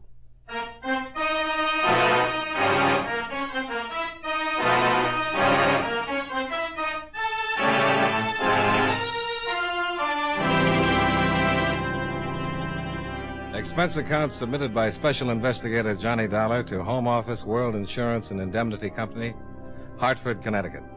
The following is an accounting of expenditures during my investigation of the Stanley Price matter. Expense account item 1, $21.85. Train fare and incidentals between Hartford and New York City after receiving from you the necessary information concerning the case. I arrived in New York at 10 o'clock that morning and went directly to police headquarters, where I looked up Captain Fred D., in charge of robbery detail. Sit down, Mr. Dollar. Oh, thanks. Glad to help you any way I can. Well, if it isn't too much trouble, I'd like the whole thing from the beginning. Sure. Last Thursday, we got a call from a man named Price, Stanley Price. Said if we came to 956 East 114th Street, we'd find $100,000 in stolen jewels. Then there was a shot, and the line went dead. When we got there, we found the dead man. Wells? Yeah, Robert Wells. Shot twice in the head. You're holding the wife? Not since 8 o'clock this morning. We've got no evidence. No murder weapon, nothing. And, of course, she swears she knows nothing about it. Your company thinks the jewels belong to one of their clients. Yeah, but they've been taken out of their settings and recut. Such a good job, they can't be identified. Only one thing that ties in. Wells returned from Europe last Tuesday. Been over there for about 3 months. The robbery was abroad. Yeah. Got anything on the man who gave you the tip? Stanley Price? No, nothing much. We know a Stanley Price. We think it's the same man. He's small-time hood. Picked up a couple of times. No convictions. Been making book lately, but we can't prove it. Can't find him anywhere. We got an APB out on him. And you released Mrs. Wells? Yeah. She living in the same place? Well, she went back to the apartment. She's still there. We got it staked out. Well, seems to me the first thing to do is find Stanley Price. We'd like to. I've got an old friend that knows all about small-time bookmakers.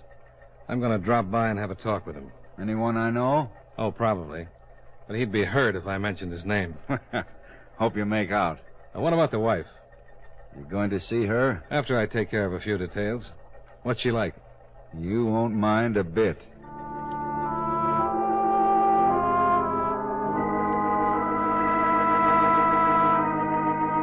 I left headquarters, checked into a hotel, then made arrangements to rent a car. At 12:30, I was pulling up in front of a brownstone in the village where an old friend lived. His name is Henri Duval, abstract painter and lover of Paris. Mutuals. Henri. Who is it? Come on, Henri, open up. Go away. It's Johnny Dollar, Henri. I don't trust no one. My landlord is a man of many voices. I'm not your landlord. You remember my... Scout's honor? Cross my heart.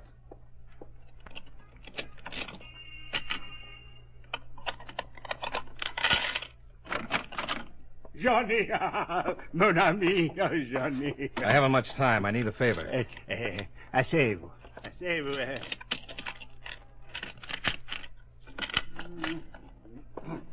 Alors, for you, a portrait costs only $50. No pictures, Henri. No pictures? Ever heard of a man named Price? Stanley Price? No. Paid your rent? Same answer. I have a small $10 bill here. Mon ami, you would attempt a lowly bribe? Well, what do you know?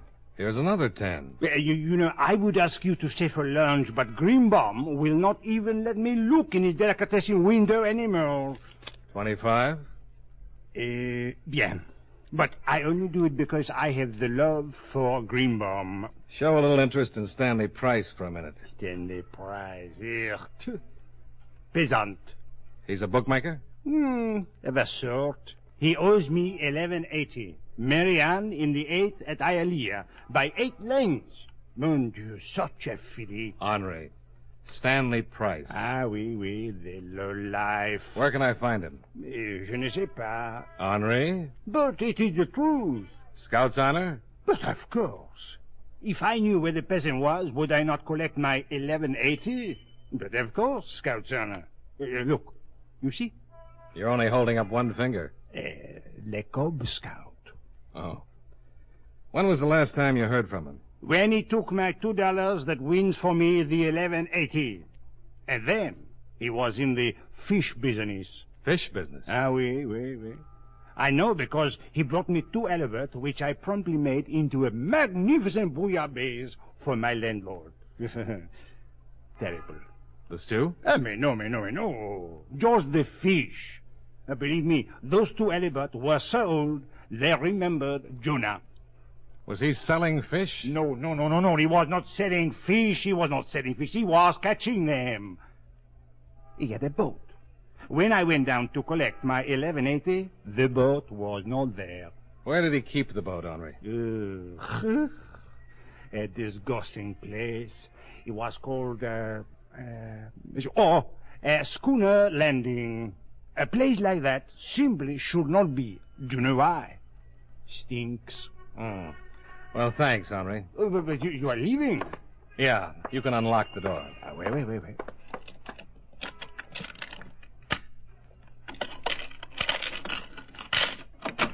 Alors, bonjour, mon ami. Vive la France.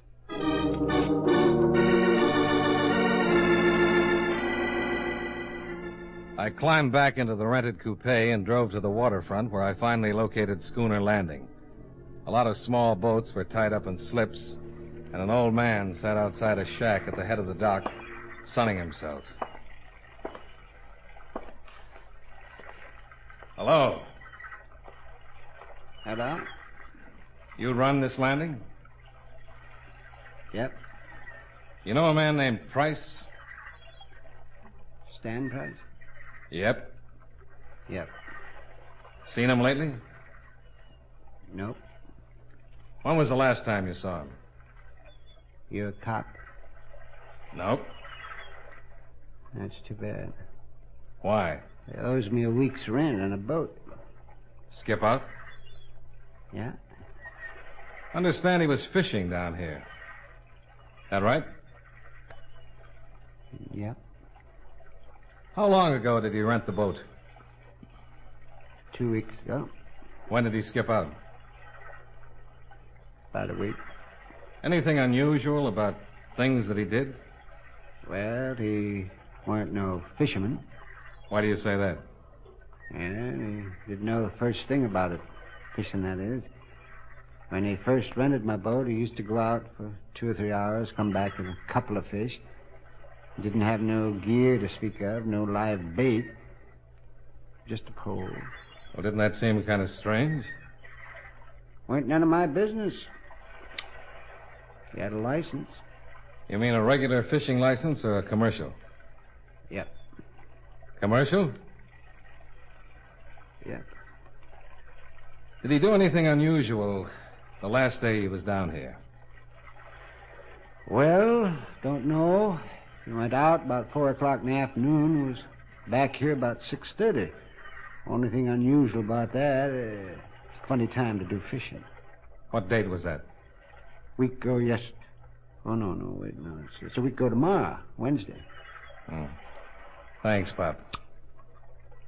You sure you ain't a cop? Yep.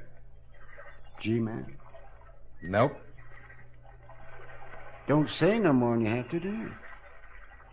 Nope. Bye, Sonny.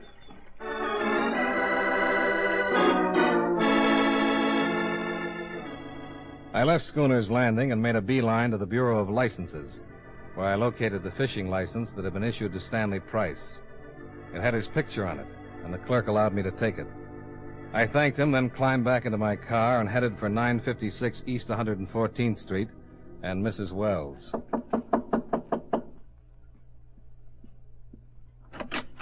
Yes? My name is Dollar. What can I do for you? I get tongue-tied when I stand in a hall. You want in? That's it. Why? Ever see this picture before, Mrs. Wells? Come in. The man in the picture, who is he? Don't you know?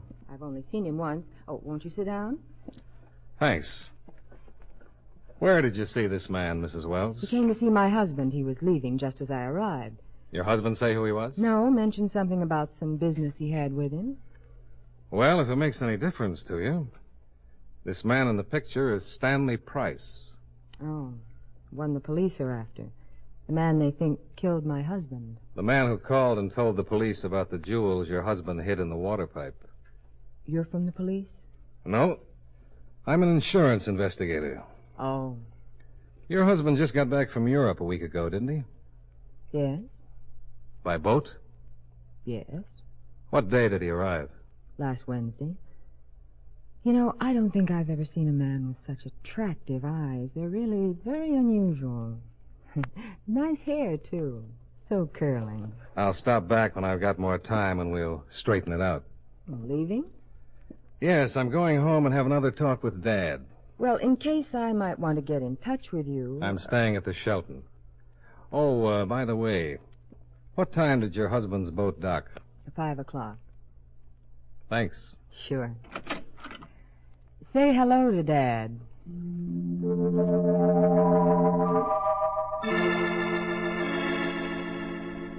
I finally managed to get down to my car and drive back to the hotel. I called Lieutenant D and briefed him with what had happened to date. Then I went downstairs to get some lunch. As I crossed the lobby... Don't turn around. What is this? Just keep looking straight ahead. I want something. I was just going to have some lunch. It'll keep. Will it? I haven't got much time. Give me the picture. Oh. Let's have it. And if I don't? Then you get shot right in the lobby of the Shelton Hotel.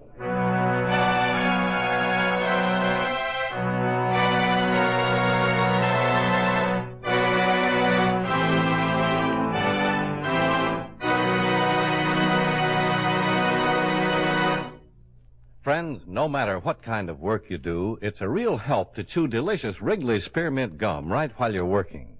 When you're warm or tired, for instance, the lively, full-bodied spearmint flavor is really refreshing. It helps keep your mouth and throat feeling cool and moist.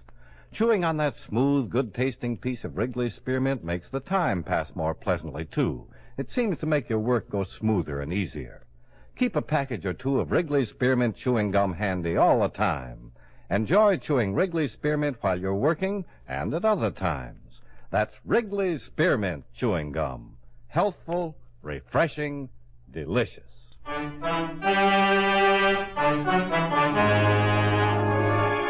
now, with our star, John Lund, we bring you the second act of Yours Truly, Johnny Dollar.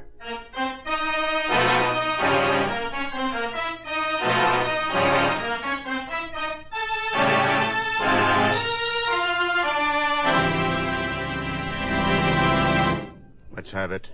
Well, it's the only one of me on a bare rug facing east. What'll Mom say? The picture of Stanley Price. Okay. That's being smart. Now, you stay put. Count 10 before you turn around. Believe me, Dollar, I mean it. I'll kill you if you move before 10. You're being pretty silly, Price. They'll pick you up sure. I don't think so. Oh, by the way, Henri Duval says to thank you for the 1180. 1180? Oh, yeah, tell him it was nothing. It sure wasn't. Start counting. 1, 2, button my shoe. 3, 4, close the door. 5, 6, pick up the sticks. I counted to 20, just to be on the safe side. Any guy who'd stick a gun in my back in broad daylight in the middle of a hotel lobby was pretty desperate.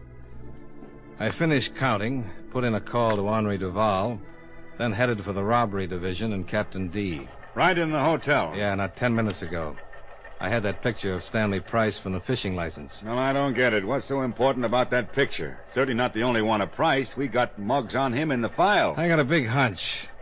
My boss said it was important to prove those jewels were stolen or have somebody positively identify them. that if this wasn't done in a certain amount of time, the jewels would automatically go to Mrs. Wells. Well, that's right, under normal circumstances. If we couldn't prove they were stolen or that they belonged to someone else, we'd have to turn them over. But there are enough extenuating circumstances. The killing of Wells, the way the jewels were hidden in the pipes, a robbery in Europe, and Wells' subsequent return a short time later. We can hold on to them for a long time. Don't. What? Do me a favor and turn them over to Mrs. Wells. I think it'll bust this thing wide open. That's a big order. Look, the guy who stuck me up in the lobby knew I had the picture. Somebody had to tell him where I was staying. Only people who knew that were you, Mr. Conrad from my company, and Mrs. Wells. All right, Mrs. Wells told Price. It wasn't Price. It wasn't? Not unless he paid Henri, that is a friend of mine, $11.80 in the last couple of hours. Maybe he did. He didn't. I checked. Look, I'm sorry, but I'm confused. Yeah, so am I a little. But I figure something like this.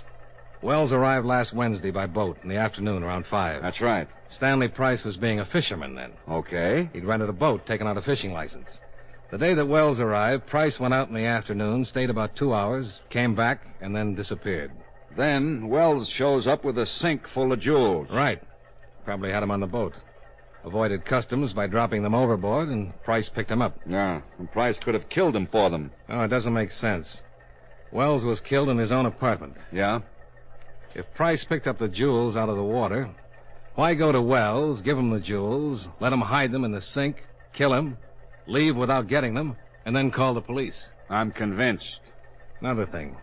The pickup was pretty carefully planned. Wells couldn't have done it all by himself. He was in Europe. Somebody here had to plan it. Someone who knew Wells had the jewels. The wife. Yeah, looks that way. And the guy who stuck you up wasn't Price. Maybe there's a third party. Yeah, could be, but I doubt it. I'd like to go down to the morgue and take a look at Wells. Sure, I'll call him.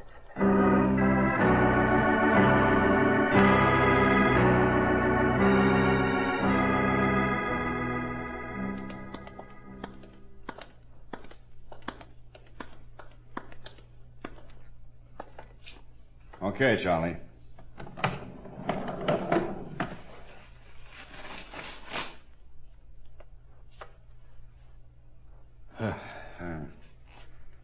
Didn't help his face.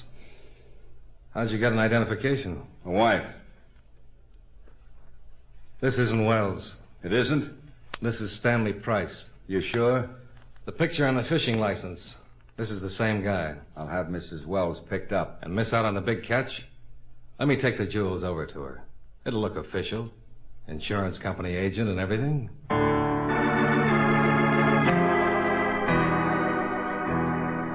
The captain was reluctant, but he agreed. We went back to headquarters, and he presented me with $100,000 in jewels. I left for Mrs. Wells' apartment, followed by 2 of New York's finest. The captain was agreeable, but cautious. The boys staked out across the street, and I went into the building and up to the apartment.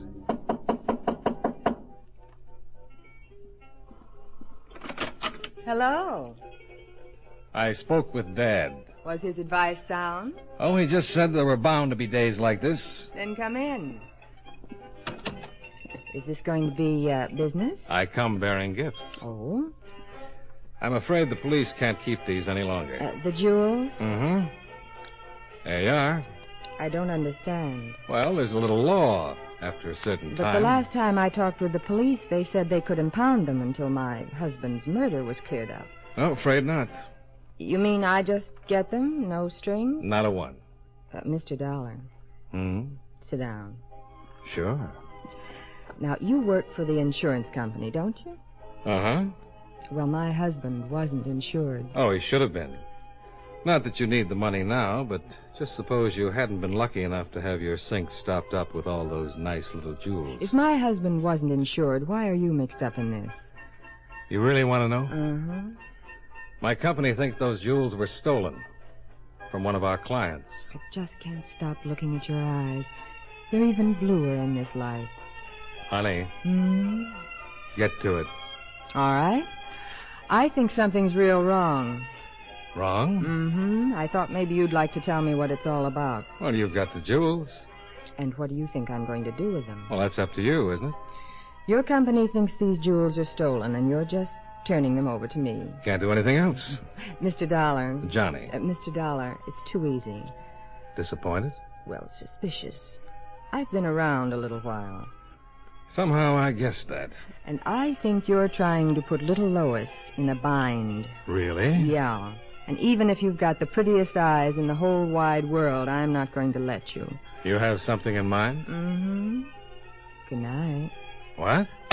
Oh! It landed right behind my right ear. I don't know what it was, but it was hard and it was cold. Whoever was on the other end of it had moved up behind the couch while Lois had kept me occupied. I went right to sleep and stayed that way for about 10 minutes. When I came to, I was all alone, except for a large swelling that was getting big enough to wear a hat. I stumbled downstairs and looked for the 2 policemen on stakeout, but they disappeared too. So I found a phone booth and put in a call to Captain D. They're tailing the wife. Stillman just checked in and said they were with her downtown. She's doing some shopping on Fifth Avenue. She's a decoy. She's leading your boys away from Wells. Where are you? In the Wells apartment. I got slugged about 10 minutes ago. Wells must have been in the apartment the whole time. After he put me to sleep, the wife probably left by the front door and led your boys downtown while Wells left by the back way. Huh. You can bet he's got the jewels. He'll try to get out of town. I'll have every exit from the city covered. Okay, but he's smart enough to know that. When you're through, meet me at Schooner's Landing. Schooner's Landing? Yeah. My guess is Wells is going to take a boat ride.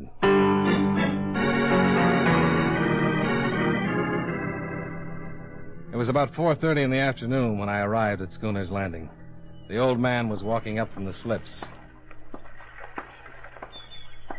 Hello, Sonny. Pop, which boat was Stanley Price renting? That one. Just getting ready to go out. I just got through gassing her up. Fella paid me Price's back rent. Well, there's something wrong? Dollar. Good afternoon, Mrs. Wells. Bob! Drop the gun, Dollar. Drop it. The police are right behind me. Okay. Sit down. You taking him? He's an insurance man. He's going to be our insurance. If the police try anything, I'm going to shoot you, Dollar. Hold the gun on him while I get us out of here.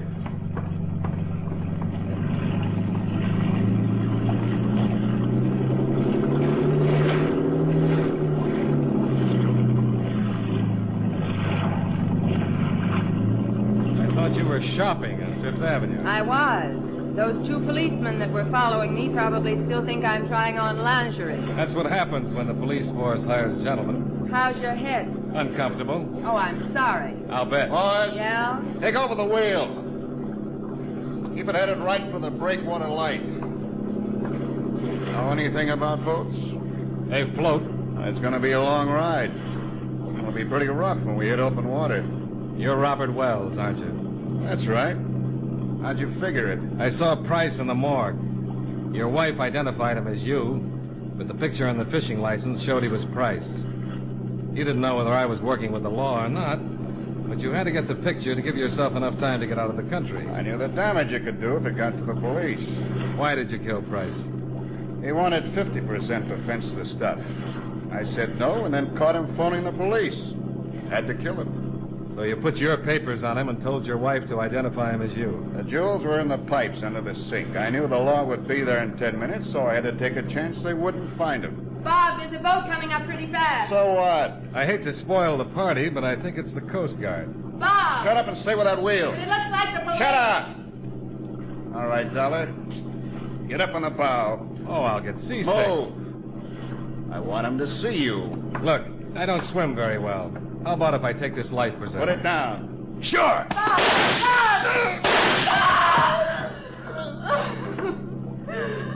Stay right there, honey. Stop your boat. Heave to. Better do like the man says. Come on, Dollar. Stop that boat. All right. Keep your barnacles on.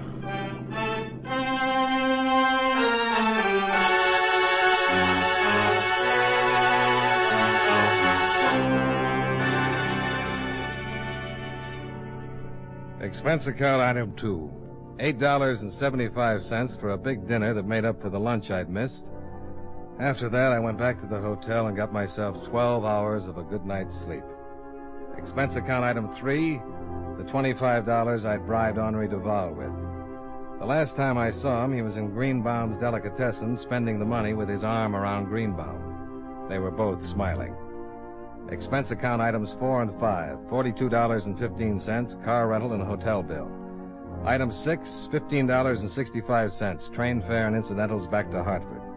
Expense account total, $113.40. Yours truly, Johnny Dollar.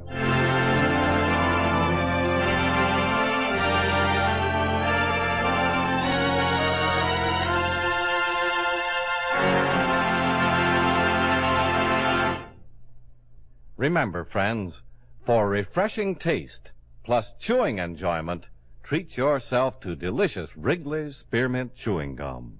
The taste of fresh spearmint is cooling and delightful, and there's lots of it in every stick of Wrigley's Spearmint Gum.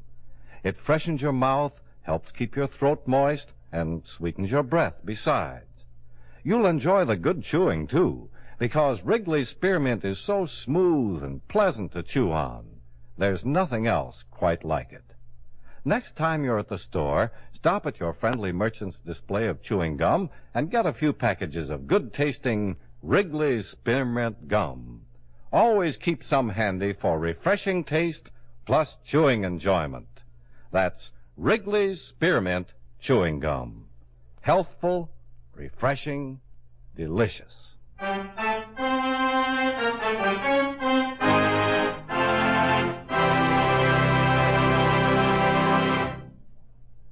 Yours truly, Johnny Dollar, brought to you by Wrigley's Spearmint Chewing Gum, stars John Lund in the title role and was written by Blake Edwards with music by Eddie Dunstetter.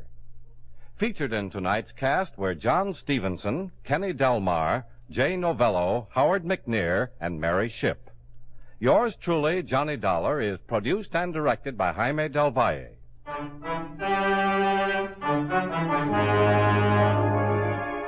The makers of Wrigley's Spearmint Chewing Gum hope you enjoyed tonight's story of Johnny Dollar and that you're enjoying delicious Wrigley's Spearmint Gum every day.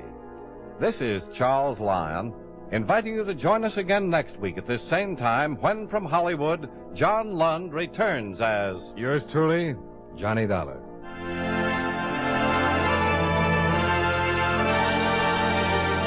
This is the CBS Radio Network.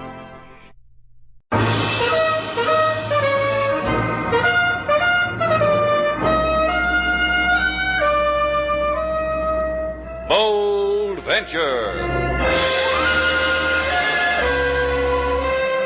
Adventure, intrigue, mystery, romance, starring Humphrey Bogart and Lauren Bacall.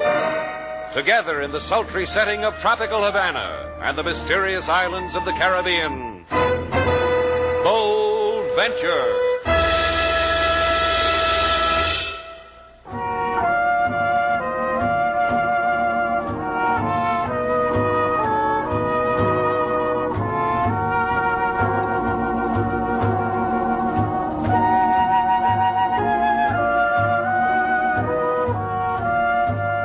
Once again, the magic names of Humphrey Bogart and Lauren Bacall bring you Bold Venture and a tale of mystery and intrigue.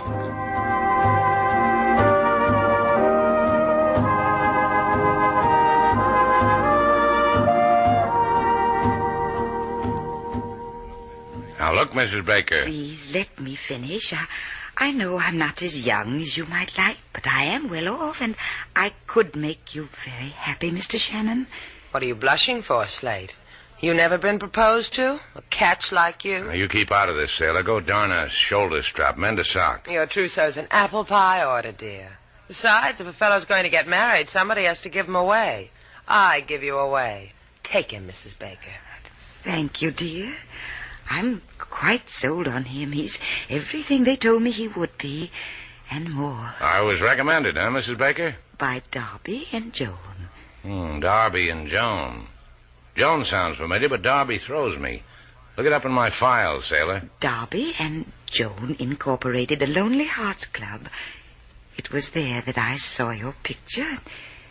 there that I fell in love with you. Sailor, have you been handing out my picture again? Stuffing it in mailboxes. Didn't hit a Lonely Hearts Club, though. Too many people were throwing rocks at me. Now, what does it matter how it got there? All I know is that I saw it and they gave me your address, and I'm here to ask for your hand in marriage.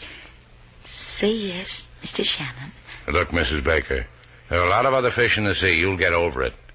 We'll be friends. Have another cliché, Slate? I just made some fresh. But you don't understand. You see, I'm a widow, a lonely, unhappy widow. My husband was lost in the Texas City disaster in 1947. Since then, I've tried to replace the man he was. But you're the first one I've found. Oh, I'm sorry, Mrs. Baker. Baker, really sorry. I can't marry you. You don't know what a happy girl he's just made you, Mrs. Baker. My heartfelt felicitations. I'll get you a cab, dear.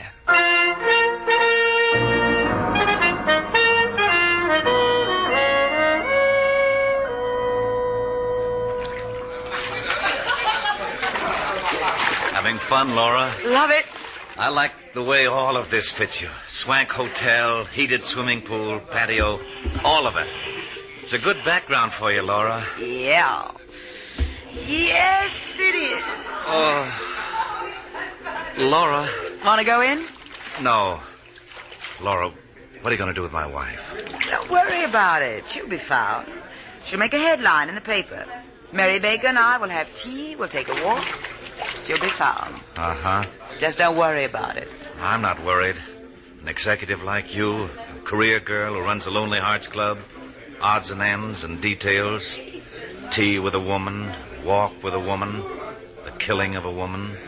Second nature for you, Laura. Not really, darling. It becomes a matter of overcoming an obstacle like you did. I guess. After all, Frank, your wife thinks you're dead.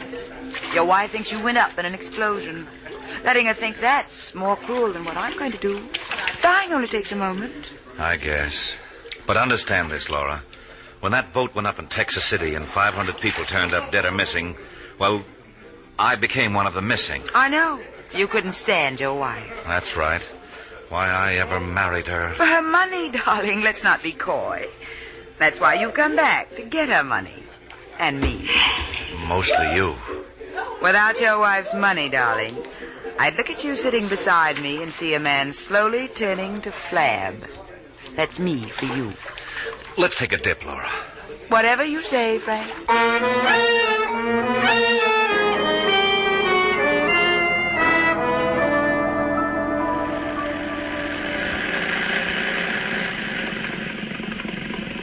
Got your motor, sailor. Okay. Ease her in. I'll hop up on the pier and make her fast. Throw me a line, sailor. Okay, secure. Give me a hand, Slade. The sea air make you dainty, I'm busy. Let me give you my hand, Senorita Duval. I have one I'm not using. Sure you can spare it, Inspector LaSalle? Thanks. Explain a man like Slate to me, LaSalle. What makes him so cozy about handing a girl off a boat? Perhaps his brain is occupied with women he has handed over to death. Hi, LaSalle. Had a rotten day today. No fish. Huh? You said something, LaSalle? You will come quietly, eh, senor? You will not upset the equilibrium of the harbor, of my delicate stomach. You tried bicarb? I got some on the boat. Fetch it, sailor. The policeman has a tummy ache. And also in the head, from looking at your picture. You look at it, senor. What sickness does it give to you? Are you kidding? It's one of my more glamorous poses. Where else have you seen an open throat like that? You want Slate's permission to wear it in a locket around your neck, LaSalle? Gee, my Slate's in demand. Aren't you, boy? What'll I write on it, LaSalle? To my favorite gendarme, with regret? A confession would be nice to write on it. What have you boys been up to? A confession to the murder of a Mrs. Baker. Well, that's the lady who wanted to marry me. You think I'd kill an intelligent lady like that? The motive we will discuss later in the calaboose. But first we will study the matter of her lying on the patio of your hotel, with a bullet wound in her heart, with a gun that made the wound in your room where I found it, next to her purse empty of $150 and full of this picture of you. You're crazy. That picture was taken by a chubby, red-headed sidewalk photographer for 25 centavos. I never... In the jail, we will take one of you for free, senor. Please, do not make me to shoot you in the leg. Our police doctors are so overworked. But the hangman... Slack for him, huh? Get bail, sailor. After you get your mouth closed, get bail.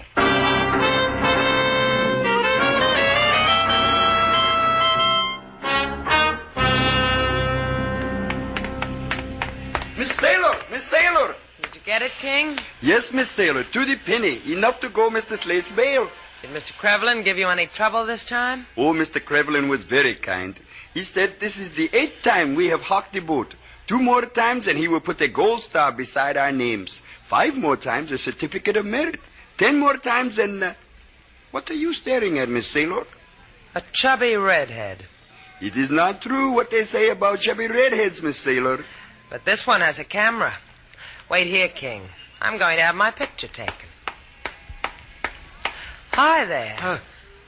Oh, I fall on my face. You are so beautiful.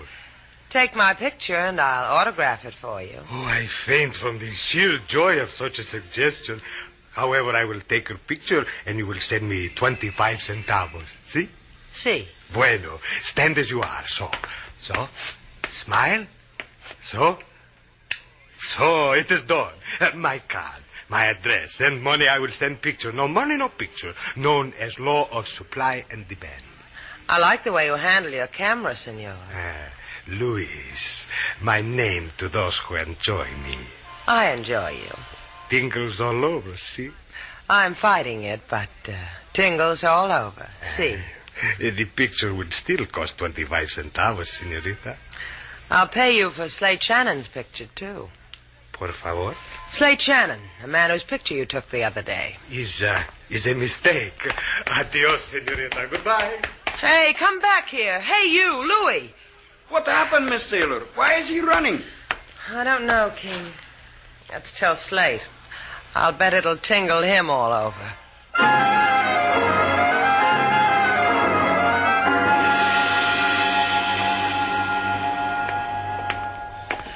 Get arrested once more, Slate, and we'll be wearing barrels where our jeans ought to be. I get more costly all the time, huh, sailor? $3,000 to bail me out of a murder rap. You get any more costly, you can drag out the tin cup your Aunt Sophie sent for your birthday. Good old Aunt Sophie. She knew I'd make it someday. You haven't got much time left for nostalgia, Slate. Better start collecting your memories. I just got you out on bail. You're still #1 chum for the murder of Mrs. Baker. Yeah. Tell me again about the photographer, sailor. I told you. I mentioned your name, the wave went out of his red hair, and he took off after it. Darby and Joan, Lonely Hearts, Incorporated. The man's wanted for murder, and he thinks of... He thinks of how a picture of him got put on the market. Run on home, sailor. No. Better still, walk. I'll stand here and watch. And when I'm out of sight? The Darby and Joan. Maybe they'll rent me a murderer.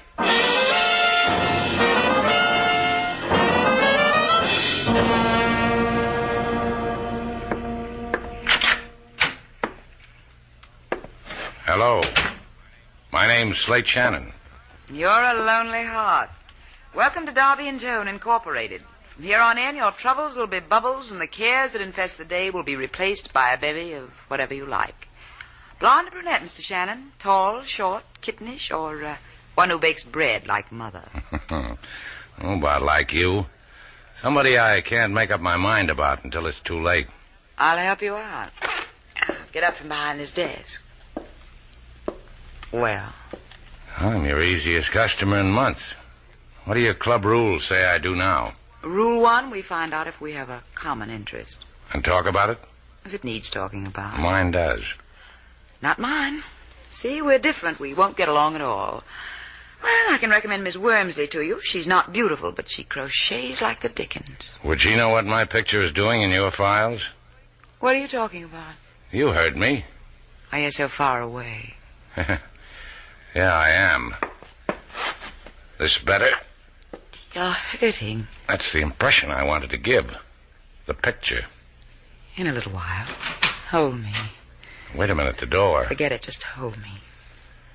Tighter, Slate, like you hate me and want to love me. Yeah. You didn't have to hit him so hard, Frank. That's the way you hit people with the butt of a gun. Get him out of there. Drag him away someplace. I can't look at him helpless. He's not that kind of a man. You mean you could go for a guy like that? The way he looks now?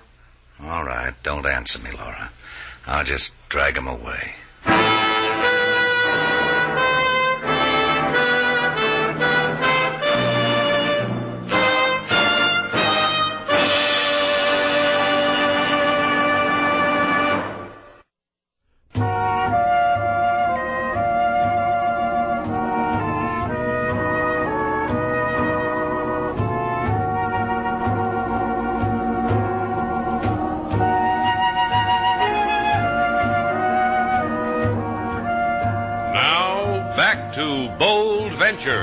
Our stars, Humphrey Bogart and Lauren Bacall, and the second act of our story.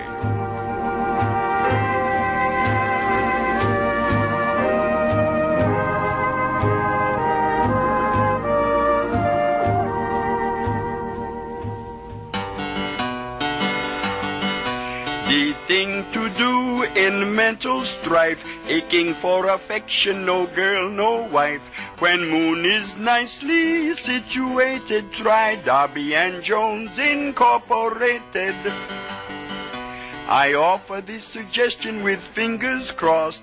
Walk, don't run, first figure the cost. If love is making you crazy in the head, it once happened to a lady, it killed her dead.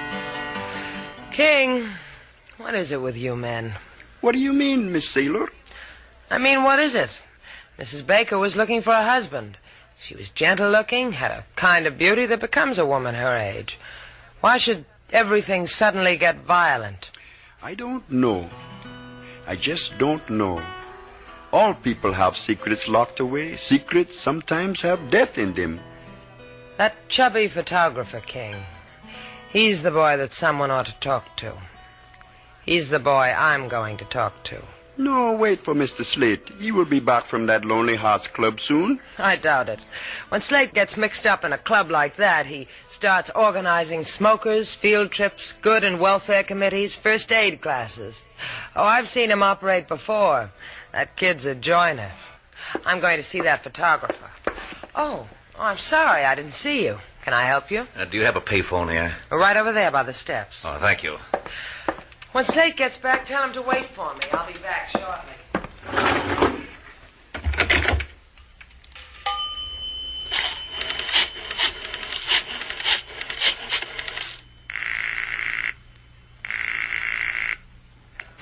Hello? Laura, this is Frank. That Duval dame's going to see Louis. Meet me there right away.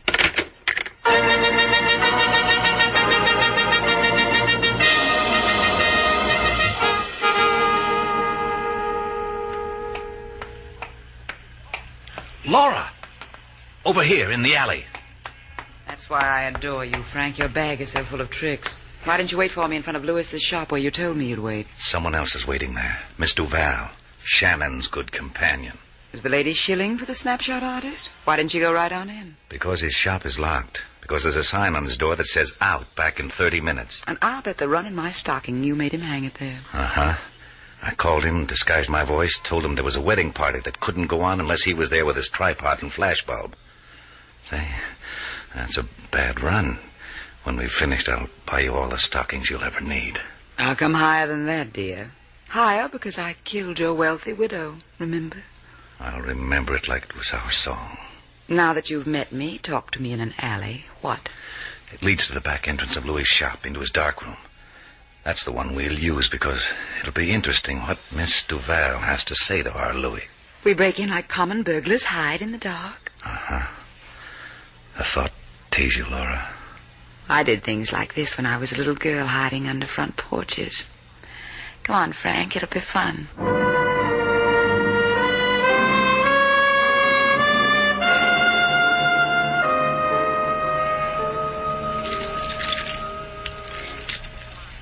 Come on, Louis. Stop fumbling with those keys. Open the door. Very well, senorita.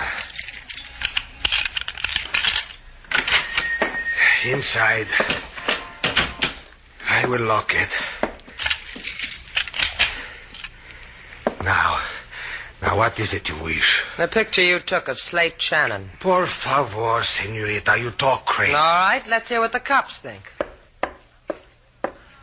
Unlock the door. Wait, senorita. You going to give me that picture? Wait. I will give you the picture.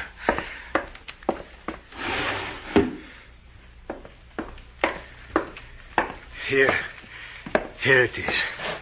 One more thing, Louis. Yes, I will tell you. I will tell you everything.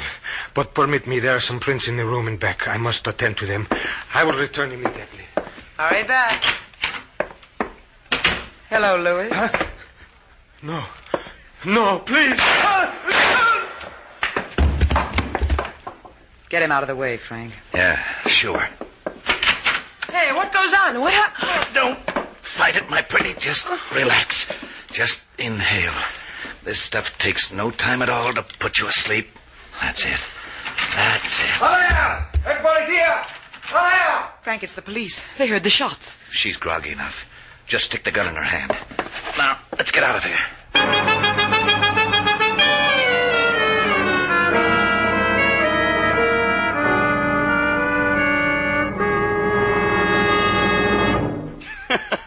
Tell me again, Mr. Slate, how the Miss Lonely Hearts took you in her arms, and all of a sudden there was a slam, bang, alakazang on the back of your skull, and the nightingale sang, and the stars dripped gold.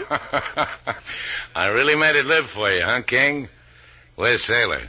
Fly, Mr. Slate. It is 10 fingers of the law. Save it for amateur night, King. Hi, LaSalle. What brings that sparkle to your teeth? They sparkle when I grin. I grin because I am jolly. I am jolly because I have come to return the deposit you made on your life. What? Your $3,000 bail, senor. We have found the motive for the murder of Senora Mary Baker.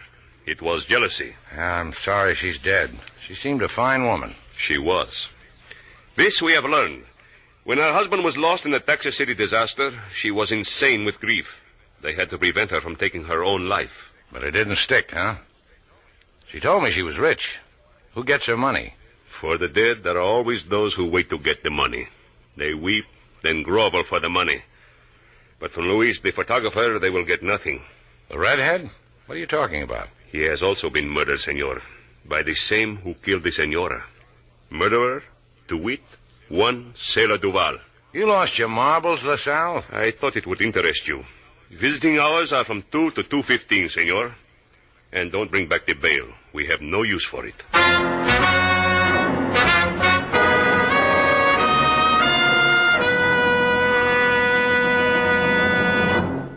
I will give you 3 minutes, senor. Thanks. Maybe I can do something for you sometime. Like break your leg. 3 minutes, senor. I will stand here watching them fly by on my watch. Look at me, Slate. I'm a killer. Like the role? What happened, Sailor? I went to Louis to get that picture of you. He balked. I said I'd call the cops. So he gave it to me. Then he went to the back room to enlarge a snapshot or something. Then there were shots. Then I woke up with a gun in my hand. Louis at my feet. And a cop pulling my eyelids open and saying, "Quit stalling, babe," or the Spanish equivalent. Then... You got the picture? Yeah, I'll give it to you. Turn your back, Slate. You gone stir-happy? Give me the picture. Here. Huh. Well, what do you know? We only saw half the picture the first time, Sailor. This is all of it. Hey, you see that woman pointing a finger at me there in the background? What about her? I thought she was a tourist pointing out one of Havana's oddities. Ah, that's Laura of the Lonely Heart. Don't go away, Sailor. Bounce your iron ball. I'll be back soon.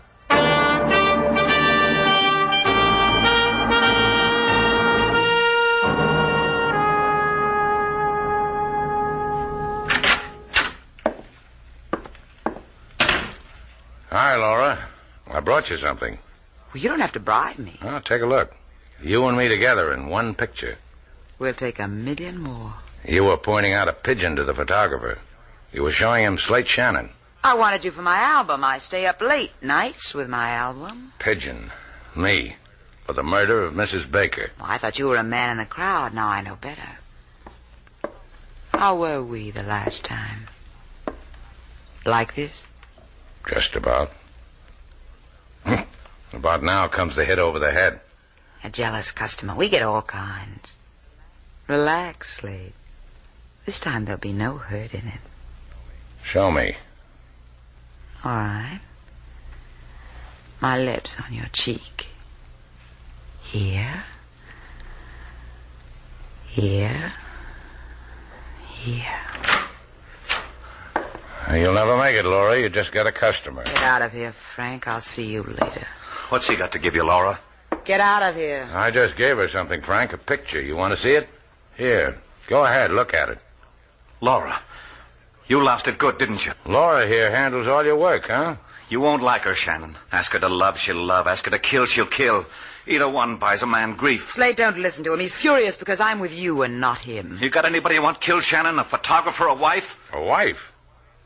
You had one of those, Frank? Yeah, I lost her. Uh-huh. No, that's not the way it was.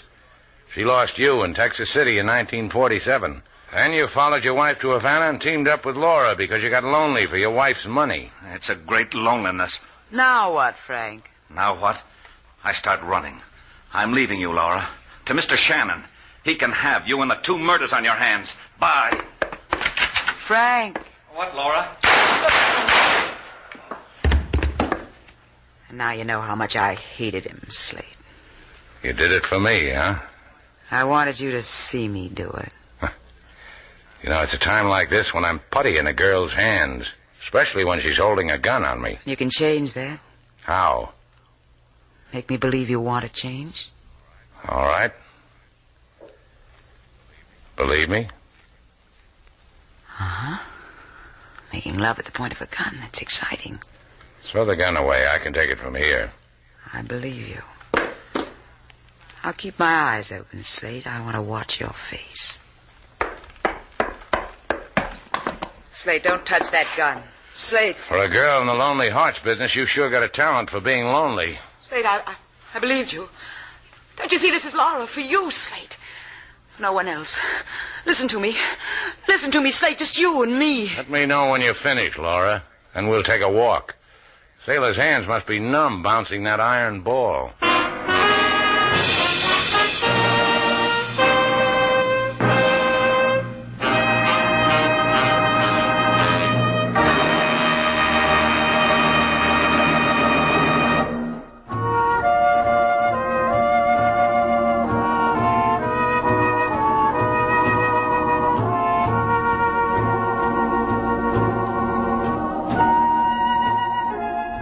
Hey, Sailor, where are you? Out here on the patio, taking a sunbath. Come on out. Hi, Slade. Sit down. Oh, it's a jazzy sunsuit you're wearing. You like it, huh? Never saw the like. Blue and white striped canvas. The latest thing. Picked it out of a mail order catalog, huh? Swiped it while the turnkey wasn't looking. They issue suits like that for the girls in the pokey? Uh-huh. I cut it down for my uniform. Well, bye, Sailor. Hey, where are you going? I don't know, that convict suit, that stuff's liable to rub off. No, it won't. Come here. See? Hey, where are you going? It rubbed off. You made me a happy convict, Sailor. So where are you going? To get me a couple of rocks. I'll make sand out of them with my bare hands.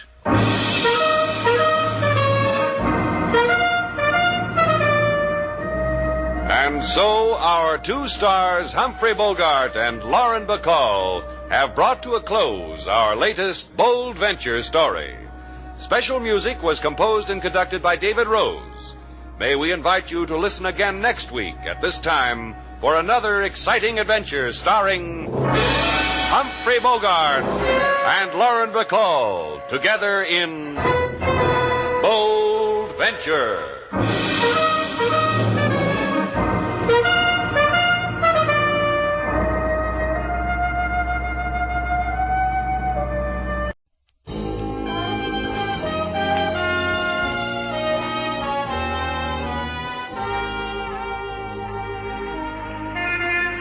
Broadway's My Beat, from Times Square to Columbus Circle, the gaudiest, the most violent, The Lonesomest Mile in the World. Broadway's My Beat, with Larry Thor as Detective Danny Clover.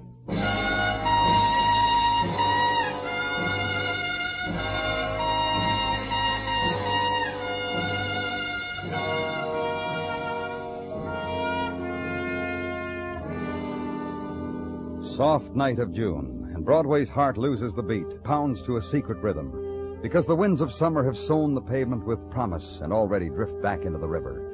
The avenue now is echo of glitter, and where on the throats of women were the quick jewels of summer light, there are shadow tracings now, and their perfumed walk had been promise, and a hawker's tune promise, and a neon doorway. It gets late, so go back to it. Dig deep for the buck. Buy remnant of a summer night. It's the chance of a lifetime. And where I was in Detective Muggavan's summer pastoral, woman in white robe, woman of white hair, and threads of it drifting with flow and ebb of summer wind across the serenity of her ageless face. Woman dead, in upstairs room of tenement, room by presence of roll-top desk converted to office, room by presence of death converted to official silences, official searchings.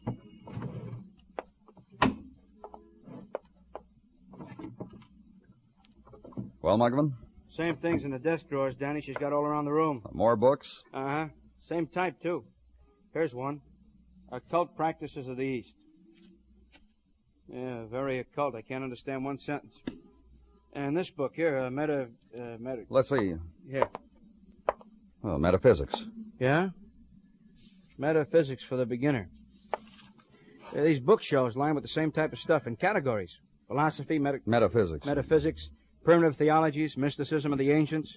Yeah, and this whole row, paperbacks on philosophy. Very studious old woman, I'd say. You find out who... Yeah, had a little chat with the super. Knew her a long time as Sophie Breton. Says she lived here like this 10, maybe 12 years. She's very broken up about she was shot dead. The super cried. Oh, a small wound looks like... Uh-huh. Small caliber gun. 22, I'd say. Put the call in, huh, Danny? Let's look around some more. You say so. She must have put up quite a battle, the old woman. The way things got tossed around. All this litter, junk on the floor. Books, magazines, more books. Danny? What? Found something. See? Cigarette lighter. A nice lighter, maybe $12 lighter. Initials on it. H.M. No way to cut it to make it spell out Sophie Breton, huh? Call it in, Muggavan. We'll have You people. What do you want, mister? You got here, didn't you? You people finally got here. And so late. So much too late. And she's dead. And I tried. I tried real hard. Danny, man needs help. Yeah, he really does. And Muggavan lifted him, carried him to the bed, and lay back his shirt. There was not much blood, and the lead slug of a bullet could be seen through the film of it. But over the man, the pallor and features of shock when the entire body has been made aware of what has happened, that somehow and suddenly an attempt has been made to turn it into clay. Siren now, and the men who come with it, squad of the Black Bag, composed of technicians, interns, photographers, and a small, silent man who sniffs. Dead woman and injured man in competent hands. Leave. And the new morning comes around through a bedroom window, causes an alarm clock to ring, causes the world to happen to you again. Dress, breakfast, and work. Check into headquarters, then down to emergency hospital and Dr. Sinsky. Here's the bullet from his shoulder, Danny, a .22 caliber. Send it through to ballistics for me, will you, Doctor? Of course. You may go in and see the patient if you like. Here's his chart. Name's Harry Madison. Address. Pierced ligamentous attachment of the sternocleidomastoid. Don't look like that, Danny. He's all right. He's getting ready to go home now. Thanks. Good morning. Hello. I'm Danny Clover. I'm from the police. I'll give it to you fast. I've got to get out of here. Good. Okay, nurse. The shirt's in that package there. Unwrap it. I've had to send out for a shirt, Mr. Clover. Most men do after it's been shot through. How do you like me shot, huh? Tell me about it, Mr. Madison. How's Sophie Breton? Dead. I knew it as soon as it happened. It's a feeling you get. If you've ever seen a wild man walk through a door and see him whip out a gun and take a pot shot... Is that what happened last night? Okay, nurse. Help me on with the shirt, huh? I was there. You must have figured that already. I was there, and I was sitting with her, with Miss Sophie. How come? What do you mean? Well, why were you at Miss Bretton's place last night? Why is anybody there? I'm not sure. You tell me, huh? Now button it, huh? She talks to you. You got troubles, you come tell her, and she talks to you. She's got second sight. She talks to you, and you go away and feel better. Drop a couple of bucks in a cigar box on your way out, and figure you're getting the bargain of your life. Now, last night... Well, I was sitting there, and she was talking to me. Door swings open, and the nut come running in with a gun. What did he look like? You got me. Listen, I don't want any trouble out of you because I happen not to know what the man looks like. Well, I heard of a time when they had a man busting into a classroom in a college and shoot a couple of blanks off and run right out, and none of those college students... All right, just about last night. Oh. He yelled at Miss Sophie that she was a phony and shot her. Then he took off. I ran after him. Just as I almost caught him, he turned and shot me. I remember. He was a medium-sized man. I remember now. This your cigarette lighter, Mr. Madison? Yeah. Can I have it? Or you need it for a clue or something? You can have it. Hand me my wallet, will you, nurse? While you're at it, take a buck out of it and keep it for yourself. Buy yourself something.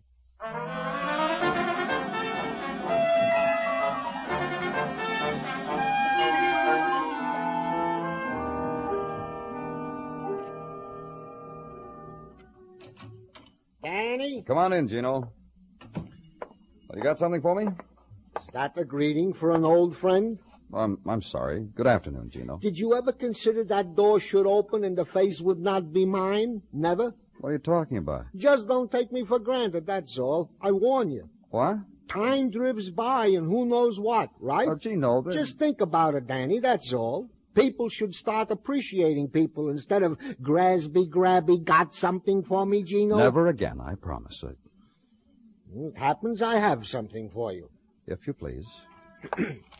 The deceased Miss Sophie Bretton was indeed slain with a .22 caliber bullet, with identical markings according to ballistics to the slug which was lifted from Mr. Harry Madison. Go on. Miss Bretton was known in her neighborhood, according to legwork done by our finest, as a lovely old lady who had a kind word for or without money. Would you care to elaborate on that, please, Gino? Glad to. She was a helper of lost souls, a thin but understanding shoulder for weepers. Also, what some people gave her money-wise, she would give to other people who had not a nickel. Danny, let's go. Why? Homicide a couple of doors down from last night's killing. Pete Patrolman said a .22 caliber slug. You know what I think, Danny? I think we got a maniac with the .22. What do you think?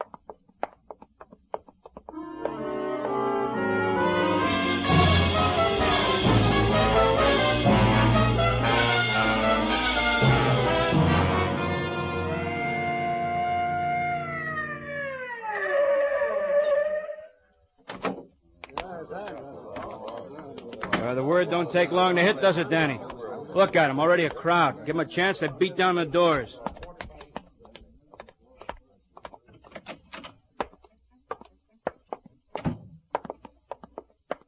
Officer? Room down at the end of the hall, Lieutenant. Yeah, thanks.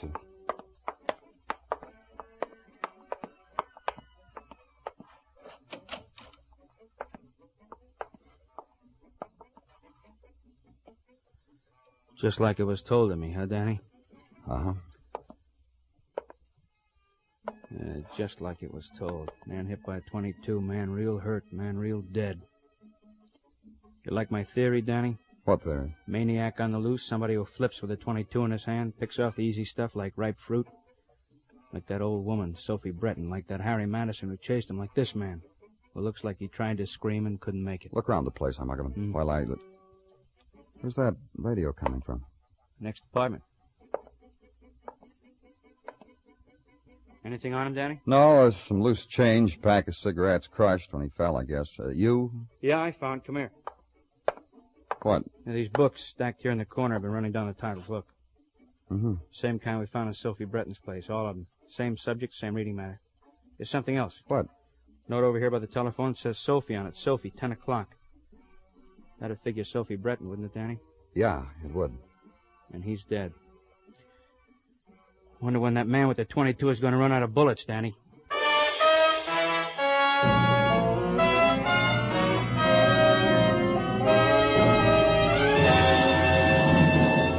You are listening to Broadway's My Beat, written by Morton Fine and David Friedkin, and starring Larry Thor as Detective Danny Clover.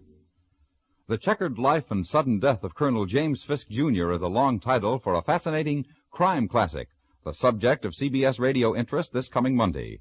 Join that estimable man about criminology, Thomas Hyland, weighing the astounding facts of the life and death of Colonel Fisk, whose end came suddenly in 1872. For the details, hear crime classics over most of these same CBS radio stations this Monday night.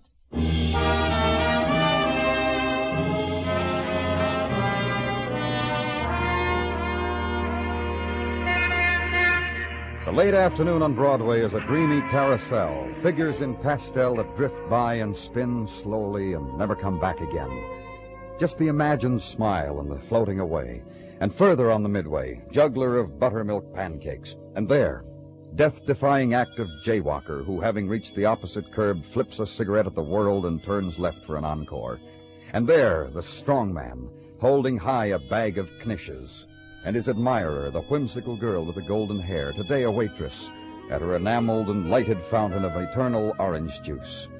Easy time on Broadway, June, the end of the fabulous ride that costs only a dime. And all of it comes to one corner or another, turns off, ebbs, searches a side street, or goes home. And where I was, house on West 19th, the seeking was over, done. Death was here, and Detective Muggavan. You know what this room reminds me of, Danny? When I was a kid, I was very sloppy. Just the way my room looked. Magazines, pictures, junk, books, everything all over the place. Hey, come here. Take a look what's in the bathroom. You ever see so many medicine bottles? About 9 million, huh? Same name on all the labels. John Selby. Yeah. Names in a few of those books in the bedroom, too. Murdered man's name, John Selby. Probably. They get him down to the morgue and have whoever's playing that radio, some of the other people who live in this place, come down and give positive... Oh, this bedroom probably hasn't been cleaned for a year. Never could understand why people saved old newspapers and... Look at these 2-year-old horoscope magazines. For people who can't remember what happened to them, huh? Not funny, huh? Here's something. What? This manila envelope. There's a box of them over there in the corner. New ones, flat. Well, this one's been addressed and forwarded and returned to the sender and readdressed. Hmm? First postmarked just about a year ago. Here, take a look. Uh-huh. Should I open it? Sure. Well, don't look at me like that, Danny. Give it to me. Half of it. Let me live a little. Here. How much you holding? Fast judgment, I'd say $2,000. Yeah, these are $100 bills. Yeah, maybe 30 of them right here. Altogether, about $5,000. You know what? What? All of a sudden, this room doesn't remind me of my old room when I was a kid. You ever hear of this name? Mary Stacy. I don't think so. Oh, I thought maybe when you worked in records. Well, anyhow, that's the name it was addressed to on East 112th. Guess I'll be seeing you, huh? Yeah. If you find Mary Stacy up there, tell her I'm happy for her. We'll see you, Danny.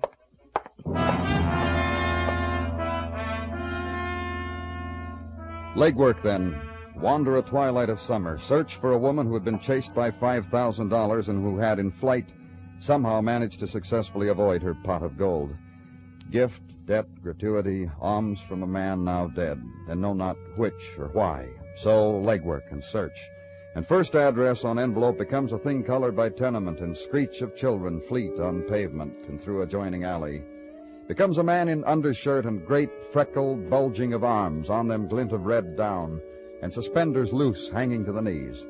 And be told while he scratches a dachshund's ear that 4 years ago, maybe a Mary Stacy did live there, rented a hall bedroom. Sure, Mary Stacy, remembered because a man once had come and inquired for her after she moved.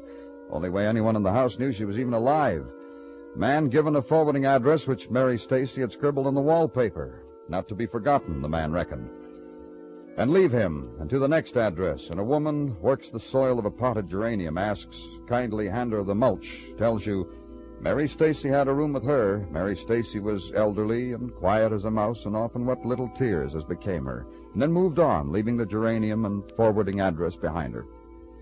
And third address, a 16-year-old girl who says, you care about Mary Stacy? Grins with both hands, pushes her hair up from the back of her throat, says, yes.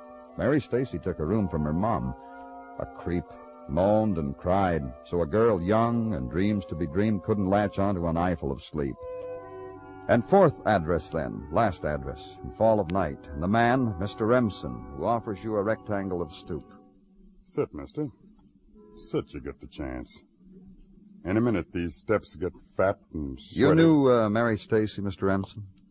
You need her for something? Just trying to find her, that's all. You need her, huh? Look, Too bad. Because I don't think you're going to reach her, whatever you need her for. Why not? A year ago, she wandered out of here.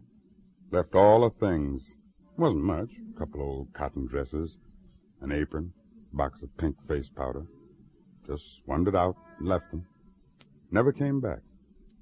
Mail came. I wrote on it. Not here. Is this your handwriting? Yeah, that's the manila envelope, and that's my handwriting. You know where she went? Mary Stacy? No. She never talked much, except about her boy. Don't know where she went. Think about it, though. Her boy? Dead boy. Got herself killed by a man, Mary Stacy said. Anyway, if she ever had a boy, I guess you had to believe he was dead. Mary Stacy cried and made an effort to believe. You were looking for her, right? Uh-huh. You thought of the river? Or Potter's Field? Places like that, where Mary Stacy'd be?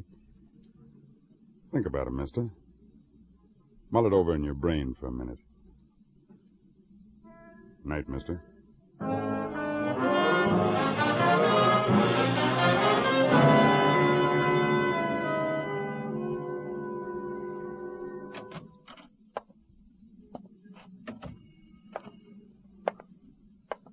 Danny? It's me, Ogden. Who'd you think? You're tired, huh? Real tired. Yeah, I'm tired. You get any supper? No. I got supper. Feel good, too, not tired. I'll remember to eat from now on so I can be like you. Flabby, huh? I'm getting flabby, so's you noticed, huh? Mrs. noticed it, too. She likes it.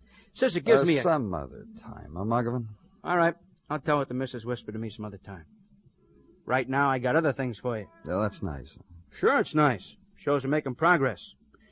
This, for instance. Friends and neighbors came down the morgue, stood in line, positively identified a fellow there as John Selby. When they left, their faces looked like, where's the door prize? I didn't give out any. That's all you got. You really are tired, aren't you? Muggavan, That's not all I got. While enjoying a cold supper, I dug through lots of files and records. I ran across one marked Stacy. Open file. All right. All about a 19-year-old boy. Robert Stacy. Messenger for a manufacturing outfit in Lower Manhattan. On payday, he carried the payroll from the bank to the factory. May 6, 1947, he was shot down in cold blood. Payroll robbery. What else? Well, this Robert Stacy had a mother. Mary Stacy. Mm-hmm. From what I found out about Mary from vital statistics, you could have saved yourself a long walk with that manila envelope. Mary Stacy's dead. Been dead more than a year. She was buried in Potter's Field, I'll find it here, January 12, 1952. Which made me think about John Selby trying to get that $5,000 to her. And Selby killed. Mm-hmm. Which made me check technical on those medicine bottles we found in his bathroom. Lab boys said the medicine was issued by the Public Health Clinic on 23rd and Lexington. Now, you get something to eat, you hear, Danny? Yeah, I'll eat so she'll be happy. And in headquarters basement, dinner, standing in front of the huge iron coffee urn, and choose from the cardboard carton a donut with pale yellow icing. And for reading material, the sign printed by Officer Senker. 8 cents for coffee, fellas, and a dime for the crawlers. Please don't forget. Thank you. Officer, in parenthesis, Jerry Senker. And call the clinic on Lexington and be told tomorrow. We're short-staffed as it is, mister. Drop in tomorrow when there's secretaries. So a movie now. Get chased by a man from Mars in a 3-dimensional manner. Then home, then sleep. Then a morning. Clinic again. Go there, and a helpful secretary introduces you to another helpful secretary who does the same for you to another secretary who asks you to wait. And in a few minutes he appears again, dressed in a clean white coat, takes you by the arm and leads you into an office. The man at the desk introduces himself. I'm Dr. Magruder. I'm the police doctor, Danny Clover. This is the information you probably want. That was John Selby, wasn't it? That's right. Yeah, but that name was murdered last night. The paper... Same man. Murder didn't need to take the trouble. Selby was a dying man. Had a month, 2 at the most. Been dying for a year or so, incurable. Did Mr. Selby know he was dying? Oh, yes, indeed. He asked, he sensed it, and we told him. We gave him medicine, sugared water. It had a psychological effect. There's not a whole lot more here, charts, x-rays, but what value? Thank you, Doctor. Thank you very much.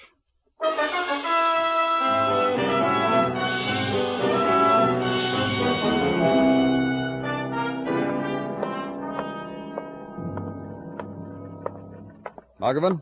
Huh? Oh, hi, Danny. What'd you get? The man at the clinic said Selby was a dying man. Yeah? Good diagnosis. He died. You get something? Mm-hmm, I think. What? Well, I've been here with my nose in records and files ever since... What did you get? Well, that payroll robbery where the kid Robert Stacy was murdered. There was $10,000 stolen. And we found half of it in the envelope in Selby's room. Mm-hmm, yeah. Oh, and this file says there was an eyewitness to the robbery. Oh? Yeah. He appeared at the coroner's inquest. You know, got his pictures in the paper and everything. Very dramatic account how he was walking across the street when, boom, boom, there was a couple shots. Kid screaming from the sidewalk, man running away with a briefcase and a gun. Eyewitness was kind of stunned by it all. Couldn't identify the killer. You got the... Yeah, sure. Here's a signed statement, Danny. Go on, read it. Read all of it. Real interesting. Especially down toward the last part, where he signed it. Harry Madison. Mm-hmm. I'll put the call in for a squad car.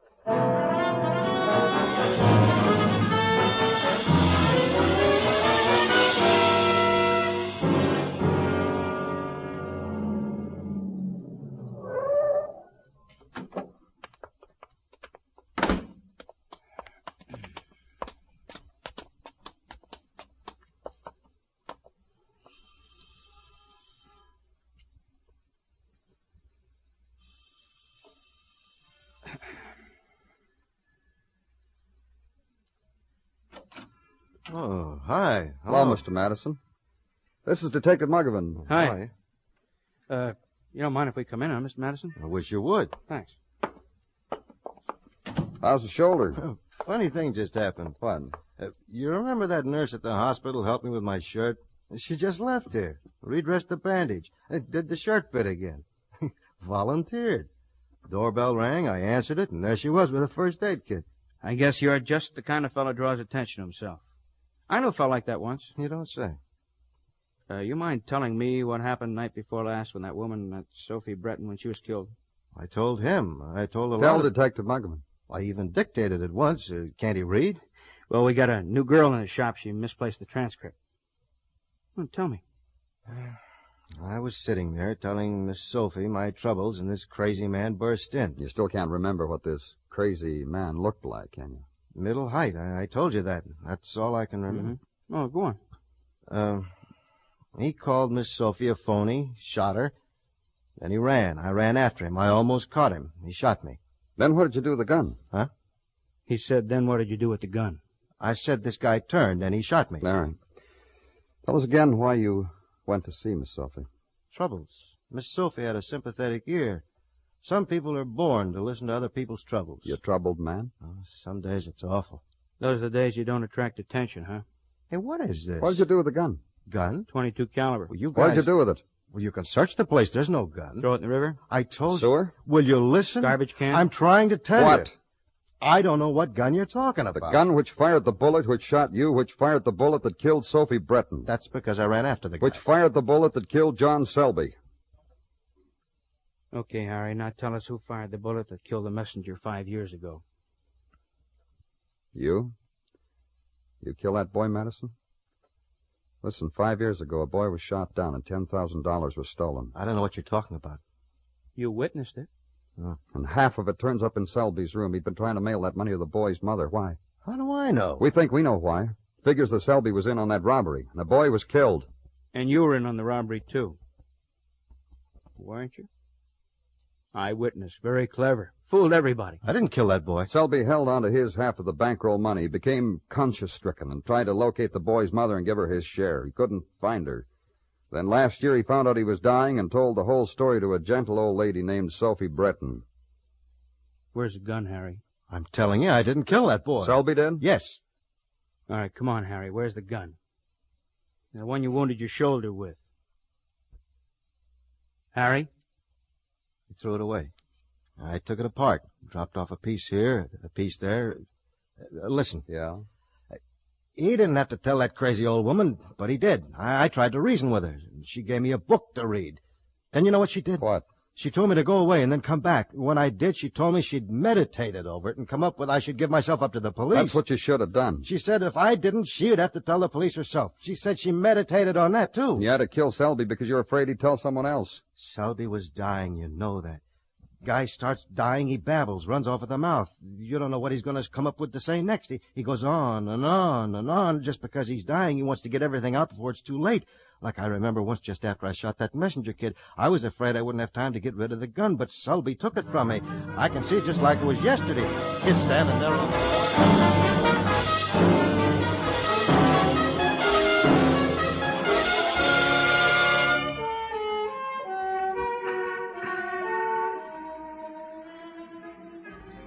In the deep of a summer night, Broadway echoes with sounds heard only in darkness.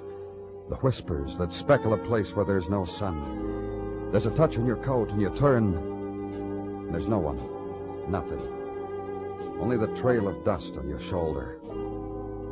It's Broadway. The gaudiest. The most violent. The lonesomest mile in the world. Broadway. My beat.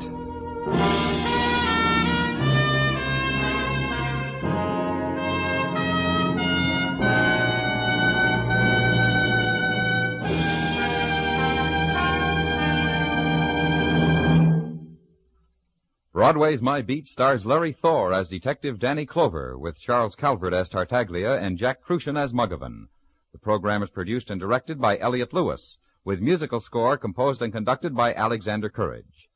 In tonight's story, Clayton Post was heard as Harry, Roy Glenn as Remsen, and Hal Gerard as Magruder. George Walsh speaking.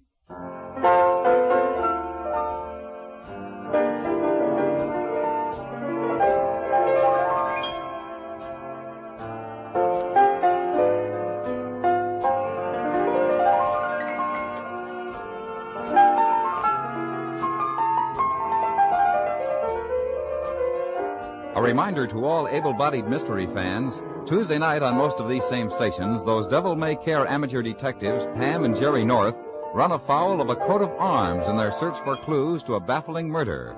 They may need every bit of help you can rally from your armchair to aid Mr. and Mrs. North this Tuesday night on most of these same stations, when CBS Radio turns them loose on their latest case. Stay tuned now for the Vaughn Monroe Show, which follows immediately over most of these same stations. And remember, John Lund, as yours truly, Johnny Dollar, brings you Colorful Mystery Tuesday nights on the CBS Radio Network.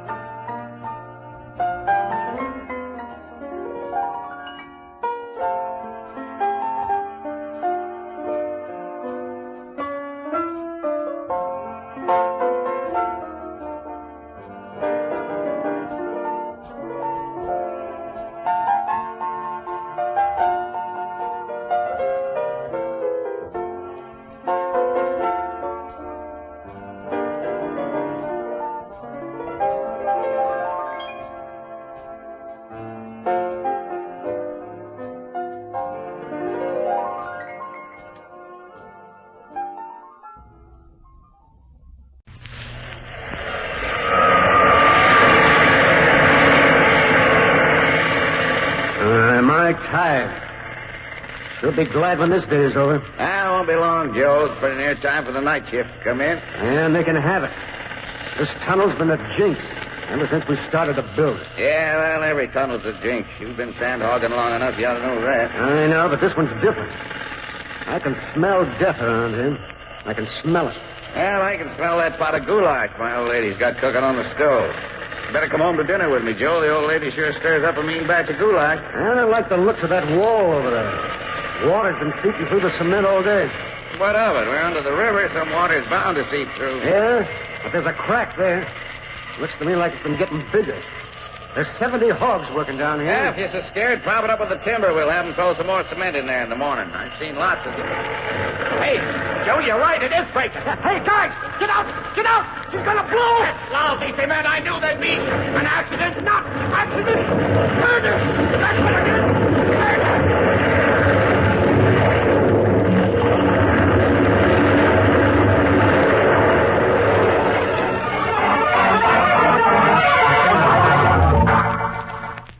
Dr. Danfield, student of crime psychology, has many times provided the police with a solution to a baffling crime. There's an interesting case ahead for the doctor today. We'll call it The Tunnel Smelled of Death.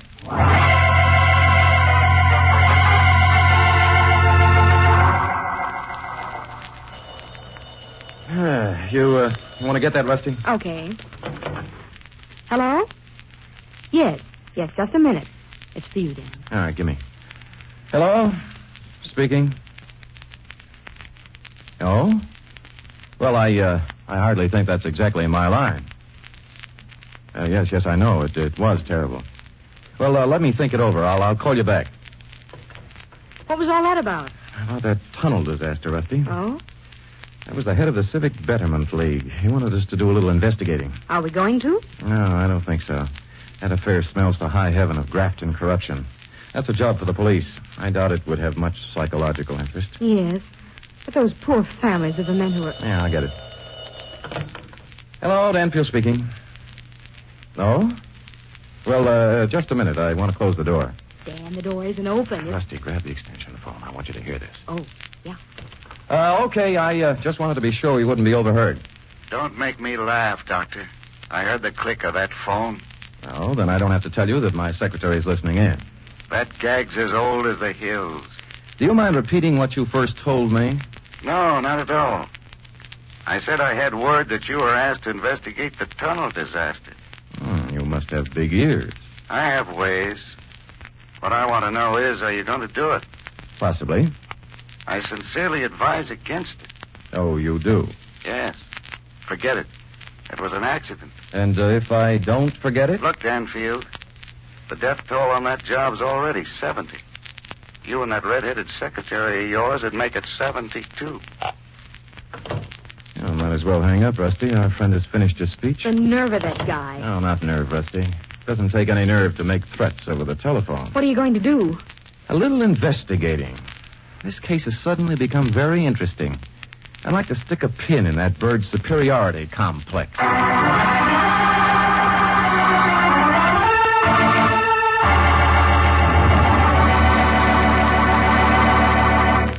In a moment, we'll return for the second act of Danger, Dr. Danfield, but first...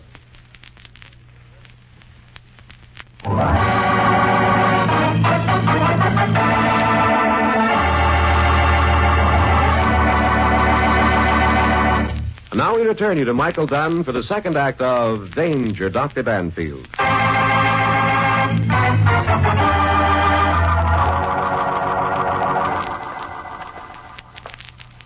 Well, I hope His Honor the Mayor is receiving this afternoon, Rusty. But, Dan, you don't suspect the mayor. Well, maybe yes, maybe no. We might as well begin at the top. Dr. Danfield. Dr. Danfield. Oh, good afternoon, publisher. Rusty, do you know Grant Stevens, publisher of the Eagle? Oh, how do you do, Mr. Stevens? How do you do? Danfield, are you going in to see the mayor? I am. Good. I'm going in with you. Well, now, what I'm about to ask the mayor is probably... Well, I know what you're here for. You're investigating the tunnel accident. Well, more people know more about my business today. And it's my business to know things. I'm running a newspaper. All right, come along. I suppose the only way to break up this racket is to give it plenty of publicity. And I'll do that. I certainly will. Let's go right in. Supposing His Honor doesn't want us to come in. Well, we'll go in, all right. But, Your Honor, I cannot do that. We'll simply have to lay off for a while, Watson. What's the matter, Danfield? Listen. But an investigation, I cannot afford an investigation. Let's go right in. All right. Good afternoon, Your Honor. What, why, how dare you invade the sanctity of my... Oh, good afternoon, Mr. Stevens. How do you do, publisher? Riley, Plum, this is Dr. Daniel Danfield and his secretary. You should know Mayor Riley Danfield. The other is Orson Plum, city engineer. How do you do? Dr. Danfield's here to investigate the tunnel disaster on behalf of the Civic Betterment League. Investigate the terrible disaster. Terrible. Oh, yes, now, it was awful, awful. I couldn't sleep a wink last night thinking of those poor men. To say nothing of the expense to rebuild it. But why start your investigation here? Well, I've got to start somewhere. I don't think I care to answer any questions. My office carries a certain amount of immunity, you know. Well, you will answer some questions. I and the power of my newspaper put you in this office, and my newspaper and I can put you out of it. If there's corruption here in the City Hall and incompetence in our engineering department, by Godfrey, I want to know about it. I'll spread it over every front page of the country. I'll expose the whole dirty mess to the whole wide world. But I know absolutely nothing about the accident. Very well. And answer Dr. Danfield's question. Of course. I'll be only too glad to assist in any way possible. Oh, thank you, Your Honor. So you know nothing about the building of this tunnel? The building of the tunnel, my dear sir, is the responsibility of the city's engineering department. Now, see here, Your Honor, you're not going I'll to... get you in just a moment, Mr. Plum. Go on, Mayor Riley. I'm very proud of that tunnel, Dr. Danfield. I have fought for it courageously from the very beginning. Why should I want to see anything happen to my favorite project? I didn't say you did. Then why are you asking these questions? I haven't asked any yet. By the way, where were you when the accident occurred, Your Honor? I was out at my new country home, supervising the construction of a sunroom. Oh, you have a country home? Yeah, I most certainly do. A beautiful place. Cost me $60,000. $60,000? Yes. And just how much did that suit you're wearing cost, Your Honor? By $150. Why? $150 for a suit of clothes? Why, I never paid more than $45 in my life.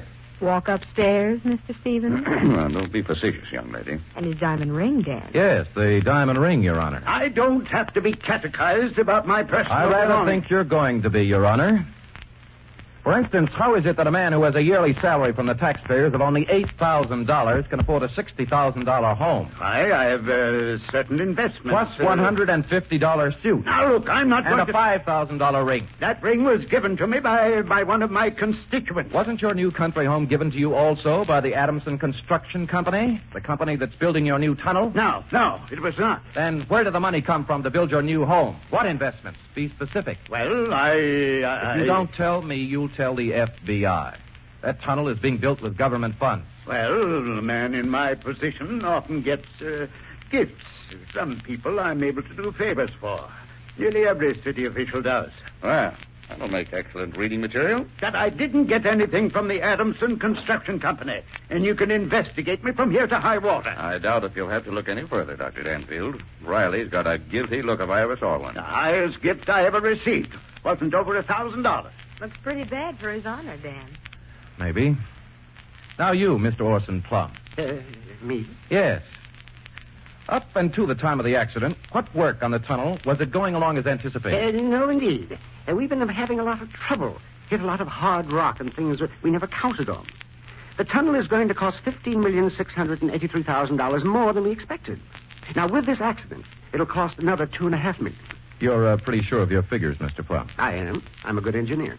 Tell me, just how is the tunnel being constructed? Well, there are two 100-foot shafts, one on each side of the river. We've been tunneling toward the center, and we'll meet exactly 3,206 feet in.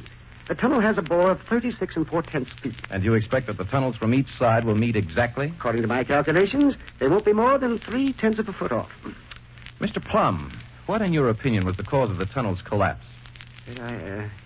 I'm not prepared as yet to say. Could it possibly have been that the cement mixture was not up to specifications, or that not enough reinforcing steel had been used? No, Dr. Danfield, not that. That would make whoever was responsible liable to criminal prosecution. Why, he'd be no less than a murderer.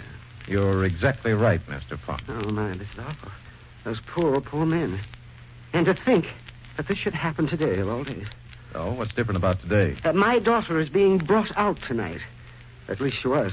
Now, my wife is so upset over this affair that we'll have to have it postponed. Well, that shouldn't be so hard to do. Young lady, have you ever tried to cancel 1,048 invitations? Plus a dance band and the caterers? Phew, what a party. Just how much is your yearly take, Mr. Plum?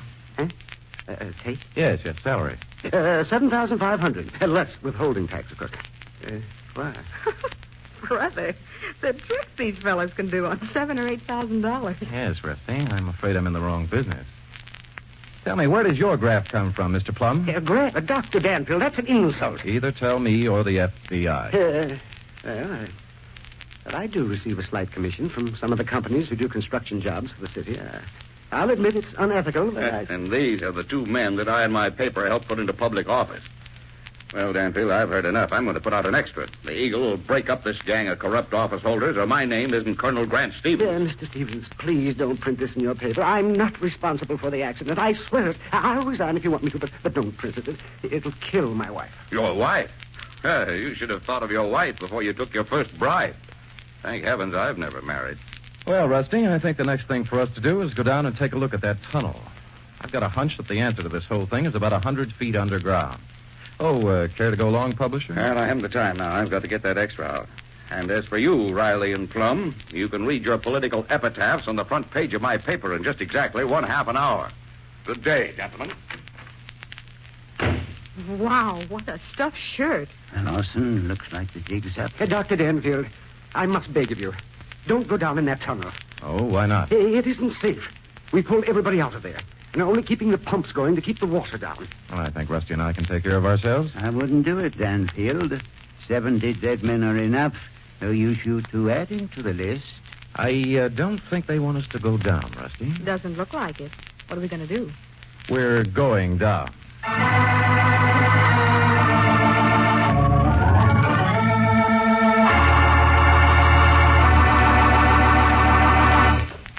In a moment, we'll return for the third act of Danger, Dr. Danfield, but first...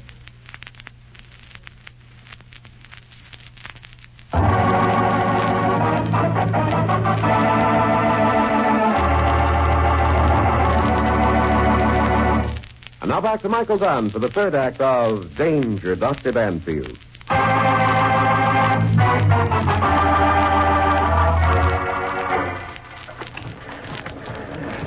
They loaned us these boots, Dan. Sure wet down here. Yeah, the water's about 3 inches deep. Yeah, it's a wonder the whole river didn't come in when the walls fell. Those poor guys. I'd hate to be caught in a place like this. It's like a tomb. Down that water. The pumps are keeping it down pretty well, Rusty. Yeah, let's see. Flash the light ahead. I see we ought to be getting to the place where she caved in. Yeah, there's a big pile of stuff just up ahead. Yep, this is it, all right. Say, feel this chunk of cement, Rusty. I crumbled. Just like breadcrumbs. Yes, indeed. Just as I thought. That stuff hasn't got enough cement in it to make a mud pie. Flash the light up on the walls, will you? That hole up there. Up here, Dan? Yeah. Hey, you see that, Rusty? Hardly any steel in there at all. No wonder she fell in. What's it mean, Dan? Well, it means that somebody has been diverting a lot of steel and cement that should have been used in this tunnel to another operation. What other operation? Well, I believe that Mr. Stevens in his newspaper would call it the black market. I thought the black market was dead. Well, not in materials like steel and cement, Rusty. Now, the stuff that's been stolen from this tunnel would probably bring over $1 million. Gee, it looks bad for our engineering friend, doesn't it? Yes, and bad for the mayor, too. Rusty, listen. I don't hear anything. Neither do I. Just the water, that's all. What'd you ask me that for? Well, because we should be hearing something. The pumps. Somebody's turned them off. Come on, Rusty, we better run for it. What would anybody want to do that for? So the water run in faster, I suppose. But the tunnel will fill up without the pumps going. That's about the idea, Rusty. It's up to my knees now, Dan. The cage should be just up ahead there. Water's getting awfully deep, Dan. I know, but keep going. There's a little light just up ahead. A light? Yeah, a light coming down from the shaft. We're going to make it all right. Dan, the elevator. Hey, Rusty, what about it? It isn't there. What? By George, you're right. Rusty, somebody's really got it in for us. You mean they're trying to... Ground us like a couple of rats, Rusty. What do we do, Dan? The water's up to my waist. There should be a ladder here somewhere. Don't get excited. There usually is in one of these shafts for emergencies. Yeah, here it is. Now, come on, Rusty, I'll give you a... Come on. Wow, it looks like a long way up. Well, keep on climbing, Rusty. I'm right behind you. I won't let you fall. I'm afraid I'll get dizzy. I never could stand climbing. Oh, keep looking up. Don't look down. Who would be trying to kill him? Well, I'm not sure yet, but whoever it is in for a big surprise. Also a good long stretch under supervised restraint. Yeah, there's the top. Pull yourself up, Rusty. Oh, boy. I never want to get over 2 inches underground again. Yeah. Well, nice-looking pair we are. We better go somewhere and run ourselves through a ringer. Now, come on. There's a drugstore across the street. We'll go and call a cab. Just look at my nylon. You look like a worn-out mop. You look like a soggy piece of soap yourself. Yeah. You go in and phone. I'll wait here. Hey, just a minute. Here's Grant Stevens Extra. Let's take a look at his scoop. Now, just look at those headlines, Rusty. Well, Dan, Taxi dancer shoots maid over $10 bill. Well, I wonder what Dick Tracy's going to do now that he's captured influence.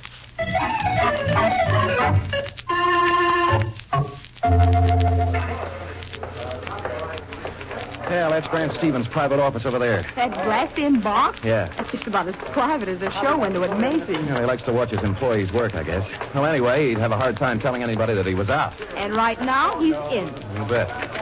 Well, Dr. Danfield. Miss Fairfax, come in. Come right in. Yeah, thanks, Stevens. Have a chair. Well, don't mind if we do. Yeah. It's not a goldfish bowl you got here. Well, this publishing plant's all mine, Danfield. I like to see it run. Well, you sure got a good view. All four sides. Well, you got any news for me? I think we have. Good. Well, the last thing I heard, you were going down into that tunnel. What'd you find out? Any evidence? We found out that somebody didn't want us to come back up. Oh, what do you mean by that? Somebody shut off the pumps while we were down there and took away the elevator. Well, the dirty rat. Tell me who it was, and I'll blast his name from coast to coast. I'll get out an extra. Are you sure you know who it was? I'm quite sure. It could have been the mayor. Well, Mayor Riley? Why, that ungrateful... But I don't think it was. No, why not? The mayor is a little man, publisher. Oh, he's a grafter, all right, but I don't think he's smart enough to engineer a deal like this one. A deal where the profits will run into millions. Without the support you gave him in your newspaper, I believe he'd be running a saloon somewhere, stealing the change from his drunken customers. You know, Danfield, I suspected that for a long time. What a mistake I made when I gave him my support. Well, I'll rectify it. I'll see that he's gotten rid of fast. Oh, he's not such a bad little guy, Stevens. I'm sure that he was greatly shocked over the deaths of those 70 men. Well, now, don't try to defend him, Danfield. As you say, a little man has no place as mayor of this city. Another thing that convinces me of his innocence in this tunnel deal, Stevens, is the way he spends his money. It's something new to him, so he brags about it and spends it like a drunken sailor. Evidence? His expensive clothes and his $60,000 estate. And his flashy diamond ring. Well, you may be right, Danfield. Well, that leaves it up to Orson Plum. George, I didn't think he was capable of such a thing. Neither did I. Well, why, he has to be. Well, let's see what kind of a chap he is, Stevens. In the first place, he's an engineer, methodical and quite brilliant in his line. Yeah?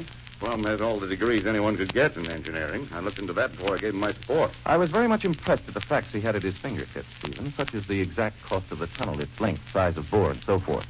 Of course, he also took some money on the side, but here again, not in big amounts. Well, that still makes him a thief. Perhaps, if you want to get technical. But let's lay that little matter at the feet of his wife, huh? His wife? Yes, she was ambitious, wanted to gad about in good society, give her daughter a chance for a fine marriage. Plum couldn't provide her enough from his rather small salary of $7,500, so when several construction companies offered him commissions for throwing a little work their way, he quite naturally took it. Well, I still don't see why he couldn't have been in on this tunnel deal. Because he was too good an engineer, Mr. Stevens. For all his faults, Orson Plum would never have allowed such a weak mixture of cement to go into a job that he was connected with. Never with his knowledge. He had too much pride in his work. Why, right now, I'll wager he's blaming himself for not inspecting that work more closely. And it'll be many a night before he'll be able to go to sleep without hearing the screams of those dying men in his ears. Well, if it wasn't Mayor Riley or Plum, who was it? Before I tell you that, publisher, and give you a chance to put out another extra, let me say that I'm positive that both the mayor and Plum know who the guilty party is.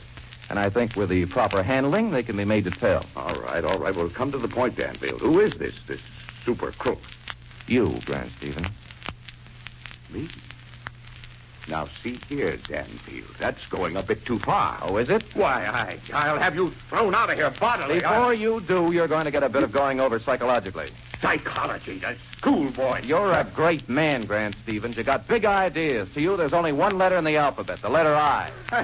In other words, you're an extrovert, a supreme egoist. What's that got to do with a caved-in tunnel? Of the three men implicated in the tunnel deal, Stevens, you're the only one capable of its conception. All your life, Stevens, you've worshipped two things, money and power.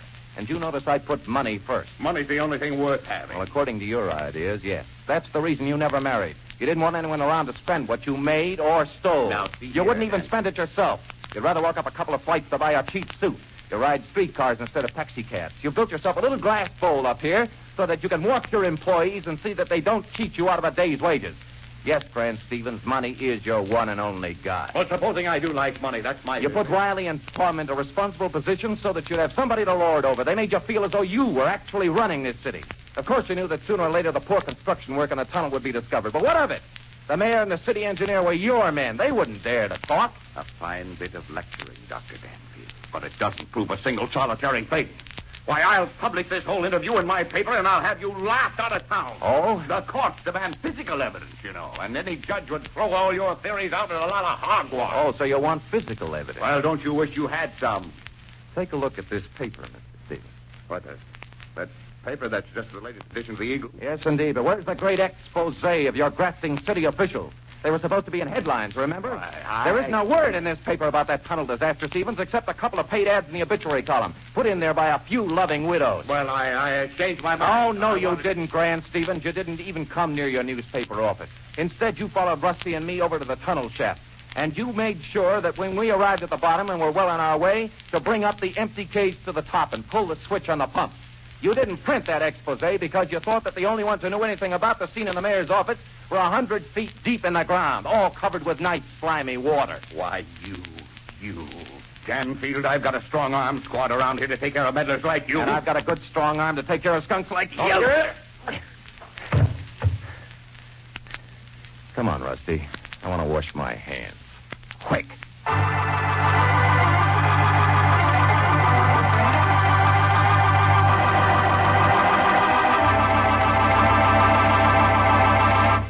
In a moment, we'll return for the conclusion of Danger, Dr. Danfield, but first...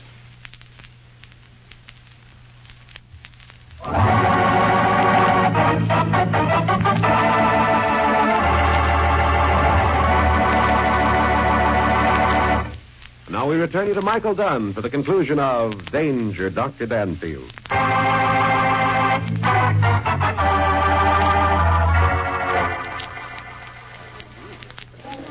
And so, on behalf of the Civic Betterment League, I take great pleasure in presenting this certificate of appreciation to Dr. Daniel Danfield. The old hypocrite. How come he's still mayor? Well, he did us a good turn by telling all he knew about Grant Stevens.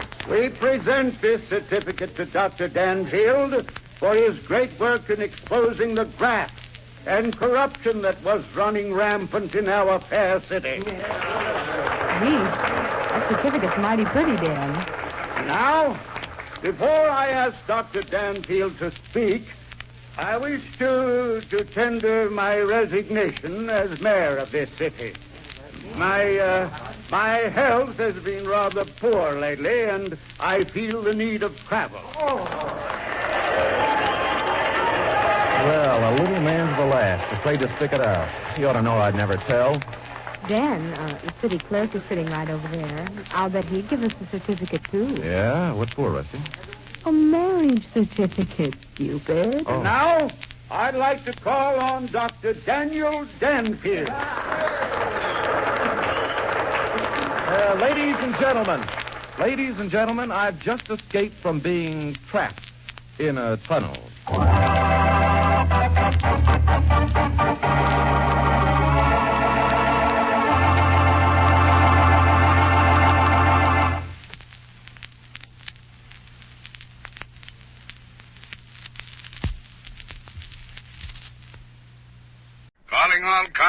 Calling all cars. Has anyone seen Detective McGarry? Yes, Sarge, I have. Who are you? Detective McGarry.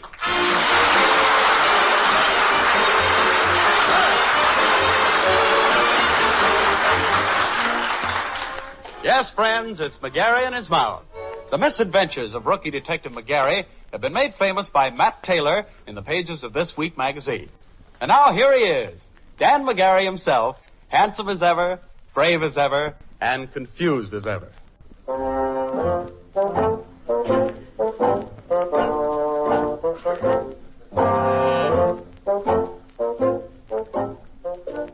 Maybe some guys can figure dolls out, but here's one guy that can. Take my mouse, Kitty Archer. Now, there's a little bundle I think I know pretty well on account of we're going around together with one another a long time. Then comes this fierce thing the other day on my day off. Kitty and me are figuring on going to the beach with our friends Bernice and Joe. I'm supposed to pick up Kitty at her house, and while she's waiting for me, her and her mom are making up sandwiches for us to eat at the beach. Oh, Kitty. Yes, Mom? How many hard-boiled eggs do you think that cop of yours can eat? Oh, 7 or 8 ought to do, Mom. 7 or 8? With sandwiches, salad, and cold cuts. Heavens above. Oh, he's on a diet. But why should he go on a diet? He's thinking of the future. He says nothing looks more ridiculous than a fat cop chasing a thin crook. Oh, I see.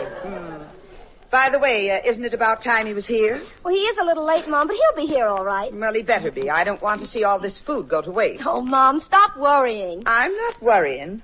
But I wish I knew some way to make sandwiches and keep my fingers crossed at the same time. I'll get it. Oh, here we go again. I wonder what his excuse will be this time. Hello? Hello, Kitty. Is that you? Yes, Bernice. You were wrong, Mom. It's Bernice. Well, for goodness sake, where are you? Me and Joe have been waiting and waiting. Oh, I'm sorry, Bernice, but Dan hasn't gotten here yet. You know how things are these days with that Slats Morgan gang on the loose. Well, look, so long as he's late, maybe you better meet us downtown on the corner of Price and Buckwell. Joe wants to go down to Horseman's department store and buy a bathing suit. Well, I thought he had a bathing suit. Yes, so he did, but when we dug it out of the closet, what do you think? What? Was full of holes. Oh, that's too bad. Yeah, we suspect Moors. Joe was crushed. You know how modest he happens to be. Why, those Moors even ate away the sleeves. Oh, just a minute, Bernice. Oh, Mom, will you answer the door? I'm on the phone. What's the matter, Kitty? Just a minute, Bernice. Oh, Mom! Yes, Kitty, I heard you. Hey, Kitty, what are you mumbling about? The doorbell. The doorbell's ringing, Bernice. Oh, for goodness sake, I didn't even hear it. I'll answer it right away. Oh, no, Bernice. No, not your doorbell, my. Hey, Bernice. Oh, for the love of Mike. It's him, Kitty. The law's here. Come on in, Dan. Now, you see, Mom, I told you he'd be here. Hello, Dan. Hello, Miles. Now, look, I just want to... Well, Detective McGarry, haven't you got a kiss to spare? Huh? Oh, yeah.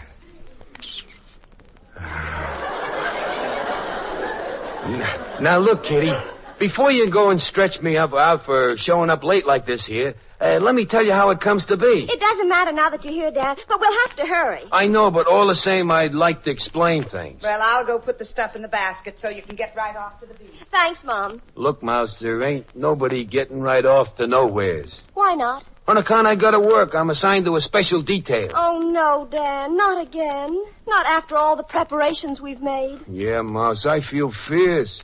I suppose it's the Slats Morgan gang. Oh, no, Kitty. The commissioner's supposed to meet some famous celebrity at the railroad station and present the key to the city, and I gotta help keep the crowds back. But, Dan, what do we do with all the sandwiches and things? Oh, just keep them on ice or something. This job won't take more than an hour, and I'll be right back here. Look, Mouse, I gotta get going. Uncle Matthew's blowing for me. He's waiting outside in the squad car.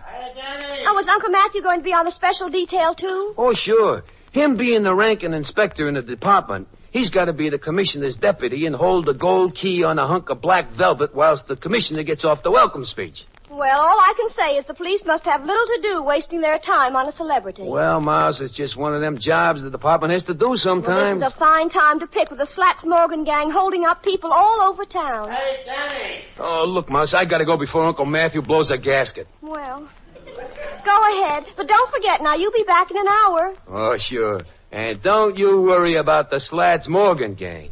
We're gonna run them mugs down if it takes forever.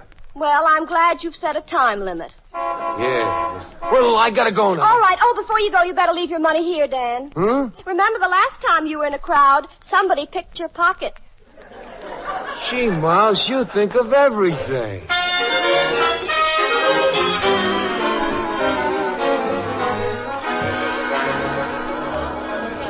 Take it easy, folks. Quit the shoving. Lady, will you please stop digging your umbrella into the small of my back? That's Ty. There she is. Gee, Mama Vane in person. Oh, ain't she beautiful? Gosh, she looks just like in her last picture. Hey, Slats. Slats. Yeah, Pinky. Get a load of them diamonds Mona Verna's wearing. What do you think I'm looking at? Her complexion?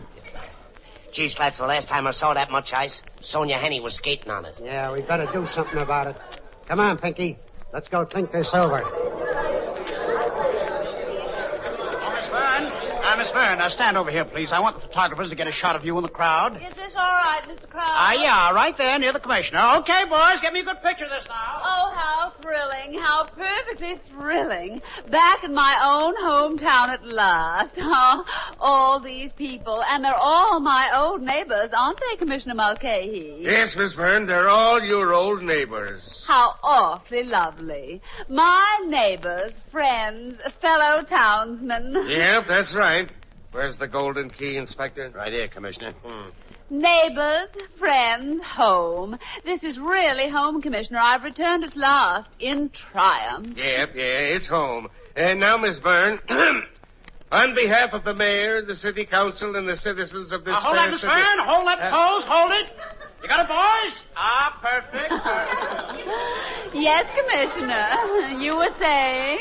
I was saying that on behalf of the mayor, the city council, and the citizens of this fair city... What's the matter now, Miss Verne? That boy, that handsome boy over there, his face looks familiar.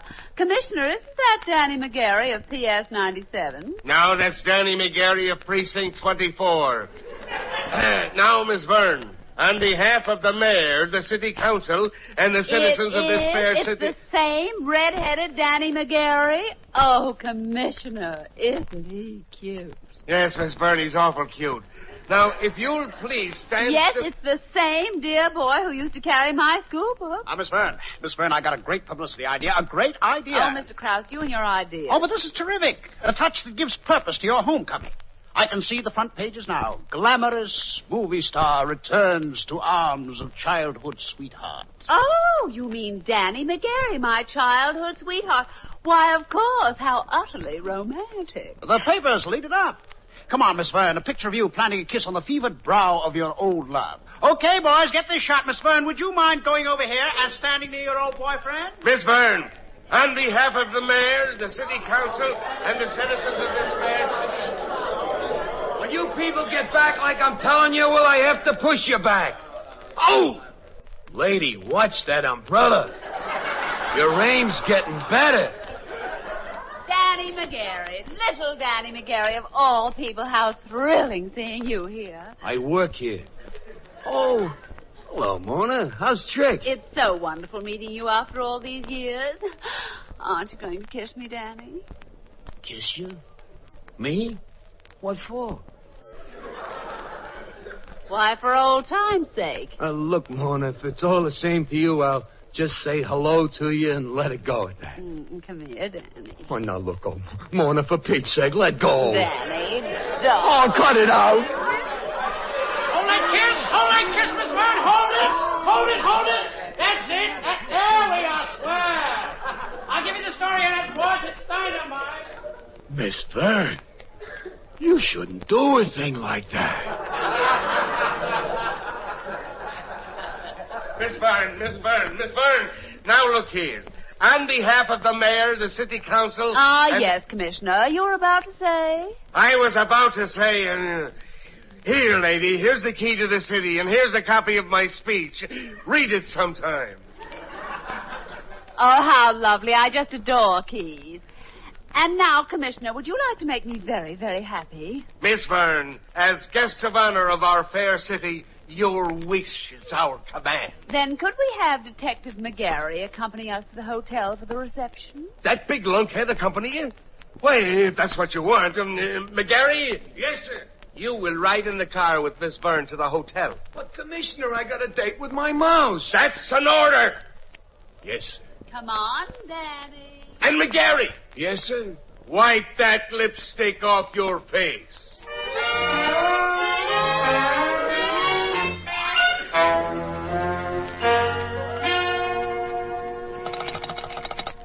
Hello? Kitty. This here's Bernice. Oh, Bernice, are you and Joe still waiting on the corner of Price and Buckwell? We certainly are. I'm terribly sorry. Dan hasn't gotten back yet. I don't know what's happened to him. You don't, but I do. He just went past us in a car. Oh, then he's on his way here. As a matter of fact, he was going in the other direction. Oh. And who do you think was in the car with him? Who? None other than our old school chum, Mona Verne. Mona Verne. Mona Verne? So that's who the celebrity was. And you say he was in the car with her? Yeah. You know, Kitty, I wouldn't feel too good if my fella was out with that type of a person. She's had 3 husbands already. She may be getting in the mood to make it a quartet. Oh, don't be silly, Bernice. I'm not worried about McGarry. Of course I'm not worried about Dan. Well, it's getting awful late. I guess our picnic's off, huh? Yes, I'm afraid it is. Yeah, that's what Joe thought when we saw McGarry in the car with Mona. What do you mean? Well, Joe figured that Dan wouldn't want a cold sandwich on the beach when he had a hot chicken in the car.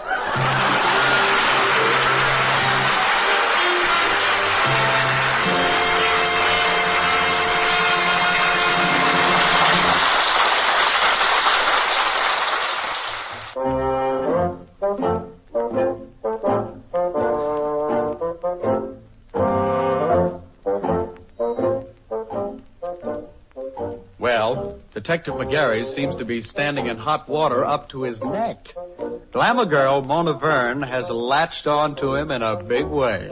A picture of him being kissed by Mona is due for the front page of every newspaper. And all this just when he had a date to go on a picnic with his mouse Kitty. Well, it's late afternoon now, and Kitty and her mom are sitting on their front porch. Incidentally, the afternoon paper has just been delivered. Kitty, will you come in to your dinner? Everything's getting cold. No, Mother. I'm going to wait right here. I know he'll stop by on his way home. Oh, this is disgusting. Right on the front page. Dan McGarry kissing Mona Verne. That looks like Dan's car now. Yes, it's him. Well, he's missed one picnic today, but he's in for another one now. Now, hold your temper, Kitty, till you hear what he has to say. I'd like to hear him talk his way out of this. Here it is, right in the front page of the paper. Well, I'm going inside. The air out here is a little too blue to suit my complexion. Hello, Kitty. How's tricks? Grabbing yourself some fresh air, huh? Oh, what a day, what a day. I've been kicked around so much since I saw you, I feel like I spent a weekend in a Mixmaster. Feels good to take some weight off the leather. What's new with you? How's tricks? Oh, look, Mouse, I can explain everything. I'm sure you can. It ain't my fault we had to blow the picnic. Honest, it ain't. You said you could explain everything. Well, start off by explaining this. You and Mona Verne all over the front page of the afternoon paper, and you're kissing her. I am not. She's kissing me, and very much against my will. And look at this caption. Girl returns to arms of her first love. What rubbish. You in love with Mona Verne. Kitty, I'm not in love with her. I'm in love with you. Well, then why did you let her kiss you? I'm taken by surprise. I'm helpless. Mona copped a sneak on me. Well, you don't look like you're trying to get away from her in this picture. I couldn't get away. The crowd was pushing. A detective holds my right hand. A detective holds my left hand. I'm in the middle, stretched out like a shirt on a wash line. All of a sudden, bing, I'm kissed. Oh, it's disgusting. It's humiliating. What will my friends say? What will Bernice and Joe think? It's a frame-up, Mouse. Her press agent, Mr. Krause, framed the whole thing. Oh, I suppose I just tell my friends I'm a victim of a frame-up. It all happened just because my fiancé was stupid. I'll prove it. Dan, why did you let this happen? Why didn't you do something about it? But, Kitty, what could I do about it? I was surrounded. Well, you are going to do something about it right now. Oh, you am? What? You're going right down to Mona Verne's hotel and get that Mr. Krause to make the papers print a retraction. You mean make them take back what they said about me and Mona? Exactly. Hey, gee, Mouse, you sure are smart to think of that. I'll go right down there and make that little runt printer what you said. Mm-hmm. And if you come back here without it, you better start looking for another finger to put this engagement ring on. Don't you worry, Kitty. If Mr. Krause don't straighten this out, he's the one that's going to be looking for fingers. And his ears and his nose may be missing, too. Wait right here. I'll be back in half an hour.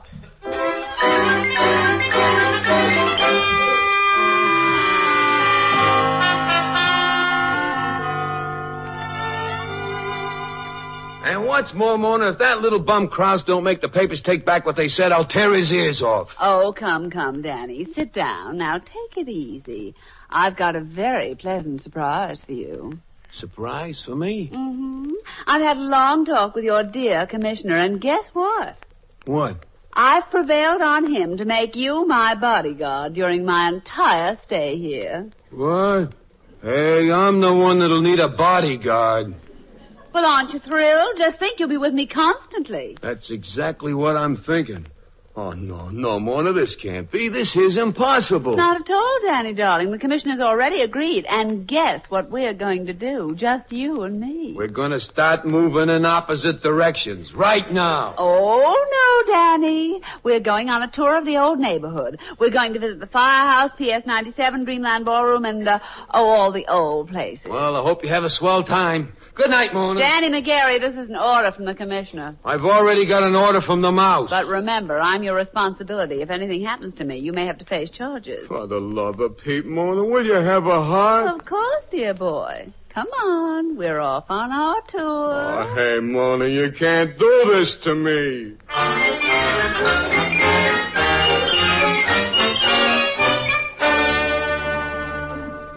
And the big news on the home front tonight is the red-hot romance between glamour gal Mona Verne and our own Detective Dan McGarry. Ah, yes, the course of true love sometimes does run smooth. For tonight, big, bashful, red-headed Dan is taking his Mona to visit some of their old childhood haunts.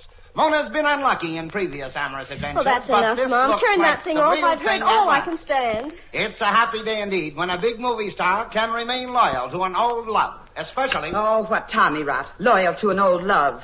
The only old love that Mona Verne could be loyal to is Mona Verne. What in the blazes has that nephew of mine gotten himself into now? Well, Uncle Matthew, your nephew seems to have gotten himself into something that isn't going to be too easy to get out of this time. Yes, I can see what you mean. Oh, I never should have let him go back to her hotel. She's quite a girl, that Mona Verne, with a long, wavy hair and a big brown eyes.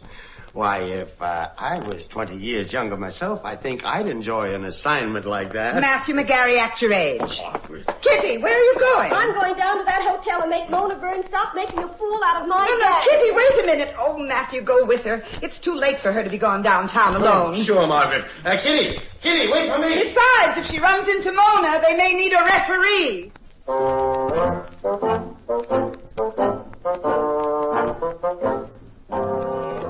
And now let's get back into the hot water.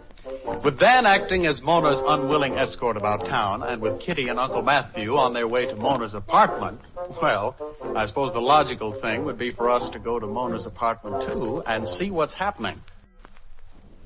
Hey, Slats, you find anything? Not much. Jewelry box is empty. Nothing in the bureau either. She must be wearing all her ice. Hey, Pinky, listen. What's the matter? The elevator door just opened. Maybe that's her. You duck in the alcove there. I'll get behind the door. Okay, Slats. I'll douse the lights. Duck! Oh, home. Really, there's no place like home. That's what I've been thinking all night. But I've had a perfectly delightful time. Simply delightful, Danny, darling. Well, this finishes up my tour of duty for tonight, and like you was just now saying, there's no place like home. Going so soon, Danny? It isn't midnight yet. Just the same, I'm on my way. No, you're not, pal. Why, what the... Reach for the ceiling. It's a stick-up. Get him up, all of you. Now, don't tell me Krause is pulling this old publicity stunt again. Publicity? Is this here a publicity stunt? We want that ice you're wearing, lady. What, again? He had them stolen from me only last month in Detroit. I've been held up so often, I feel like a good example. If you people will kindly excuse me, I don't want to get mixed up in any more stunts. Don't want to get mixed up in it, eh, pal? I'd like to help you out, but I'm in bad enough as things stand now.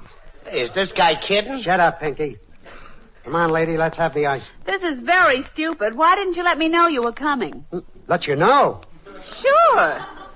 What's this going to look like in the papers? All this stuff I got on is only worth a measly $5,000. That'll do. Let's have it. Listen, my fans will think I'm broke. Ain't you got no more stuff lying around, Mona, to make it look good? Well, the only other things The only other things I brought with me on this trip are my pearl necklace, my sapphire brooch, and my diamond bracelet. Where does this stuff happen to be as of this moment? Downstairs in the manager's safe. Nuts. Might as well be in Egypt. Oh. Wait a minute, fellas. Maybe I can figure something out. You figure something out. Oh, I'm very experienced when it comes to holdups. I got it. Suppose you fellas call things off for the night and come back in the morning.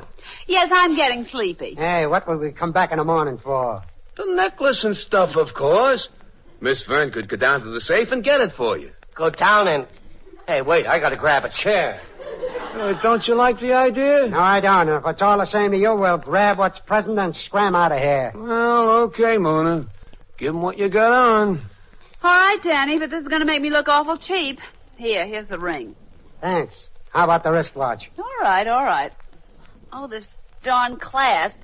It's stuck. Hey, Mona, I got another idea. Why don't you give me a note to the hotel manager, and I'll go down and get the necklace for the boys. Go down and get...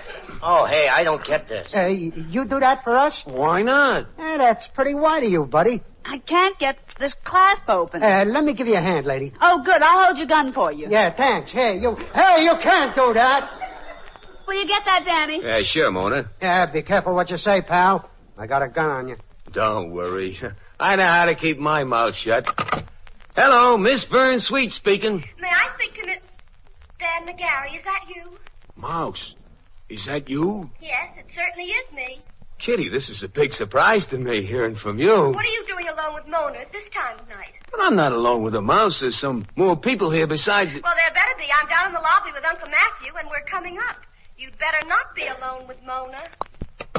Well, what do you know? Who was it, Danny? It was Kitty. She's coming up with Uncle Matthew. What? Who's coming up with who? My girlfriend and my Uncle Matthew. Hey, stick around. You'll like Uncle Matthew. Come on, Pinky. This joint's getting too crowded. Wait a minute. You can't go now. Yeah, and why not? Didn't I just tell you my girl's coming up with my uncle from headquarters? Your uncle from... What headquarters? Police headquarters. A copper. Uncle Matthew's an inspector, I'll have you know. Let me give you a friendly tip. Don't ever say copper. Us detectives don't... You a copper, too? Please. Detective. Don't spoil things by getting me mad at you. Come on, this place is beginning to crawl. Look, all I'm asking is one little favor. Get away from that door, chum. You fellas don't understand. My girl Kitty's a pretty jealous little mouse. If she finds me along with this Vern here, she'll give me a one-way ticket to nowheres in particular. Get away from that door. I'll let you have it.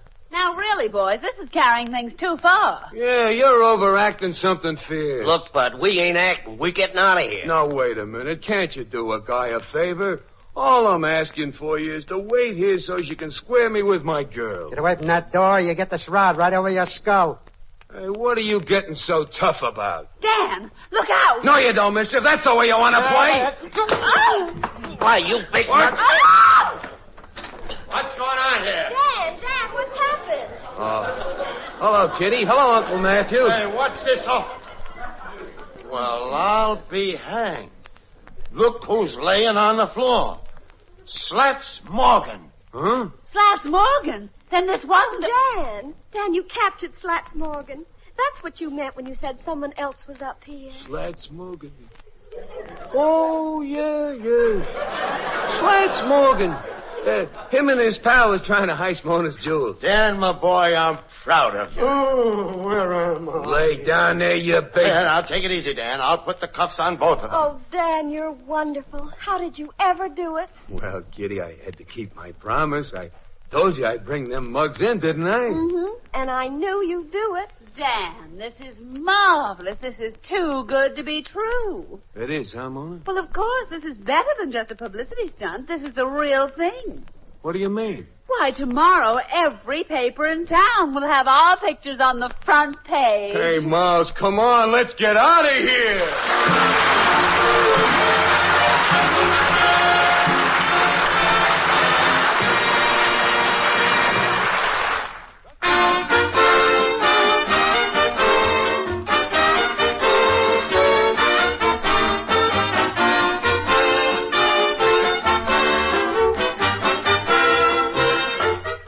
this is Bert Park saying goodnight and inviting you to be with us next week for another adventure of McGarry and his mouse.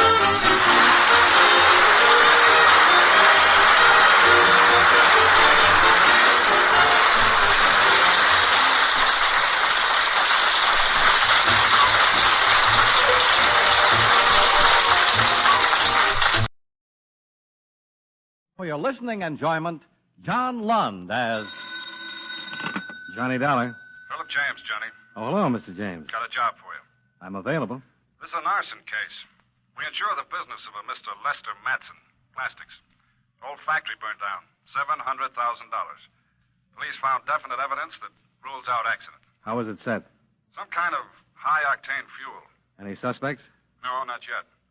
Lieutenant Ridgway at New York headquarters will fill in the details. When can you leave? Oh, a couple of hours. Fine.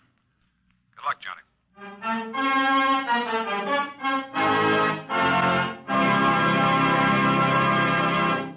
Mind if I break in here for a moment to say a few words?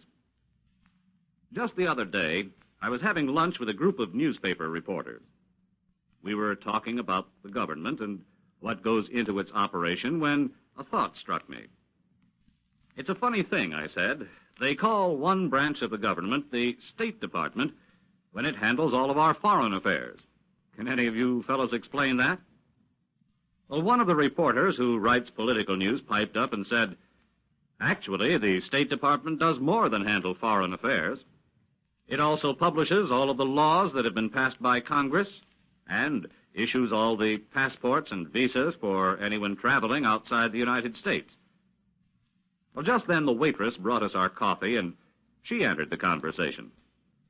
Don't forget, she said, if you're ever on a quiz show, you can maybe win a trip to the moon by telling them that the State Department has the job of making sure the Great Seal of the United States doesn't get lost. And it acts sort of like a governmental Emily Post, too.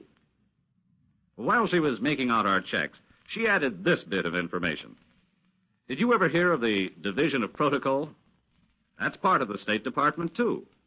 It's the outfit that makes sure foreign diplomats who visit America get introduced the way they should and get seated in the right places at official dinners and things like that.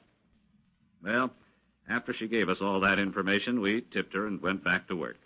And now I think it's time we got back to our program.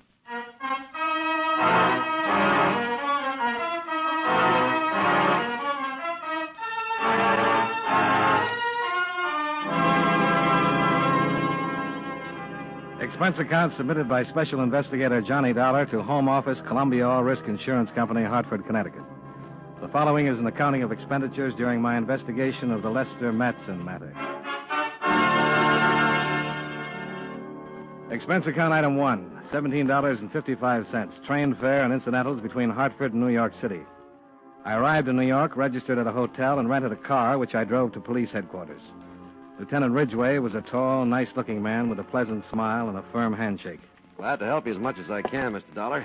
Sit down. Thanks, Lieutenant. Now, how much do you know so far? Only that the Matson plastic factory burned down. Not all the way, but nearly. And that you suspect arson. Positively.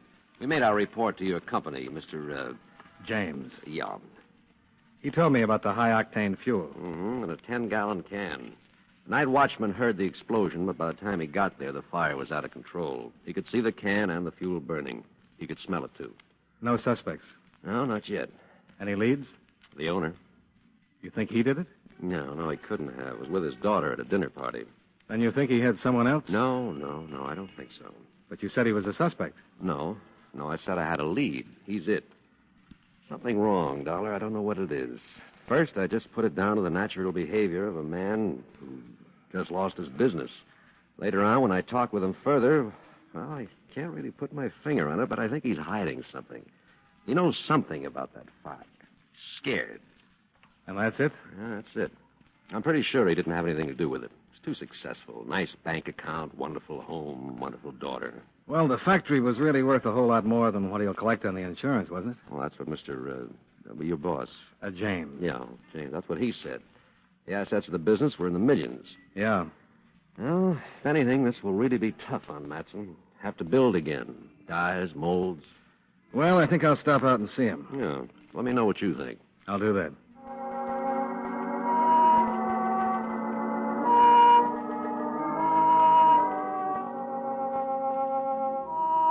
The Matson home was across the river in Jersey. A big white colonial with a long circular drive that led up to the front door. A butler showed me into a spacious study, and I was told Mr. Matson would be down shortly. While I waited, I walked around and cased some of the first editions on the bookshelves. Oh. Hello. Hello, I'm Christine Matson. I'm Johnny Dollar, Miss Matson. I'm waiting for your father. Oh? Yeah. I'm an insurance investigator. Insurance investigator?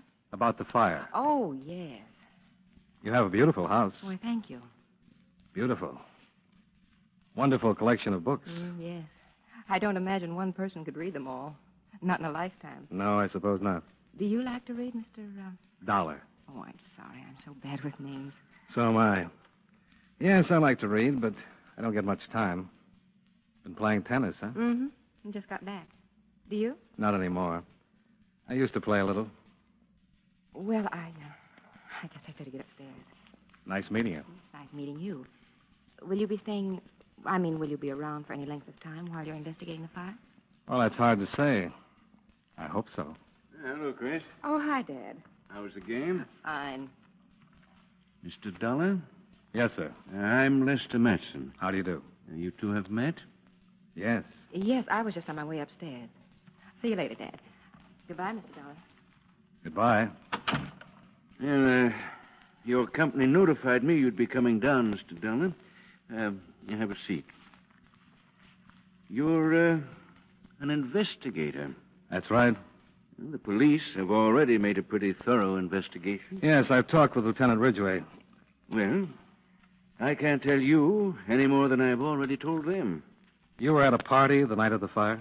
That's correct. It's all in the report. With your daughter? Yes.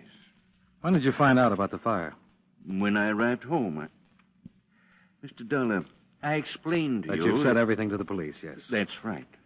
There's absolutely nothing I can possibly add. Mr. Matson, you're insured with my company for a lot of money. Hardly what I lost in the fire. I'm aware of that. But I have a job to do, and this is an arson case. That's what the police say. A night watchman says so, too. He could have been mistaken. In the excitement, he could very easily... Mr. Matson, what difference does it make? It makes a great deal of difference. Your factory burned. You've suffered a considerable loss. I certainly have. I can understand how that would make a difference. But a fire's a fire. If you didn't have anything to do with it... I most certainly did not. Then why so much concern about whether it was deliberately set or not? Well, wouldn't you be concerned if somebody deliberately set fire to one of your factories? About the fire, yes, but buildings burn down all the time. Fires are started deliberately all over the country. I am sure this one was an accident. Well, accident or the work of a pyromaniac. If you're clear, you'll get the insurance. You think this is the work of a pyromaniac? Seems like a pretty reasonable assumption. But you're sure it was an accident? Oh, I don't know. I just don't like the idea of a fire like that being started deliberately. I admit it's a little frightening. Yes. You have to understand, a business like mine, so many inflammables, it's a little terrifying to think someone would deliberately start a fire.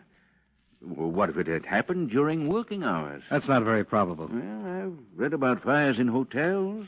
People burned to death, deliberately started by some madman. Yes, the firebug would have a good chance in a hotel. He wouldn't be seen so easily. Most of the people in their rooms, and he could get in and out easily. And most of those fires are started during the night sometime. But a busy factory in the daytime isn't very likely. Well, I sincerely hope you're right. I'm just going by the records. You see, I have 2 more plants. Let's hope I don't turn out to be the exception to the rule. I doubt it. Now, if you don't mind, Mr. Matson, I've still got to make a full report to my company. Oh, certainly. I'll give you all the information I can.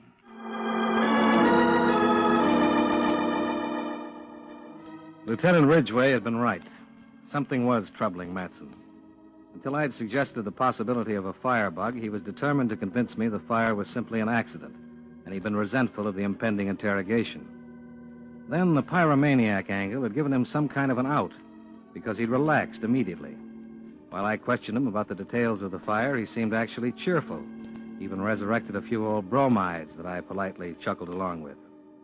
But he told me nothing I hadn't already learned from the lieutenant. So I thanked him, shook his hand at the front door, and climbed back into my car. As I drove off, I felt sorry I couldn't have seen the daughter again, because it was certainly a sight worth seeing again. And again.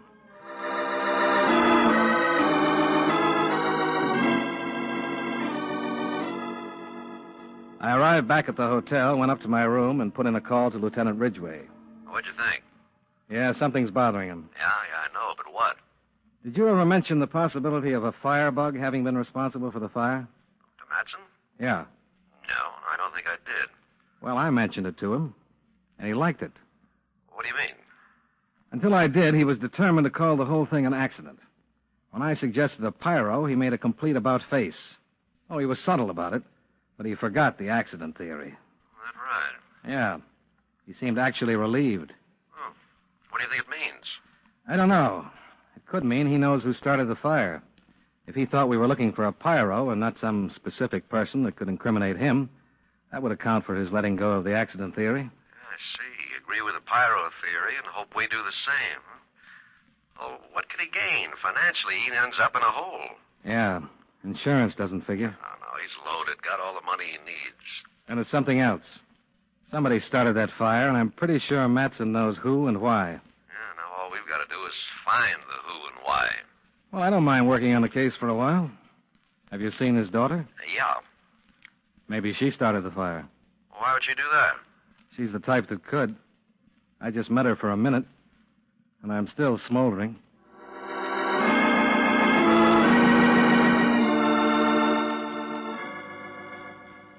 The lieutenant suggested a stakeout for Lester Matson. I told him I'd check with him later, took the cold shower, changed, and went down to the hotel bar to freshen up a bit.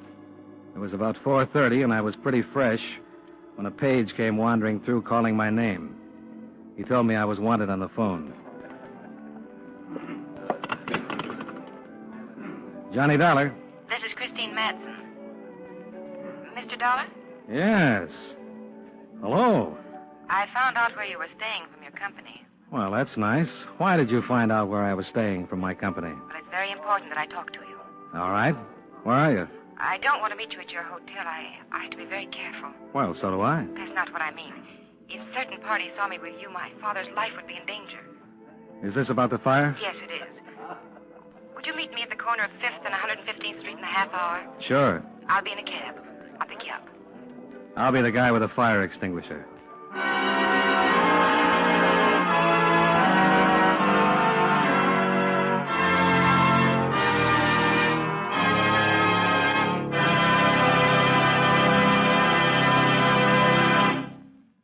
You know, many great men have attained the highest office in our land, the presidency of the United States.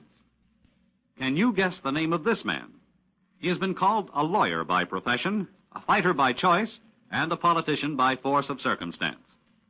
And he was outstanding in all three fields. In 1788, at the age of 21, he was appointed public prosecutor for the region which is now Tennessee. As president, he was the first to introduce the National Convention for the nomination of presidential candidates. During his campaign for the presidency, his opponents attempted to smear him by an unwarranted attack on his wife, Rachel, who never recovered from the ordeal and died just before her husband's inauguration. If you don't have his name by now, here's one more clue. During the Battle of New Orleans, as Major General of the Army, he accepted the help of the pirate Jean Lafitte. Who was he? Andrew Jackson, 7th President of the United States. His life is part of your American heritage.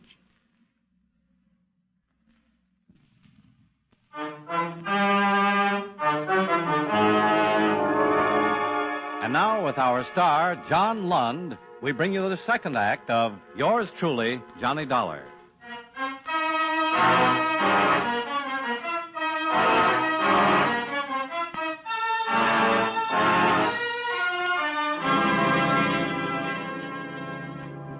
As long as the lovely Miss Matson was picking me up in a cab, I left the rented car behind and charged up expense account item 2. $1.65 for cab fare from the hotel to 5th and 115th Streets. It was getting dark by the time I arrived. I waited for about 10 minutes until Christine Matson's cab pulled up at the curb and she opened the door for me.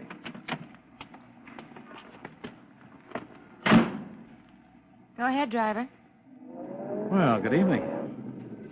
Is this a terrible inconvenience? Oh, not a bit. Where are we going? I just told him to drive around. Mr. Dollar, my father's being blackmailed. In connection with the fire? He had nothing to do with the fire, Mr. Dollar. But he knows who did. Yes. They burned the factory to frighten him, to make him pay the blackmail. You mean someone's shaking him down? Well, about a week ago, he was approached by two men. They demanded he pay them a certain percentage of the profits from his business. In return for the percentage, they guaranteed him protection. So he didn't pay, and they set fire to the factory. That's it. Why didn't he go to the police? Well, he was frightened. Well, he couldn't have been too frightened if he refused to pay them. He was frightened for me.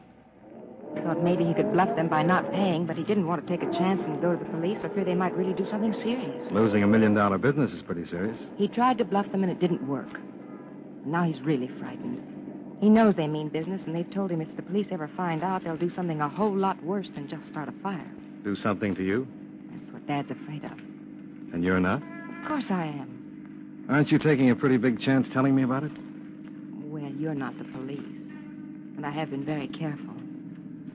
I was hoping you could help without it being necessary to start a wide-open police investigation. You're not giving the police much credit. If you'd told them the same story, they'd have kept it completely undercover. Oh, I thought about it, but too many people would have to know about it. And there's always the chance of someone saying something or a slip-up. How do you know about all this? Well, my father told me, of course. Just like that? Daughter, darling, two men have been trying to blackmail me? Don't be silly. He said nothing at first. He kept it from me. But you see, my father and I are very close, Mr. Dollar. We've never had any secrets. After the fire, when I saw how disturbed he was, I made him tell me. Does he know you come to see me? Oh, no. He made me promise not to tell anyone. Well, I just had to. He's agreed to pay the men, and you know what that means. Mr. Dollar, will you help? Well, I'll do what I can, but it's going to be tough without your father's cooperation. And you'll never be safe until these men are caught. He's afraid of what might happen before they're caught. Why, if they find out... There's no middle of the road in something like this. He's got to understand that. I think he does, but... Well, he'd rather lose everything than lose me. I'm all he's got. And he's pretty important to you, isn't he? More than anything in the world. Without his cooperation, I doubt if I'll be able to do much. And if he gives in to this, a man like your father, it'll keep growing until it kills him. Well, what do you want me to say? Tell the driver to take us to your father. Say it's all right for me to talk to him.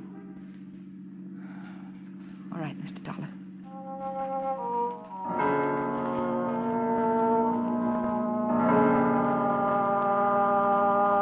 She looked as though she might cry, but she didn't. She gave the driver her address, then sat back in the seat and kept looking straight ahead while the cab headed across the bridge for New Jersey.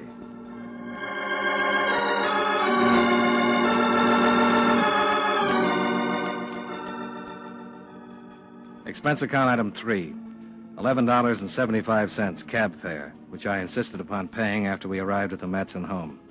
The butler met us at the door, and Chris led me into the study where her father rose to greet us. Hello, Dad. Hello, my dear. Mr. Dollar. Good evening, Mr. Matson. Dad, I told Mr. Dollar. I had to. Believe me, Mr. Matson, it's the best thing. Chris? Yes. My dear girl, this can be very serious. Dad, it's already serious. I know, but tell me, do you intend to bring in the police, Mr. Dollar? I promised your daughter I wouldn't, unless it was absolutely necessary. I see. You know everything? Yes, Dad. I told him everything. But you've said nothing to the police as yet? No, I haven't. Oh. Mr. Dollar, if these men find out that you know... Who are these men, Mr. Matson? Mr. Dollar, I would like to tell you something. In the past, I've always confided in my daughter. This time I hesitated because of the possible consequences. But nevertheless, I told her. I did so with the provision that she keep the affair a complete secret. Oh, Dad. I'm not angry, my dear. Believe me. I'm sure you did what you thought was best. Unfortunately, you just didn't realize the gravity of the situation. Certainly I realized Dear, it. you couldn't have. You couldn't have. These men aren't fooling. They've already destroyed $1 million business. It was just lucky there wasn't anyone in the building.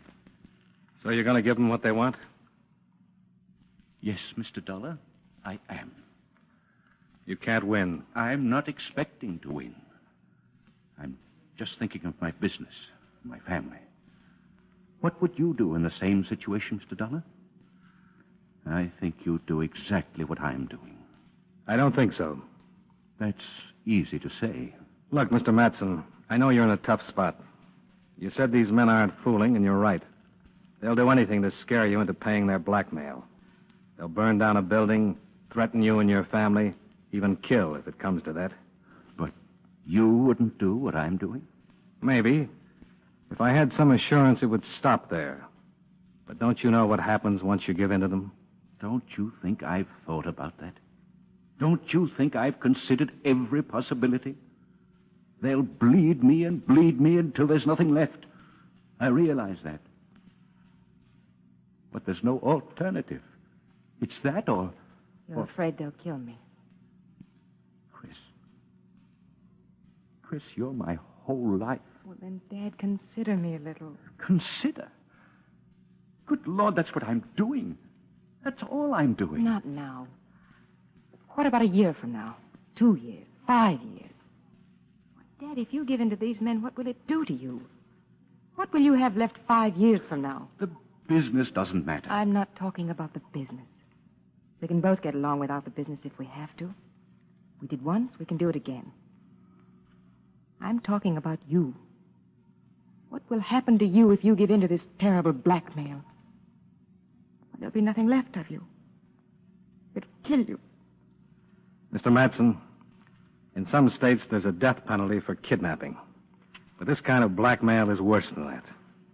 These men kidnapped the one thing that people like you and me can't live without. Freedom. My daughter's life is worth my freedom 7 days a week, Mr. Dollar. If that happened, I'd just as soon be dead. Daddy, it would ruin you, and that most certainly would ruin me. There'd be nothing left of us, nothing of what we had. We'd just be alive. Makes a lot of sense, Mr. Matson.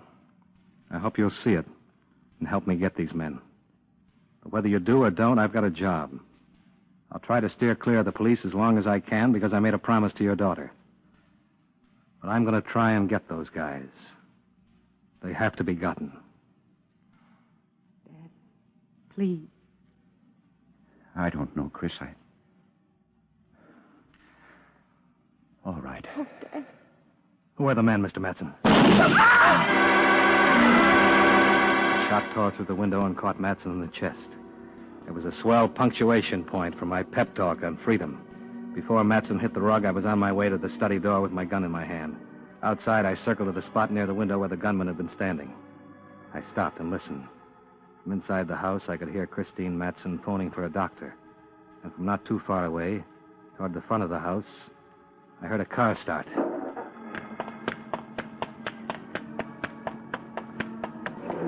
I ran out to the drive and spotted the car pulling away about 50 yards from the house.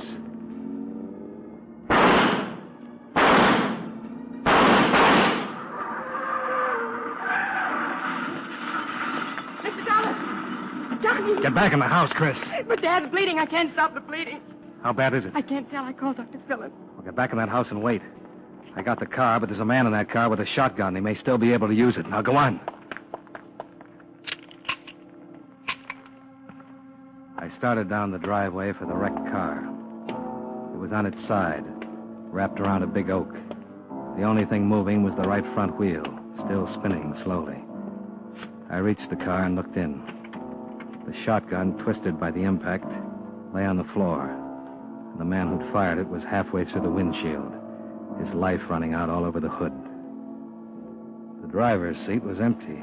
Don't move an inch. I'll turn around. Hand your gun back over your shoulder. Okay. I'll walk back to the house. Police will be coming any minute. I just want a car. I'll borrow one of Mr. Matson's. How far do you think you'll get? It's not how far I'm going to get. How far we're going to get. You're an insurance man. You're going to be my insurance. You're going to get us just as far as you can. It all depends. What your life's worth to the law. I couldn't see his face. Kept behind me with his gun pointed at my back. We went around to the other side of the house to the garage and stopped. He shoved the gun hard into my spine. Open the door. As I started to open the big garage door, a car swung in the driveway, and we were suddenly framed in the glare of its headlights. I knew it was the doctor. The man with the gun in my back didn't. He turned, expecting the police.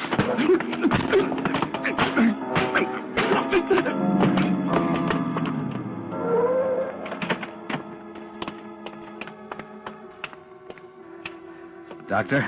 Yes. Your patient's in the house.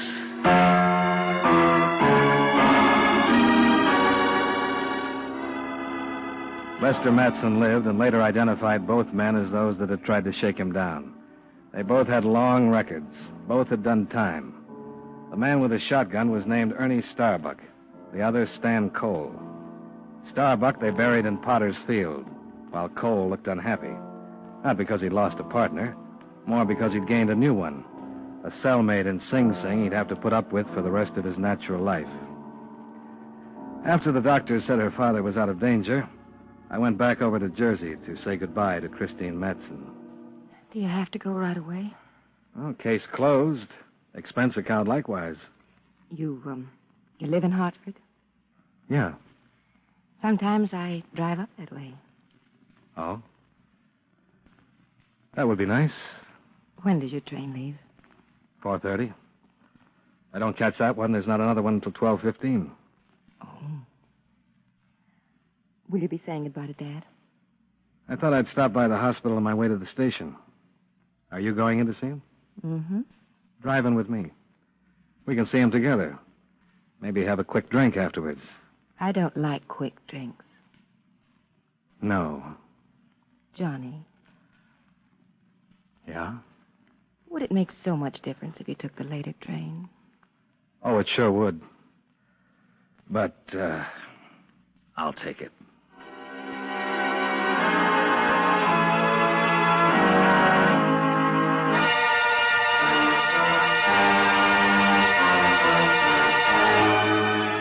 Expense account items 4 and 5, $103.75, car rental and hotel bill. Item 6, $19.80, train fare and incidentals back to Hartford.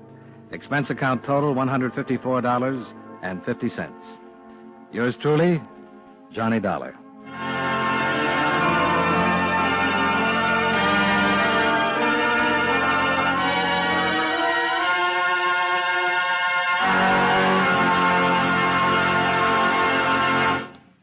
Yours truly, Johnny Dollar, stars John Lund in the title role and was written by Blake Edwards with music by Eddie Dunstetter. Featured in tonight's cast were John Larch, Lillian Byatt, Hal March, and William Johnstone. Yours truly, Johnny Dollar, is produced and directed by Jaime Del Valle.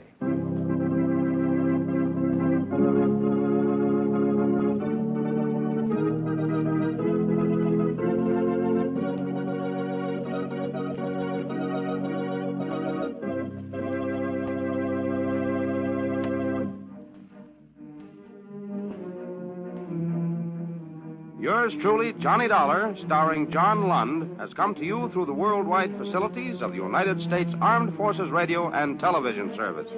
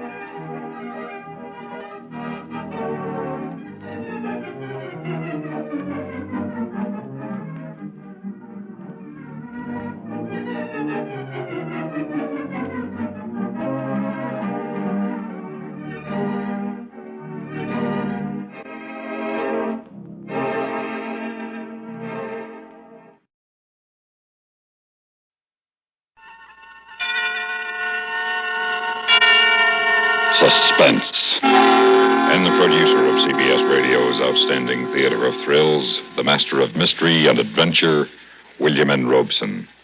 This by way of explanation. To the dramatist, where there is conflict, there is a play. The conflict, the naked emotions, the tragedy which occurs in the psychoanalyst's couch, therefore, is fair game to the playwright. But there cannot be a play without a protagonist and an antagonist. In the play you are about to hear, the antagonist, the bad guy, happens to be the doctor. But let the AMA and the APA note, we do not wish to imply that all psychiatrists are heavies, nor that psychoanalysis is nonsense. Without psychotherapy, a lot of us would be dead, or worse, so sick that death itself would be a welcome surcease. So listen then to Head Shrinker, starring Miss Agnes Moorehead. And now, Head Shrinker, starring Miss Agnes Moorehead. A tale well calculated to keep you in suspense.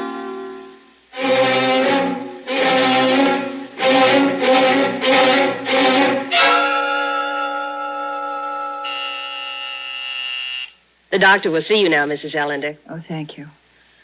I am his last appointment. As usual, Mrs. Ellender. I'll be leaving shortly myself. As usual. Yes, thank you. How are you this afternoon? All right, I guess. The couch, or may I sit down? The couch, I think. Your associations seem to flow more freely on the couch. All right. You're the doctor. I said you're the doctor. Yes, I heard you. Well, that's supposed to be funny. Is it? Well, you laughed the first time I said it. First day I came here. I laughed to put you at your ease. I had heard it before. You've heard everything before, haven't you, Doctor? Does it seem that way to you? Everything but this. What? I'm going to kill you. When? Before this hour is over. Why? Well, look at your notes, Doctor. That must be quite a file you have on me. Ruth Ellender.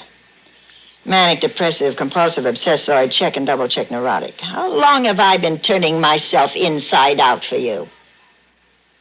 How long have I been doing my psychic striptease for you? How many hours have I spent on this couch? How many? You know as well as I. Oh, no, I don't. Once I could place myself in time fairly well. But no longer. Now there is no time. Now there's nothing but 5 o'clock to 5:45 every afternoon, Monday through Friday. Now there are 23 hours and 15 minutes of the day. I don't know where they go. And Saturday and Sunday. What do you suppose happens to me on Saturday and Sunday, dear doctor? This is a phase of the treatment. Oh, yes, I know. Transference, it's called.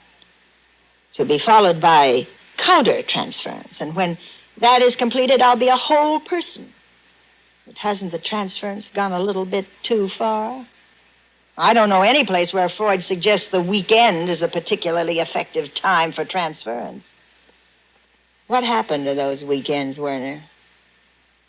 What happened to the Saturdays and Sundays of my transference? Each patient requires his own kind of treatment.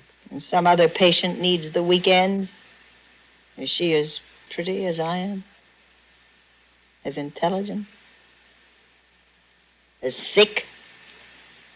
If you're dissatisfied with the progress of your therapy, you are free to quit at any time. Quit?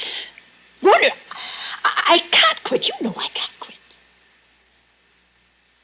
I love you, Werner.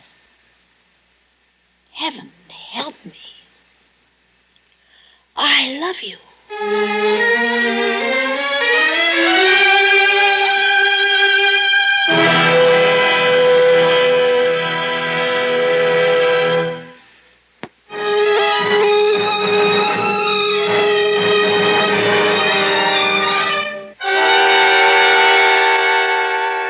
Love. I said I loved you.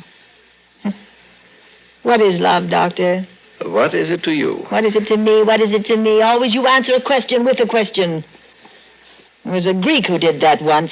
Socrates? That's right. You're a lot like him, Doctor. You know what happened to him. And why? Aren't you projecting? Projecting. I gave up, little boys, when I stopped being a little girl. You were speaking of love. I was a little girl once. I was Daddy's little girl. I'd run down the walk to meet him in the late afternoons, just screaming, Daddy's home. Daddy's home. He'd sweep me up in his arms and kiss me, and his cheek would be scratchy against mine, and his mustache would tickle, and he smelled funny, but nice. Sweaty in the sweet, bitter breath of a pipe smoker. The smell of a man. Oh, we had so much fun together. In the evenings, I'd curl up in his lap while he was reading the paper. He never minded a bit. Daddy? Dear Daddy, you know what I'd like to do next Saturday? I'd like to go to the beach with you. Will you take me, Daddy? Will you? We'll go down early in the morning, and we'll stay all day, and we'll have lots and lots of hot dogs. And, oh, no, Daddy. Just you and me. We don't want Mother along. Oh, why did it stop? Why can't I sit on your lap anymore, Daddy? Why? Why, Daddy? Why, Daddy? Why? Give you something to quiet me. I don't want any of your shots. I don't need your fancy magic medicine with the unpronounceable name. I want my Daddy. I want it to be like it was before. Before? I want it to be like before I was 11 or 12.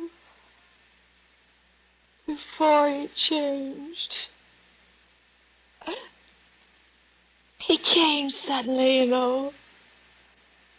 All at once, he wouldn't let me curl up on his lap anymore. He'd push me away and tell me I was a big girl now. He'd act embarrassed, almost as if he were ashamed of me. They're probably not ashamed, but certainly embarrassed. See, you were growing up. Well, I didn't want to grow up. I didn't ask to grow up. I wanted to be Daddy's little girl. That's all I ever wanted. I didn't want all those boys in school. And later, they smelled like milk. Milk that was turning sour. Yet you married one of them? Yes, I married one of them. He called me his princess. And he was my knight on a white horse. And we were married in church. I was a June bride, and Daddy... Yes, Daddy gave me away. And I was Mrs. George Ellender. I wasn't a princess anymore. And George wasn't a knight on a white horse. It wasn't like the fairy stories where they lived happily ever after. Those stories don't tell you about sinks full of dirty dishes. They make no mention of the sleep smell of the dawn embrace and the painful tedium of getting to know someone after you're married to him. But we made it all right. We got through that first year. We played house. I called him Daddy, and he called me Mummy. We thought it was fun. Well, it was fun. But you changed all that. You wakened me. You taught me reality. You opened my eyes, you and your psychoanalysis. Why did you pick on me? There were other women at that party where we met. Lots of them. Nice, juicy, neurotic ones. Why me? You sought me out. Oh, come now. I arrived at that party in the best of health. You left it a very sick woman who could be made well only by you. You convinced me that I was leading a meaningless life, that I was unhappy and maladjusted and immature. You assured me that I would only realize my fullest potential through psychoanalysis. You practically begged me. No, you seduced me into becoming your patient. No, you came here of your own free will. That first night, when you took me to dinner, I didn't know then. Well, how could I that no ethical analyst would have suggested such a thing? Well, I thought it was part of the therapy. Well, I was so easy for you, wasn't I, Werner? It must have been very little fun for you, really. No struggle. Poor Werner. I took away your sense of conquest, didn't I? But I gave you everything else. Everything. Willingly. I loved you, Werner. You were a god. My god. Your pipe, your beard. You were... Daddy? What a contemptible thing to say. What an evil, dirty man you are. You see why it has become impossible for you to continue as my patient. Yes. I told you when I became your lover that I could no longer be your doctor. And you were right. So that's the last time I will ever lie on that couch. From this moment on, I shall no longer be your patient, and you will no longer be my doctor. That's a very mature decision. Yes. Because now I'm going to kill you.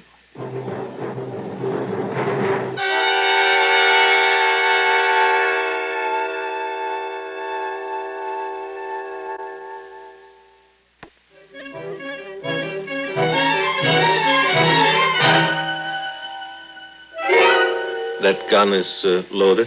You think I'm just acting out my aggressions? I'm not that sick, dear doctor. This gun is loaded. You have considered the consequences. All of them. If you take my life, society will take yours. They won't get a chance. There's another bullet in this gun. Several. I could ring for help. Oh, go ahead. You'll be dead when it gets here. You are quite determined to kill me? Quite. And do you feel qualified to judge, to condemn, and execute another human being? As qualified as any other woman who has been rejected by the man she loved and found him to be not worth her loving. Oh, don't you think this comedy has gone far enough? It is a comedy, isn't it? And you're the comedian. The apostolic descendant of Sigmund Freud. From all our sins, dear Freud, deliver us. Thy will be done. Deliver us not into our id, and forgive our ego, for thine is the power and the superego forever and ever. And little bearded Werner is thy vicar on earth. Oh, you are becoming hysterical. Put the gun away and get hold of yourself. I'm enjoying our little comedy. And my hour isn't over for 12 more minutes. It is my hour. I'm paying for it. You're insane. Insane is a legal term. Not a psychiatric term.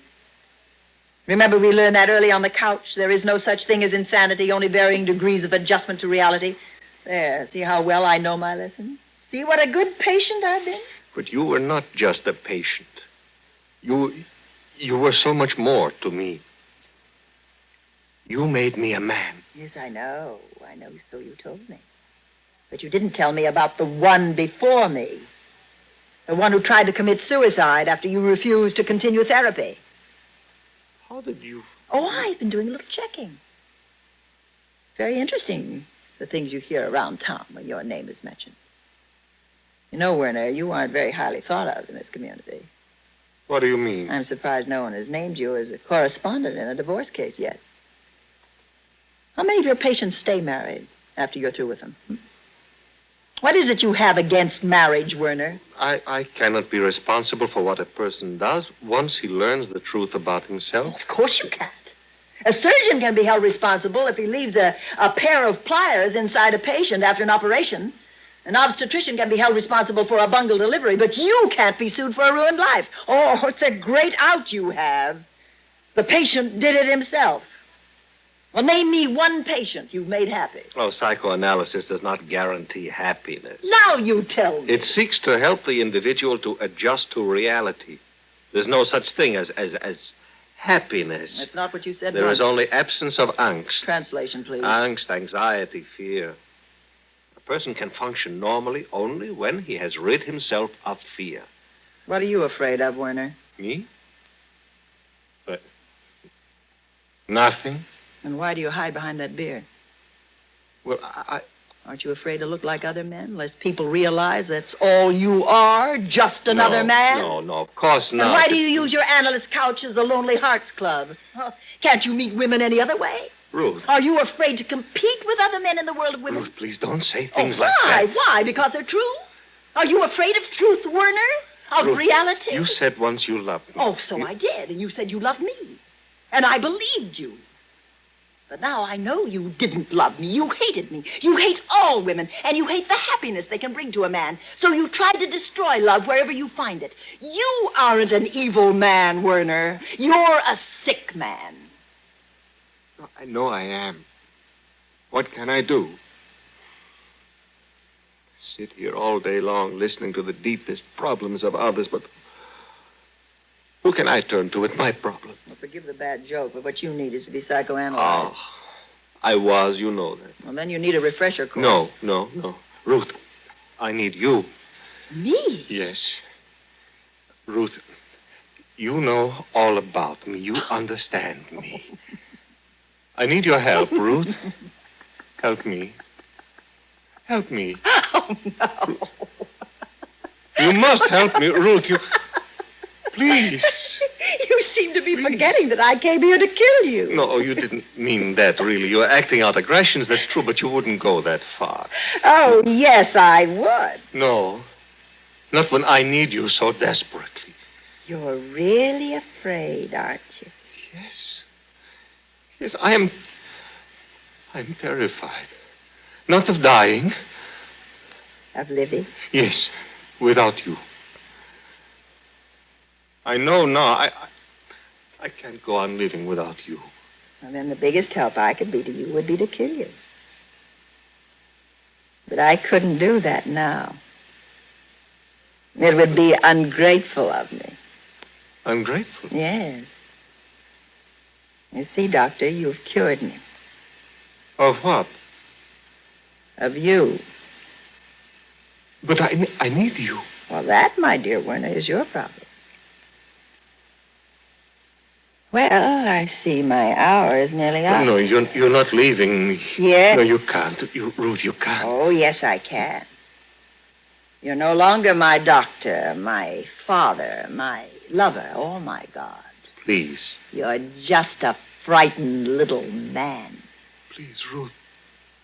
Oh, I might as well leave this gun with you. I'll have no further use for it. Good luck, Werner.